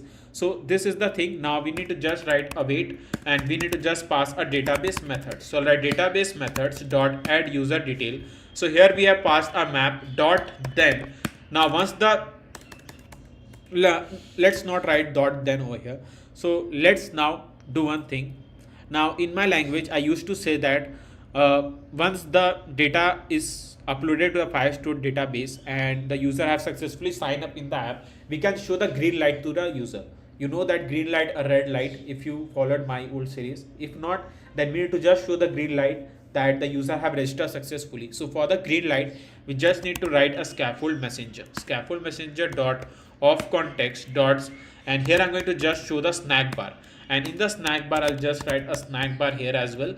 Now once we have written the snack bar, now here I'm going to just pass a content, and in the content we just need to show the text that we need to show in the snack bar, which is, as I told you, registered successfully. So let registered successfully, something like this. We can use like this. Yeah. So I'm going to also pass a style by using app widget class. We can use dot white text fill style. Let's do 20.0. Now here in the snack bar, as I've told you, we need to just show the green light. So for the green light, we just need to add a background color, and color will be just like colors dot green, something like this. Yeah. So it is easy peasy lemon squeezy. Yeah. So these are the things that we need to do. Yeah. Now here comes one more thing, which is saving the data. As I've told you that we need to also save the data locally. So for that I just need to write await shared preference helper, and here I'm going to show how we can save the data locally. So here we need to just write a function name, which is shared preference helper dot save user id. So in the id we just need to save the user id first. So I'll store the user id like this, await shared preference again. So I'll write shared preference helper dot save, and we just need to save the username. So name will return name controller dot text. Now await again, and we just need to write shared preference helper dot save user email. So these are the small things that we have written, something like this. Yeah. So we have written a complete function. Now let's move over here in the code, and where you have written a controller, make sure you pass all the controller to that respective text field so that we can handle the text. And this is what we need to write a function to call the function. Yeah. So if this detail are all field, then we are going to just show the registration function. If any of the text field remains, then we just need to show the red light. So through the red light, I just mean that the user need to fill a complete detail. Yeah. So these are the things that we have done. Now here you can see that I've written email text dot trim. Now you will say that why I've written a trim. So let me explain you. So here I have written my name. Yeah. Now for an example, so let me write some random email, and for an example I have just write @gmail.com. I have written the email ID, and for example I have just by mistake I have given some space. Now the app will calculate the space as well as in the string. So once the user sign up in the app with this space, and they're trying to log in, and they just write in the login page this email ID, and they forgot to give a space because they don't know that they have mistakenly given a space, and they try to log in the app, then the app will simply throw the error that the email ID won't match. Then the user will scratch his mind and says that this app is totally rubbish. I have entered the correct email ID to sign up in the app. Why it is not recognizing my login ID that I have entered? Yeah. So this is the use of the dot trim function. You can see that dot trim function can simply make the app user friendly, help this case to handle. Yeah. So these are the some important things you keep on mind. Yeah. While writing the code and all. Yeah. So this is the thing that we have written for the sign up page. Now once we have done all this thing, now if you haven't rerun the complete app again, like if you are till now you are doing hot reload and hot restart, and if you try to sign up in the app, then it won't going to work.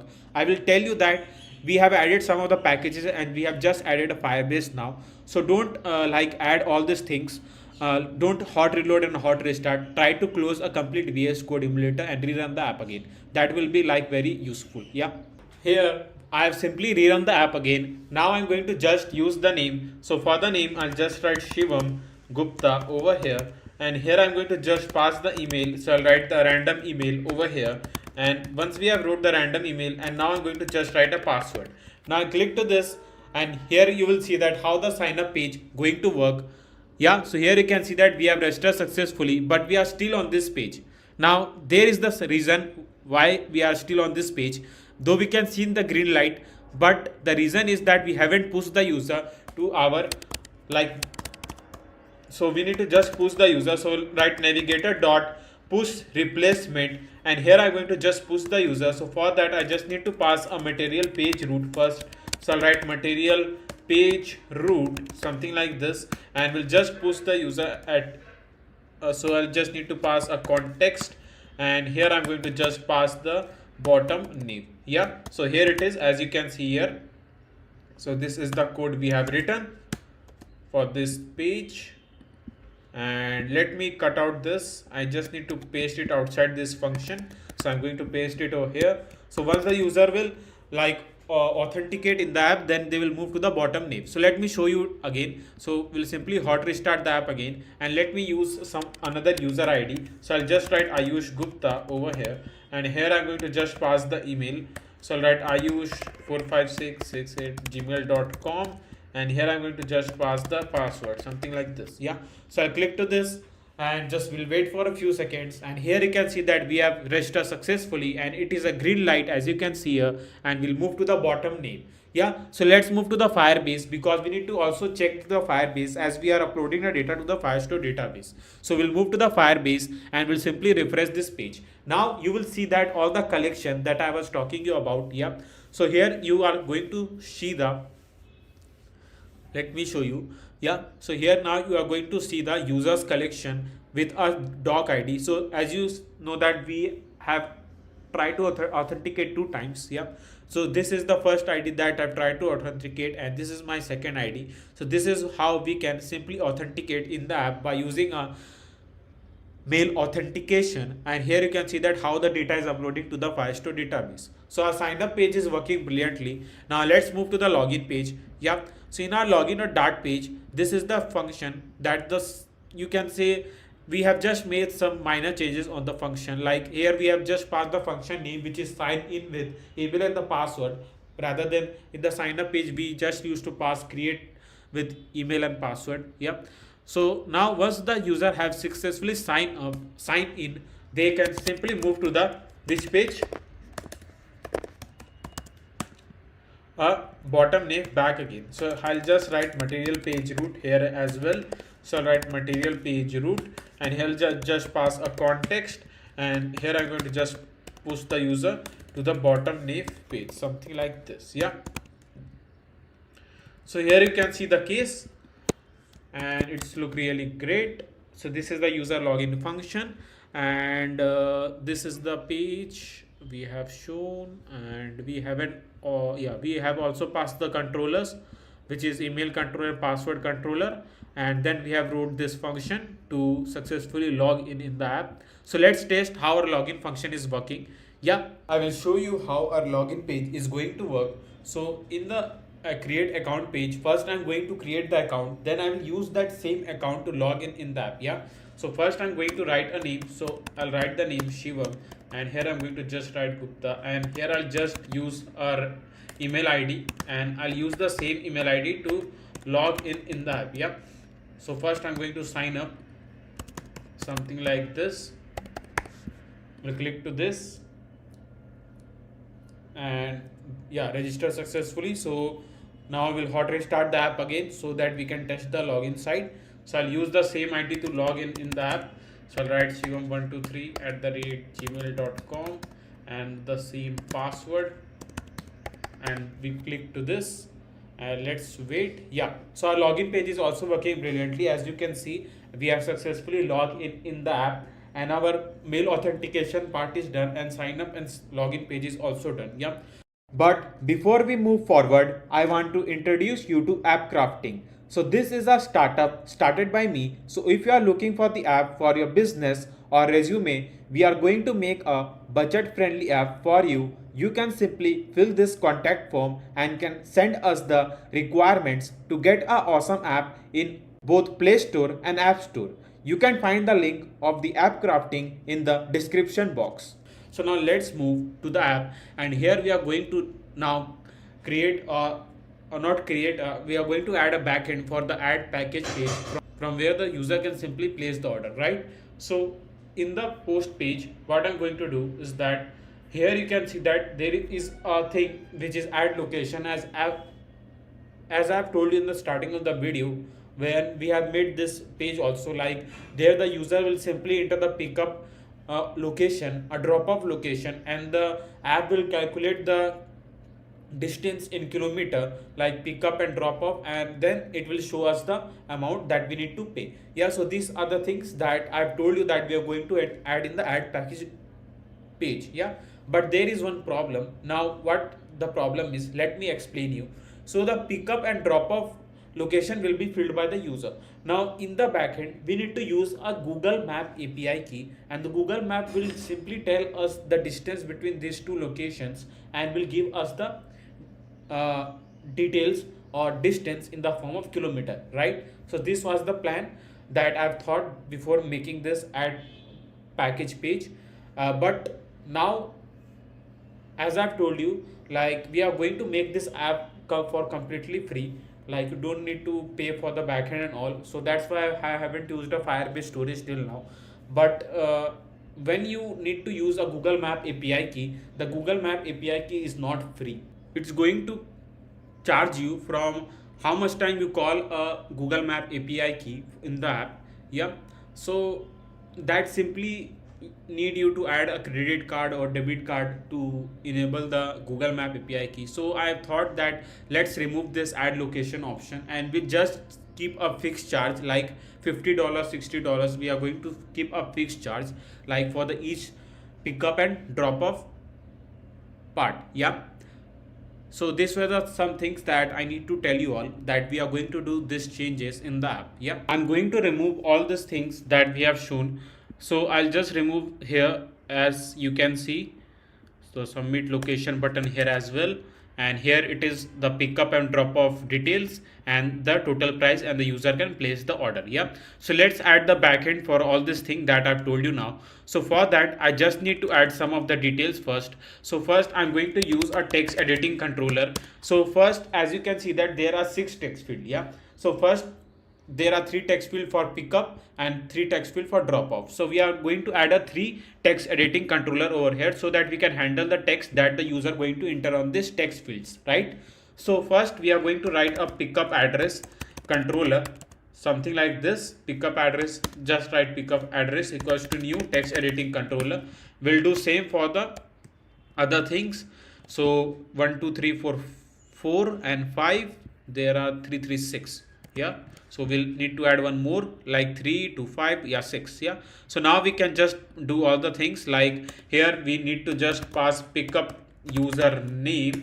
So pickup username, pickup phone number. So pickup phone number, I'm just writing the name according to the like my convenience, to use the text editing controller so that I can know that in which text field I have used which controller. Yeah, so if you have any other idea, you can simply pass to this text editing controller. It's not like what I'm writing you need to write it exactly. Yeah, it's just to know like at which controller you have passed to which respective text field, so that you can get a data correctly and can upload the data to the Firestore database. So this is the main idea behind this. Yeah, so here I'm going to just write pickup phone, and then we are going to just do same for the drop off. So I'm going to just write drop off address. Yeah, drop off username. So I'll write drop off username, drop off phone. So drop off phone, something like this. Yeah, so we have created a 6 text fields. Now we can simply pass all the text field in the text editing controller in the respective text field. Yeah, so here I'm going to just pass controller, and here I'm going to just pass pickup address. We'll do same for the username, not over here, we'll just do over here pickup username, and then we are going to just pass like controller pickup phone, and then we just need to pass for the drop off. So I'm going to just pass controller, and then we need to just pass drop off address, drop off controller, drop off username, and controller drop off phone. Yeah, so these are the some things that we need to do. And once we have passed this, now we can handle the text that the user going to enter on this text field. Now here, as I've told you, that we are going to use a Stripe payment gateway so that the user can simply place an order through the Stripe, and once they place an order, they can execute that function. Yeah, so let's do all this thing. So I was thinking that to add a Stripe on this package delivery app, but the plan has changed. Though I usually show the Stripe in all of my series, but I thought that in this series, let's make some change, and that change will be really exciting for you, because we are going to add some other payment gateway, which is a Resorpay. You have heard about a Resorpay. It is very famous on India. Like, it have UPI payments. The user can pay through the UPI. They Paytm, Google Pay. So there are lots of payment method that Resorpay has, and the user can pay through any of the payment gateway, and they get lots of choices to pay through the Resorpay. Yeah, so these are the things that we are going to do. So here I have added all the things that we needed for the Resorpay. So don't need to worry, I'll show you what all things we have added for the Resorpay. So when we move to the perspec.ml file, so in the perspec.ml file, you will find that I have added one package, which is Resorpay Flutter. Yeah, so add this package over here. You can get this package from the perp dev. You just need to copy and paste it something over here. Yeah, so once you have paste this package, simply run this package in this perspec.ml file, and once you have done all this file, we can now move back to the post page, and in the post page we'll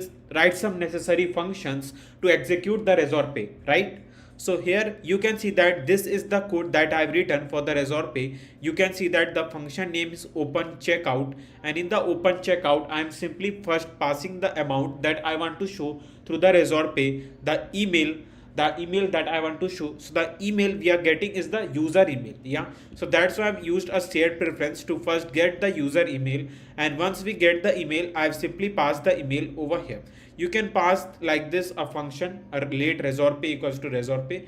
Remove this, you don't need to write this one. Yeah, so this is the thing that we have written. We have also called a dispose method. If you want, you can pause a video, you can write the code for the Resorpay, no worries about that. But if you want to get the source code, as I've told you, I will provide the link in the description box. So it is better what you need. Yeah, so this is the function which is open checkout, where we are passing the amount and the user email, and in the key. Now what is a key?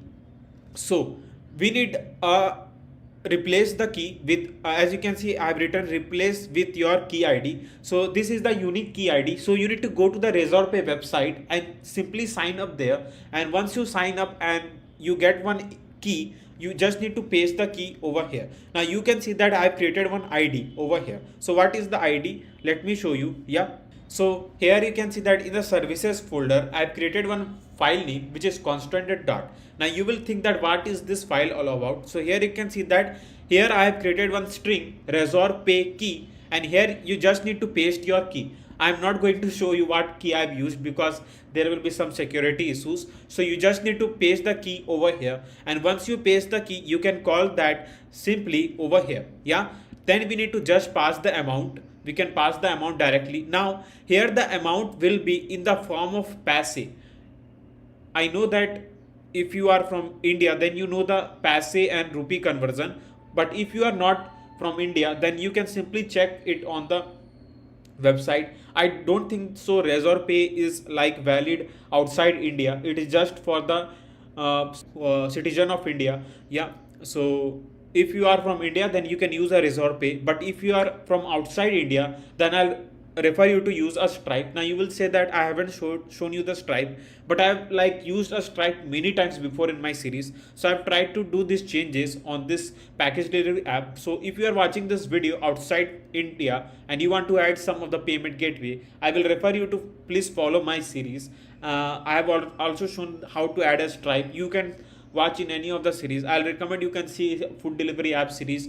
There you can see I have wrote a complete code for the Stripe. You can write the code here as well in the package delivery app to execute the payment gateway, right? So these were the some things that I've told you. So the thing I was telling you that you just need to show the amount in the form of paise rather than in rupee. Like if you want to show a 500 rupees, you just need to write 5 and 4 zeros, because this will be the conversion of paise, because it simply shows the amount, like you need to pass the amount in the form of paise over here, then the Razor Pay will just convert the amount to the rupee. I hope it is clear.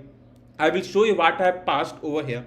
Now here you can see that the name, and in the name you can pass your app name, the description, like I pass description payment for your order. In pre-fill you can pass the user email, and the external wallet I have added Paytm. If you want to add anything more you can add that. Yeah, so these are the some necessary things that we have passed in our open checkout function, and you can see that it is very easy. Like Stripe has many more things to be add on, like we need to do some changes in the Android manifest XML file. If you have followed my old series, like you have seen that we in the when we are adding a Stripe, we are doing a lots of changes in the code, but in the Razor Pay we don't need to do anything too much, because they have tried to keep all the things simple. So that's a plus point of using a Razor Pay. Yeah, now here you can see that there is a function named handle payment success. So this function will, as the function says, handle payment success. So like if the payment is successful, then what we are going to execute. Yeah, so all the things will be written on this function, and if there is error, then how we to show the error, you can do like this. And if you want to use an external wallet, you can do like this. Yeah, so these are the some things that we need to do, and in the init state we have just passed all the function. So as soon as the app launches, or you can say a page launches, like if I'm moving to the post page, then the init state is the first function that usually call. I hope it is clear, like a difference between init state and set state.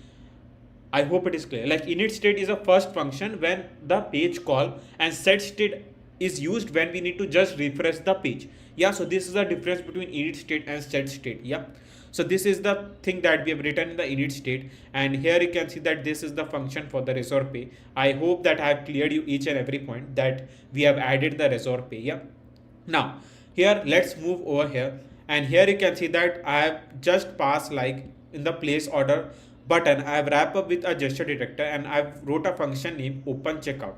Now you can see that I want to show the amount 1000. So I've just passed like 1 2 3 4 5. Yeah, it's a 1 lakh. So 1 lakh paise I have passed over here to show the amount in 1000. It simply convert the money in rupee while using a Razor Pay. So keep on mind, like if you are passing 1000 like this, then it will show the amount in paise. Yeah, it's going to convert the paise to rupee. I hope it is clear. I'm not making you confused. Yeah, so let me show you like how this function going to work, so that will give you more better idea. So I'll click to this place order button for now, and yeah, so here you can see that Razor Pay is an action, and you can see that the app name simply shows over his package delivery app. The total amount is now shown 1000. As I have told you that you need to pass the amount in the paise, and the app or Razor Pay will simply convert that money to the rupee. Yeah, here you can see that. But if you will just pass 1000 over here, so let me show you what it will going to happen. Yeah, so let's refresh this page. We'll hot restart the app. So let's close this first. Yes, exit, and here we come back again, and we'll click to this place order. So now you will see that, yeah, so here you can see that once you pass a 1000, then the amount will be converted into the rupee. So it going to act as an paise when you are passing the amount, and it will convert the money to the rupee. So make sure that how much amount you want to show in the app, you need to just convert that amount in a paise and just need to pass it over here. I hope it is very clear now. Yeah, so this was the thing that I want to tell you all. Yeah, so now I think so we can pass like 500 rupees over here. Now you will say that if we are going to show the 500 amount over here, then why we are showing the $80? Yeah, if you have question on this mind, then you are right. But here you till now didn't know that how to show the rupee sign over here.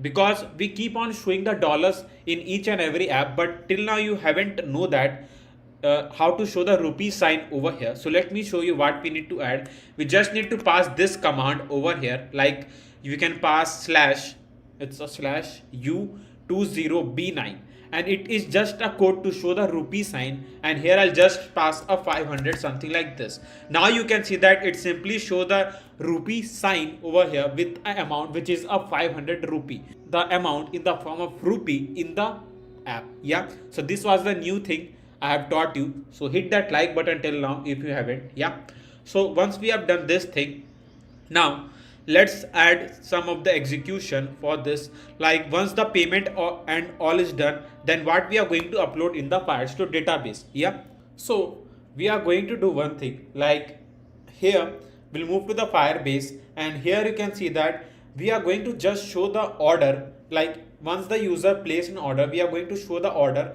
over here, and we are also going to show the order to the admin panel. Yes, you heard it right. We are going to add an admin panel because we need to like update, like if the user is tracking the package, like once it is delivered or not, or it is has been picked up or not.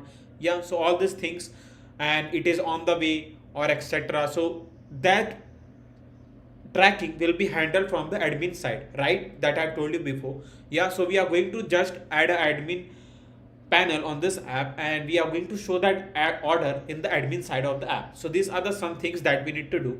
Yeah, so let's create some functions. So we'll move to the database.dart file, and here I'm going to just create one more function which is add user order. Yeah, so we are going to show this order to the user side of the app. So I'll write order and orders here like this. We can just pass order, and here I'm going to just also pass a string and the order ID. So we are going to provide the unique order ID to the each order, right? So these are the some things that we need to do. So here I'm going to just pass a doc ID.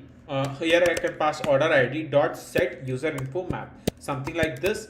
Now once we have wrote this function, now here what I'm going to do is that we need to just copy this function here back again. Wait a second, control save. Yeah, so, okay, I need to copy this function. We need to paste it over here, and here I'm going to just pass a function name which is add admin order. So here I'm going to just pass the collection name which is order, and in the order we are going to just set up the order that the for the admin. Yeah, so these are the two things that we need to simply pass once the payment is successful. Yeah, so before that we need to create a function. So let's move to the post page, and here I'm going to just create a map, and in the map I just need to pass a string, a dynamic, something like this.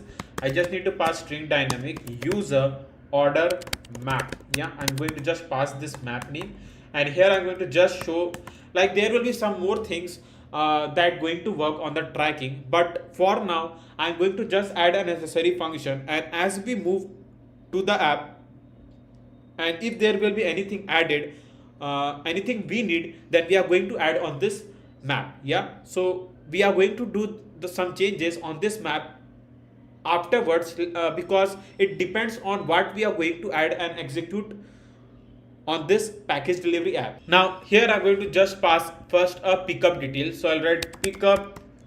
First I'm going to just pass a pickup address. Okay, so here I'm going to just pass pickup address dot text.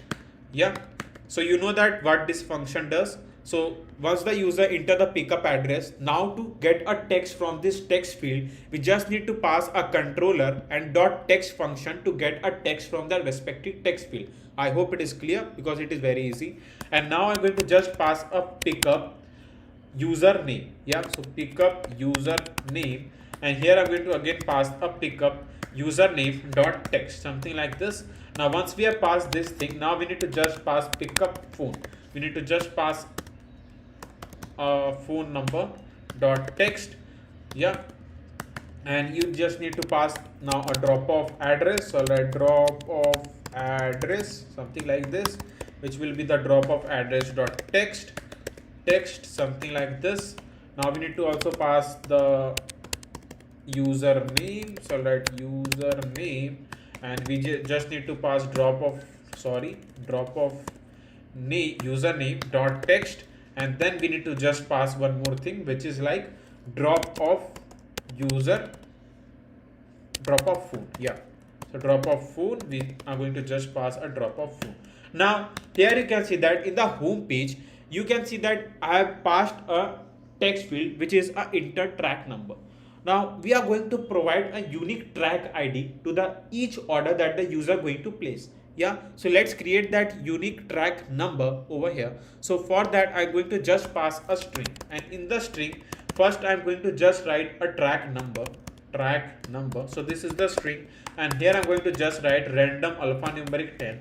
So this is the first thing we need, and the second thing, as I've told you, that we are going to provide the unique order ID to the each order so that we can track that and can update it from the admin panel. Yeah, so that's why I'm going to also create one string which is a order ID. So let's pass this, and here I'm going to just pass the function name which is order ID, and I'm going to just pass it something like this.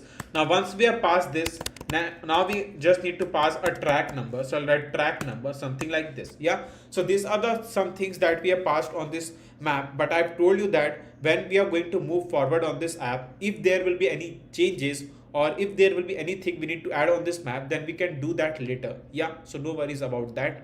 Yeah, so these were the some things that I have thought about till now, and yeah, so it is what it is. Now here I'm going to just pass await database methods dot, here I'm going to just pass add user order, and then we need to pass user order map here.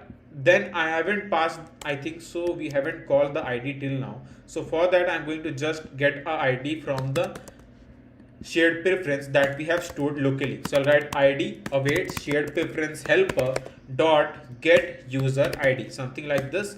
Now once we have passed this thing, now we can just pass it over here as well.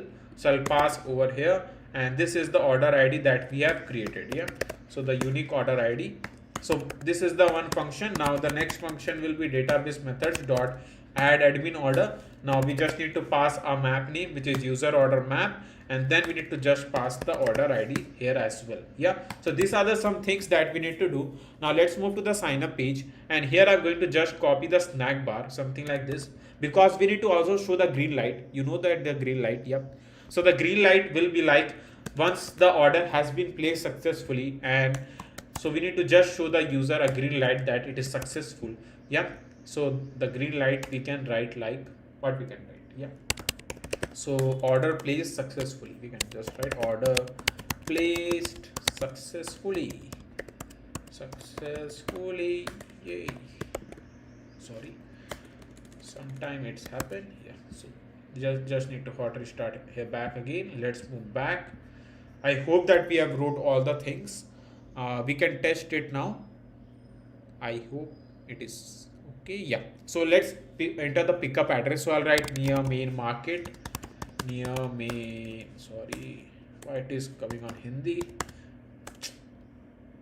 near main, yeah, near main market. Username I can just pass Shivam Gupta. Random phone number, so it's not my phone number, it's a random phone number. Drop off detail, let's write main road, delivered to Ayush Gupta, and then a random phone number. Now we'll click to this place order, and let's test it what it going to happen. Yeah, so we'll click to this and reserve pay on the action. Now we just need, so it is a text ID that I'm going to use for the reserve pay, so that's why I'm going to just pass my random phone number or something. Yeah, I hope that it is on a 10 digit. Yeah, click on continue, it says that it is invalid. Yeah, so it is done. Now here you can see that in the reserve pay you can see that there is a multiple payment option. As I've told you, the UPI, Google Pay, Phone Pay, Paytm, Visa card, Mastercard, EMI, net banking, wallet, pay later, blah blah blah. So there are lots of payment option in the reserve pay. Yeah, you can use anything. I just use a UPI ID, so I'll just write something like this, and we'll just need to write OK SBI. Yeah, click on continue. So Open your Google Pay. Yeah, so confirming payment, and the payment is successful as you can see here, and you will be redirected in just 1 second. Yeah, so here you can see that the payment has been done, but there is some error. What is the error? It simply says the instance of text editing controller. Okay, so there is some error.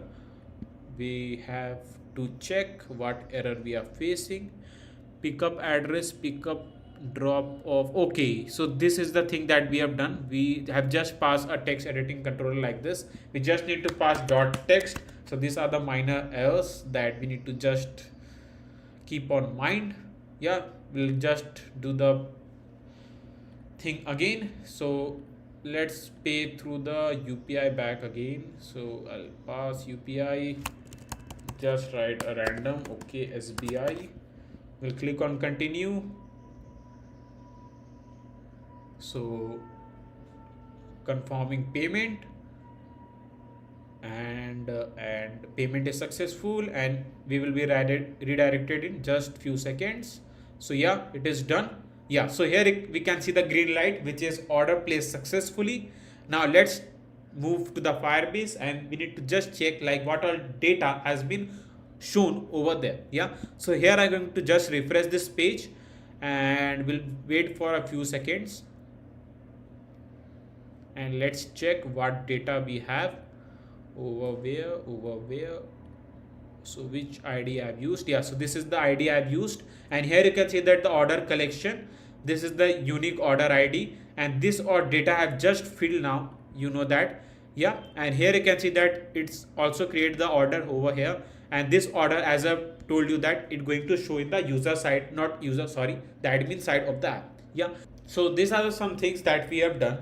Now here comes one more thing, like we have shown the green light. Yeah, now here comes that the else case, like if the user have failed to forget to fill any of this text field, and they try to click on this place order button, then the app will not going to further take any action, because we haven't passed any case till now. Like if there is a condition, like if all the text field are filled, then we are going to show the green light, but it's not an option to show the red light, because we just need to pass one thing like please fill all the details to further move on the app. Yeah, so you just need to write this function, like if all the details are filled, then we are going to just show the open checkout, and if any of the thing are left, then we are going to show the red light that please fill all the details. Yeah, so that will give the user an idea, and this will make your app like user friendly if there is any issue that going to have on the app. Yeah, so here I'm going to just pass if, and here I'm going to just write all the things like pickup address dot text is not equals to null, so it means that this text field has been filled. Yeah, so we just need to pass all these cases.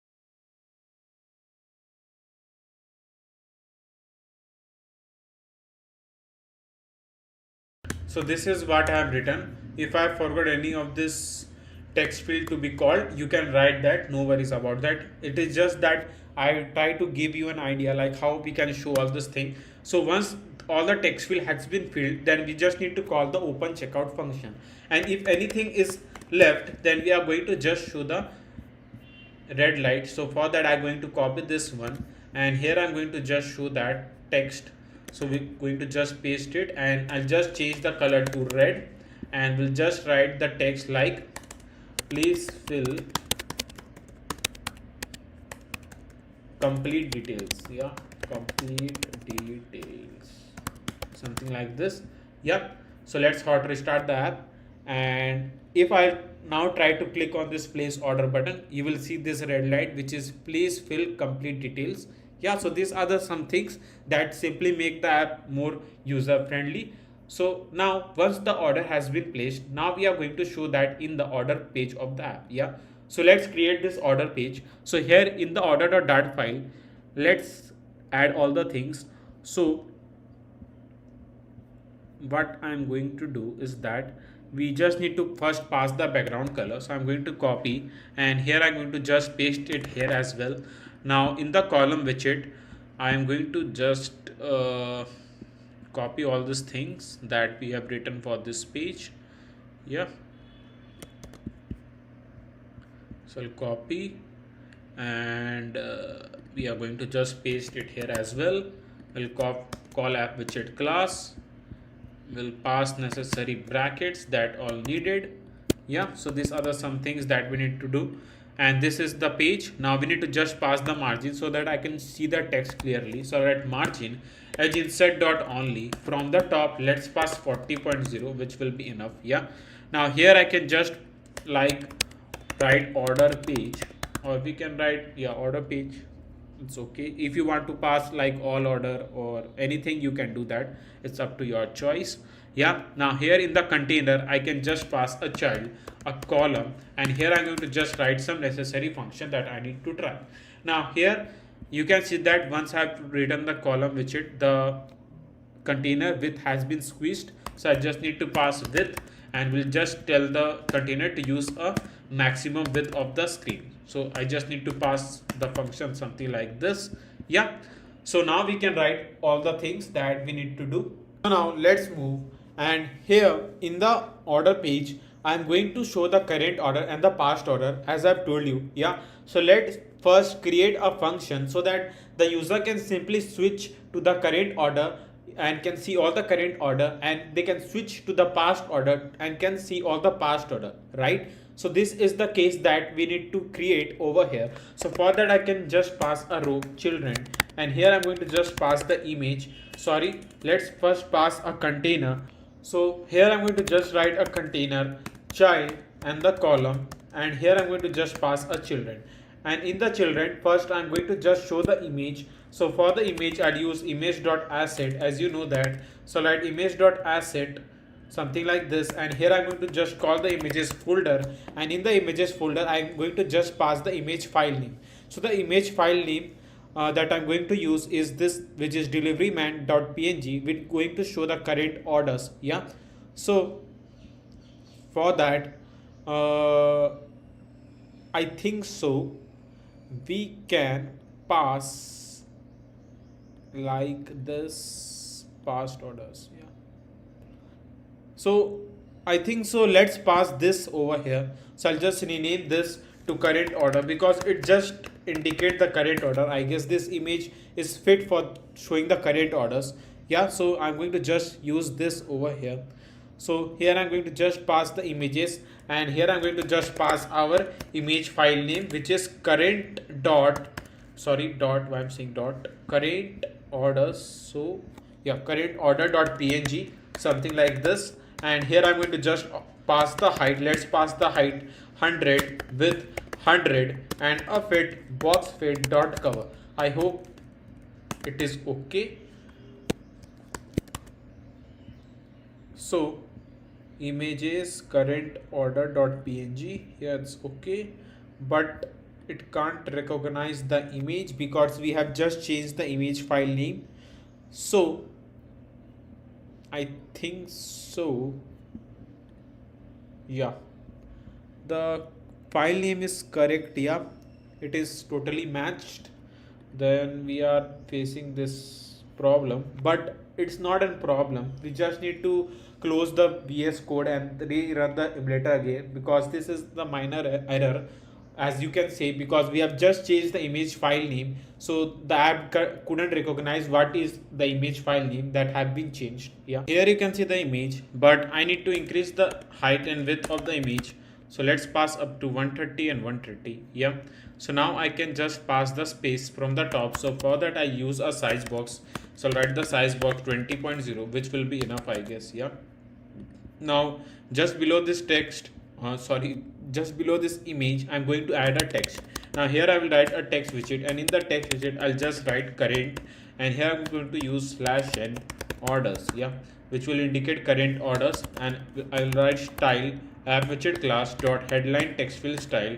Will just pass the font size 22.0, or let's pass up to 28.0, which will be enough, I guess. Yeah, now we can also increase the height and width of an image. Let's pass 150, and let's pass up to 25, I guess it is okay. We can center this by using a text align, so I can simply pass text align dot center, something like this. Yeah, so this is the case that we need to pass. And now I'm going to also pass a decoration, and the box decoration colors dot sorry, not color, let's pass border, border dot all color. We can just pass colors dot black, and we can pass up to 45, and let's pass the width 2.0. so here you can see this, but we can also pass a padding, so write padding edge insert dot all, let's pass 10.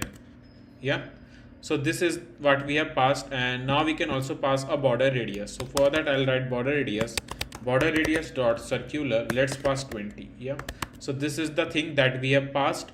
And we can also pass the spacing from the top by using 40. Yeah, so this is how we can show the current orders. But once the thing has been selected, I want to show that selected in the elevated form, so write material widget will also pass the elevation, let's pass the elevation 3.0. Yeah, now I can pass the border radius here as well, so that it will be like, if I have selected the current orders, then I can know that what thing I have selected, so this elevation will make that thing clear. Yeah, so once we have shown the current orders, now we can show the second section, which is like what, showing the past orders. Yeah, so I'm going to copy paste it over here, and here I'm going to just change the text to, let's show the delivery man, I guess. So I'll write delivery, and we'll write the page, not a page, image name as it is. And here you can see, but we can also pass the spacing by using main ellipsis alignment dot space between, or space evenly. So let's pass space evenly, let's test this also. Yeah, so it is okay. Now here the text that have been not a text, a container that have been selected, I just need to just decrease down the height, and here I'm going to just pass the text also, which is normal text field style. We can pass 20.0, and 20.0 is too less, let's pass 24.0, and it will indicate, as I've told you, the past orders. So I'll write past /n orders, something like this. Yeah, so this will indicate a past orders. I can provide the size box, let's pass size box height 10.0. Yeah, so here it is, and this look good. I just need to also paste, copy, and we are going to paste it here as well. Yeah, so this is okay, I guess. So it indicate a current order, this indicate a past order. Now I want to execute the function something like this, like if I'll click to this past order, this container will be shown in the elevated form, and this will be shown back in the normal form. In which past order can you see now? Yeah, so for that I just need to pass a bool, and in the bool here I'm going to just pass the current, and we'll just pass the current to true, and then we are going to just pass a past to false. Yeah, something like this. So what I'm going to do is that if the current is true, then we are going to show the container in the elevated form, and if it is false, then I'm going to just copy this container from here, and we are going to just paste it here. And here I'm going to just change the image file name. So the image file name, it is a current order.png, and here I'm going to also change the text to current orders. Yeah, so this is the thing that we have done. But when we select this, so I'll write wrap with widget gesture detector. In on tap method, I'll just pass one case, which will be like the current order. We just need to make it true. Past, we need to make it false, something like this. And a set state, as you know that use of a set state, like it will simply refresh the screen if we'll tap to the any of that container. Yeah, so this is the thing that we have passed. Now we'll do same for the past order section. So I'm going to just copy this, and we are going to just paste it here as well. Yeah, and we just need to paste it, and here I'm going to just pass the image.asset, the images file name, which is like delivery man png. Yeah, so this is it, and here I'm going to just pass past orders, and here I'm going to just wrap up with a gesture detector in on tap method. I'll just pass this case. What it will be like, I'll just need the current to make it false, past will be true, and then we'll use a set state, something like this. Yeah, so let's refresh this page or how to restart this app. We'll move over here, we'll click to the past order, and you can see that it shows in the elevated form that I was telling you about, so that the user can know like which section that they have selected. And once they will see that this is the past order which is on the elevated form, they can know that they have selected the past order and they can switch to the current order. And you can see that how brilliantly it is working, and this is what I really want to make. Yeah, so now once we have add this thing, now just below this we just need to show some of the orders. Yeah, so first I'm going to create the UI that how we are going to show the current and past order. Then once it is done, then we are going to connect it with the Firebase, right? So for that, first I'm going to just write a container, and in the container I'm going to just pass a child, a column, and a children. Now I'm going to also pass a width. For the width I'll just pass a media query dot of context dot size dot width. Yeah, something like this. Now in the column I'm going to just pass first a row, and here I'll write children image dot sorry, why I'm writing image, need to write icon, because I'm thinking that first at the top I'm going to just show the deliver node package where it is going to drop off. So you know that we have added a drop off address in the field. As you know that there is one field which is drop off address, we are going to call that. So I'm going to just write icons dot location on. Yeah, location, let's keep location, let's pass on, and here I'm going to just pass the color. So for the color I'm going to copy this color code, and we are going to paste it here as well. Yeah, so this is the color code we have paste, and this is the logo you can see, or icon you can see, not a logo. So it is an icon, not a logo. So I'll pass the height, let's pass 30.0. Yeah, I can increase the size of this icon, so I'll just pass the size outside this color. So I'll write size 30.0, which will be enough. Now here I'm going to just show the address. So for the address I'm going to just use a text widget, and in the text widget I'll just write for now a main market, and here I'll pass a styling by using app widget class dot, and here I'm going to just pass a normal text field style, which is enough. Yeah, so main market. If you want, you can increase the size of an text, it's up to your choice. So I'll write size box with, let's pass 10.0, and I'm going to just center it with the help of center widget. So I'll write main axis alignment dot center, something like this. Yeah, so this it what you can see. Now here in the container I just need to pass a decoration. So wait a second, let's pass a decoration, not right now, I'll show you when we are going to pass. So we have written a column widget, we'll need to write a row widget here as well. I'll write image dot asset images folder name, and image that we are going to get is a parcel dot png. I'll just put the height, we'll just enter the height of 150 with 150. We can pass a fit box fit dot cover. Yeah, so now you can see that this is the package that we are going to show. Yeah, let's pass 120 and 120. Yeah, so this is the package, and once we have shown this package, now what we are going to do is that we are going to show the tracking. Yeah, because we need to show the tracking, so that's a main thing that we need to do. So here what I'm going to do is that now I'm going to just create one function which is get status text.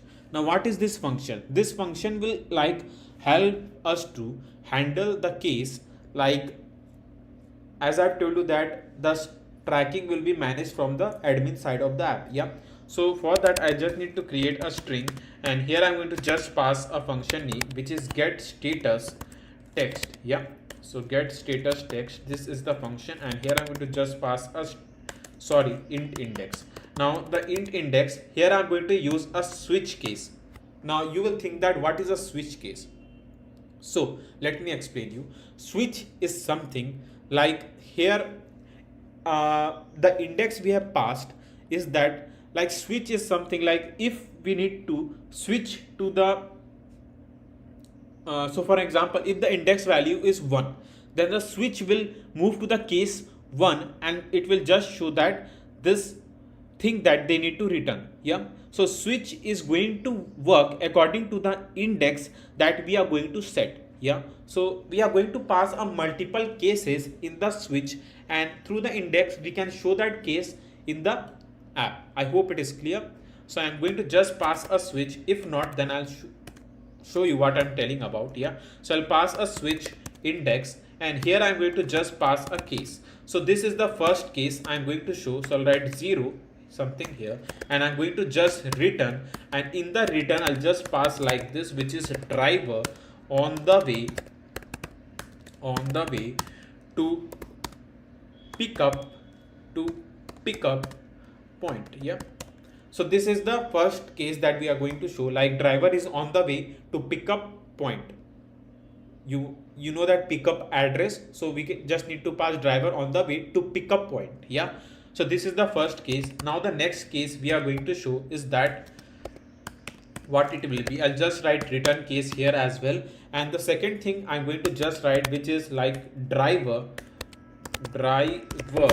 has arrived to pick up point. Yeah, so I have just written this some of the cases because as the user need to know like if the driver has reached to that pickup point or not. So they can simply call to that specific driver and can know the status, like where he is. If he is searching for the specific location, like if you have written your address and driver can't find like where the exact address is, so that's why we have provided the phone number. Yeah, so here I'm going to just pass a case 2, and in the case 2 I'm going to just return, and in the return I'll just pass one case, which is parcel collected. So if the driver have collected the parcel, then we'll just pass parcel collected, and the case 3 will be like, we'll just return. So once the parcel has been collected, the driver will update like driver on the way to delivery destination. Yeah, so delivery destination, as you can see. So this is the thing, and here comes case 4, and in the case 4, once the driver has reached to the delivery destination, he will just update like that parcel has been delivered. Yeah, so these are the some cases that we usually pass. Yeah, I hope it is very clear. Now I'll just pass a default, and in the default, as if there is some error, then sorry, not over here. Yeah, you need to just write over here default case, and in the default case I'll just return space. Yeah, so this is the thing that we have written. So through the switch case, now you can know that if the switch index value is 1, then we are going to show this thing. So the return function, or you can say switch, will return this text, and if the index is 3, then the switch will return this text. So all the things going to handle by a switch case, right? Oh, I hope now switch case is much clear. Now we just need to show all this thing. So for that, I'm going to create something unique that will really exciting for you all to see. Yeah, so let me create one thing.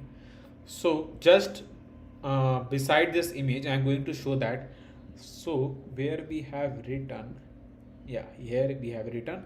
So here I'm going to just create one container, and in the container I'll just pass the height. Let's pass the height 80.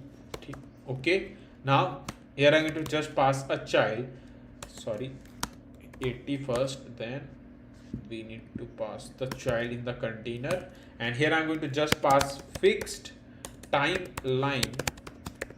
Sorry, I think so we haven't added that package that we need to add in the perspec ML file to handle this case.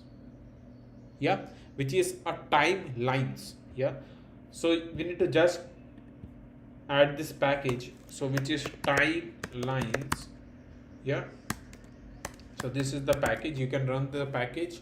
So I've directly written the package name. You can search on pubdev also, you can see that package there itself. Yeah, so I'll just write timeline fixed timeline dot title builder, and in the builder I'm going to just pass like timeline builder connected, and in the item count I'm going to just pass the current step. Yeah, so here I'm going to just create one string, and in the string I'm going to just store the current step. Yeah, here I'm going to just pass a int, and in the int I'll just write something like this, which is like current step. So I'll write current step. So what I have written over here, where so where I have written, yeah, so current step, and here I'll just pass up to 1. Yeah, so I can just pass the current step here as well, something like this. Now once we have passed this thing, now there are some more thing we need to pass.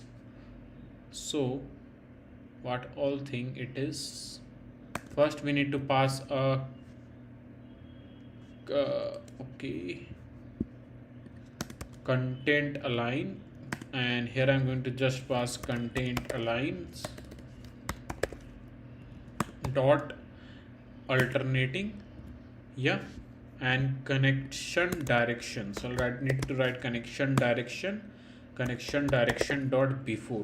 Yeah, so these are the some commands that we need to pass to execute this function.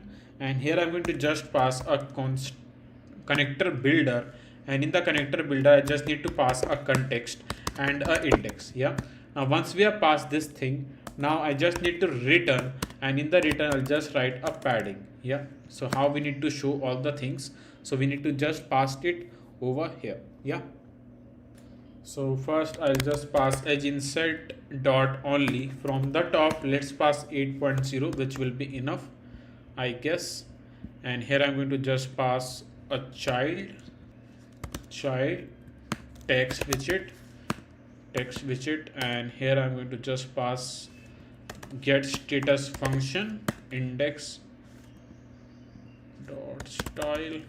So let me write this function, and once we write this function, then I'll explain you what all things I've written, because you don't need to like remember each of the every lines. Yeah, so once I wrote all this line, then I will show you what I have written and how I'm going to execute this. Yeah, I've added all the code that we need to show in our order page. So here you can see that this is what you can see, like a driver on the way to pickup point, driver has arrived to pickup point, parcel collected, driver on the way to delivery destination, parcel delivered. So these are the some milestones that we have shown in the order page, right? So as the driver will move forward, the milestone will be updated from the admin panel, as I've told you, and that will be simply highlighted in the order page. Yeah, so this were all the things that we need to show in the order page. Now here you can see that this is all the code that we have written to show that milestones over here. Yeah, so these were the some things that we have done to show this milestones in the order page. Now as I've told you that this all the things will be managed from the admin panel. Yes, we are going to make them admin panel, so no worries about that. Yeah, so now let's move, and in the perspec.ml file I have added this package. Now you will say that there was the different package I've shown you. Yeah, but that package is not comfortable in the latest Flutter version, so there will be some problem you are going to face when you add that old package. So I'll recommend you to add this package, because this package will be best to use in the latest version of the Flutter if you are using. Yeah, so these were the some things that I have told you. Now let's move to the order.dart page back again, and here you can see that this is just a normal code that I have written to show the milestone. Yeah, and this is what I have shown you. Yeah, So these were the some things. Now let's move and let's create the important part of this app, which is an admin panel, from where the driver can simply like update all the things, and that we can show in the user side of the app. Yeah, so let's move, and here I'm going to simply create a new folder name, which will be the pages, and inside the pages folder, sorry, why I'm creating pages, leave folder, and here I'm going to just create a new folder name, which will be the admin, and inside the admin folder I'm going to create a new file name, which will be the order admin. Yeah, so here the admin going to manage all the orders that the placed by the user from the user side of the app. Yeah, so we'll write material.dart, and we'll write a stateful widget name, which will be the admin orders. Yeah, something like this. Now once we have written this thing, now we just need to pass our page name at the top, something like this. So for that I need to move to the order.dart page, back here again. First let's pass the background color, so I'll copy this background color. We are going to just write a scaffold widget, and in the scaffold widget I'll just pass the background color, something like this. Yeah, now here once we pass this thing, now as I've told you that we are going to create a design something like this, so you can copy and paste it rather than writing the code again and again. Yeah, so we just need to copy this from here, and I'll just paste it something like this. So we can simply pass a body and a container, something like this. Now we can just pass all the brackets that we need, something like this, yeah. So here it is done. Now we can just pass a children, and here I can just pass a app widget class back again. Yes, so app widget, sorry, app widget class, and here I'm going to just pass our page name, so we can just pass our page name, which is all orders. Yeah, so let's move to the page so that I can show you what all code we are writing. So we'll move over here, and we'll simply call the all order page. So I'll write all orders, something like this, orders. It was admin order, I guess.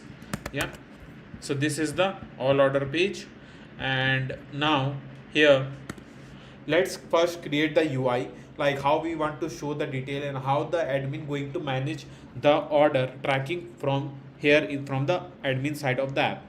By admin you can say the driver also. Yeah, so here I'm going to just create a container, and in the container I'm going to just pass a width. In the width I'll just say that the container to use a complete width of the screen, so I'll pass media query dot of context dot size dot width, and here I'm going to pass first, let's pass a child, a column, and a children. Yeah, something like this. Now let's move to the Firebase, and here you can see that these are the some details that have been filled by the user. Yeah, so it is a drop of address, drop of phone, drop of username, order ID, pickup address, pickup phone, pickup username. So these are the some details. So let's do one thing. Let's pass, I'm thinking that, yeah, so let's show the image first at the top. So write image.asset, and here I'm going to just pass images. We can just pass the parcel image, parcel.png, which is enough, I guess. So you can just pass this image here as well. So write parcel.png. We can pass the height and width. Let's pass the height 200, width 200, and a fit box fit dot cover. I guess it will be enough. Yeah, so these are some things, and here you can see this. I think so the image size is really big, we don't need this much, so we'll change to 150, which will be enough, I guess. Yeah, so once we have done all this thing, now we can just pass a size box. Let's pass the size box 20.0. yeah, so there will be some space. Now we can show all the details over here. So for that I just need to create, like, first what we can do is that we can just pass a text widget, and in the text widget I can just fill all the details one by one. We can do like this also, like drop off address. Yeah, so drop off address, and here I'm going to just pass this. We can pass the user going to fill the address, so I'll just write plus, and then I'm going to just enter like near main market, something like this. Yeah, so this is the first thing you can see. We can just pass the styling by using app widget class. So that app widget dot, and here I'm going to just pass a simple text field style. It won't look good, So let's pass normal text field style, and we can just pass the font size 18. Let's pass 20, I guess it will be enough. Yeah, so here you can see this. Let's pass 18, I guess. Yeah, so 18 is enough, I guess. Yeah, we can do this. So now we can also pass the size box so that there will be the some space. So we'll write size box height 20.0. We can bring the thing over here. So for that I can use cross axis alignment dot start. We can center this with the help of center widget. Yeah, now I can just pass a elevation. So for that I can just wrap up with a material widget. We can pass elevation 3.0. So this is what you can see. Now we can just pass a border radius. So let box decoration border radius dot circular. Let's pass 30. Yeah, I guess we need to also pass the border radius to this elevation that we have passed, something like this. So we need to copy it clearly. Yeah, here it is. Yeah, so this were the some things, but we need to also pass the padding. So for the padding, I'll write padding edge inset dot only. From the left, let's pass 10.0 or let's pass 20.0. Yeah, now here I'm going to copy this, we'll paste it over here. Yeah, now let's pass some more details. So we'll copy this, drop off name.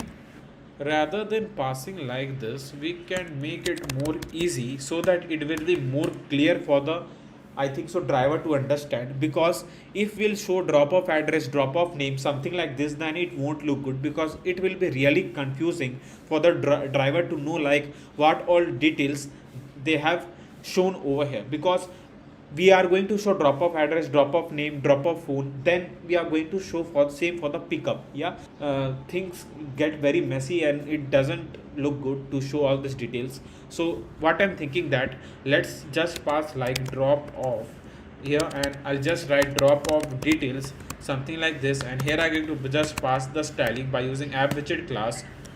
So app widget class dot, and here I'm going to pass headline text field style. Let's pass 20, I guess, which will be enough. Yeah, so drop off details. Now I can simply write a address so that the driver can know that it is a drop off detail. So the address is for the drop off. Yeah, so that's make very easy for the driver to understand. Yeah, because as the developer we need to think about the user and both about the admin. Yeah, to make their work easy. So I will just pass the my name Shivam Gupta, and here I'm going to just pass the text widget here again. And the text widget I just need to pass like a phone, and in the phone I'm going to just pass the phone number here as well. Yeah, so this is the phone. So this is not my phone number, so don't try to call it. I have written the random phone number here. Yeah, so this were the some things. Now I'm going to copy this, we'll paste it over here, and here I'm going to just pass pickup details. So I'll write pickup details and like this. Yeah, so now you can see that it makes like more clear to understand what all details is for the drop off and for the pickup. So these were the some things that I'm trying to tell you all, that make the thing easy for the driver to understand. Yeah, so that is the main work as a developers to handle this case. Yeah, so these were the some things to show the drop off and pickup details. Now let's move forward. Now when I move to the Firebase and I've seen this field, and I thought that we haven't passed like anything better to show that case, to handle that case that I was telling, that the tracking and all. Yeah, so we need to pass all these things to handle that case, but we haven't passed anything over here. So we'll do that case as frequently as possible. In that case, what I'm thinking that first there is 5 milestone, right? So I'll add one tracker. Not this is the tracker for the, like we have provided the unique ID to the each order that the user placed. So this is the track ID, not a tracker. So we are going to just pass a tracker, you can say, which will simply count, like if there is 5 milestone, then how many milestone has been completed, and we can directly show that number in the user side of the app and can show that tracking, right? So this was the thing that we need to do. So for that I'll just move over here where the user is simply placing an order. Yeah, so where we have added a stripe, I guess. So not a stripe, I think so, razor pay. Yeah, so here we are going to just pass like a tracker, and in the tracker I will just pass the first milestone is not completed, so I'll just pass like -1. Now you will say, why I passed -1 not 0? Now the reason behind this is that because, so let me show you, like when I will move to the order.dart page, and here you can see that in the int current step I have just pass the value 0. Now in the just passing the value 0, it simply take a case 0 and just return this case. Yeah, so we need to just pass a -1 if any of that milestone is not completed. I hope it is clear, because if we'll pass 0 over here, then it will simply show this milestone has been completed, but this milestone is not completed till now, so we can't show that in the user side of the app. So I'm just keeping the track to -1, so we'll keep on increasing up to 4 when the user will simply tap to any of the buttons. Now if you're noticing that I am saying a button, so yes, we are going to create some of the buttons over here to keep on updating all these things. So let me show you how we're going to create this button. So first I'm going to just create a container, and in the container first I'm going to just pass a decoration. In the decoration I'll pass a box decoration color, and let's pass colors dot black over here. Yeah, so here we'll just pass black. We can change the color later, so I've just passed the color randomly. Yeah, so here I'm going to just pass the child first, and in the text widget I just need to pass a text widget first. In the text widget I'll just write the text which will be like the first milestone. So let me see the text. Yeah, so we'll copy this text and we are going to just paste it over here, and here I'm going to just pass the styling by using app widget class, and here I'm going to just pass the text color in the white color. So I just need to pass the font size, or you can say the text size, and this is the button that have been created. Now here I'm going to just also pass the size box. So let's pass the size box height 20.0. Yeah, so this is the thing that we have passed. We can copy this here as well. We can just paste it so that there will be much space. Now if you want, you can increase the font size up to 20, and now if you want, you can also pass the height. Let's pass 40. Yeah, so let's pass 60. I guess 60 is enough. 60 will be too much. Let's pass 50, and we can center this with the help of center widget directly. Yeah, so these are the some things that we need to do, and we can also fix the width. So we can just pass a width by using media query. So I'll write media query dot of context dot size dot width divide by 2. Yeah, so this is the thing that we have passed. We can just remove this, and we can just pass padding edge insert dot all 10. Yeah, so driver on the way to pickup point. Yeah, 1.5 will be enough, I guess. Yeah, or 1.2. Let's keep 1.5. Yeah, it's okay, I guess. Yeah, now we can just center this with the help of center widget. Yeah, so this is the thing that we have passed. Now here what we can do, we can pass a text align so that it will look good, I guess. Text align dot center, something like this. Yeah, now we can just pass a border radius. So for the border radius I'll need to just pass a border radius dot circular. Let's pass 20. Yeah, so this is the first button that we have created, where the driver on the way to pickup point. Yeah, so when the driver will start moving from the pickup point and they just need to update this case, they will tap to this button. Yeah, and this button will simply update the tracker in the Firestore database -1 to 0 to know that the first milestone has been completed. I hope it is very clear now that what we are going to do. Yeah, and we'll just change the color of this button also, because if the driver has clicked to this and they don't know whether the further function has been executed or not, like they need to know like which all milestone has been completed. Now if we'll show all the buttons in the same color and the completed button also in the same color, then doesn't make any sense. I hope it is clear that what I'm trying to explain. it is. Yeah, now let's move, and as I've told you that we are going to just add one field over here which will be the tracker, and here I'm going to just pass -1, something like this. Spelling is wrong, sorry for that. So I'll just write tracker -1. Yeah, we can just keep it string, I guess, or a number.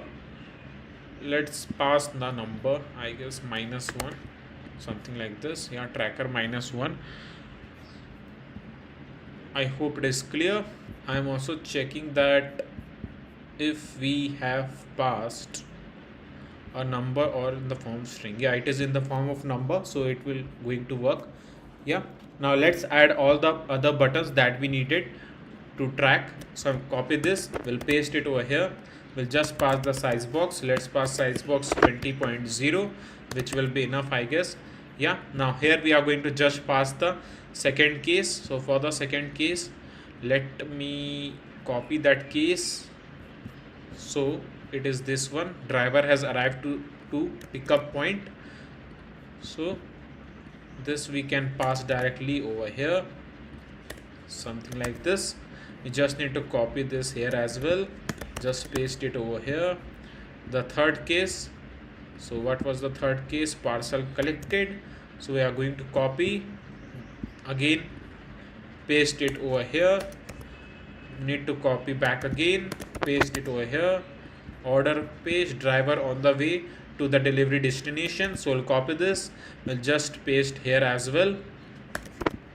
Need to copy, need to paste. And what was the last thing? Parcel delivered. Yeah, so this were the, I guess, 5 milestone that we are going to show it over here. Yeah, so the parcel collected, parcel delivered. Yeah, so there is overflow pixel error. You know that how to solve this. You can just pass the case like this. You can just pass like this. Just need to wrap up the column widget with a single child scroll view, and it will, sorry, why the error is still there.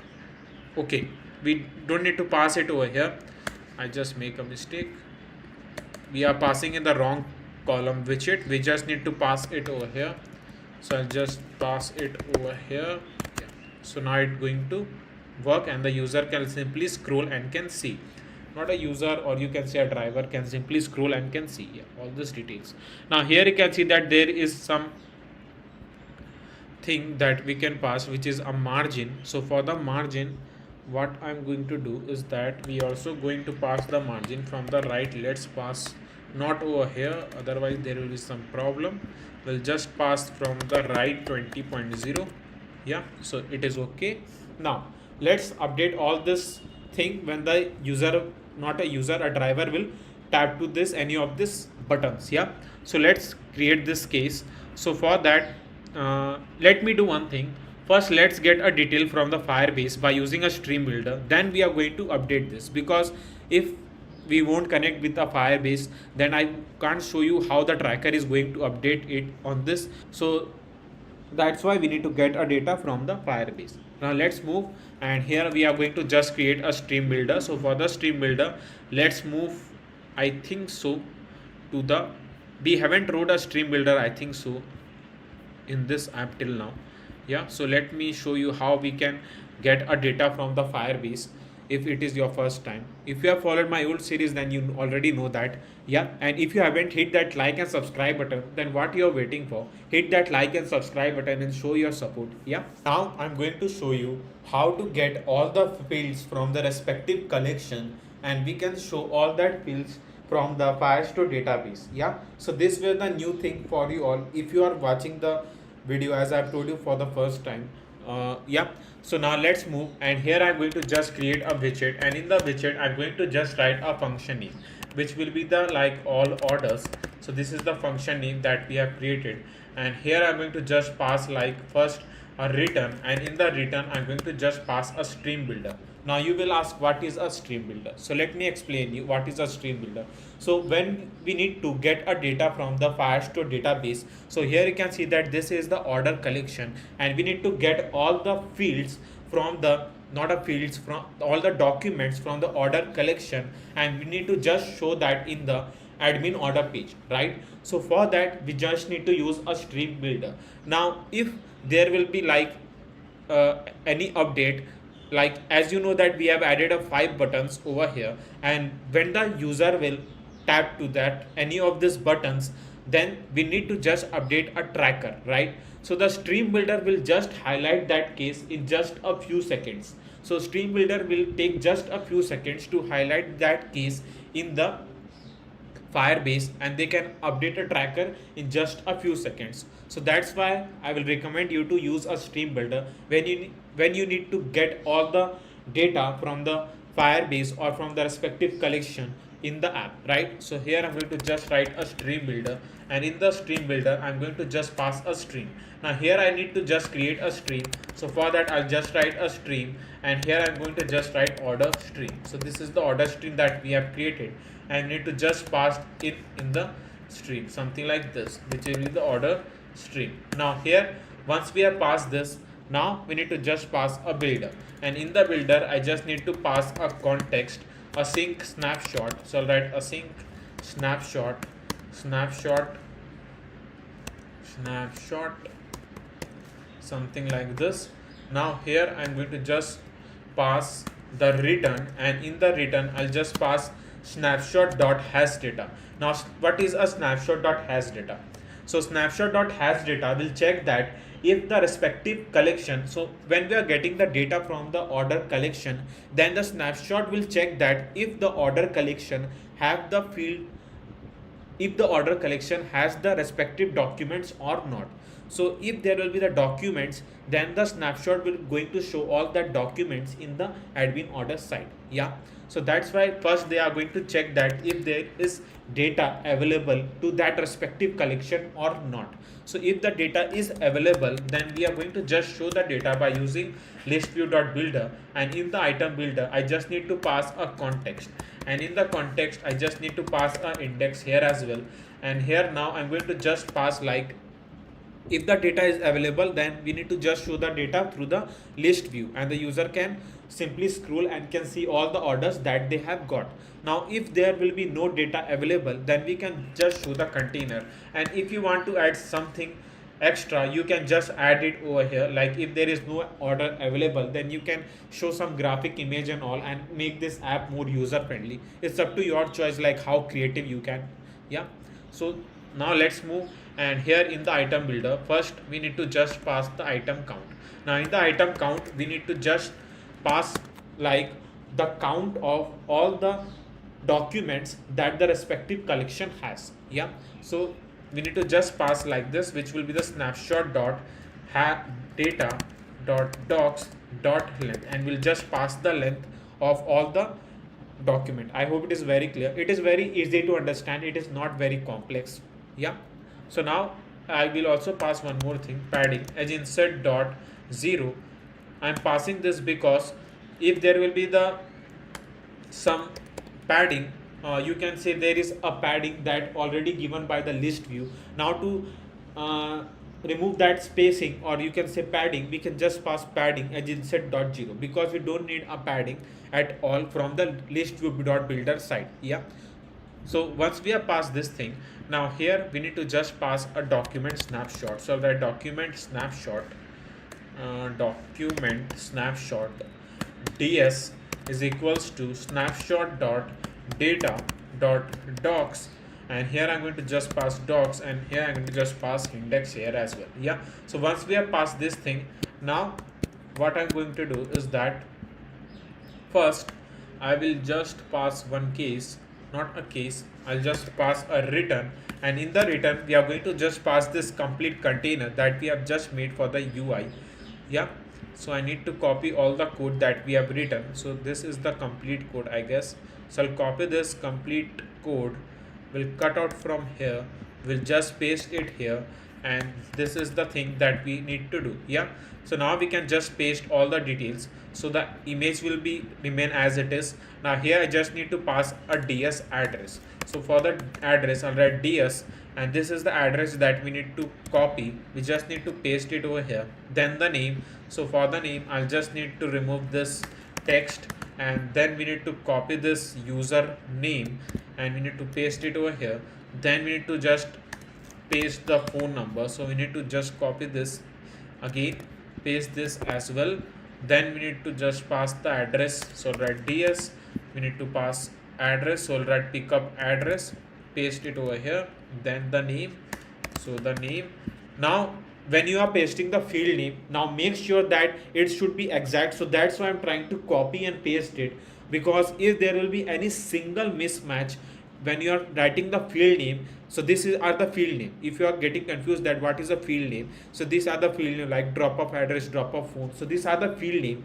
Now if you are writing the field name, make sure that if the D is capital, then the D should also be capital when you are pasting it over here. Just don't pass the D in the small letter, otherwise that will simply throw the error. It should be exact what you have written over here. Yeah, so that's why I'm trying to copy and paste it, so that it will be like more relevant for you to understand. Yeah, so it is not, it is a name, so we need to just copy this name and we need to just paste it over here, and then we need to just pass a phone. So I'll write ds, and here I'm going to just pass the phone, something like this. Yeah, so these were the some things that we need to do, and now we can just write the necessary function so that we can call the collection, right? So let's move to the database.dart file. Yeah, so for the, we need to just create some function. So for that I just need to write a future, and here I'm going to just write a stream because we have used a stream. A query snapshot. Now you will say, what is a query snapshot? So that's a good question if it is in your mind. So the query snapshot is something like we need to just read all the field that the respective document has. So the query snapshot will help us to read all the field name that the respective document has. So this is the document. If order is a collection, this is the document ID, and this is the complete document, and this is the field name. I hope it is very clear. Like, I'm trying my best to explain you as easy or as best as I can. Yep. So now we need to just pass our function name, which is get admin orders. Yeah, here I'll just need to pass a sync. Here I'll just pass await Firebase. So I'll write Firebase Firestore dot instance dot collection, and here I'm going to just pass the collection name, which will be the orders collection dot we need to just return. So we haven't passed a return till now. Yeah, so we need to just return. Now here comes one more thing, like what we haven't passed till now. Like, if all the milestone has been completed, then the driver can simply like tap to the done button. Like, if all the milestone has been completed, and we just need to, so what I'm thinking that let's won't pass this case over here. I was thinking that we can pass dot where, and we can just pass a status if all the respective order is completed or not, but I have a better idea for that. Yeah, so I'll just show you. Yeah, so I'll write first snapshot over here to get all the document from the orders collection. Now let's move back to the order admin page, and here we are going to just write that function. So for that, what I'm going to do first, I'm going to write a function name which is get on the load. Yeah, so here I have wrote one function, and here I'm going to just write the function that we have written in database methods class. So I'll write await database methods dot get admin orders, will pass set state, and we need to just pass in the init state. I hope that it's there is no confusion between init state and the set state, because I've tried to explain you many times here. So I'll write our function name, which is get on the load. Now this is the case that we have passed. Now let's call the all order function over here, so that I can show you what data will get from the Firebase. So simply hot restart the page, and here we face some error, which is like a render box error, I guess. Yeah, a different things, and why I'm thinking that why I'm not getting a data and all. So the mistake that I've done, I was just explaining you now that please write all the field names and the thing exactly that you have written the Firebase, otherwise you will waste some time. So I have just wasted my 10 time just because of an S. Yes, a single letter S, because here you can see that this is the collection that we have written, which is order, and here I have written orders. Now if I'll just remove the S, then the app will going to work. So here you can see that by just letter S, it can just waste your lots of time, energy, and your mood. Yeah, so just think like if you are writing a field name and the collection name, it should be exact. Yeah, now let's hot restart the app and let's see what data we get over here. So this is the thing that we have get from the Firebase, as you can see over here. So this is the details that we have successfully get over here, and now we are going to just update the tracker. So for that, if the user or the driver tap to that first button, then we need to just update the tracker. So for that, I just need to wrap up with a gesture detector, and in the gesture detector I just need to pass an on tap, and in the on tap I just need to pass a int. First I'll write int is equals to, and here I'll just write updated tracker. As you know that we just need to update the value once the user will tap to the any of this milestone. Yeah, so now we'll just pass the tracker value. Not we won't pass any tracker value, we just need to pass like updated tracker should be equals to. So here I'm going to just pass like, first let's get a data. So I'll first store the data, which is tracker, and need to just copy this, we'll just paste it over here, and we just need to pass updated tracker plus 1. Yeah, so this were the thing that we need to pass. Like if any of the milestone is done, like if this first milestone is done, the tracker value will be increased by 1, which will be 0. Yeah, the second milestone done, then the tracker value will be 1. So this were the thing that I need to keep on updating if the driver will tap to this any of the buttons. Yeah, so for the updating this tracker field, we need to just add some necessary function. So here let's move, and we need to just copy this, and we are going to just paste it here, and I'll just write the function name, which is update admin tracker. Yeah, tracker. Now here we'll remove the map, we don't need a map, we just need to move to the order collection, the specific doc id, and just update this tracker. Yeah, so we need to just get a id, and here rather than set method we need to pass an update method, and in the update method we need to just pass a field name. So let me check it again, otherwise there will be again some problem. So here there will be one more string, and here let's pass integer because it is in the form of integer. So I'll write tracker updated tracker, let's pass updated tracker. Yeah, and we need to just pass the field name, which is an updated tracker, something like this. Now let's call this once we tap to this buttons. So we'll move over here, we'll just write async await database methods dot update admin tracker. We need to just pass ds.id, the updated tracker is already passed. Yeah, so these are the some things that we need to do. So let's hot restart this case, and let me show you how it's going to work. So I'll tap to this, and let's see to the Firebase like how our tracker id has been updated. So here you can see that the tracker value has been changed from -1 to 0. So it is working brilliantly, and we can just update the field name. Now you can see that once we tap to this button, the driver still don't know that whether they have executed or tap to this button or not. Like if they will tap to this button again, the tracker value will be changed to 1.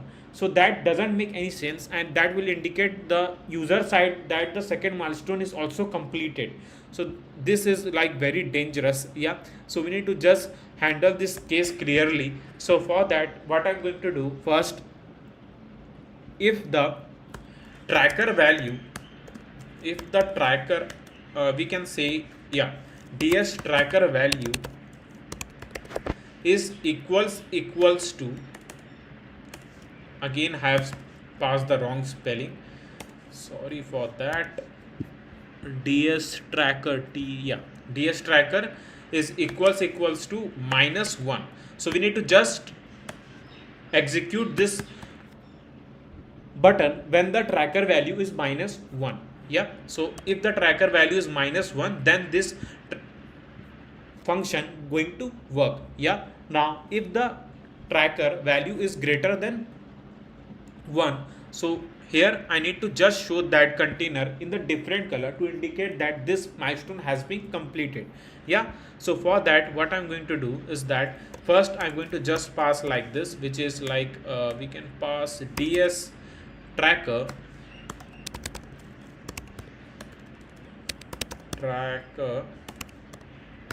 value is greater than uh, I think so, greater than or equals to 0. If the tracker value is greater than or equals to 0, we just need to show that this container on the green color with a tick sign to indicate that this milestone has been completed, right? So for that what I'm going to do, I just need to write a container, and in the container I just need to pass the decoration, box decoration, color, and I'm going to just pass the colors, which will be colors dot green. Yeah, now I'm going to just pass the child, and in the child I can pass a row children. First I need to just show the icon, which will be icons dot done. Yeah, let's pass the color in colors dot white. Then we need to just show the text. Yeah, so for the text I'll just copy the text widget from here, we'll just paste it here as well. So this is the keys that we have written, and as you can see that once we simply hot reload this, the color of this container has been changed, and this is what we needed, right? So one thing that we need to do here, we need to do one thing, what it is. So here I'm going to just pass like container, and in the container I'll just also pass a with media query dot of context dot size dot width divide by 1.5, which will be enough, I guess. Yeah, we can pass this, or let's pass up to 2. Yeah, now we can center this with a center widget. So I'll write main axis element dot center. We can pass the color, so I'll write color container decoration, box decoration, color colors dot white. Yeah, we'll also change the color of an icon to black, and here I'm going to just pass padding edge insert dot all. Let's pass 10. So I'm just making it like more engaging so that it will look good. Yeah, so I'll write size box width, let's pass 10.0, and we can also pass like 5 is okay. Border radius dot circular, let's pass 30. So this is the thing that we have passed. Now for the padding, I'll just write padding edge insert dot only from the top, let's pass 10.0, from the bottom 10.0, which will be enough. Yeah, so this is what we can indicate that this milestone has been completed. And if you want, you can show this in the elevated form as well. So write material widget elevation, we can pass 3.0, border radius, so border radius we'll paste it over here, and I think so let's pass 10, copy this, paste it over here. Yeah, it's look good, and this is what we can do to update this milestone once the driver tap to this, and they can know that this milestone has been completed. Yes, so now let's add this execution to all the other buttons that we have created. Yeah, added all the necessary code for execute this all the buttons that I have shown you. So these are the just a simple code that I have written. Yeah, so here you can see that this is all the code that I've written, Now as you can see, so let's move to the Firebase first. Now as you can see that the tracker value is 1 because the 2 milestone has been completed. So as I told you that the tracker starts from 0 1, so 0 1, so 2 milestone has been completed. Now I'll tap to the parcel collected, and here you can see that it takes just a few seconds to update that this milestone has been completed and it is on the green light. Yeah, so it simply shows that yes, this milestone has been completed, and the driver can simply tap to this button and can mark the order, sorry, not an order, a milestone completed. Yeah, so here let's move to the tracker value, and you can see that it changed to 2. Yeah, so let's move to 3, so it will move to 3. Now last milestone, which will be 4, so here you will see the tracker value update to 4. So this is what we have added so that the driver can simply update all these things once the order has been delivered. Now once the parcel has been delivered and the tracker value is 4, I want this order to be removed from here because this order has been delivered and this order has been completed, so that doesn't make any sense to show this order in all order page. I hope that it makes sense. Yeah, now once we move here, where let me show you, so here once we move and where we have shown this container, now I'm going to just pass like if, and in the if case, like here, not if, sorry, I am writing if, I'll write ds, and here I'm going to just write a tracker. Now if the tracker value is 4, then the tracker is saying that the parcel has been delivered, right? Because the tracker value will be 4 when the last milestone has been completed. Now if the last milestone has been completed, then we are going to show the container, yeah, just a container. And if the tracker value is like not up to 4, then we are going to show the order. Yeah, so let me reload this, and as you can see that I've simply reload this page, and that container or order has been removed from here. It is not removed, but we have just passed this case and we are getting all the data from the order collection where the tracker value is not equals to 4. Yeah, so if it is 4, then we won't going to show that container over here because the order has been completed. Yeah, so this was I was talking about. Like I thought before that let's add a status, but I simply thought about it like, can we track a tracker value and can simply show and handle this case? So this is how we can handle this case. Yeah, so this were the some small things.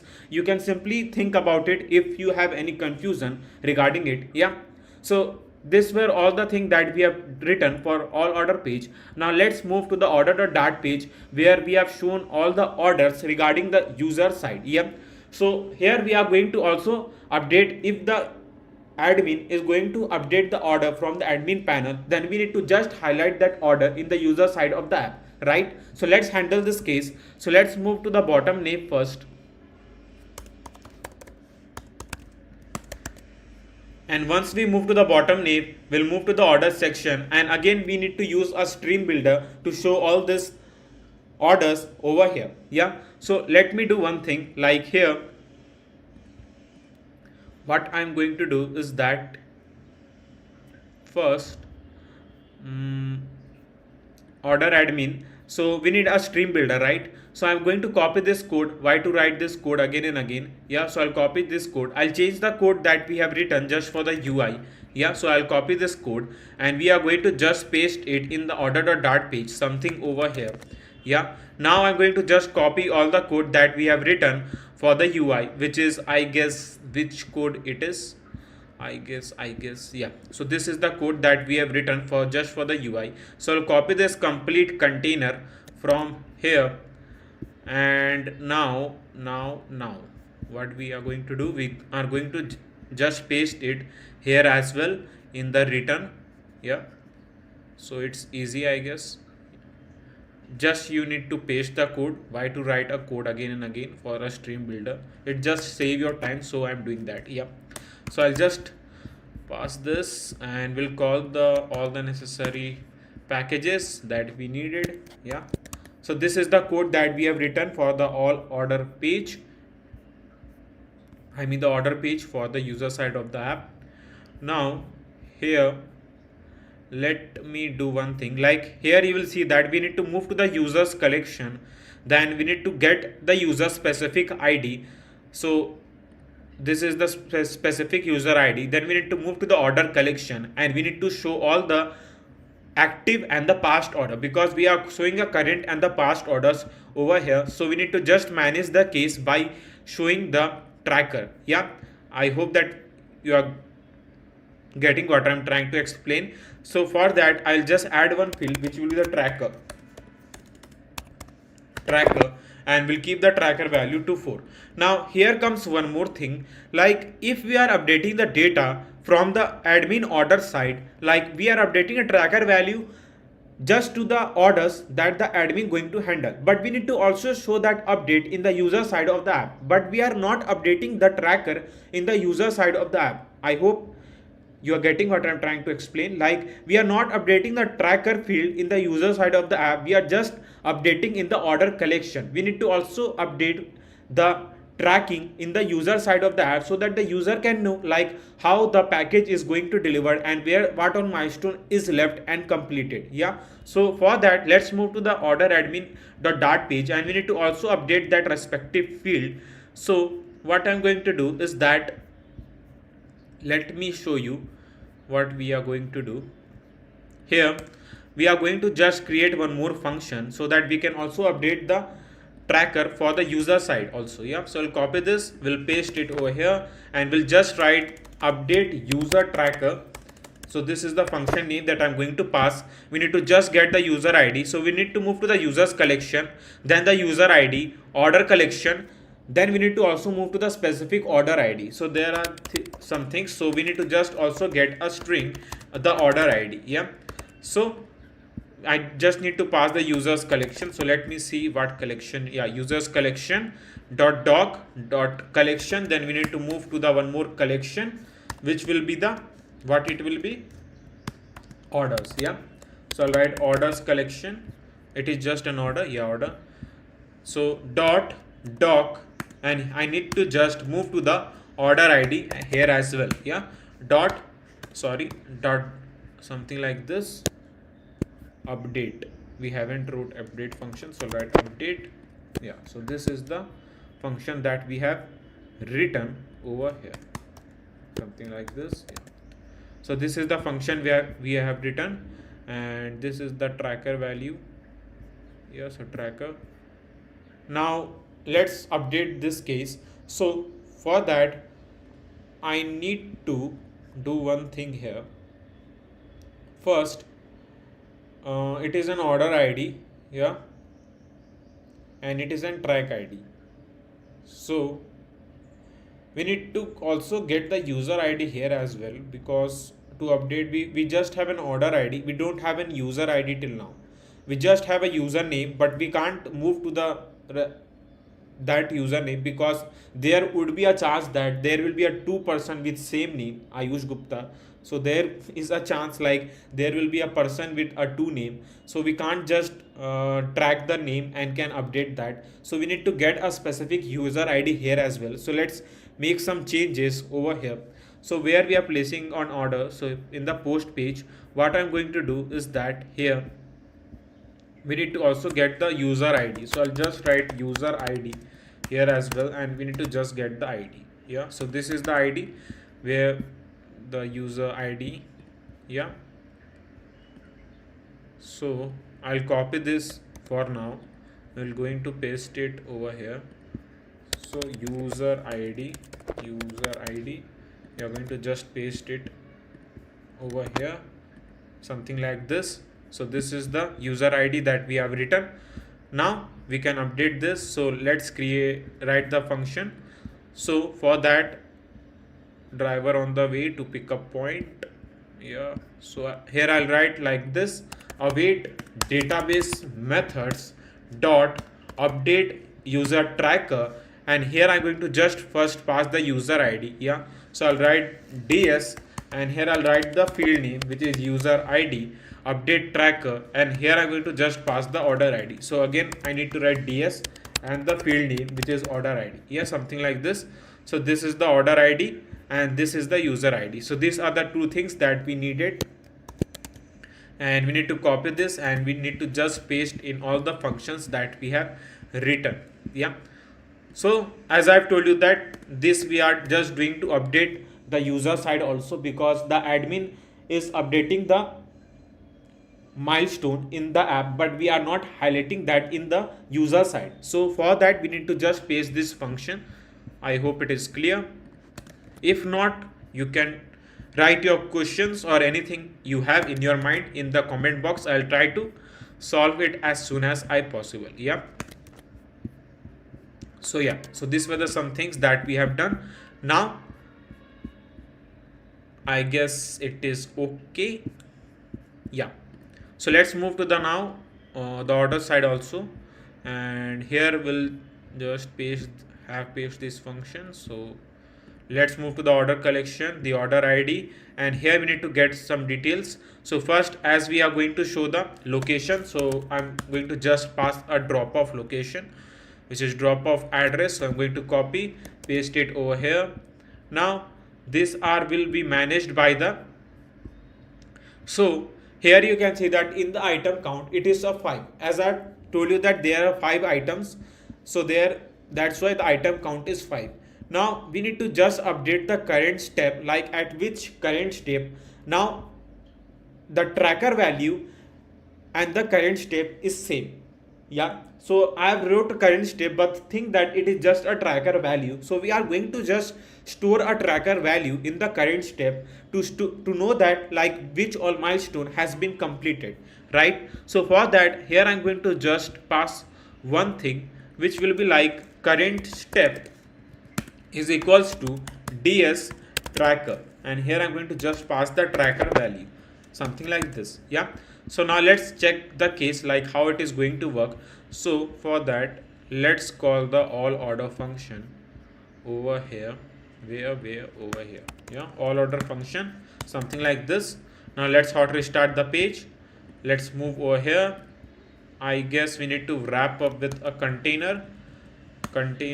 Sorry, there is one more thing, I guess. Nah, it is okay. We haven't passed a function till now. I'm thinking that why I'm not getting a data.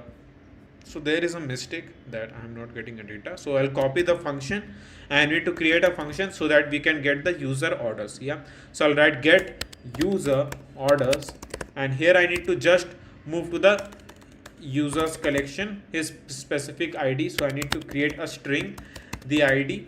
Yeah, dot doc, and I need to move to his specific id dot collection, and here I need to just get all the document that the order collection has. Yeah, so once we wrote this function, now let's execute this. But what is but we haven't got an user id, so I'll write string id, and now I'm going to just create one function which is get on the load, so that we can get the user specific id that we have saved in the where. If you are telling shared preference, then you are right. So I'll write id is equals to await shared preference helper dot get user id, something like this. We need to just pass a set state, and the init state I'm going to just call a get on the load function, something like this. Yeah, so this is the thing that we have written. Now let's call the function. Now it is going to work. Till now, sorry, we haven't called order stream till now. So that order stream is equals to await database methods dot get user orders, and here I'm going to just pass the user specific id. Yeah, so now it is going to work, I guess. Yeah, so let's hot restart this. There will be some problem, because as I've told you that it says that the null check character used on a null value. I guess id is coming null. So let me print this so that I can see if the id is available or not. Maybe I have deleted this app, then I've tried to, yeah, so we are not getting the order id. So we need to get order id. So let me first sign up in the app so that I can get order id. So let me do that all this case, then I'll back in just a few seconds. Yeah, so as you can see that I have simply created one user id where I have paste, or not a paste, I have simply create one order, and this is the order as I can see you see the name is Ayush Gupta. Yeah, so this is the order that I have simply created, and you can see the order in the admin order side as well. So this is the order, I guess. Yeah, so now let's move to the order page, and here you will find that the render box error. Now you know that if we are using a list view builder, then we need to just provide the fixed height so that it can use that much height. Yeah, so I'm going to just pass the height by using media query. So I'll write media query dot of context dot size dot height divide by, and we'll just pass 2. Yeah, so this is the case that we have done. So let's move to the bottom name rather than sign up page. So I'll move to the bottom name, something here, and here you can see this data that we get from the Firebase, but there is overflow pixel error, so we can solve that by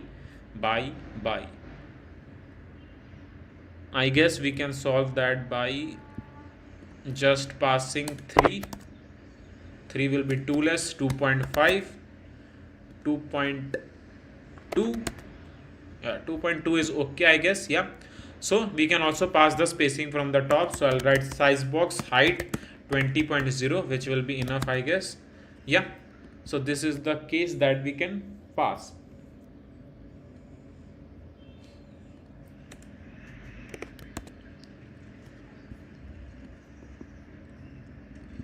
Yeah, so there is some space given from the bottom. I don't need that. Yeah, it is okay. Yeah, so now we can simply scroll and can see all the current orders. Right now, this is the current order. You can see that I've simply placed by using the post page. Right, so now let's move to the order that I've created. So I guess this was the order. Yeah, this is my ID that I've created, and this is the order.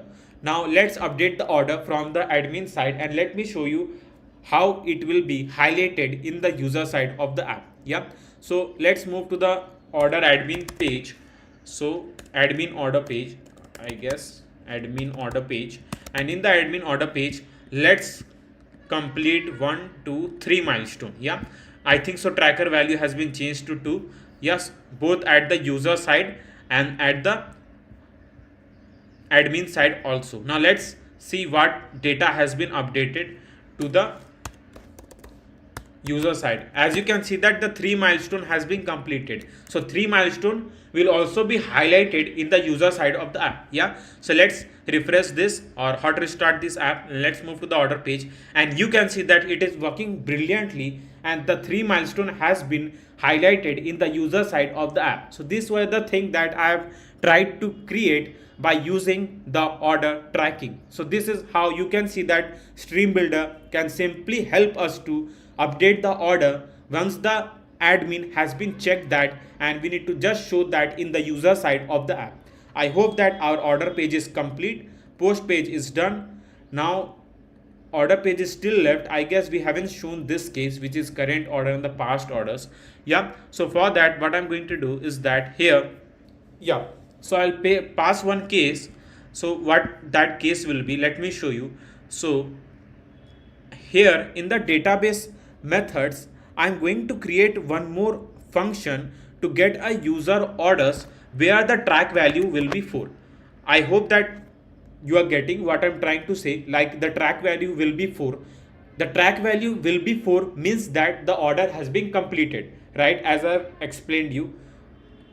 So get user past orders. So this is the function that we have created, dot collection, and here I'm going to just pass dot where, and where the trackers value. So let me show you what I'm telling. So trackers value, this is the trackers value. So the tracker value is 4 is equal to 4. Yeah, so that will be counted as an past order, right? So let's call this function in the order page. So like let's close this, and where we are updating the data, so here it is. Now in the order stream, I just need to pass like this, which will be the order stream is equals to await. So first we need to pass async await database methods dot get admin user orders. So this will be shown as the current orders, right? And once the user click for an past orders, then we are going to just change the function name to the past orders, right? So which will be the get user past orders, something like this. Now let's hot restart the app and let's move over here. Now when I click to this past order, see the magic. I'm saying the magic, but that's not a magic, that's a code, but see the magic. So I click to this past orders and here you can see that the current order has been removed. So it's going to show all the orders that has the track value 4, which means the order has been completed. Yeah, so this is the case that we are going to handle and it is already handled. Yeah, so now let's move, and now I guess there are few more things left, which is like we are going to show the current location, a track number. The user going to enter a track number to see that what update of that, where they are going to see the update of that, or you can say status of that order. Yeah, and the profile page is also left. Yeah, so let's create this all three things, and we need to also create admin login page and the home admin page. So there are some things that left, but do not need to worry, it will not just take much time to create this all these things. Yeah, I have added all the code that we have needed for the search bar, but do not need to worry, I will simply tell you like how all the things have been added in the search bar. Yeah, so basically the search bar thing that we have added is like, here you can see that this is the function, sorry, not this, I will tell you what really this function is. So this is the function which is get matching field. As you know that in this track number or in this search field, the user will going to enter their track number. Now through the track number, when they will click to this search icon, the app will simply show all the details regarding the track number they have entered over here. Yeah, so for here you can see that there is a function naming which is get matching field, and the user will going to enter their track id, and once they get a track id, then we are going to get that by using dot where function. Now as you know that we need to get move to the users collection, the orders collection, and we need to match the track id. Like here we'll move to the Firebase and you can see that this is the track id, for example ABC. Yeah, so when we'll move to this order, then we are going to match the track id, which is a unique id. As you know that we have provided the unique id to the each orders that the user going to place, right? So we are going to simply match that, and once it is matched, then we are going to get a drop of address and the tracker. So these are all the simple code that I have written over here. Yeah, so now once we have wrote this code, then we'll move to the text field. So in this text field you can see that I have simply passed a controller. You know that what really controller do, and then we have passed like a suffix icon. So this is the suffix icon, as you can see, which is a search icon, and await. So this is the function that we have written, we have called, and now we have simply passed the text that we, or you can say a track id that we need to track. Yeah, and once we keep on searching the track id, we need to just show the details over here. So here I have just passed a bool, you can see a boolean character, and we have just passed a search to false. Now by doing this, if we pass a search to false, then here we are going to show the data, right? Now to show the data, I will just name the search to true, and we are going to show the data over here. Now the data will be shown something like this, as you can see here. So let me show you, like if the, so where we have passed, okay, over where, yeah, so here we have passed, like if the search function is true, then we are going to just show the complete container over here, and this is the same code that we have written for the order page. Yeah, so this is the code that we have written. And now for an example, if I want to simply track, like if this ABC is my track id, and I want to see that what's the current process, or you can say a current situation of this order. So for that I just need to enter the track id. So I'll write ABC. Now I click to this search icon, and you can see that it simply shows me the detail over here, which is near Delhi Road. So the drop of address you can see at the top, and you can see the track tracker value is 2. So 0, 1, 2. So 3 milestones should be completed, right? So here you can see that it simply shows that 3 milestone has been completed, and it going to show me the respective order where the track ID have written in this search field, right? So these are the all the things that we have written. Now let's move, and here you can see that for the current location what I have done. So we'll move to the perfspec.ml file, and here you can see that I have added a two package which is geocoder and geocoding and geolocator. So these are the two packages you can simply get from perfdev and can add this package, as this package will help us to get a geolocation. As I've told you that we are going to get the user's current location.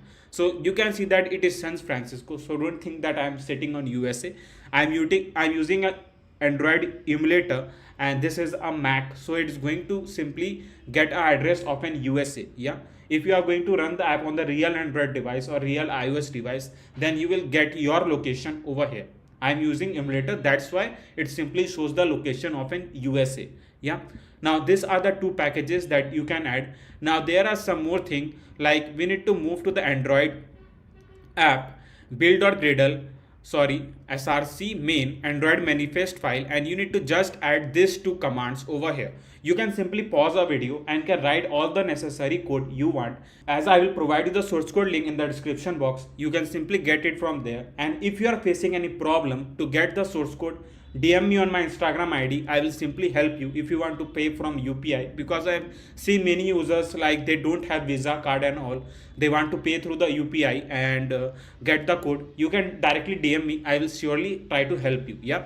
Now these are the two commands we need to add for the permission for getting the user's current location. Now once we have done this thing, now let's move back to the iOS folder, and here we'll move to the runner info.plist file, and this is one more command that we have added, and this command will simply help us to get the user's current location. So this is for the iOS, and the Android thing I've shown you for the Android, right? So once we have written this thing, now let's move back to the home page, and here you can see that these are the two commands I've written, or functions I've written, which is geolocation, and here you can see that you can write this complete functions to get a geolocation, and a second function which is get address from latitude and longitude. So these are the two functions that you can write. Yeah, now once you write all this thing, you just need to pass one more thing, which is a string current address position. Yeah, so these are the two things, and you can just pass a current address over here. So these are the three you can say some things that we need to write to get a current address, and we can directly show the current address over where, over here. Yeah, so this is the code I've written to show the current address. So these were the some things, and this is at last you can say this is the profile page, and this is just as simple as we have written. So let me show you the profile page as well. I will just simply scroll this slowly so that you can pause a video and can write a code. Yeah, it's up to your choice, like how you want to get the code. Yeah, now this is like auth methods. So here in the service folder, I have created one file which is auth.dart, and in this auth.dart file, I have written all the necessary thing like sign out function, delete user. So delete user function will be called when we'll click to this delete account, and logout function will be action, like logout button will be an action when we'll call this sign out function. Yeah, so these are the some things that we have done. So these are for the sign out and the delete users. Yeah, so these are the some things that we have done to show all the data, and this is the profile page. Though I have used to create a profile page in my each of the videos, so I have done this. Now let's move, and here we'll directly move to the admin page, and we need to just add a admin login page which we have didn't done till now. So we need to just add an admin login page, and the second thing I guess which will be like managing the users who are going to use this app. Yeah, so these are the two things that still left, so we'll do that now. Yeah, let's move, and first we are going to create the admin login page. Now the image, as you can see on the screen, so this is the image that we are going to use in our admin login page. So let's move to the admin folder that we have created, and here we are going to create a new file name which will be the admin login, something like this. And here I'm going to just pass a import package by using material.dart, and will write a stateful widget name which will be like an admin login, right? So these are the some things that we need to do. Yeah, so I'll simply pass the page name which is admin login, and once we have done this thing, now we can simply pass a scaffold, a body, container, child, and a column. Yeah, container, child, and a column. Now once we have wrote this thing, now here at the top I am going to show the image that I've just shown you now. So for that, you know that you need to use image.asset, and I'll write image.asset images, and in the images folder I have simply saved the image file name which is admin.png, I guess. Yeah, so this is the file name, I guess. Yeah, admin.png. So this is the file name, so admin.png, and here I'm going to just pass the height. Let's pass the height 90, width 90, and a feed box feed.cover. We can change the height and width maybe later. I'm just passing it for now, so I'll write boxfit.cover. Now here I'm going to do one thing, like here in the main.dart file I'll simply call our admin login, something like this. Yeah, so this is the image, but I need in complete center. So for that I just need to increase the height and width of the image, so I'll increase to 150 and 150, something like this. Now I can bring at the center. You know that how to do that by using a center widget, and I need to also pass the margin, so I'll write margin edge inset dot only. From the top let's pass 50.0, which will be enough, I guess. We can increase the height and width of the image, I think, so that will look good. Yeah, so this is the height and width. Now here I'm going to create one container. Now you know that what the container will do over here. Now this container will simply help the admin to enter their specific username and the password, and they can simply move inside the admin panel, right? So for that I just need to write a decoration, a box decoration, color, and here I'm going to just pass the color which will colors dot black. We can just pass the color black, I guess it will look okay. So I'll write colors dot black. Yeah, now here let's pass a child, a column, and a children. Now here I'm going to just pass a text, and in the text I'm going to just write the admin login, which is the our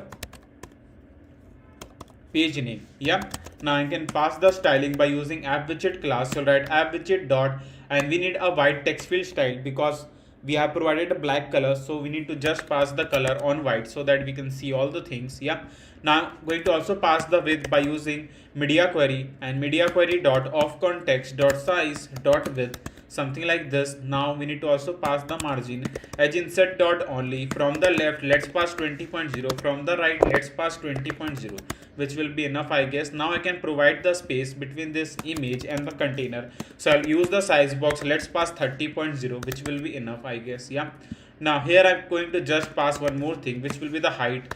Let's pass the height by using media query dot of context dot size dot height, dot height divide by, and here I'm going to just pass 2.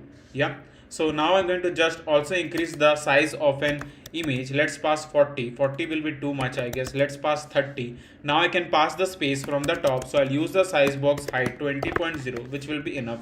Now we can also pass the border radius to this container, so I'll just write a border radius dot circular. Let's pass 20. Yeah, it is okay. So now you can see the admin login text. Now here, as I've told you that the user will enter the username and the not user. By user you can think that I'm talking about admin. Yep. So for that I need to create a text widget here again, and here I'll just pass the username. Now we can just pass the styling by using app widget class dot, and here I'll just pass like normal text field style. I don't know it will work because we have passed the color on black. Yeah, we can't see anything. So for that let's pass a white text field style, different shade white text field style. Yeah, so this is better, I guess. Yeah, so we can pass this. Nah, it is like too small. I don't think so the admin can remind like what it is really shown over here. So let's pass white text field style, and we'll just pass the 15.0, or let's pass 18.0, which will be much clear. 20, I guess. Yeah, 20 is okay. We can just pass the size box. Let's pass the size box. Height, let's pass the space 30.0, which will be enough, I guess. Now we can use a cross and can bring the text to the right side. So I'll write a cross and I mean the left side, not a right side. Cross axis alignment dot start. We can center this by using a center widget. Now we can also pass a padding. So write padding edge insert dot only from the left. Let's pass 20.0. Yeah. So this is the text that we have shown. Now we just need to provide a text field so that the admin can enter the username. So you know that we just need to write child text field, something like this, decoration, input decoration, border, input border dot none. Yeah, input border dot none, border dot, sorry, border input border dot none.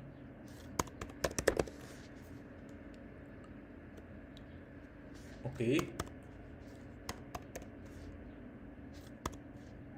border dot none. Yeah, so here it is.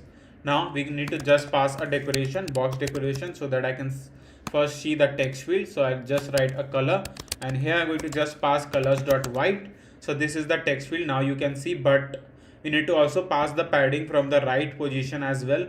So I just need to pass the right 20.0, which will be enough. Yeah, and we can just pass the size box here again. So I'll copy this. Let's paste it over here. Let's pass size box height 10.0. We just need to pass a border radius. So write border radius are circular. Let's pass 20. Yeah.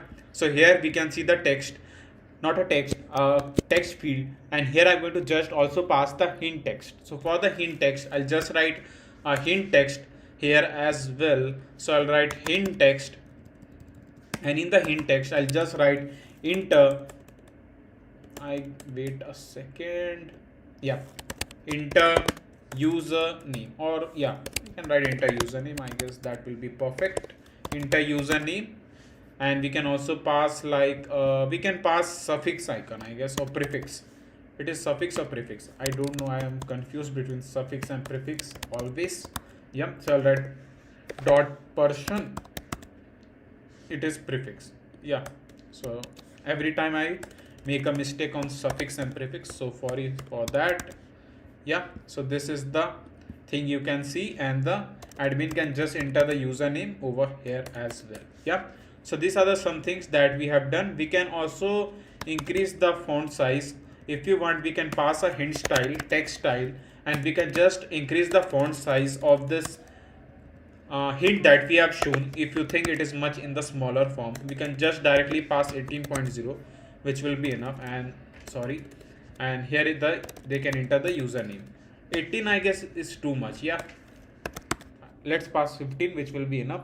Now once we have passed the username, now the second thing come here is a password. So I need to copy this complete thing, we'll paste it over here, and here I'm going to just pass the text, which will be the password. Yeah, so write enter password.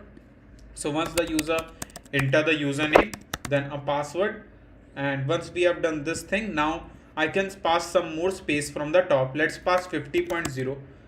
Yeah, I'm doing this so that we can fix this dead space that is on the container, so that it will look good. Yeah, and we can also pass 40. Yeah, now here it is okay, I guess. Now I'll remove the height. Now the reason I'll tell you, because I don't need this much height to be passed on this container. So rather than I will use a size box, let's pass the height 30.0. Yeah, so this is the thing that we have passed. Now we can also pass the height between this image and the container. Now this is okay, I guess. Now we can show one button. So once the admin fill all this text field, they can simply sign in the admin panel. Yeah, so for that I just need to create a container with media query. Here back again, so media query dot of context dot size dot width. Here I will just pass a decoration, a box decoration, color. Let's pass the colors dot black again. So I'll write colors dot black, font size. Why I'm passing font size over here? So I'll write border radius dot circular. Let's pass 30. So now we can just pass the child and we can show the text widget by using text widget. Yeah, and here I'll just write like login. Yeah, login. We can use a style app widget class. You can show the text in the white text field style. Let's pass 20.0, which will be enough, I guess. We have passed inside this container. We don't need that, so I'll cut out from here. We'll paste it something over here. Now you can see this, but what is but? We can increase this. We'll just center it with help of center widget. We don't need this much width. We'll write divide by 2 or divide by 3. 3 will be too less. Let's pass 1.6, I guess. Yeah, it is okay. Now here I can just pass the height. Let's pass the height 50. It's okay, I guess. If not, it's not okay. It's looking very bad. Yeah, I know that. I'll just pass the size box height. Let's pass height 40.0, I guess. Yeah, so now we can see this button, but we can increase the button size to 80, or let's pass 60, I guess, and we can just pass 30. Yeah, so this is the login button that we have shown. I know the page looks simple in the admin login page, but if you want, you can provide some other design and can make it more unique, but I've tried to keep the admin login page as simple as I can. Yeah, so this is just a small image and all the things that you can see over here. Yeah, now once we have shown this container and the button, now we can do one thing. If we want, we can pass the elevation. So let's see what is going to happen when we pass the elevation. So I'll write border radius and we can pass the border radius, same thing over here, and we'll just say this. I think so now it's okay. Yeah, it is okay, I guess. We can just pass 65. Yeah, so this is the login button, you can see. Now we can add a further execution for our admin login.dart file. Yeah, so as you know that the username and the password that the admin going to enter on this admin login page will be unique and will be only known to by the admins. Yeah, so for that we need to just create one admin collection over here. So in the collection, I'll just create one admin collection. We'll click on next, auto ID, and here I'm going to just pass the username. For the username, I'll just write Peter and the password. So I'll write password 123456. Yeah, so this is the thing that we have passed. So here you can see the admin collection, the username and the password. Now we can simply call this. So for that, I just need to create one function name, which is a login admin. Yeah, because when the username and the password will be entered by the admin on this two text field, then we are going to match that. Yeah, so for that I just need to create one function which is login admin.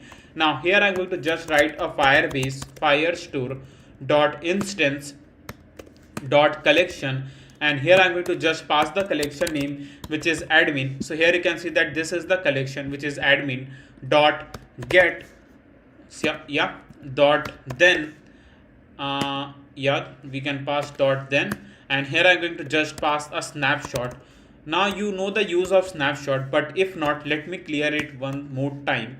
So snapshot is something like here we move to the admin collection and we need to read this respective document fields. Yeah, so snapshot will help us to read the respective document fields, and it help us to simply match the fields and give us the result that it is matched or not. Yeah, so here I'm going to just write a snapshot dot docs, and I'll write dot for each, and here I'm going to just pass the result first. So I'll write result something like this, and now I can pass this thing, and here I'll just check the result. So I'll write result dot data, and here I'll just match the respective field name. So I need to copy the respective field name. We are going to paste it over here, and we'll just check that if the respective username and the username entered by the admin on this text field is matched or not. So if both the thing is not matched, because as you can see that I've written that result data username, the username field that we are getting from the Firebase is not equals to, you know, this sign is not equals to the data that the user enter on this text field.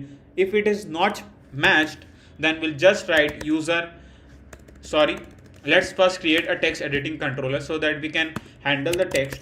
So I'll write text editing controller user name controller equals to new text editing controller. Yeah, something like this. Now we need to create one more controller so that we can handle same for the password. So I'll write password controller, and we can just pass the two controller in this two text field, right? So this is simple, I guess.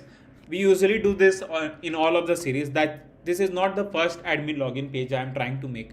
As I've told you, I've already made 16 plus apps on this channel, so you can follow that series and can add some more apps to your resume. Yeah, so I'll just pass a controller, and in the controller I'll just pass a username controller, and we can do same for the password controller. So I'll write controller, and sorry, I'll just write controller, and here I'll just pass the password controller, something like this. Yeah, so once we have passed this thing, now we can just write username controller dot text. Yeah, now once we do this thing, I'll write dot trim. Now you will say that what is a trim? So for example, as we have wrote the username in the Firebase, which is Peter, right? You know that. So for an example, if the admin here simply write the Peter, yeah. Now for example, they just mistakenly pass some space. For just a mistake, they have passed a space.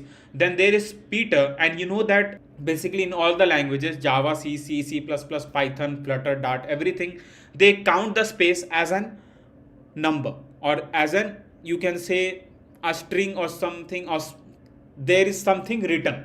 Yeah, so they'll just store like 0 1 2 3 4 5. I'm starting from 0 because when we are, this is a string, right? So all the string, the specific character starts from 0. So 0 1 2 3 4. So they will count the space as a fifth space that it is simply stored in that string Peter. Yeah, so now once the user will just write Peter and they enter the password and click to this login button, then the login won't going to work because the Peter that we have stored in the Firebase doesn't have any space. There are totally 4 characters, but it simply count a space and there are 5 characters. I hope it is clear because I'm trying to explain you why I've used a dot trim over here, because this single function can simply make your app user friendly. Now when the admin will try to log in with this space, they can't log in.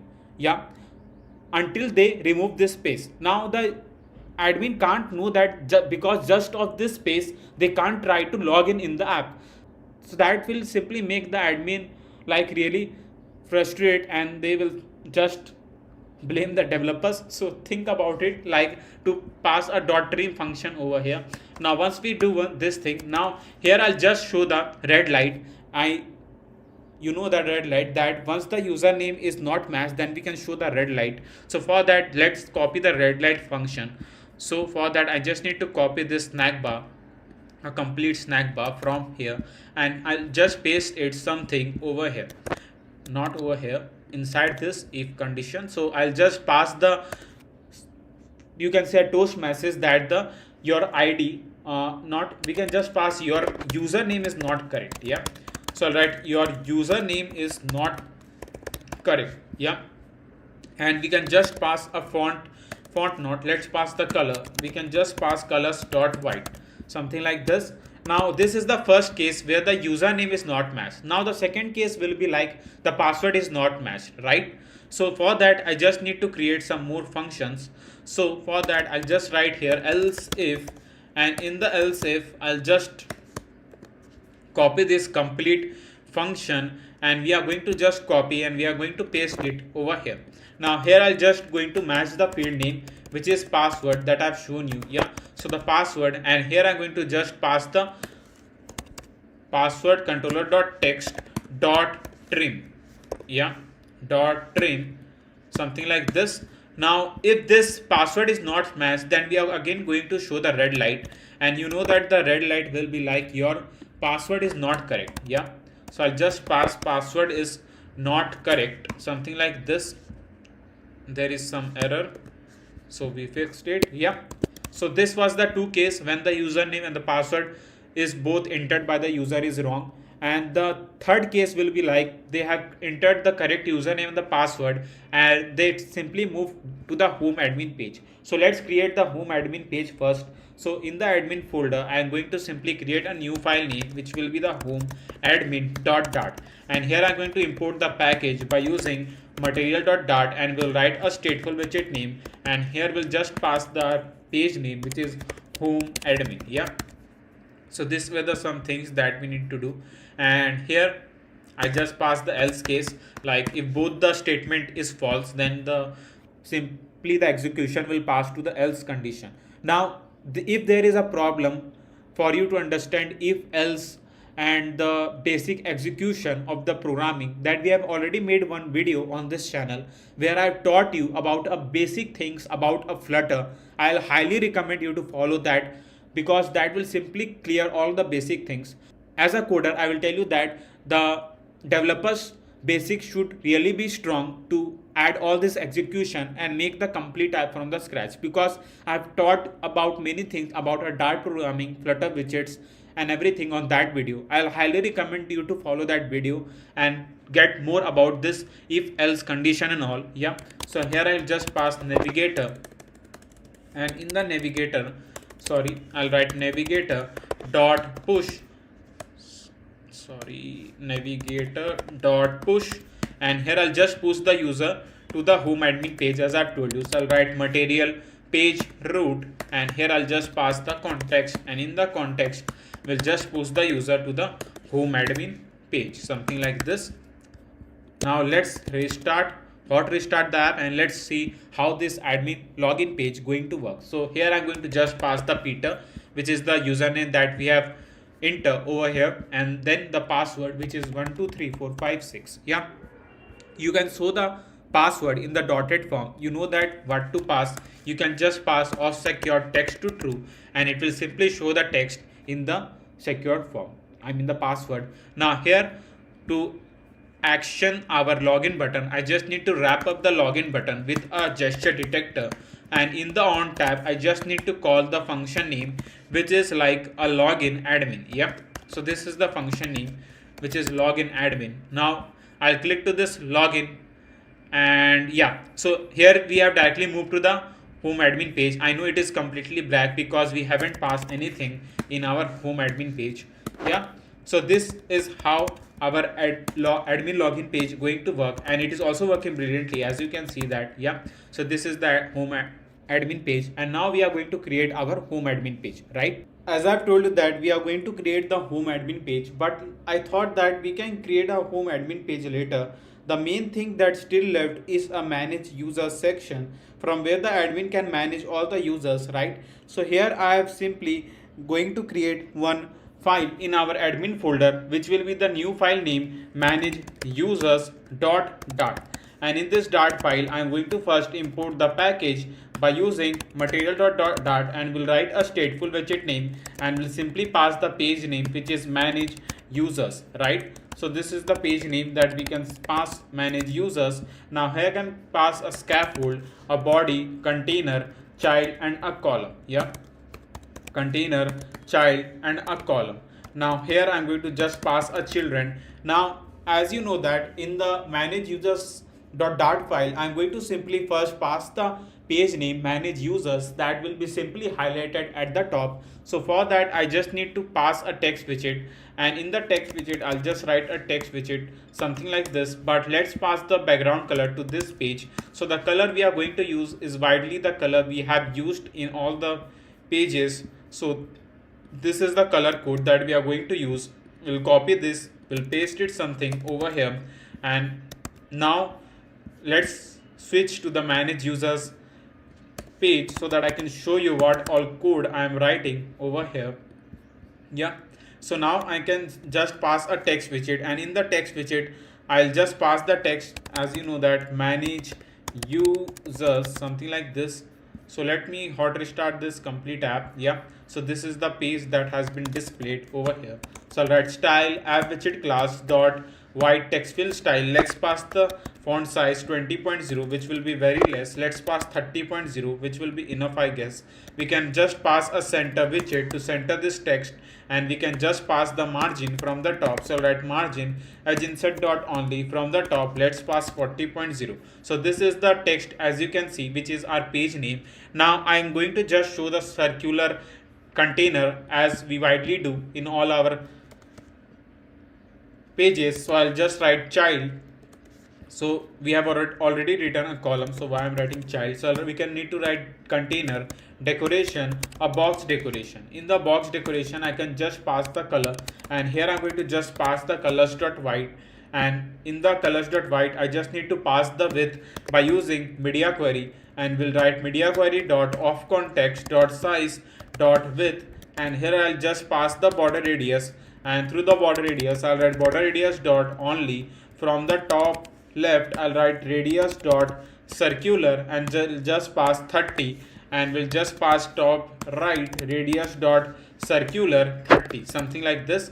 Now here once we show this thing, now we can pass child column. So first I'm going to create the UI. Basically the UI, the like how we are going to show the specific users detail from the Firebase, and how we are going to manage that.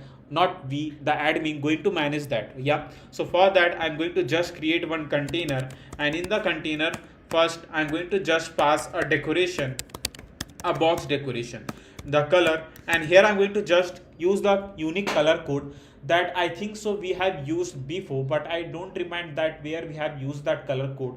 So that's a blue shade, you can say that, but let me find that color code. Let me paste it over here. Yeah, so this is the color code that we are going to use, as you can see here. Now here I'll just pass a child, a row, and a children, and in the children I'll just write image.asset, and here I'm going to just write our images folder name and an image file name. For the image file name I'll write boy.jpg. I'll just pass the height. Let's pass the height 150, width 150, and a fit box fit dot cover. Yeah, so these are the some details that we need to just pass. I guess the height and width is too much, so we'll just change to 90 and 90. Now here I'm going to also pass the margin. So for the margin I'll write margin as insert dot only. From the left let's pass 20.0, from the right let's pass 20.0, and now we can just also pass the space from the top. So we'll use a size box, and here I'll write the size box height 30.0, something like this.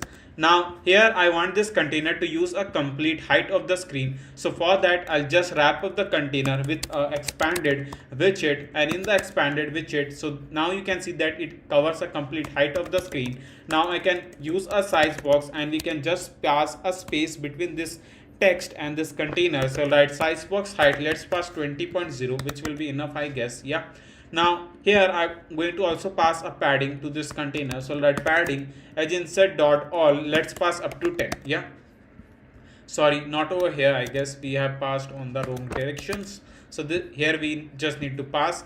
Now here I just need to pass the border radius to this image. So I'll wrap up with a widget which will be the clip react, and here I'll just pass the border radius, and we'll pass border radius dot circular. Let's pass 30. Yeah, or let's pass 10, I guess, which will be enough. Yeah, so this is the thing that we can see over here. We can pass the padding up to 20, I guess. Now we can also pass the box decoration, not a box decoration, a border radius to this container as well. So let border radius dot circular, let's pass 20. Now here once we do this thing, now as we are going to show the username first, his email ID, and the remove button, so that the admin can simply give a ban to any of the respective user, or can remove any of the user if he is misbehaving, right? So for that I just need to pass a column widget, and in the column widget I'll just pass a children, and in the children I'll just pass a text widget, and in the text widget I'll just pass the text. So first, as I told you that we are going to just show the name, so I'm going to just write Shivam Gupta, something like this, Shivam Gupta. Here I will just pass the style by using app widget class dot, and here I'll just pass the text, or we can say the, let's pass normal text fill style, let's pass 20, I guess. Yeah, so this is the text we can see. I'll just pass the size box. Let's pass the size box with 20.0, which will be enough, I guess. And now we can just use a cross to bring the text something over here. So for that, I just need to move over here. We'll write cross axis alignment dot start, something like this. Now just below this name, I'm going to just show one text where we are going to indicate the respective user email ID. So I'm going to just write Shivam. This is the random email ID that I'm writing for now. Yeah. So we'll decrease the font size. Let's pass 18, I guess. Yeah. We can use a cross. So for the cross, we can just pass a cross axis alignment dot start. I don't think so it look good. We can make some more, we can add some more thing to make it more creative, right? So I'll just add some icons so that it will look good, I guess. So let icons dot person, just to indicate that it is a person name. And here I'm going to just pass the color by you, and this is the color code that we are going to use. So we'll copy this, we are going to just paste it something over here. So now it's look good, I guess. Now we can just pass a size box with 10.0, which will be enough. Yeah. Now we can copy this complete thing. We are going to just wrap up with a row widget back again, and in the row widget we are going to just pass this icon and the width, and this is the mail ID. So the mail. And now I'm going to just also wrap up this text widget with a container, because here you can see that there is an overflow error. So to fix that, we just need to pass a width, and we can write media query dot of context dot size dot width divide by 2. 2 will be 2 less. Let's pass 3, I guess. 3 is okay, not okay, okay, good, okay, not okay. gmail.com. Okay,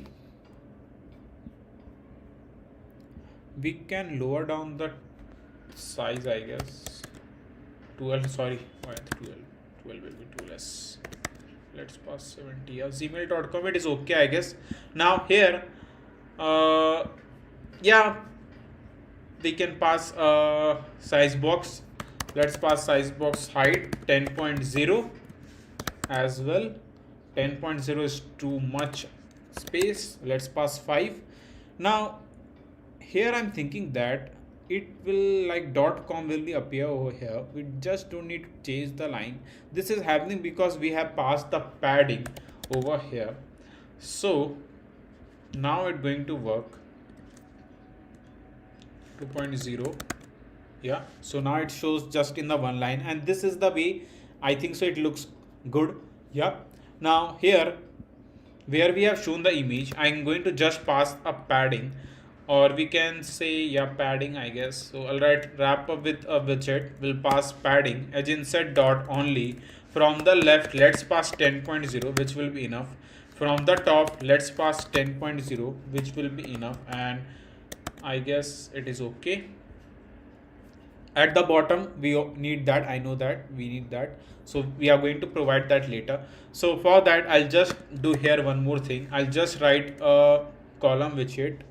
So here we have wrote the column widget. Yeah, we are going to just write a container again. So I'll write container, and here I'll just write decoration, a box decoration. Let's pass the colors dot black, and once we pass the color black, now we can just pass a child, and in the child I'll just use a text widget, and in the text widget I'll just write remove.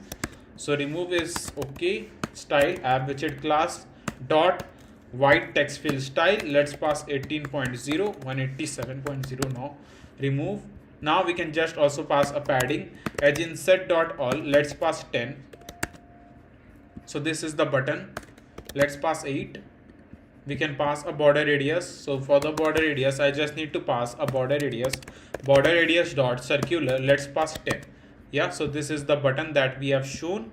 We can just pass a size box because it's simply stuck with this text widget. So I'll write size box height. Let's pass 5.0, which will be enough gap, I guess. Yeah, if we want, you can center this. I hope that center widget will work over here. It's not, because we have passed a cross axis alignment dot start in the column widget, so that's why the center widget won't work over here. Yeah, so this is the thing that we have shown, and it is okay, I guess. If you want, you can increase the height and width of this image. It's up to your choice. Like if you want to show 120, you can do, but there will be then overflow pixel error, so that's why I've kept it 90. Yeah, now let's call all the users from the users collection that we have shown, and then we can add the execution for this remove button. Yeah, so for that will just move to the database.dart file, and we need to just write a necessary function. So I'll write copy this function, we are going to just paste it over here, and we'll write get all users. So I'll write all users. Yeah, we'll remove this id because we don't need that. So I'll remove the id, and we are going to get all the documents from the respective users collection. So here I'll just write users collection dot snapshot. Yeah, so once we get all this thing, now let's move back to where, to this, where we have written a stream. So why to write a code and again for the stream builder? So I'm going to copy, and we are going to just paste it here as well, and we are going to just paste the necessary commands that we need to show the data from the Firebase. And here I'm going to just pass the our function name, which is all users, which will be perfect. And here I'll also pass the stream name, which is a user stream. Yeah, we can call this. So I'll write user stream. We can call a document snapshot, I mean the Firebase Firestore. Now we need to just copy the thing that we have written. So I will do one thing, but it will be, let me show you. So we'll copy this complete container that we have shown just for the UI. So I'll cut out from here, we'll just paste it here, that we need to show the data from the Firebase, and here it is. So once we have pasted this, now let's execute all these functions. So first I'll write image.network. Now you will say that there is no image field on this document. So yeah, I know that there is no image field. Now as we have completed this complete package delivery app, and I have promised you that in the starting of this package delivery app that I'm not going to use a Firebase storage at all, and this project is completely free for you. Like the backend and all is completely free. We haven't paid anything for the backend, for the APIs and anything. Yeah, so that's why I have not shown the image field over here. But if you want, you can handle the image field. As I've told you that I have made a lots of series where I have handled the image field and how to show the data from the like upload the data to the Firebase storage and all, so by using that image field. So that's why I haven't used that. So let's keep it in the form of asset. But when you will add the image field and it is in the form of the link, you can just replace it with a network. Yeah, if it is clear. Now here in the text widget, I just need to call our field name, which is ds, and I just need to copy this field name. We'll just paste it over here. Well, so once we have shown the name, so the name is over here, we have pasted it in the wrong position. So here it is an email, so I just need to copy this complete thing. We'll just paste it here as well. Now this is the thing that we have done. Now let's add the execution for our remove button. Now what I'm going to do is that first we need to move to the users collection, and we'll move to their respective document ID, and we'll delete this document ID, and we'll remove this respective user details from here. Yeah, so this is the thing that we need to do. So for that I just need to call our delete function. So for the delete function, I'll just copy this function for now. I'll just paste it over here. I'll just write our function name, which is delete respective user or delete user. We can just keep the function name delete user, simple. Yeah, simple dimple. So we'll write delete user. Now we just need to get a unique ID, which is a user ID. I'll just move to the users collection, and then we just need to pass dot delete. So this is the function that we need to pass, and we can just call this. So let's move back to the our manage user page, and here where we have shown the button, we'll just wrap up with a gesture detector, and in the on tap method here I'm going to just call the functions that we have written. So I'll write async, we'll write await database methods dot delete user, and here are ds.id, so that we can remove that respective user. Yeah, so once we have wrote this, now let's call the user stream function. So for that I'll just write the function name, which is get on the load, something like this, Now here I'll just write async user stream is equals to await database methods dot get user or users. Yep, we'll just pass a set state, and in the init state I'm going to call out this function which is get on the load. Yeah, so this is all the thing that we need to do. Now let's call all users in this column widget. So for that I'll just write all users, something like this. Now I'll simply hot restart the app, and there will be some error, and you know that why it is error that have been shown over here. Again a render box error. We have used a list view builder, so we just need to wrap up the all users with a container, and we just need to pass the height. Let's pass the height by using media query. So I'll write media query dot of context dot size dot height divide by, let's pass 1.5 I guess, which will be enough. Let's hot restart back again. Yeah, so here we have get all the data, but there is not a problem, there is some space problem. So I'll write margin. So I'll just pass margin. We have already passed a margin, so I'll just pass from the bottom. Let's pass 20.0. So now there is enough space, but we can pass expanded widget, I guess. Let me check if it work. It is not working, so we'll simply hot restart. Now that, yeah, it is working. Yeah, it is working. Sorry for that. Yeah, it is working. Yeah. So let's do one thing. Let's remove this Shiva, not Shivam. Why I'll remove myself from here. So I'll write Ayush Gupta. So I'll remove the Ayush Gupta from here, and you can see that it just take a few seconds to remove that Ayush details, and you will see that there are 4 documents, right? So now I'll just remove this user, which is Ayush Gupta, back again. So I'll remove this, I'll click to this, and here you can see that the respective details about that user has been removed from the users collection, and we can just remove that by using a manage users section. Yeah, so now we have done this thing. Now here is one more thing, like when we'll move to this page, we need to add an execution so that we can directly move back to the home admin page. Yeah, so for that I just need to wrap up with a row, and in the row I just need to pass a container. In the container I'll just pass a child, and first let's pass the decoration, and let's pass the color first. So write decoration box decoration color. I'll just pass colors dot white, and here I'll just pass icons dot arrow back, and we'll just pass color, which will be the colors dot black, something like this. Now here I can just pass the padding. So for the padding I just need to wrap up the row widget.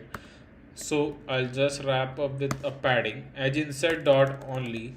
From the left let's pass 20.0, and here I'll just pass the padding edge insert dot all, let's pass 10. Yeah, so this is the something, sorry, we can do one thing, like let's pass the padding here, and we can just increase the size. Let's pass size 30.0. Yeah, so here I'll just write a border radius.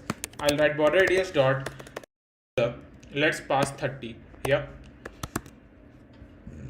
now we can just pass the space. So for the space, rather than passing a fixed width over here, I'll recommend you to use a media query, as we have used a media query in this complete app. So why to pass a fixed width over here? So let's pass a media query dot of context dot size dot width. So I'll write dot size dot width divide by 2, not 2. Let's pass 4. Let's pass 6. Let's pass 8. Yeah, 8 is okay. Little decrease the 28. Yeah, it is okay, and we can pass the execution for this back arrow. So I'll wrap up with a gesture detector, and in the on tap method I'll just write navigator dot pop context dot pop context. Yeah, something like this. So this is the thing that we have done. Now when we'll tap to this back arrow, we'll directly move back to the home admin page. We haven't created the home admin page, we are going to create it now. Yeah, so these are the some things that we have done. So if you haven't hit that like button and you are almost at the end of this package delivery app, then what you are waiting for? Hit that like button and be the part of this awesome Flutter family by hitting that subscribe button also. So I'm waiting that you have hit that subscribe and the like button as well. Yeah, now let's move back to the home admin page. So I have shown you how to create the admin panel in the starting of like where I have shown how our package delivery app will look alike, and there you can see that I have shown the admin panel section like a home admin page, and you can simply create that home admin page. It's very easy as you have followed this package delivery app, so I'm sure that you won't face any problem to create that home admin page. And as I've told you that if you want to get a source code of this package delivery app, I will provide you the link in the description box. You can simply get it from there. And if you haven't hit that like and subscribe button, then please hit that like and subscribe button to be the part of this awesome Flutter family, as I am going to bring some of the most important series in this channel. So don't miss it down by so hit that subscribe button and be the part of this awesome channel. Until then, keep coding, keep having fun. I will see you next time. Thanks for watching.